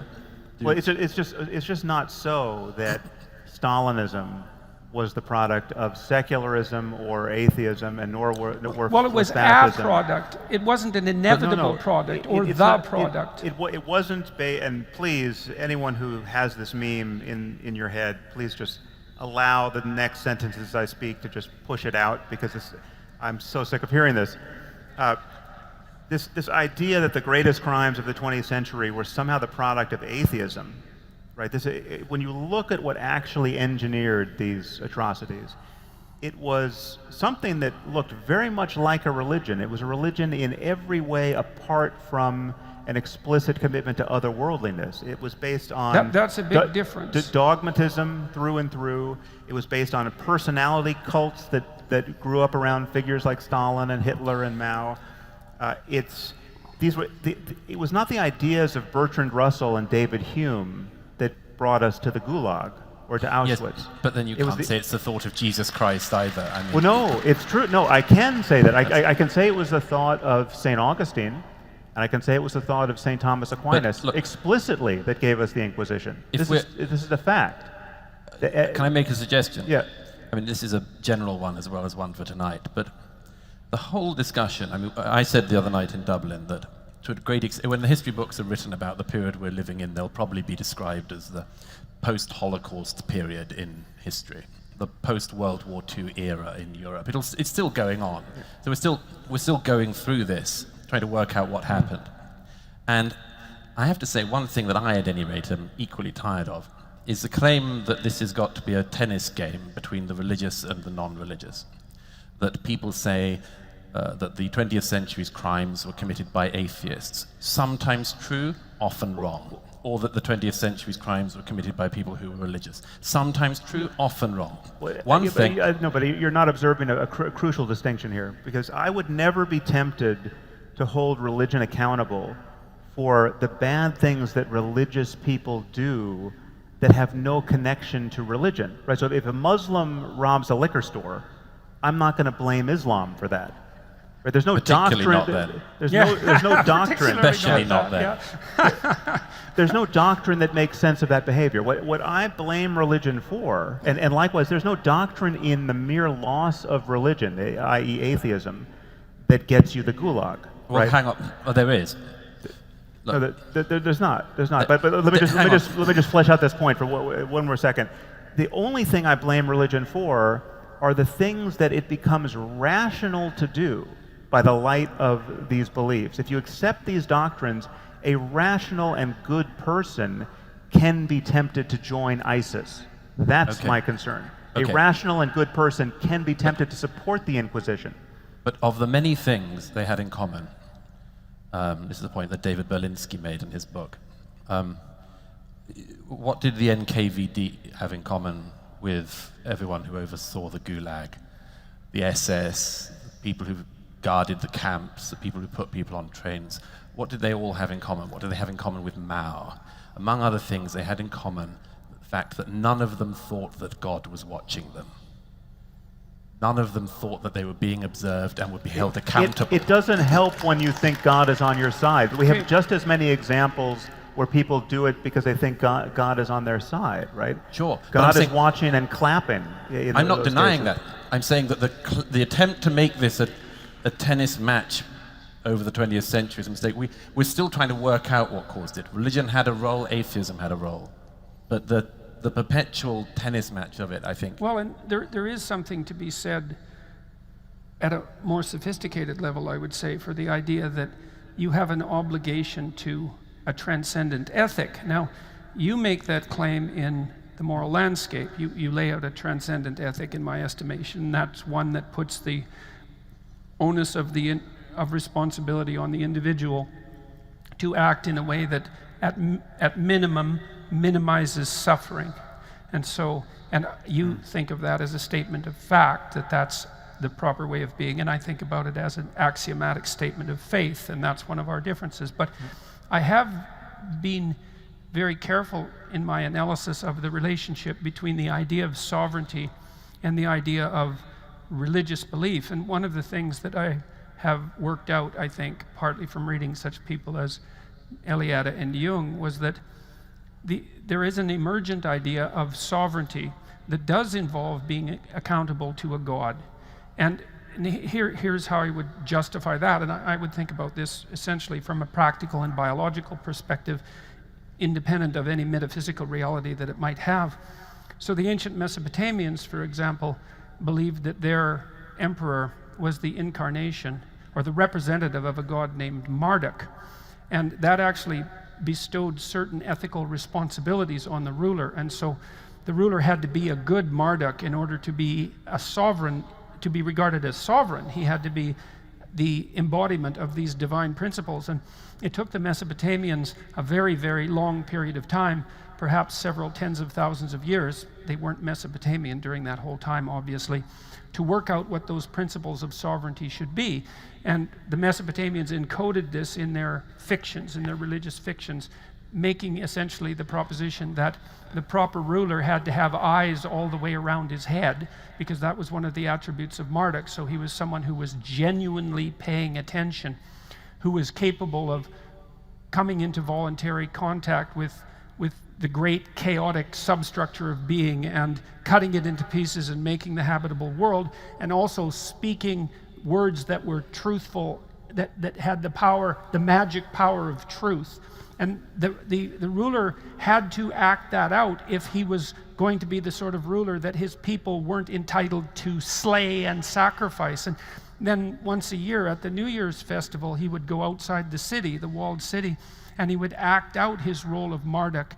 And the priest would humiliate him and ask him to confess all the ways that he hadn't been a good Marduk, so that he could remember that he had a responsibility to undertake to embody this relationship with these divine principles. And the thing that's so important about this, that's so absolutely crucially important, is that it established the principle that even if you were at the top of a hierarchy, you weren't absolute. There was something above you that you were subordinate to. And one of the extraordinarily useful ideas about the abstraction of even God as a personified spirit, let's say, is that it allows every leader to be subordinate to something that's beyond him. Now, that doesn't mean it can't be misused, but it's a very, very, very important idea. Yeah, except you can get there the other way around. You can realize that even if you're at the top of the hierarchy, you are radically dependent on everyone else. The tip of the pyramid. But everybody at the tip of a hierarchy doesn't believe that. Sometimes they believe that they can do whatever the hell they want. Yeah, but I'm saying if you're going to believe something that's compatible with rationality globally and has the least conceivable downside, I would put in that place not a superstitious attachment to a notion of an invisible friend or punisher who's above you. I would put in its place the totally defensible and palpably true fact that you could be the king of the world, and you are dependent on everyone around you to eat, to not be murdered by them. I mean, you are.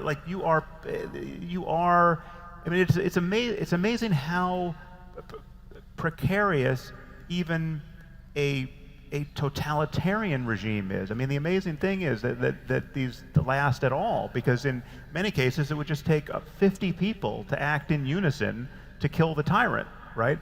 But it never happens because you just have a first mover problem. Everyone is afraid to be the first person shot. But it is a genuine mystery that these systems even perpetuate themselves. And when they unravel, when you see Gaddafi being murdered in a crowd, you realize, wow, it really is just a matter of the restraint and fear of human beings keeping any of these things together. A benign, if you wanted a hierarchy where you had a kind of benign philosopher king pulling the reins of a society, I'm not saying we do, but even there, you could have an ethical one. You could have one where, and a non-superstitious one where someone recognized, hey, this is how we're doing it, but we are radically, at the top of this hierarchy, am radically dependent on being surrounded by as many happy people as possible.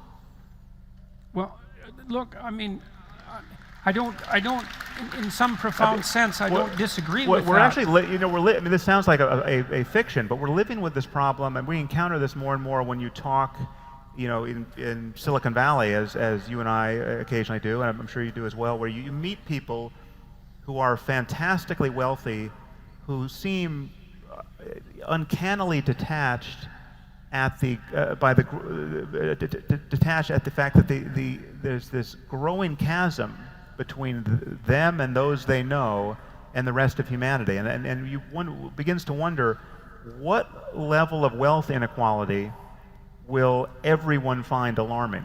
And some people are acting as though there is no level that is alarming, that there's the kind of a law of nature that this thing can grow just impossibly to the point where we have trillionaires walking around and you know, in driving in their motorcades, and it's kind of it's sort of the libertarian religion one occasionally runs into, and clearly there's some level of inequality that's untenable, or at least would be undesirable. I mean, well, it's a funny thing, because that's a place where our thought loops and then agrees to some degree again, because I do believe that you can, in some sense, rationally derive an ethic. So let's take the argument that you put forward and say that, well, and this is an extension of your well-being argument to some degree, which I've thought about a fair bit. It's like, well, okay, what's the optimal solution for you? Well, okay, well, first of all, there isn't just you now. There's you now, and you tomorrow, and you next week, and you in a year, you in 5 years. So there's you and the you that propagates across time. So one of the implications of that is that you can't do anything that's really good for the you now that isn't very good for you a week from now, right? Yeah. So that means you have to imagine yourself as multiple individuals across multiple time frames. And then you have to figure out what's good for all those individuals across all those time frames, although you discount the future to some degree because of its unpredictability. But then, so that's a very tight set of constraints. And you might say, well, a rational person would calculate what was optimal across all those multiple time frames. Then you do the same thing with other people, which is the point you just made. Well, it isn't just you, because who's you? There's you and your family. And most people are in a situation where they would regard damage to their family as perhaps even worse than damage to them. So whatever they are obviously encapsulates their family, and then to some degree that flows off into the community. And so there is no isolated you, and that's sort of your point with regards to the ethic. But then, so I agree with all that, but then one of the things that I would suggest is that, because that's an incredibly difficult rational calculation, and perhaps an impossible one, technically speaking, but certainly very difficult, that what has happened in part as our great narratives have emerged across time is that we have observed ourselves attempting to solve that multiple identity, multiple time frame problem, and we've told stories about people who do that exceptionally well, and then we've winnowed out those stories, and we've produced these powerful narratives that encapsulate the ethic that does in fact reflect that wisdom.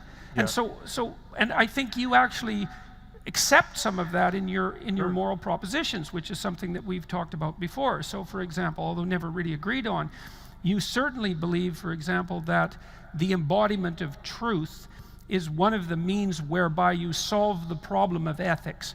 And I would say that that's a deeply rooted Judeo-Christian concept, that it's the truth it's so above deeply all, rooted that it precedes any notion of religious provincialism. I mean, it's deeper than Judeo-Christian. It's deeper than our humanity on some level. At one point, we talked about the Golden Rule, and I said that the precursor to the Golden Rule can be found even among monkeys, right? Right, so right. the golden right, rule is a rats, good rule yes. even for monkeys. Yes, exactly, exactly. So, but let me just add to Yep, the yep. picture you sketched out. I completely agree with. We have an ethical obligation even to our future selves, right? I mean, we are in relationship to who's going to be the person who's drinking his fourth scotch tonight has some ethical relationship to the person who's going to wake up with a hangover tomorrow morning, and one thing we know for sure, in which we have begun to dimly understand and describe scientifically, is that we are bad at all of these calculations, Yes. right? Like the hyperbolic discounting of future rewards. well, that's also why I think we have these stringent limitations on rationality, Sam, is that we can't solve the problem through calculation. Well, no, but we increasingly can, and even where it's best summarized not by one thing I'll grant you is that it's not always best conveyed or rendered indelible and actionable by being given a nature paper or an abstract from a paper in the literature and being told this is the way you want to behave to maximize your well-being. It may best be conveyed by certain stories, right, or certain books that are in the philosophy section of the bookstore, not the science section. And you and I were at the book signing the other night, and someone came up with a copy of the Meditations of Marcus Aurelius, right? A fantastic book. I mean, there's so much wisdom in that book, right? And there's nothing about stoning a girl to death if she's not a virgin on her wedding day. Now, we all recognize that Marcus Aurelius was a human being who wrote this book, and that provenance is no barrier to taking the book deadly seriously. It's an incredibly useful book, and Stoicism could be the, quote, religion or the guiding philosophy of the West. It would be a much better one than Judaism or Christianity, and have virtually none of the downside. And so that's my point, that we're in this perverse circumstance of being held hostage by certain products of literature. And we need to break the spell. And if we're finding it this hard to break, what do we think is going to happen in the Middle East or in sub-Saharan Africa? I mean, the moral progress we need to engineer is a common humanity coming together across shared values. Those are perfectly credible arguments, but the weakness in the argument, I think, is the one that we started to talk about earlier, which is that when you talked with Dave Rubin a while back, and Michael Shermer said the same thing recently, he basically said that atheism is a doctrine of negation. That's what Yeah. you said with Rubin, is that there isn't a positive ethos in atheism. All it says is that there's nothing personified. There's nothing personified transcendent. It's something like that. There is no God, and so the problem with the atheistic It's not even the assertion that there is no God. It's just that it's a failure to be convinced by any of the gods on offer. It's just like not believing in Zeus. Fine, and it's not like it's a weak. It's not like it's a weak argument. I mean, I'm perfectly aware that making a deistic case or a case for religion in the face of the claims of the rationalist atheists is perhaps, well, it's a very, very difficult thing to manage. But it is also the case that, and this is where I think we differ with regards to what happened, say, in the Soviet Union and perhaps to also in Nazi Germany, is that when your doctrine demolishes let's call it the literary or fictional substructure and leaves nothing behind, an ethos needs to be provided, because something will rush in to fill the void.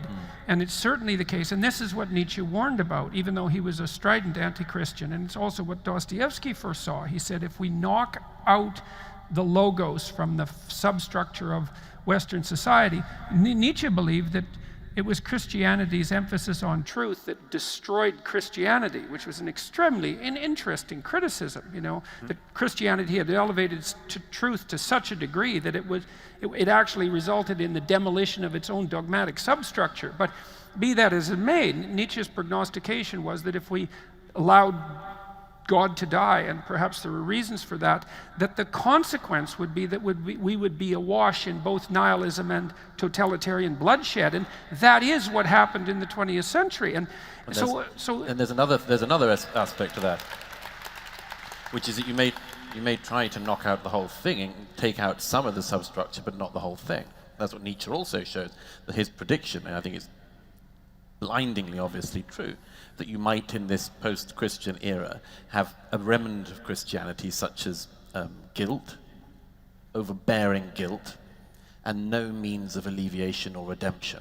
Right, which is actually part of the problem of Protestantism, by the way, because it's, and there are other things too that seem to be fundamental religious issues that secularists, I think, have a difficult time accounting for. It's like, so you actually have to grapple seriously with the problem that a doctrine that's essentially one of negation doesn't offer a positive ethos. And you are doing that, to be perfectly fair. You said that reading a Nature paper about the necessity of calculating your ethic across multiple timeframes and multiple persons doesn't have the motive force that's going to drive you to act ethically in life. And I do believe that's true, but I think the fact that the rationalist ethos doesn't have motivational push is actually a fatal flaw. They don't meet every week to read Marcus Aurelius. That's a big problem. And they don't write music. Like, there's no music that goes along with it. There's no art that goes along with it. There's no architecture that goes along with it. Like, and I don't know why exactly. But to be fair to the present, most music and most art and most architecture is no longer religious. I mean, that it has flown the perch provided by religion traditionally. And most of what we care about in increasingly cosmopolitan and secular societies is not tied to religion in any direct way. And there are even whole religions like Judaism where you have to look long and hard to find anyone who believes much of anything that is religious. I have literally sat on stage debating what I thought was a religious rabbi who was a conservative rabbi, and when I said something that assumed that he believed in a God who could hear prayers, he threw up his hands and he said, "What makes you think I believe in a God who can hear prayers?"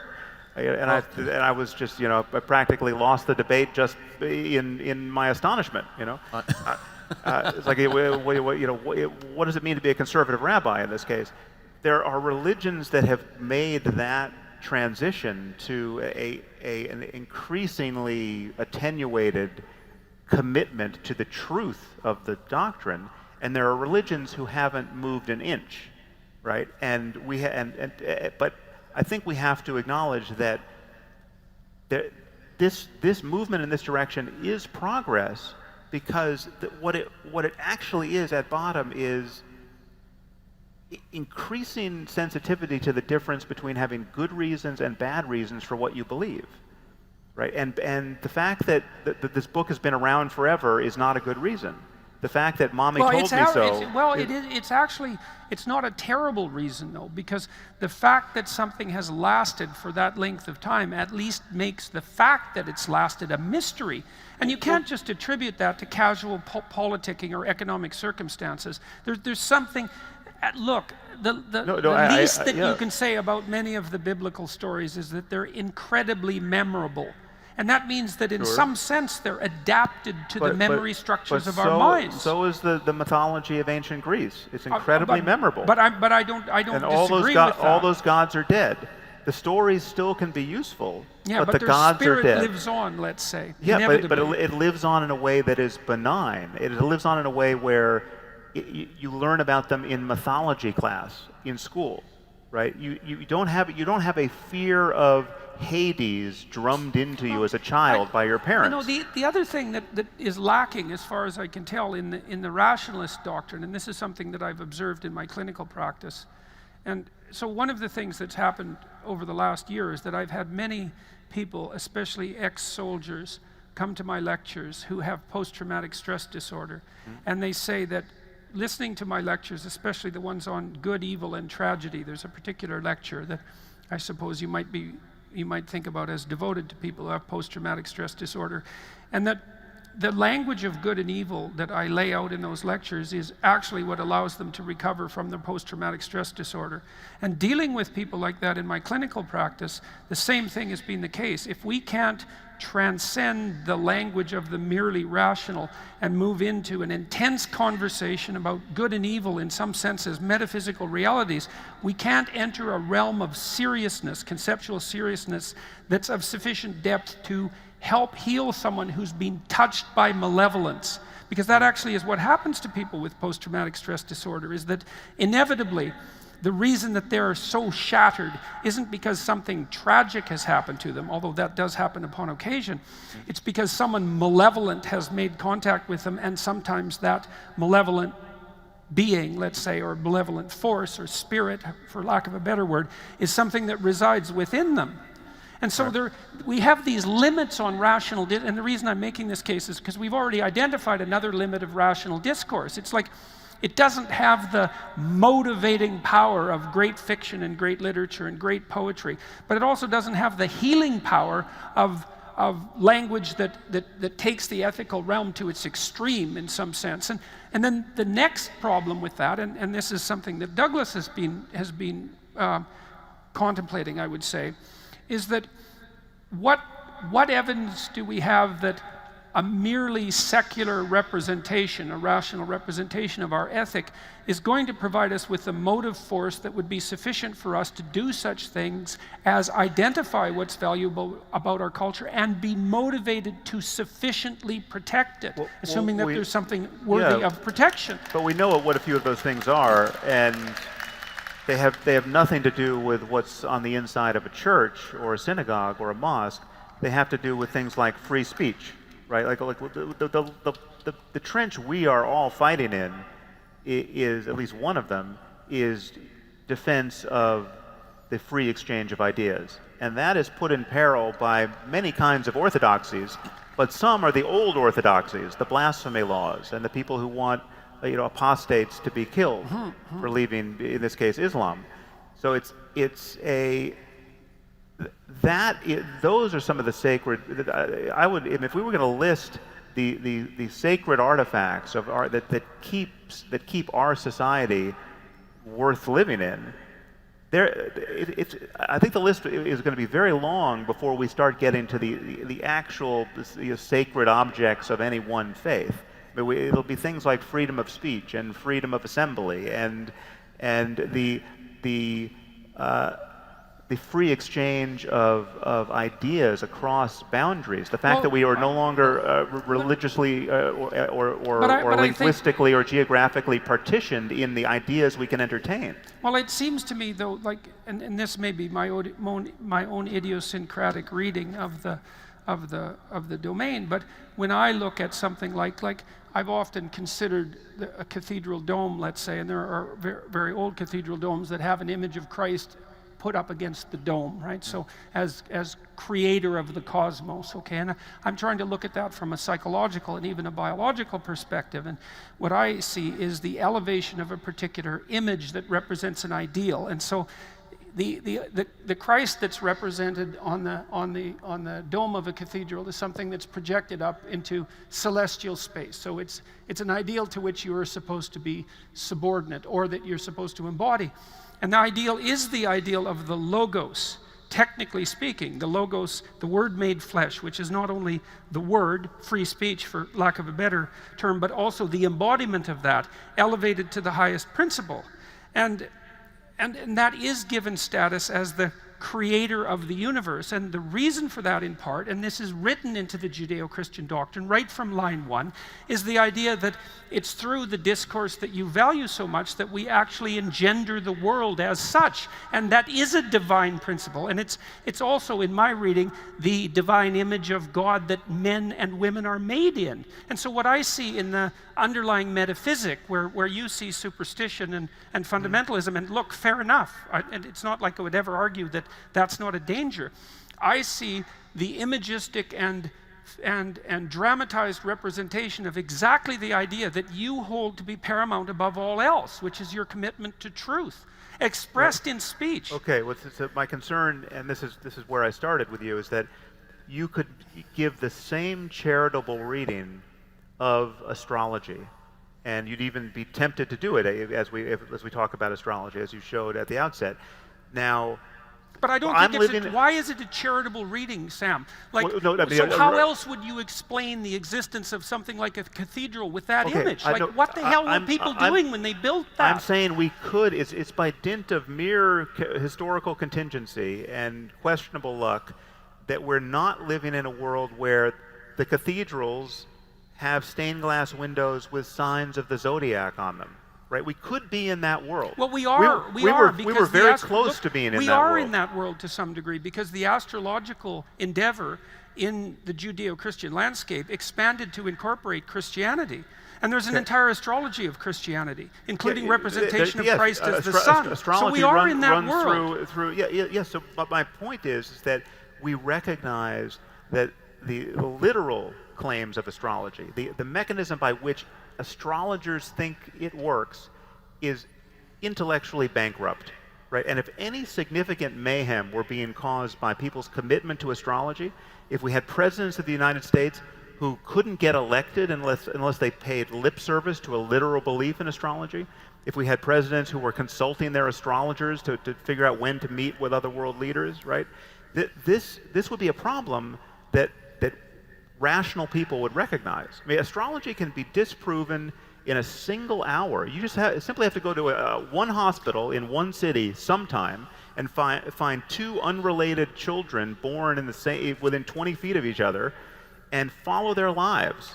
And if they have different lives, then the signs of the zodiac mean nothing. Part of your argument is, and validly so, is how in the world do we determine which revelatory axioms are worthy of respect and of maintenance? And fair enough, Sam. But maybe none. Maybe not revelatory. Maybe it is just a matter of conscious agents like ourselves having better and better conversations. Well, it is certainly partly that. It is certainly partly that. But let me explain. Because again, revelation in my book is nothing other than the record of past conversations. So you've either got Iron Age conversations shaping your worldview, or you have conversations like these shaping your worldview. Or you have both. You can have both. Yeah, but then you have a dialogue with the past. But which brings me to Marcus Aurelius. I read him with great pleasure and astonishment, frankly. I mean, it is such a modern and edifying take on ethics and one's own personal well-being, and just not being encumbered by thoughts and vanities that are so easy to cut through once you notice them, but so captivating and deranging of your life when you don't. And there's more wisdom in that book than almost any book I can name, and you don't have to believe any bullshit to honor it and use it. Let me offer you a continued explication here. And you didn't answer my question about what all these crazy medieval people were doing, spending almost all of their excess capital building a representation of the sky and putting an image on that. So just hang on a sec. Okay. So let's talk about what it would mean to embody the truth. So there's a deep idea in Christianity that this is what it would mean. It would mean to confront the suffering of life voluntarily to its fullest, which would mean to accept the necessity of death and betrayal at the hands of your fellow men without undue bitterness. To accept that voluntarily and to still understand that your fundamental ethical task is to work towards the redemption of the world.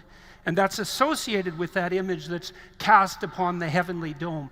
And that isn't a charitable reading, Sam.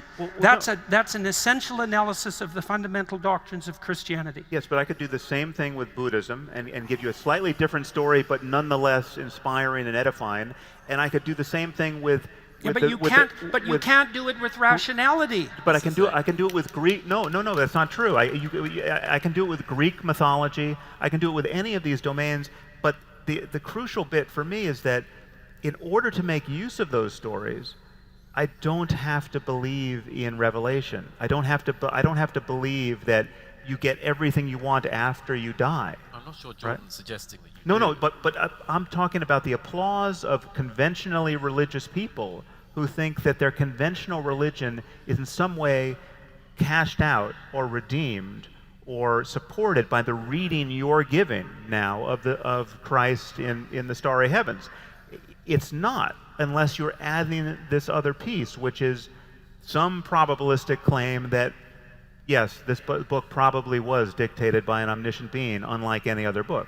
Well, or maybe the Muslims are right, that Archangel Gabriel did show up to Muhammad in his cave and give him the one final revelation, never to be superseded. And just on the merits of the text, we know that's not true. We know for all it gets wrong and all it fails to get right about the nature of our circumstance, we know that book is not the best book ever written on any topic. And here I'm speaking of the Quran, but it's true of the Bible. It's true of the Meditations of Marcus Aurelius. But no one's claiming that about the Meditations, and that's a crucial difference.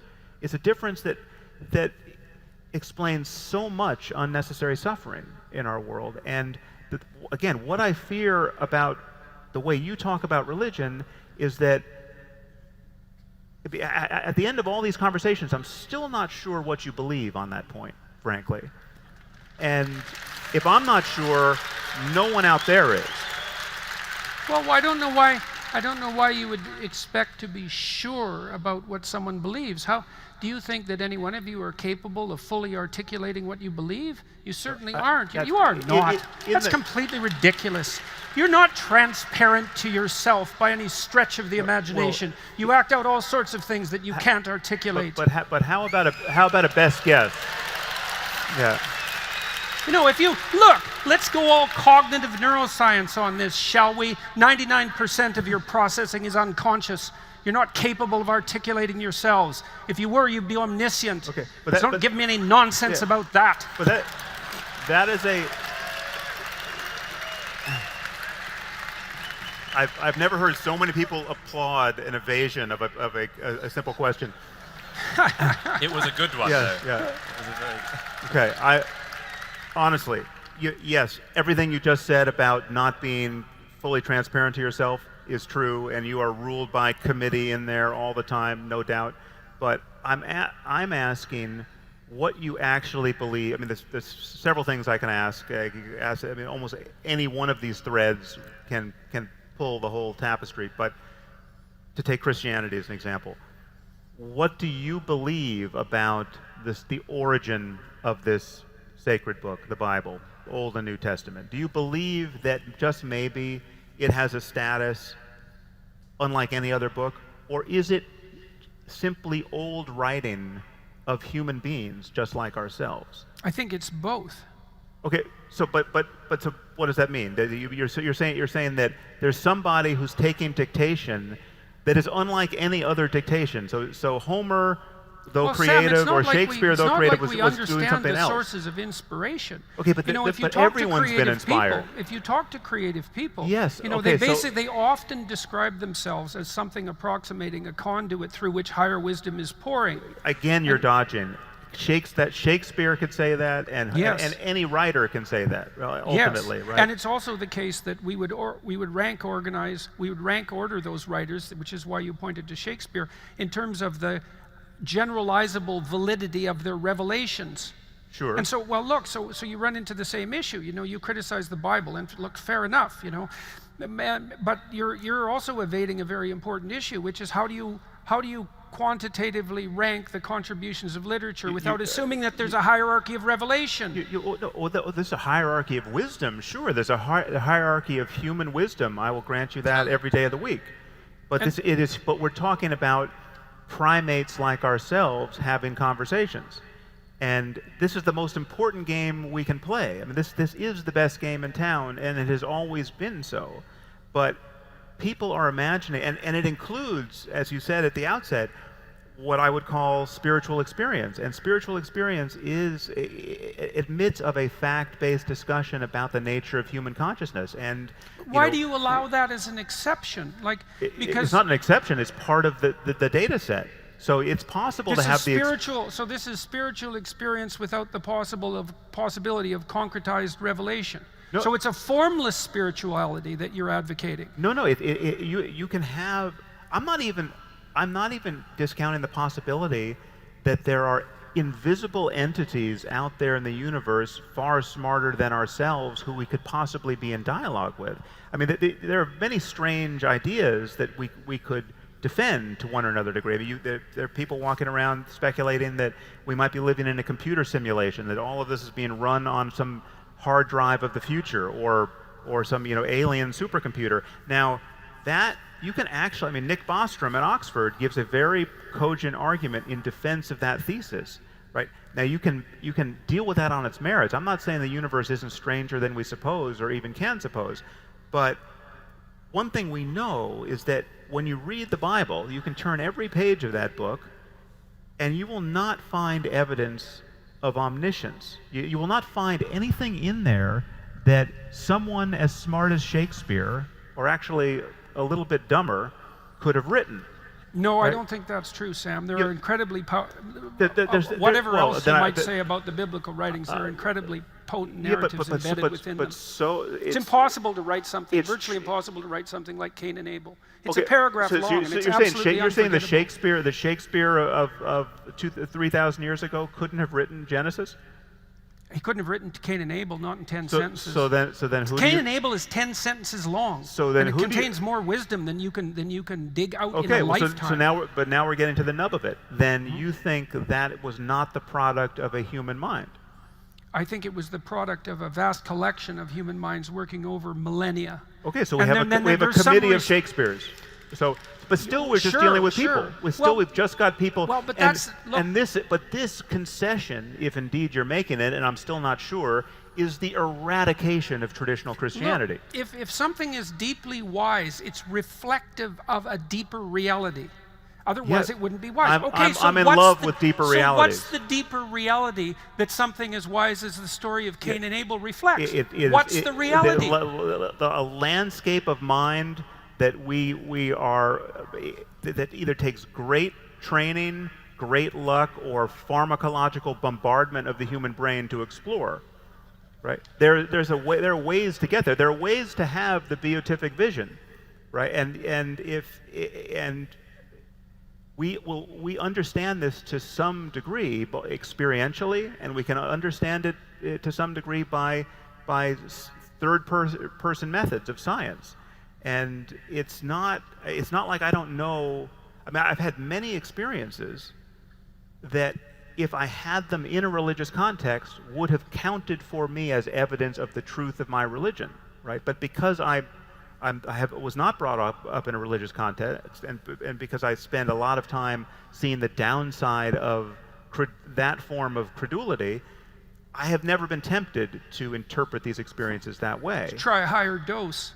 No, yeah, I've tried. Believe me, yes. I'll go. I'll play that game of poker with you all day long. You'd be surprised, my friend. Yes. Well, maybe. We're going to have to ask, by the way, about Q&A. Maybe there's our next podcast. Yeah. Did you just see a card? Okay, so look, I've got to ask all of you a question now. So we're an hour and 15 minutes into this discussion. And hypothetically, what we will do is stop and go to Q&A, but our experience so far has been that when we ask the audience, because we have done that each time, whether we've asked the audience whether we should continue or whether we should go to Q&A. So the first thing I'm going to do, and you can vote on this by making a certain amount of noise if you're inclined to do so. How many of you would like us to stop talking and go to Q&A? How many of you would like us to continue this discussion for 45 more minutes?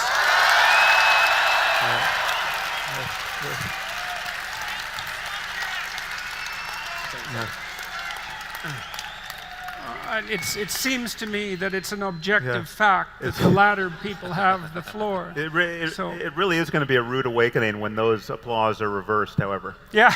Yeah. We know it's time to stop. Just get off the stage.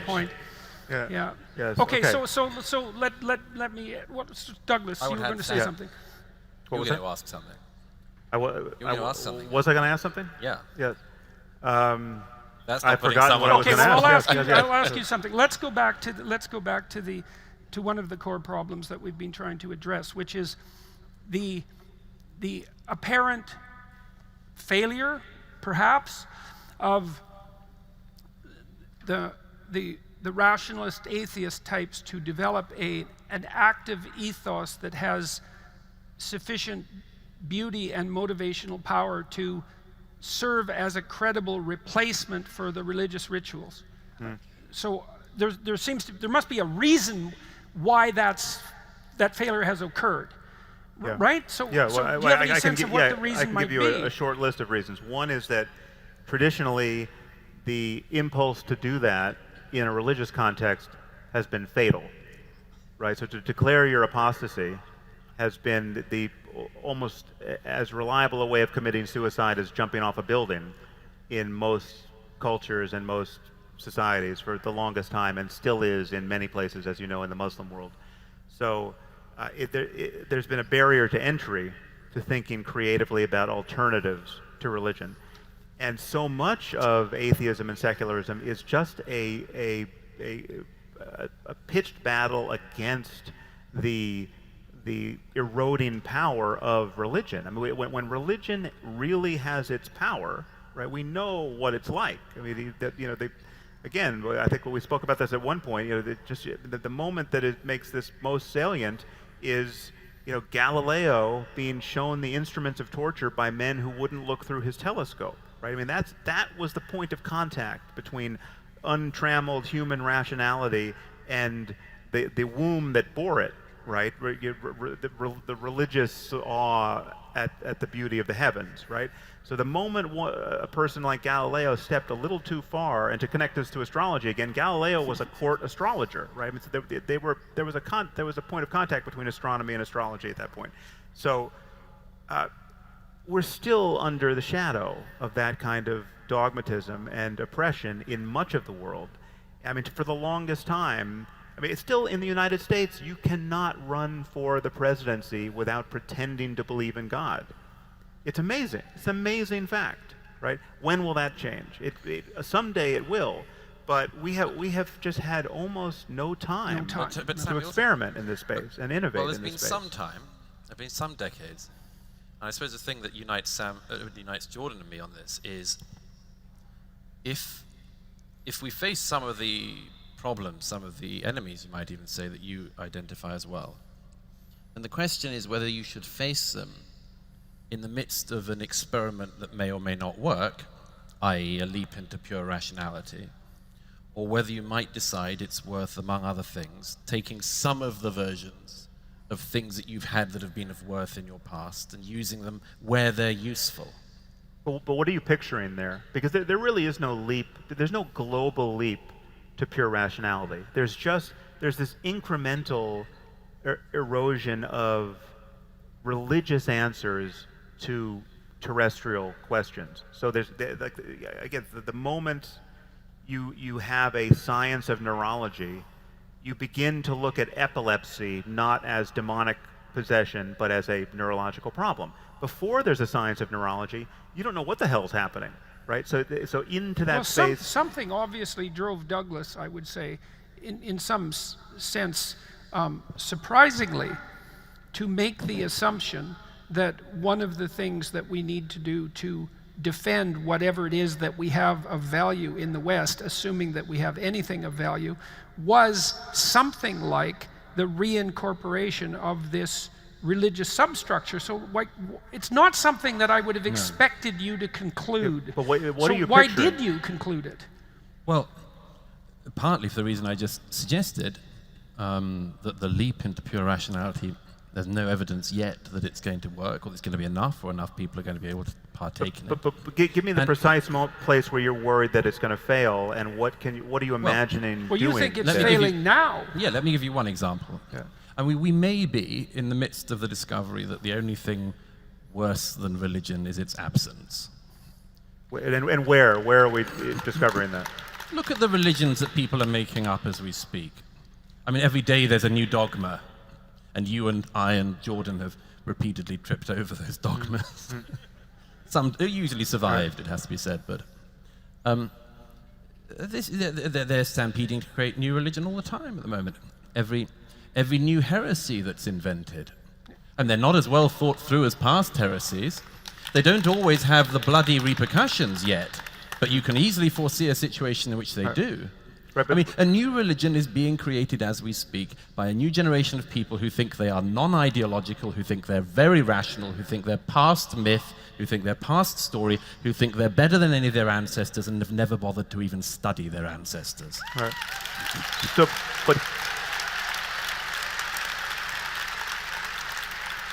can't you say that dogmatism is the problem? The generic problem here is dogmatism, a firm belief in the absence of good argument and good evidence. And absolutely, we can agree that dogmatism of any kind has that danger, or will always have that danger. But the void also has a danger.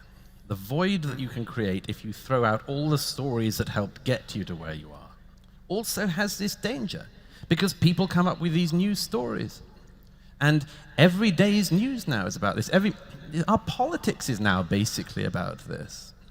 I mean, well, actually... Yeah, and what's flown in to fill the gap seems to be something like a new tribalism. Absolutely. Which is exactly what you'd expect in some sense, right? If you demolish the superordinate system, you know, religion divides people, no doubt, but it also unites people. Yes. And so one of the things that arguably unites people above their mere tribalism is their union in an abstract religious superstructure. Yeah. And then if you demolish that, well then one of the things that does seem to happen is the emergence of a reflexive tribalism, because people need a group identity of sorts. And the easiest thing to do seems to be to revert to ethnicity and race and gender and sex, etc., etc. And then we do end up, and have ended up, in this situation that Douglas outlines. And you know, one of the things I think that distinguishes us temperamentally, possibly, maybe because you're a little more on the liberal side and I'm a little more on the conservative side, even temperamentally speaking, is that your fundamental terror is that of fundamentalism, although you also state in the moral landscape that you understand the perils of nihilism. And I would say my fundamental terror is that of nihilism, even though I'm sensitive to the catastrophes of fundamentalism. But I don't think you do address the problem of the void sufficiently, because I don't think that you have anything to offer except, and I'm not trying to minimize your offering. You make a case that people should work to alleviate suffering and that we should live in truth, but Jesus, Sam, you can summarize that in 2 sentences. It doesn't have the potency of the fictional, literary, artistic substructure that seems necessary to make that into something that's a compelling story. Well, so this is where we might disagree. This could be a fundamental disagreement, because I don't see the problem of nihilism the way you do, or the way it's advertised. Like once you rip out the false certainties and the bad evidence and the bad arguments and the mere dogmas imposed on us by prior generations, that hole never closes safely with anything else. You have to put something in its place that's shaped just like that, some other false certainty or some other story. And I simply don't think that's the case. I think there's so many things we outgrow, both individually, in our own childhoods, and culturally, that where there is no void left. There's no Santa Claus-shaped void that we have to fill with the exact same thing. But people certainly experience that. Some people, void. yeah, people. I'm not discounting the fact that it is hard to be happy in this world. I mean, we are living in a world that seems perfectly designed to frustrate our efforts to find permanent happiness. So you asked me, you put me on the spot a while back. But let me just add my answer to this. I just think that there's the recipe for a good life, or at least a minimal recipe for a good life. It's not that this is all that's entailed, but this is certainly necessary, if not sufficient, is to live a life that is increasingly motivated by love and guided by reason. Right? You can't go very far wrong if you are motivated by love and guided by reason. Right? And the problem is that. Well, well, the first thing I would say about that is, to me, that's a recapitulation of the Judeo-Christian ethic, which is that you should be guided by love and use logos to serve that. Except you got to read the fine print on reason. No, well, I didn't say reason. I said logos, because that's something that's deeper than reason. There's the Jesus smuggling. Yes, I was worried exactly. About. Well, yes, definitely. I said it would happen. Okay, so, but so look, I've been trying to. Part of the reason that I'm doing what I'm doing is to try to address the void, let's say, and I suspect that many of you are actually here because you would like to have the void addressed. And so the way it looks to me is something like this, and this is what I've derived in part from my studies of religious tradition. So I could say that at the beginning of Genesis, for example, there's a proposition that it's truthful speech that generates habitable order from chaotic potential. That seems to me to be the fundamental narrative, and I do believe there's something dead accurate and real about that, because we do generate the world as a consequence of our communicative effort. And then there's a second proposition, which is that the world that we generate from the chaos of potential is habitable to the degree that the communication that we engage in is truthful. And that's why God, who uses the Logos at the beginning of time to generate the world, is able to say that his creation is good. The proposition is the world you bring into being through truthful speech is good. And that's the image of God that's implanted in man and woman. And there's a grandeur about that idea. And you think, well, you don't need the grandeur because it's just a fiction. It's like, just wait a second here. It's not just a fiction, unless you don't believe that in some manner you partake in the creation of the world and that you have an ultimate responsibility that might well be described as divine to participate in that process properly, truthfully, and with love. And there's every reason to think that that's an elevated ideal so high that it's worthy of conceptualizing as divine, and also to presume that it represents some fundamental metaphysical reality. And that's a lot more powerful than you need to be good. Yes, but the problem here, Jordan, is that I could do exactly what you just did with Buddhism or Hinduism. And it is just as grand and just as deep and just as anchored to the first-person experience of contemplatives who've taken that as far as they could take it. You know, people, well, then monastics. I would say, Sam, you should do that and see how people respond to it. Well, no, because I. Yes, because, no, seriously. No, because I see the end of the game. It doesn't arrive where I want to get to, where we need to get to, because it would be to different effect. There are different claims ultimately about the status of truth and good and evil, and about the beginning of the world and the fate of a human consciousness after death. They're completely irreconcilable worldviews. I also don't think you cannot that square. If there are Hindus in the audience, they believe something that is totally irreconcilable to what Christians believe. I don't think that you can offer, pardon me, a watered-down version of Buddhism as a consequence of psychedelic experience as a acceptable and credible alternative to the power of the fundamental founding myths of the Western culture. Yeah, and if you think you can, then you should try. I'm trying. Well, I'm not trying that, but that's not what I. Well, first of all, just to get my biography straight, it's not just the psychedelic experience. I know. Yes. And I'm also not making light of the psychedelic experience. Listen, to take this.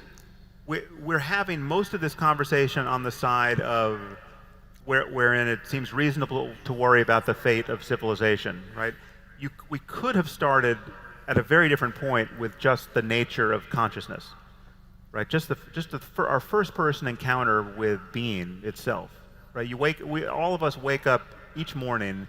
We are thrust from a condition of deep sleep, which we seem to know nothing about, and we're just got pushed through a veil of dreams into this apparently solid reality that we call the world, and we're engaging one another in this space of just consciousness and its contents, and we're trying to make sense of it. And science is the best language game we play, I would argue, in trying to make truly rigorous sense of it. But it doesn't exhaust all the language games we play. We play others that are also fact-based. We talk about what happened historically before we arrived here. We talk about facts as we can understand them that we just didn't witness, but others did, and we call that journalism, right? So we're trying to have a fact-based discussion. We used to call that journalism. Yes, it's getting harder and harder to discern what's actually going on now. But we are thrust into this condition of being our apparent selves, moment by moment, and we notice the difference between happiness and suffering, right? And this is not merely sensory. It's not merely that, I don't like the feeling of a hot stove, and I do like a warm bath. It's ideas, the ways of thinking about ourselves and the world can open the door or close the door to various states of happiness and suffering. And religion religion leverages that. People, the difference between believing that your dead child is in heaven with Jesus and not being able to believe that is enormous, right? I want to ask a specific, though. You've expended a certain amount of reputational energy and much more on the jihadists. In your battles, shall we say there, how much allyship, to use a very voguish term, have you found from fellow secular, rational people who want to love and reason like you? Well, that is a leading question, isn't it? I've got fingers if you need more. No, your fingers are safe. No, unfortunately, but but this is a problem of, I wouldn't ascribe this to, well, the allies you can easily find among deeply religious Christians, say, are there for the wrong reasons. Right. I mean, so I can find, I can go into. Are there wrong reasons for that? Well, no, they're wrong reasons. They're there for the wrong. Well, they see the problem clearly for the wrong reasons. So, for instance, I meet secular scientist types, anthropologists, say, who are so far from knowing what it's like to believe in revelation that they don't believe anyone else does. Oh. Right. So when you tell them that members of ISIS really believe that if you die in the right circumstances, you get 72 virgins, and you're in, surrounded by rivers of milk and honey and all the rest. If you go into the ivory tower, you meet people who don't believe that anyone believes that stuff. But if you go into a megachurch, they know people believe that stuff because they believe their own dogmas, right? That's what it's like to be effortlessly right for not especially good reasons. The fact that you believe a book, was written by God, and therefore it's trivially easy for you to understand that someone else believes that, but they just have the wrong book. That's not the rational basis for understanding our circumstance that we're looking for. I'm not saying whether one is right and one is wrong, but one seems to have more commitment in that. And in one battle you're fighting, commitment may be important. Yeah, indeed. There may be many reasons why the people who deeply want to love and be rational are absolutely no damn use in that fight. Because they want to preserve their happiness a bit longer, preserve their comfort a bit longer, cannot understand people who genuinely come from a fundamentalist standpoint. Yeah. And therefore, and there's also other, well, to steelman their case for a moment, it is understandable to be sensitive to and guilty about the history of colonialism and the reality of racism, and to be so committed to tolerance as your master virtue that you're tempted to tolerate intolerance and not recognize it to be cowardice, which in fact it is. Making tolerance your core value is much different than making truth your core value, which is an interesting thing, because, and perhaps this is one of the places where you and the fundamentalist radical leftists, let's say, differ, is that the core value that's emerging there is definitely one of tolerance, whereas the core value that you espouse is one of truth. And truth and tolerance are not the same thing. Yes, it is. And so it might also, nor is the pursuit of truth and the belief that as a result truth can be found, that it's not a single thing on its own, you just pursue it as a hobby. It's just something you do, but that you believe that at the end of it there is a truth to be found. Yeah. But Douglas, what do you fear is the case here? If there were more people like me in the West, right? Well, maybe I'm the outlier here. I'm somehow infected by this overweening commitment to truth and rationality and science, and yet I'm still motivated to worry about jihad. But you're worried that there are many people like me who are oblivious to the problem. Why are you worried about it when so many other people who are hypothetically, this is the question you asked, why are you so worried about when there's so many people who are hypothetically like you that don't seem to be worried about it? I mean, maybe you're wrong and you shouldn't be worried about it, although Douglas is obviously worried about it too. One answer is a possibility, it's my worry at any rate, that we may be living in an era when we are discovering that the Enlightenment and the Enlightenment's values never went very wide and didn't go terribly deep. And this is a very painful realization to make. But not only do we go all around the world and discover that, we find that at home. The roots turn out not to have gone very deep in even this society. And that's a problem. It is a problem, but hence my commitment to making them deeper. And to reiterate the point, I'd be very happy if it was entirely Sam Harris's all the way down. Yeah, that's right. Yeah. Okay? I'd have no problem with that. It's just that underneath Sam Harris, it's hell. Well, I'm also curious. You know me too well. Curious about something that you said. Yeah, that has to be very carefully edited on YouTube. in the metaphysic that you outlined, rationality in the service of love. Like, this is an interesting, like, I'm not sure you get away with that, because, like, is it rationality or is it love? Because I don't understand the place in your conceptual system for love, given your emphasis on rationality as the ethic of, as the mechanism of ethics. So I would say, to the degree that I smuggle in Jesus, which, by the way, isn't accidental in some sense, and I'm fully conscious when I'm doing it, you smuggle in love, and it essentially plays the same role. Well, no, love is an experienced reality. I mean, love is a state of consciousness. It's a state of, and I wouldn't ultimately. Is it a fact? Well, it's a fact that one can experience it or not. Well, to varying degrees. Yeah, but that's not the same thing. No, it is. No, it is. I mean, there are. It's a fact that you can experience something, but the thing that you're experiencing is, there's also the thing that you're experiencing as a fact. Well, no, there are facts about the range of human experiences. I mean, I think, and not even just human, just conscious experiences. That if we can build computers that can feel love, I mean, that's not inconceivable, and we'll either succeed in doing that or not. But consciousness admits of a range of experiences, and love is one of the best on offer. It's not the only one we care about, but it's the one that anchors us to a positive commitment to the well-being of other conscious systems. And but it's not a. But the crucial thing is the fact. I agree with you. It is a fact that loving someone entails a. Really, I mean, there are love and its counterfeits, right? People can confuse, romantic, attachment or lust with love, right? So, I mean, and the Buddhists are especially good at differentiating these various states of consciousness, and it's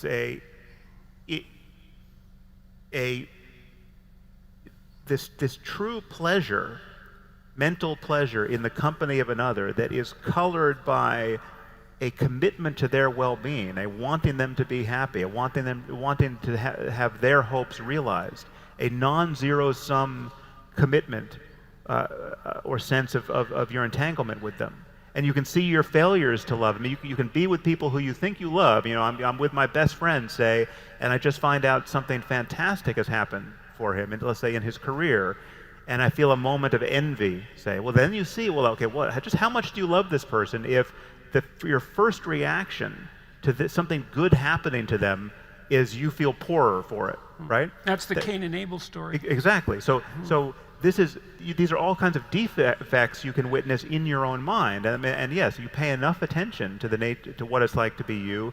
The full horror show of an almost biblical unwinding of all possibility is available, and you add psychedelics to that cocktail, and it gets even more vivid. But so are you saying that this is your claim that that's a it is a fact. These are facts about the human mind, and it is also factual to say that it is possible to navigate in this space. It is possible to design institutions and social systems and ethical commitments that help us navigate in this space. And it's not that we all have to get up every morning naked and try to rebuild civilization and all of human wisdom for ourselves each day. We inherit the most useful tools. You don't have to figure this all out for yourself. And my appeal to you is that we should want to use all the best tools available without hamstringing ourselves by this notion that certain tools must be the best for all time, or certain books must be read on every page with equal diligence because this book came from the creator of the universe. When we're reading Marcus Aurelius, if he gets something catastrophically wrong on page 17, we say, well, what the hell? He lived 2,000 years ago. There's no way he knew everything, right? And we turn the page. Okay, right? so we can't do that with the Bible and the Quran. Here's a mythological representation of that. So there's an ancient idea, a very ancient idea, that when you face the void, what you do is confront it and leap into it. And what you discover at the bottom is a beast, and inside that beast you discover your father lying dead, and then you reanimate your father and you bring him back to the surface, and that's the means of dealing with the void, right? And so in essence, in some sense, that's just what you said. You said that except that, again, there's something confabulatory about that, because you can do, I could change the valence of virtually every word you use there, and it would also sound profound and true. I could swap father for mother, and I could swap void for mountaintop, and it could be the same seemingly archetypal journey, and someone could make sense of it. It's not that easy, Sam. Like, that's the same thing. It's damn easy. I've done it with a cookbook. But look, if it's that easy, then you can write great novels. No, and you can tell great stories. Well, if it's that easy, it's not that easy to write a great story. So these things can't be swapped out with ease. And there is a reason that it's your father that you rescue from the belly of the beast and not your mother in those sorts of situations. Yeah, but it is akin again, I give you Buddhism and Hinduism that have completely different iconographies and mythologies, and well, they're different at some levels, but not at all. It's like languages. They're different at some levels and not at all. They're crucially opposite in many of these cases. I'm just saying that this kind of reading meaning into story there's a reason why it's not science, because it is in some basic sense unfalsifiable. There's nothing you and I can do for the rest of our lives to be sure that the mother isn't at the bottom of that void and it's really the father. Is it possible to develop a factual approach to the analysis of literature? Well, yes, on its own terms. You can say, well, but that extends to things like it is a fact that Hamlet was the Prince of Denmark and not the king. No, I meant in terms of the meaning of literature. Well, yeah, but you can make true and false claims, or more and less plausible claims about literature. Well, that's what I'm trying to do, is to make more plausible claims. But again, this is a very different game than what most religious people think is on offer. Well, look, if you look at the domain of science, most scientists aren't very good at what they do.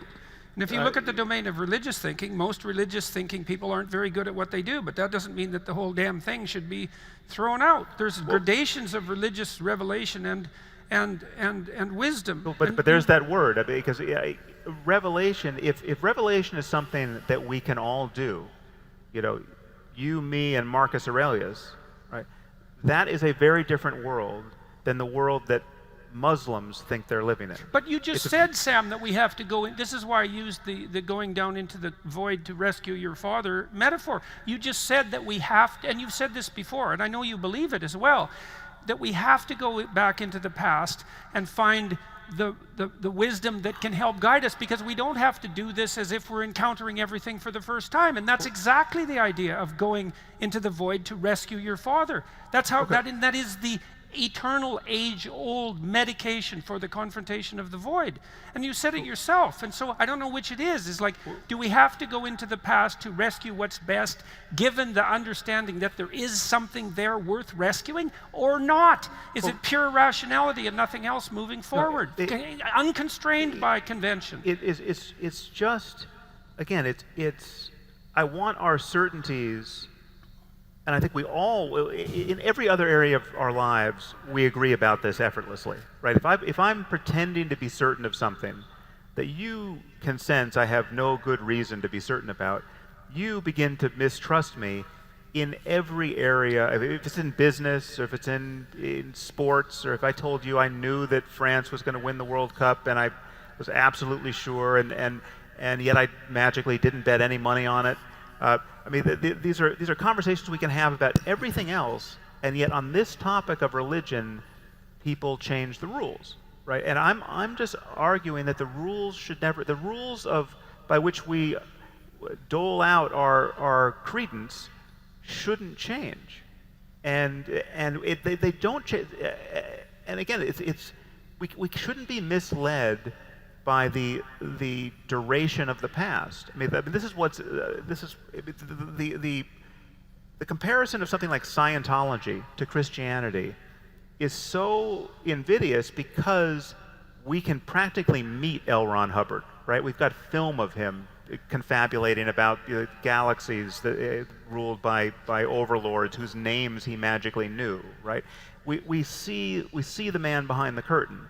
We don't see that with the Apostle Paul or anyone else who brought us the quote real religions, and yet it's always just been human beings doing this, right? And if you go back far enough, they were doing it in a situation that was completely uncontaminated by the kinds of concerns we have as scientists and secular rational people for evidence and consistency and a knowledge of the past. I mean, they had nothing even they had no mechanism by which to record their observations. Now, and I'm going to interrupt you.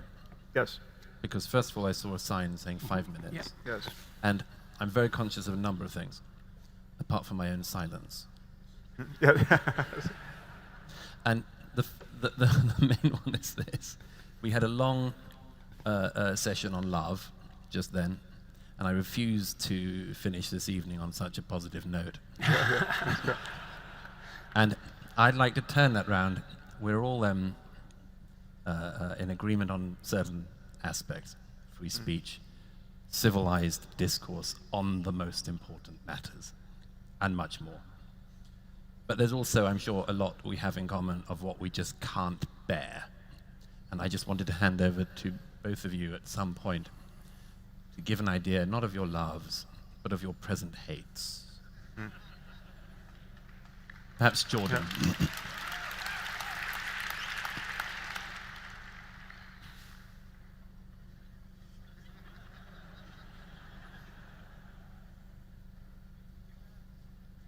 Hates.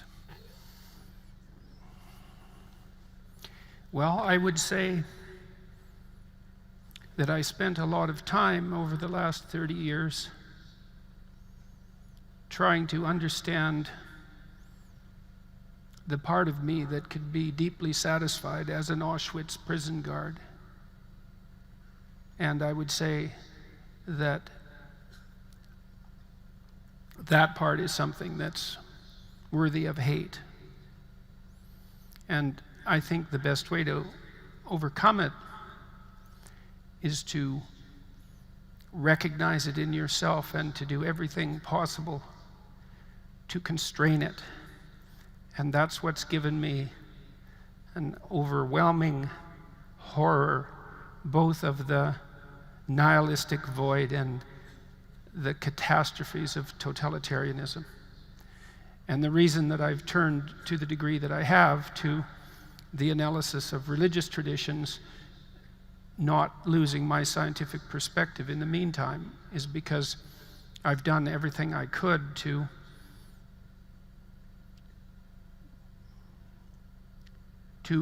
extract out the wisdom necessary to understand how to deal with that bit of unredeemed evil that every bit of us possess.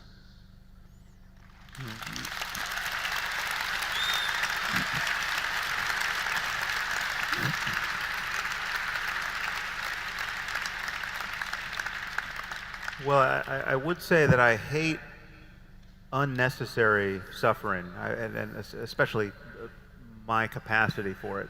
And I see so much of my time, conscious time, moment to moment, devoted to this experience that should be familiar to all of you, which is to be captured by thoughts of the past or the future, which are, which almost by definition have a mediocrity so transcendent that it's just, it is what makes human life just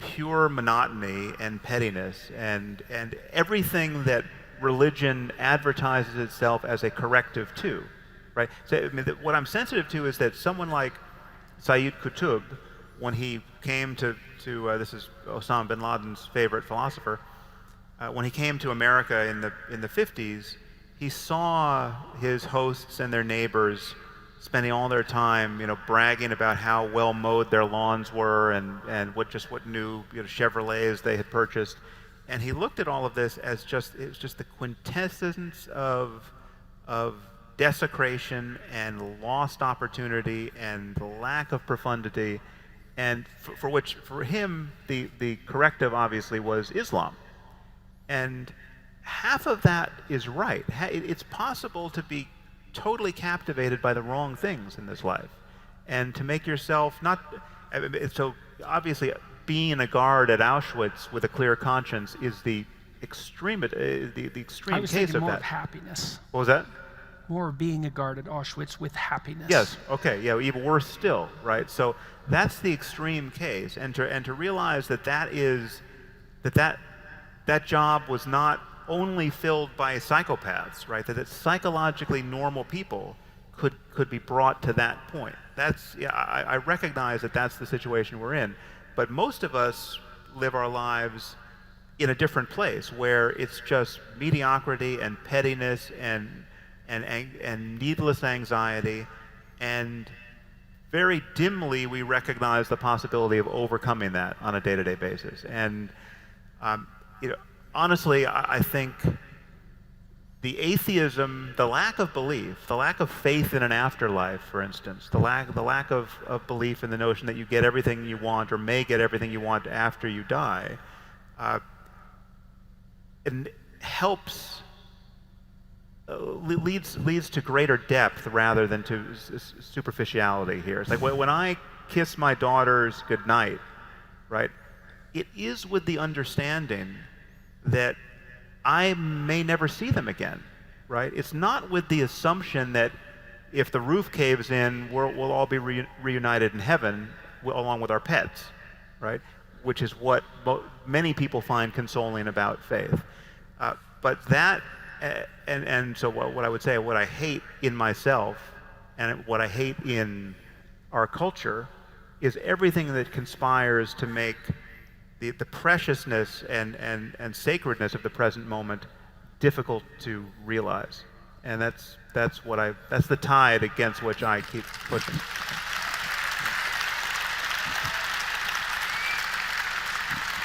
I'm not going to answer my own question, primarily because of the length of the list and the knowledge of the time. But I would say that if there was one thing I hate, it's the fact that conversations like this, civil discussion on the most important matters between people who have enormous amounts in common and have important disagreements, which engage with the past and which are going to be facilitated for a long time by a knowledge of all the extraordinary progress we're about to hit, can take place in an arena like this with an audience like you, who have all come out and now sat here for 2 hours. And I think it's, at any rate from my point of view, one of the most positive things I can imagine in the world at the moment, that an evening like this is happening with an audience like you. Yes, thank you. And unless either of you want to say anything, I think on behalf of all of us, I'd just like to say what a thrill this is for us, and thank you to you. And I hope that this is an example of a constructive discussion of a kind that might even at some point catch on. So thank you. Thank you. Thank you all. Everyone, please put your hands together for Sam Harris, Jordan Peterson, and Douglas Murray. Thanks, Jordan. Well done. Yes. To be Thanks, continued. Yeah. Well, yeah, it seems to me that we need to somehow get comfortable with the increasingly public moments of uncertainty on topics like this, because so much of safety, reputational safety, as you were just alluding, is predicated in the public sphere in either pretending to be certain or falsely being certain on a safe answer, a safe and wrong answer to a complicated and important question. Well, part of this is the pathology of basal instinct. And so, because the rule now is, if I feel sorry for you, I'm good. Right, and so let's say there's a complex situation that requires a tremendous amount of adult cognitive computation to solve, like what do we do about the borders? Because tearing them down is not the answer. Well, the person who stands up and says, well, I see someone who's hurt by a border and I feel empathy for them, then immediately says, therefore I'm good, which isn't so bad, but therefore I'm also morally superior to you. And this is one of the true pathologies of the empathic collectivists, is that they presume that their reflexive empathy marks them out as morally superior. And that's appalling, because part of it is, A, it's too easy. Just because I feel sorry for you doesn't mean I'm good. Partly because I can feel so sorry for you that I'm actually harmful to you. And that's what happens in the case of overprotective parents, for example. So we know perfectly well that empathy is not an untrammeled moral virtue. It has to be tempered by other virtues, and carefully tempered by other virtues. And so we have to stop allowing in our public discourse the unquestioned assumption that just because I manifest more pity in the moment than you do, that I'm somehow a morally superior individual. Yes. In fact, not only do we have to question that, we in fact have to deeply question it and say, what makes you think that you're just not taking things too far right there? Because there's just as much error on the side of too much empathy as there is on the side of too little empathy. And that's a hard thing for everyone to learn, because empathy feels so good. Like, if you feel mercy towards a suffering child, it's like, that is kind of an indication that you're an ethical person. But that's not the basis for complex and sophisticated foreign policy. Well, we know it isn't, because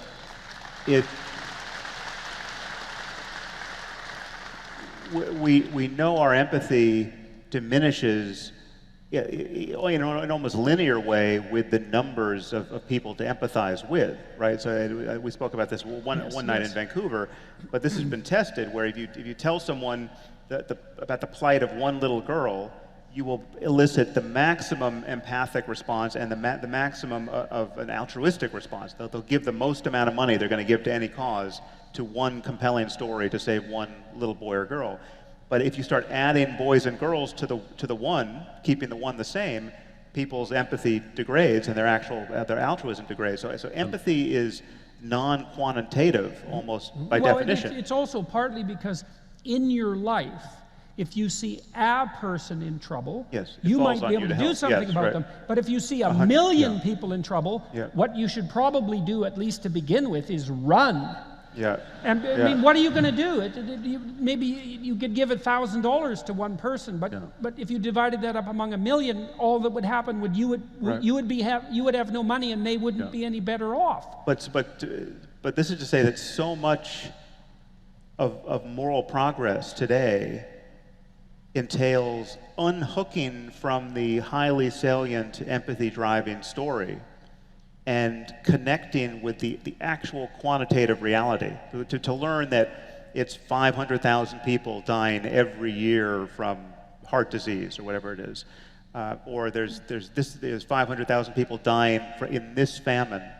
The fact that can't be made sexy for our news cycle, right? The fact that we lose attention is something we have to figure out how to correct. Well, it's also akin. It's very interestingly akin to your objection that you raised before, is that there are adult forms of solving problems that aren't akin to children's play, which is something, by the way, I agree with, because I don't think that the manner in which children organize the world is the end of the way that things should be organized. It's the basis for some of the organization. But this is akin to the same issue, is that the basal motivational responses, the emotional responses, no matter how well-meaning, aren't of sufficient conceptual sophistication to deal with incredibly elaborate and complex systems. And then you have another problem too, is that, well, that's really troublesome for people, because they want to do the right thing globally. And then you tell them, look, you don't know anything. You don't know how to take this insanely complicated system that we have and improve it. And just because you're feeling pity doesn't mean that you're an expert in the retooling of hydroelectric systems, for example. And there's one straightforward way to do that. I mean, I'll give you an example. There's a brilliant Kurdish demographer who's a Swedish citizen now, who cited this fact that it costs the same amount to bring one refugee and keep them in Sweden as it does to look after 100 refugees in Jordan, Turkey, or Lebanon. Okay. So the obvious thing from that is you say, look, it's madness then to be, for instance, bringing in thousands of refugees to Sweden. You could be looking after hundreds of thousands of people in the region. Why is that still a tainted argument? It's because people aren't sure you're not going to smuggle in racism with that. That's why. I think, are you sure you're not just coming up with this demographer stuff in order to... It's like you're smuggling in Hitler, like the religious type smuggle in Jesus. You're going to start with NGO figures, and before we know it, it's Auschwitz. That's what they think. Right. But here's the thing. The shortcut solution to answering almost every single one of these problems is assume that your interlocutor has good motives. Yeah. Assume that they are being honest in the way that they're looking at it. And that's why I say... have a comment about that. Okay, so this is something I deal with in my clinical practice all the time. Okay, so imagine that you're naive. And then what you are when you're naive is someone who thinks you trust people, because you think everybody has good motivations, which is some sense what Douglas is recommending. And they say, well, that's just naive. It's like, just wait a second, though. Because here's the developmental pathway. First, you're naive and you trust everyone. And then someone cuts you off at the knees. Or multiple people do. Or maybe you cut yourself off at the knees because you trusted yourself too much and you didn't take into account the malevolence that lurks in your heart and the hearts of others. And so that you get traumatized by betrayal. And then you become cynical. And you think, Jesus, I'm a lot smarter now that I'm cynical. And you are, because cynical is actually a move up on naive. But it's not the last move. The last move is to transcend cynicism and to say that even though I know that there are just as many snakes in your heart as there are in my heart, I'm going to hold out my hand in trust, because that's the best way to elevate both of us. And that is the prerequisite for a sensible discussion. And to concede that, this is why I'm always going on about Aristotle on this, to concede that it's not between good and evil, but between competing virtues. That when it comes to something like the borders discussion, you're dealing with justice and mercy. You cannot only be driven by one of those virtues. That's right. Mercy itself will lead you to hell. Yep. Justice on its own, blind, unseeing, can lead you to hell. Yes, exactly. Well, and so this also, and we're running very short on time here, so we should and figure you still out how to haven't wrap up. blasphemed, But so. this is also why your emphasis on truth and the emphasis on truth is so absolutely important, because you and I obviously differ on a variety of different things, and as Douglas does with both of us. But you know, that doesn't mean that I think that you're a bad person. I don't think that. Actually, what I think and what I fervently hope is that some of the things that you think are wrong actually turn out to be right in a way that would be extremely helpful to me and everyone I know if I incorporated them. Like, I really hope that, because I'd rather not be stupid and wrong if I could help it, because then I don't have to wander into a pit. And so I'm hoping that if we can have a genuine dialogue and we can tell each other the truth, which is the crucial issue here, then I can find out what you know that I don't know, and that'll make me stronger and it'll fortify everyone around me. And that's the basis for the right and responsibility of free speech, right? You have the right of free speech, but that's so that you can be a responsible bearer of free speech, so that you can say the truth, so that you can set the world right and adjust the hierarchies and make sure the borders are properly functional, and so that we can keep this thing going properly. And that is all dependent, at least in part, well, in large part on the truth, but also to some degree on this faculty that you described as rational. Because we're engaged in I know rationality isn't enough, that's my sense, you know, but it's certainly an adult form of communication, and it's definitely the prerequisite to a discussion like this, which seems to me to be highly useful, and which I'm so happy that you're all willing to participate in, how strange that is, notwithstanding.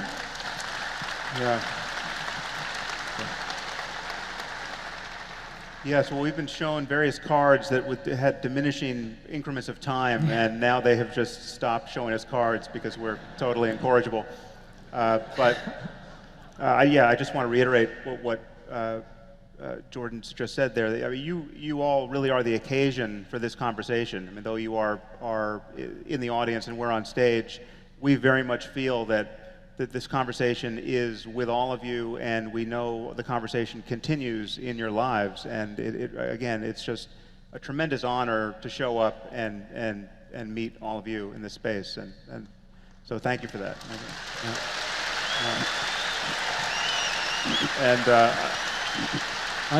I want to thank both of these men. We have never gotten together before like this, and it's a great pleasure to be confronted and cajoled and in your company.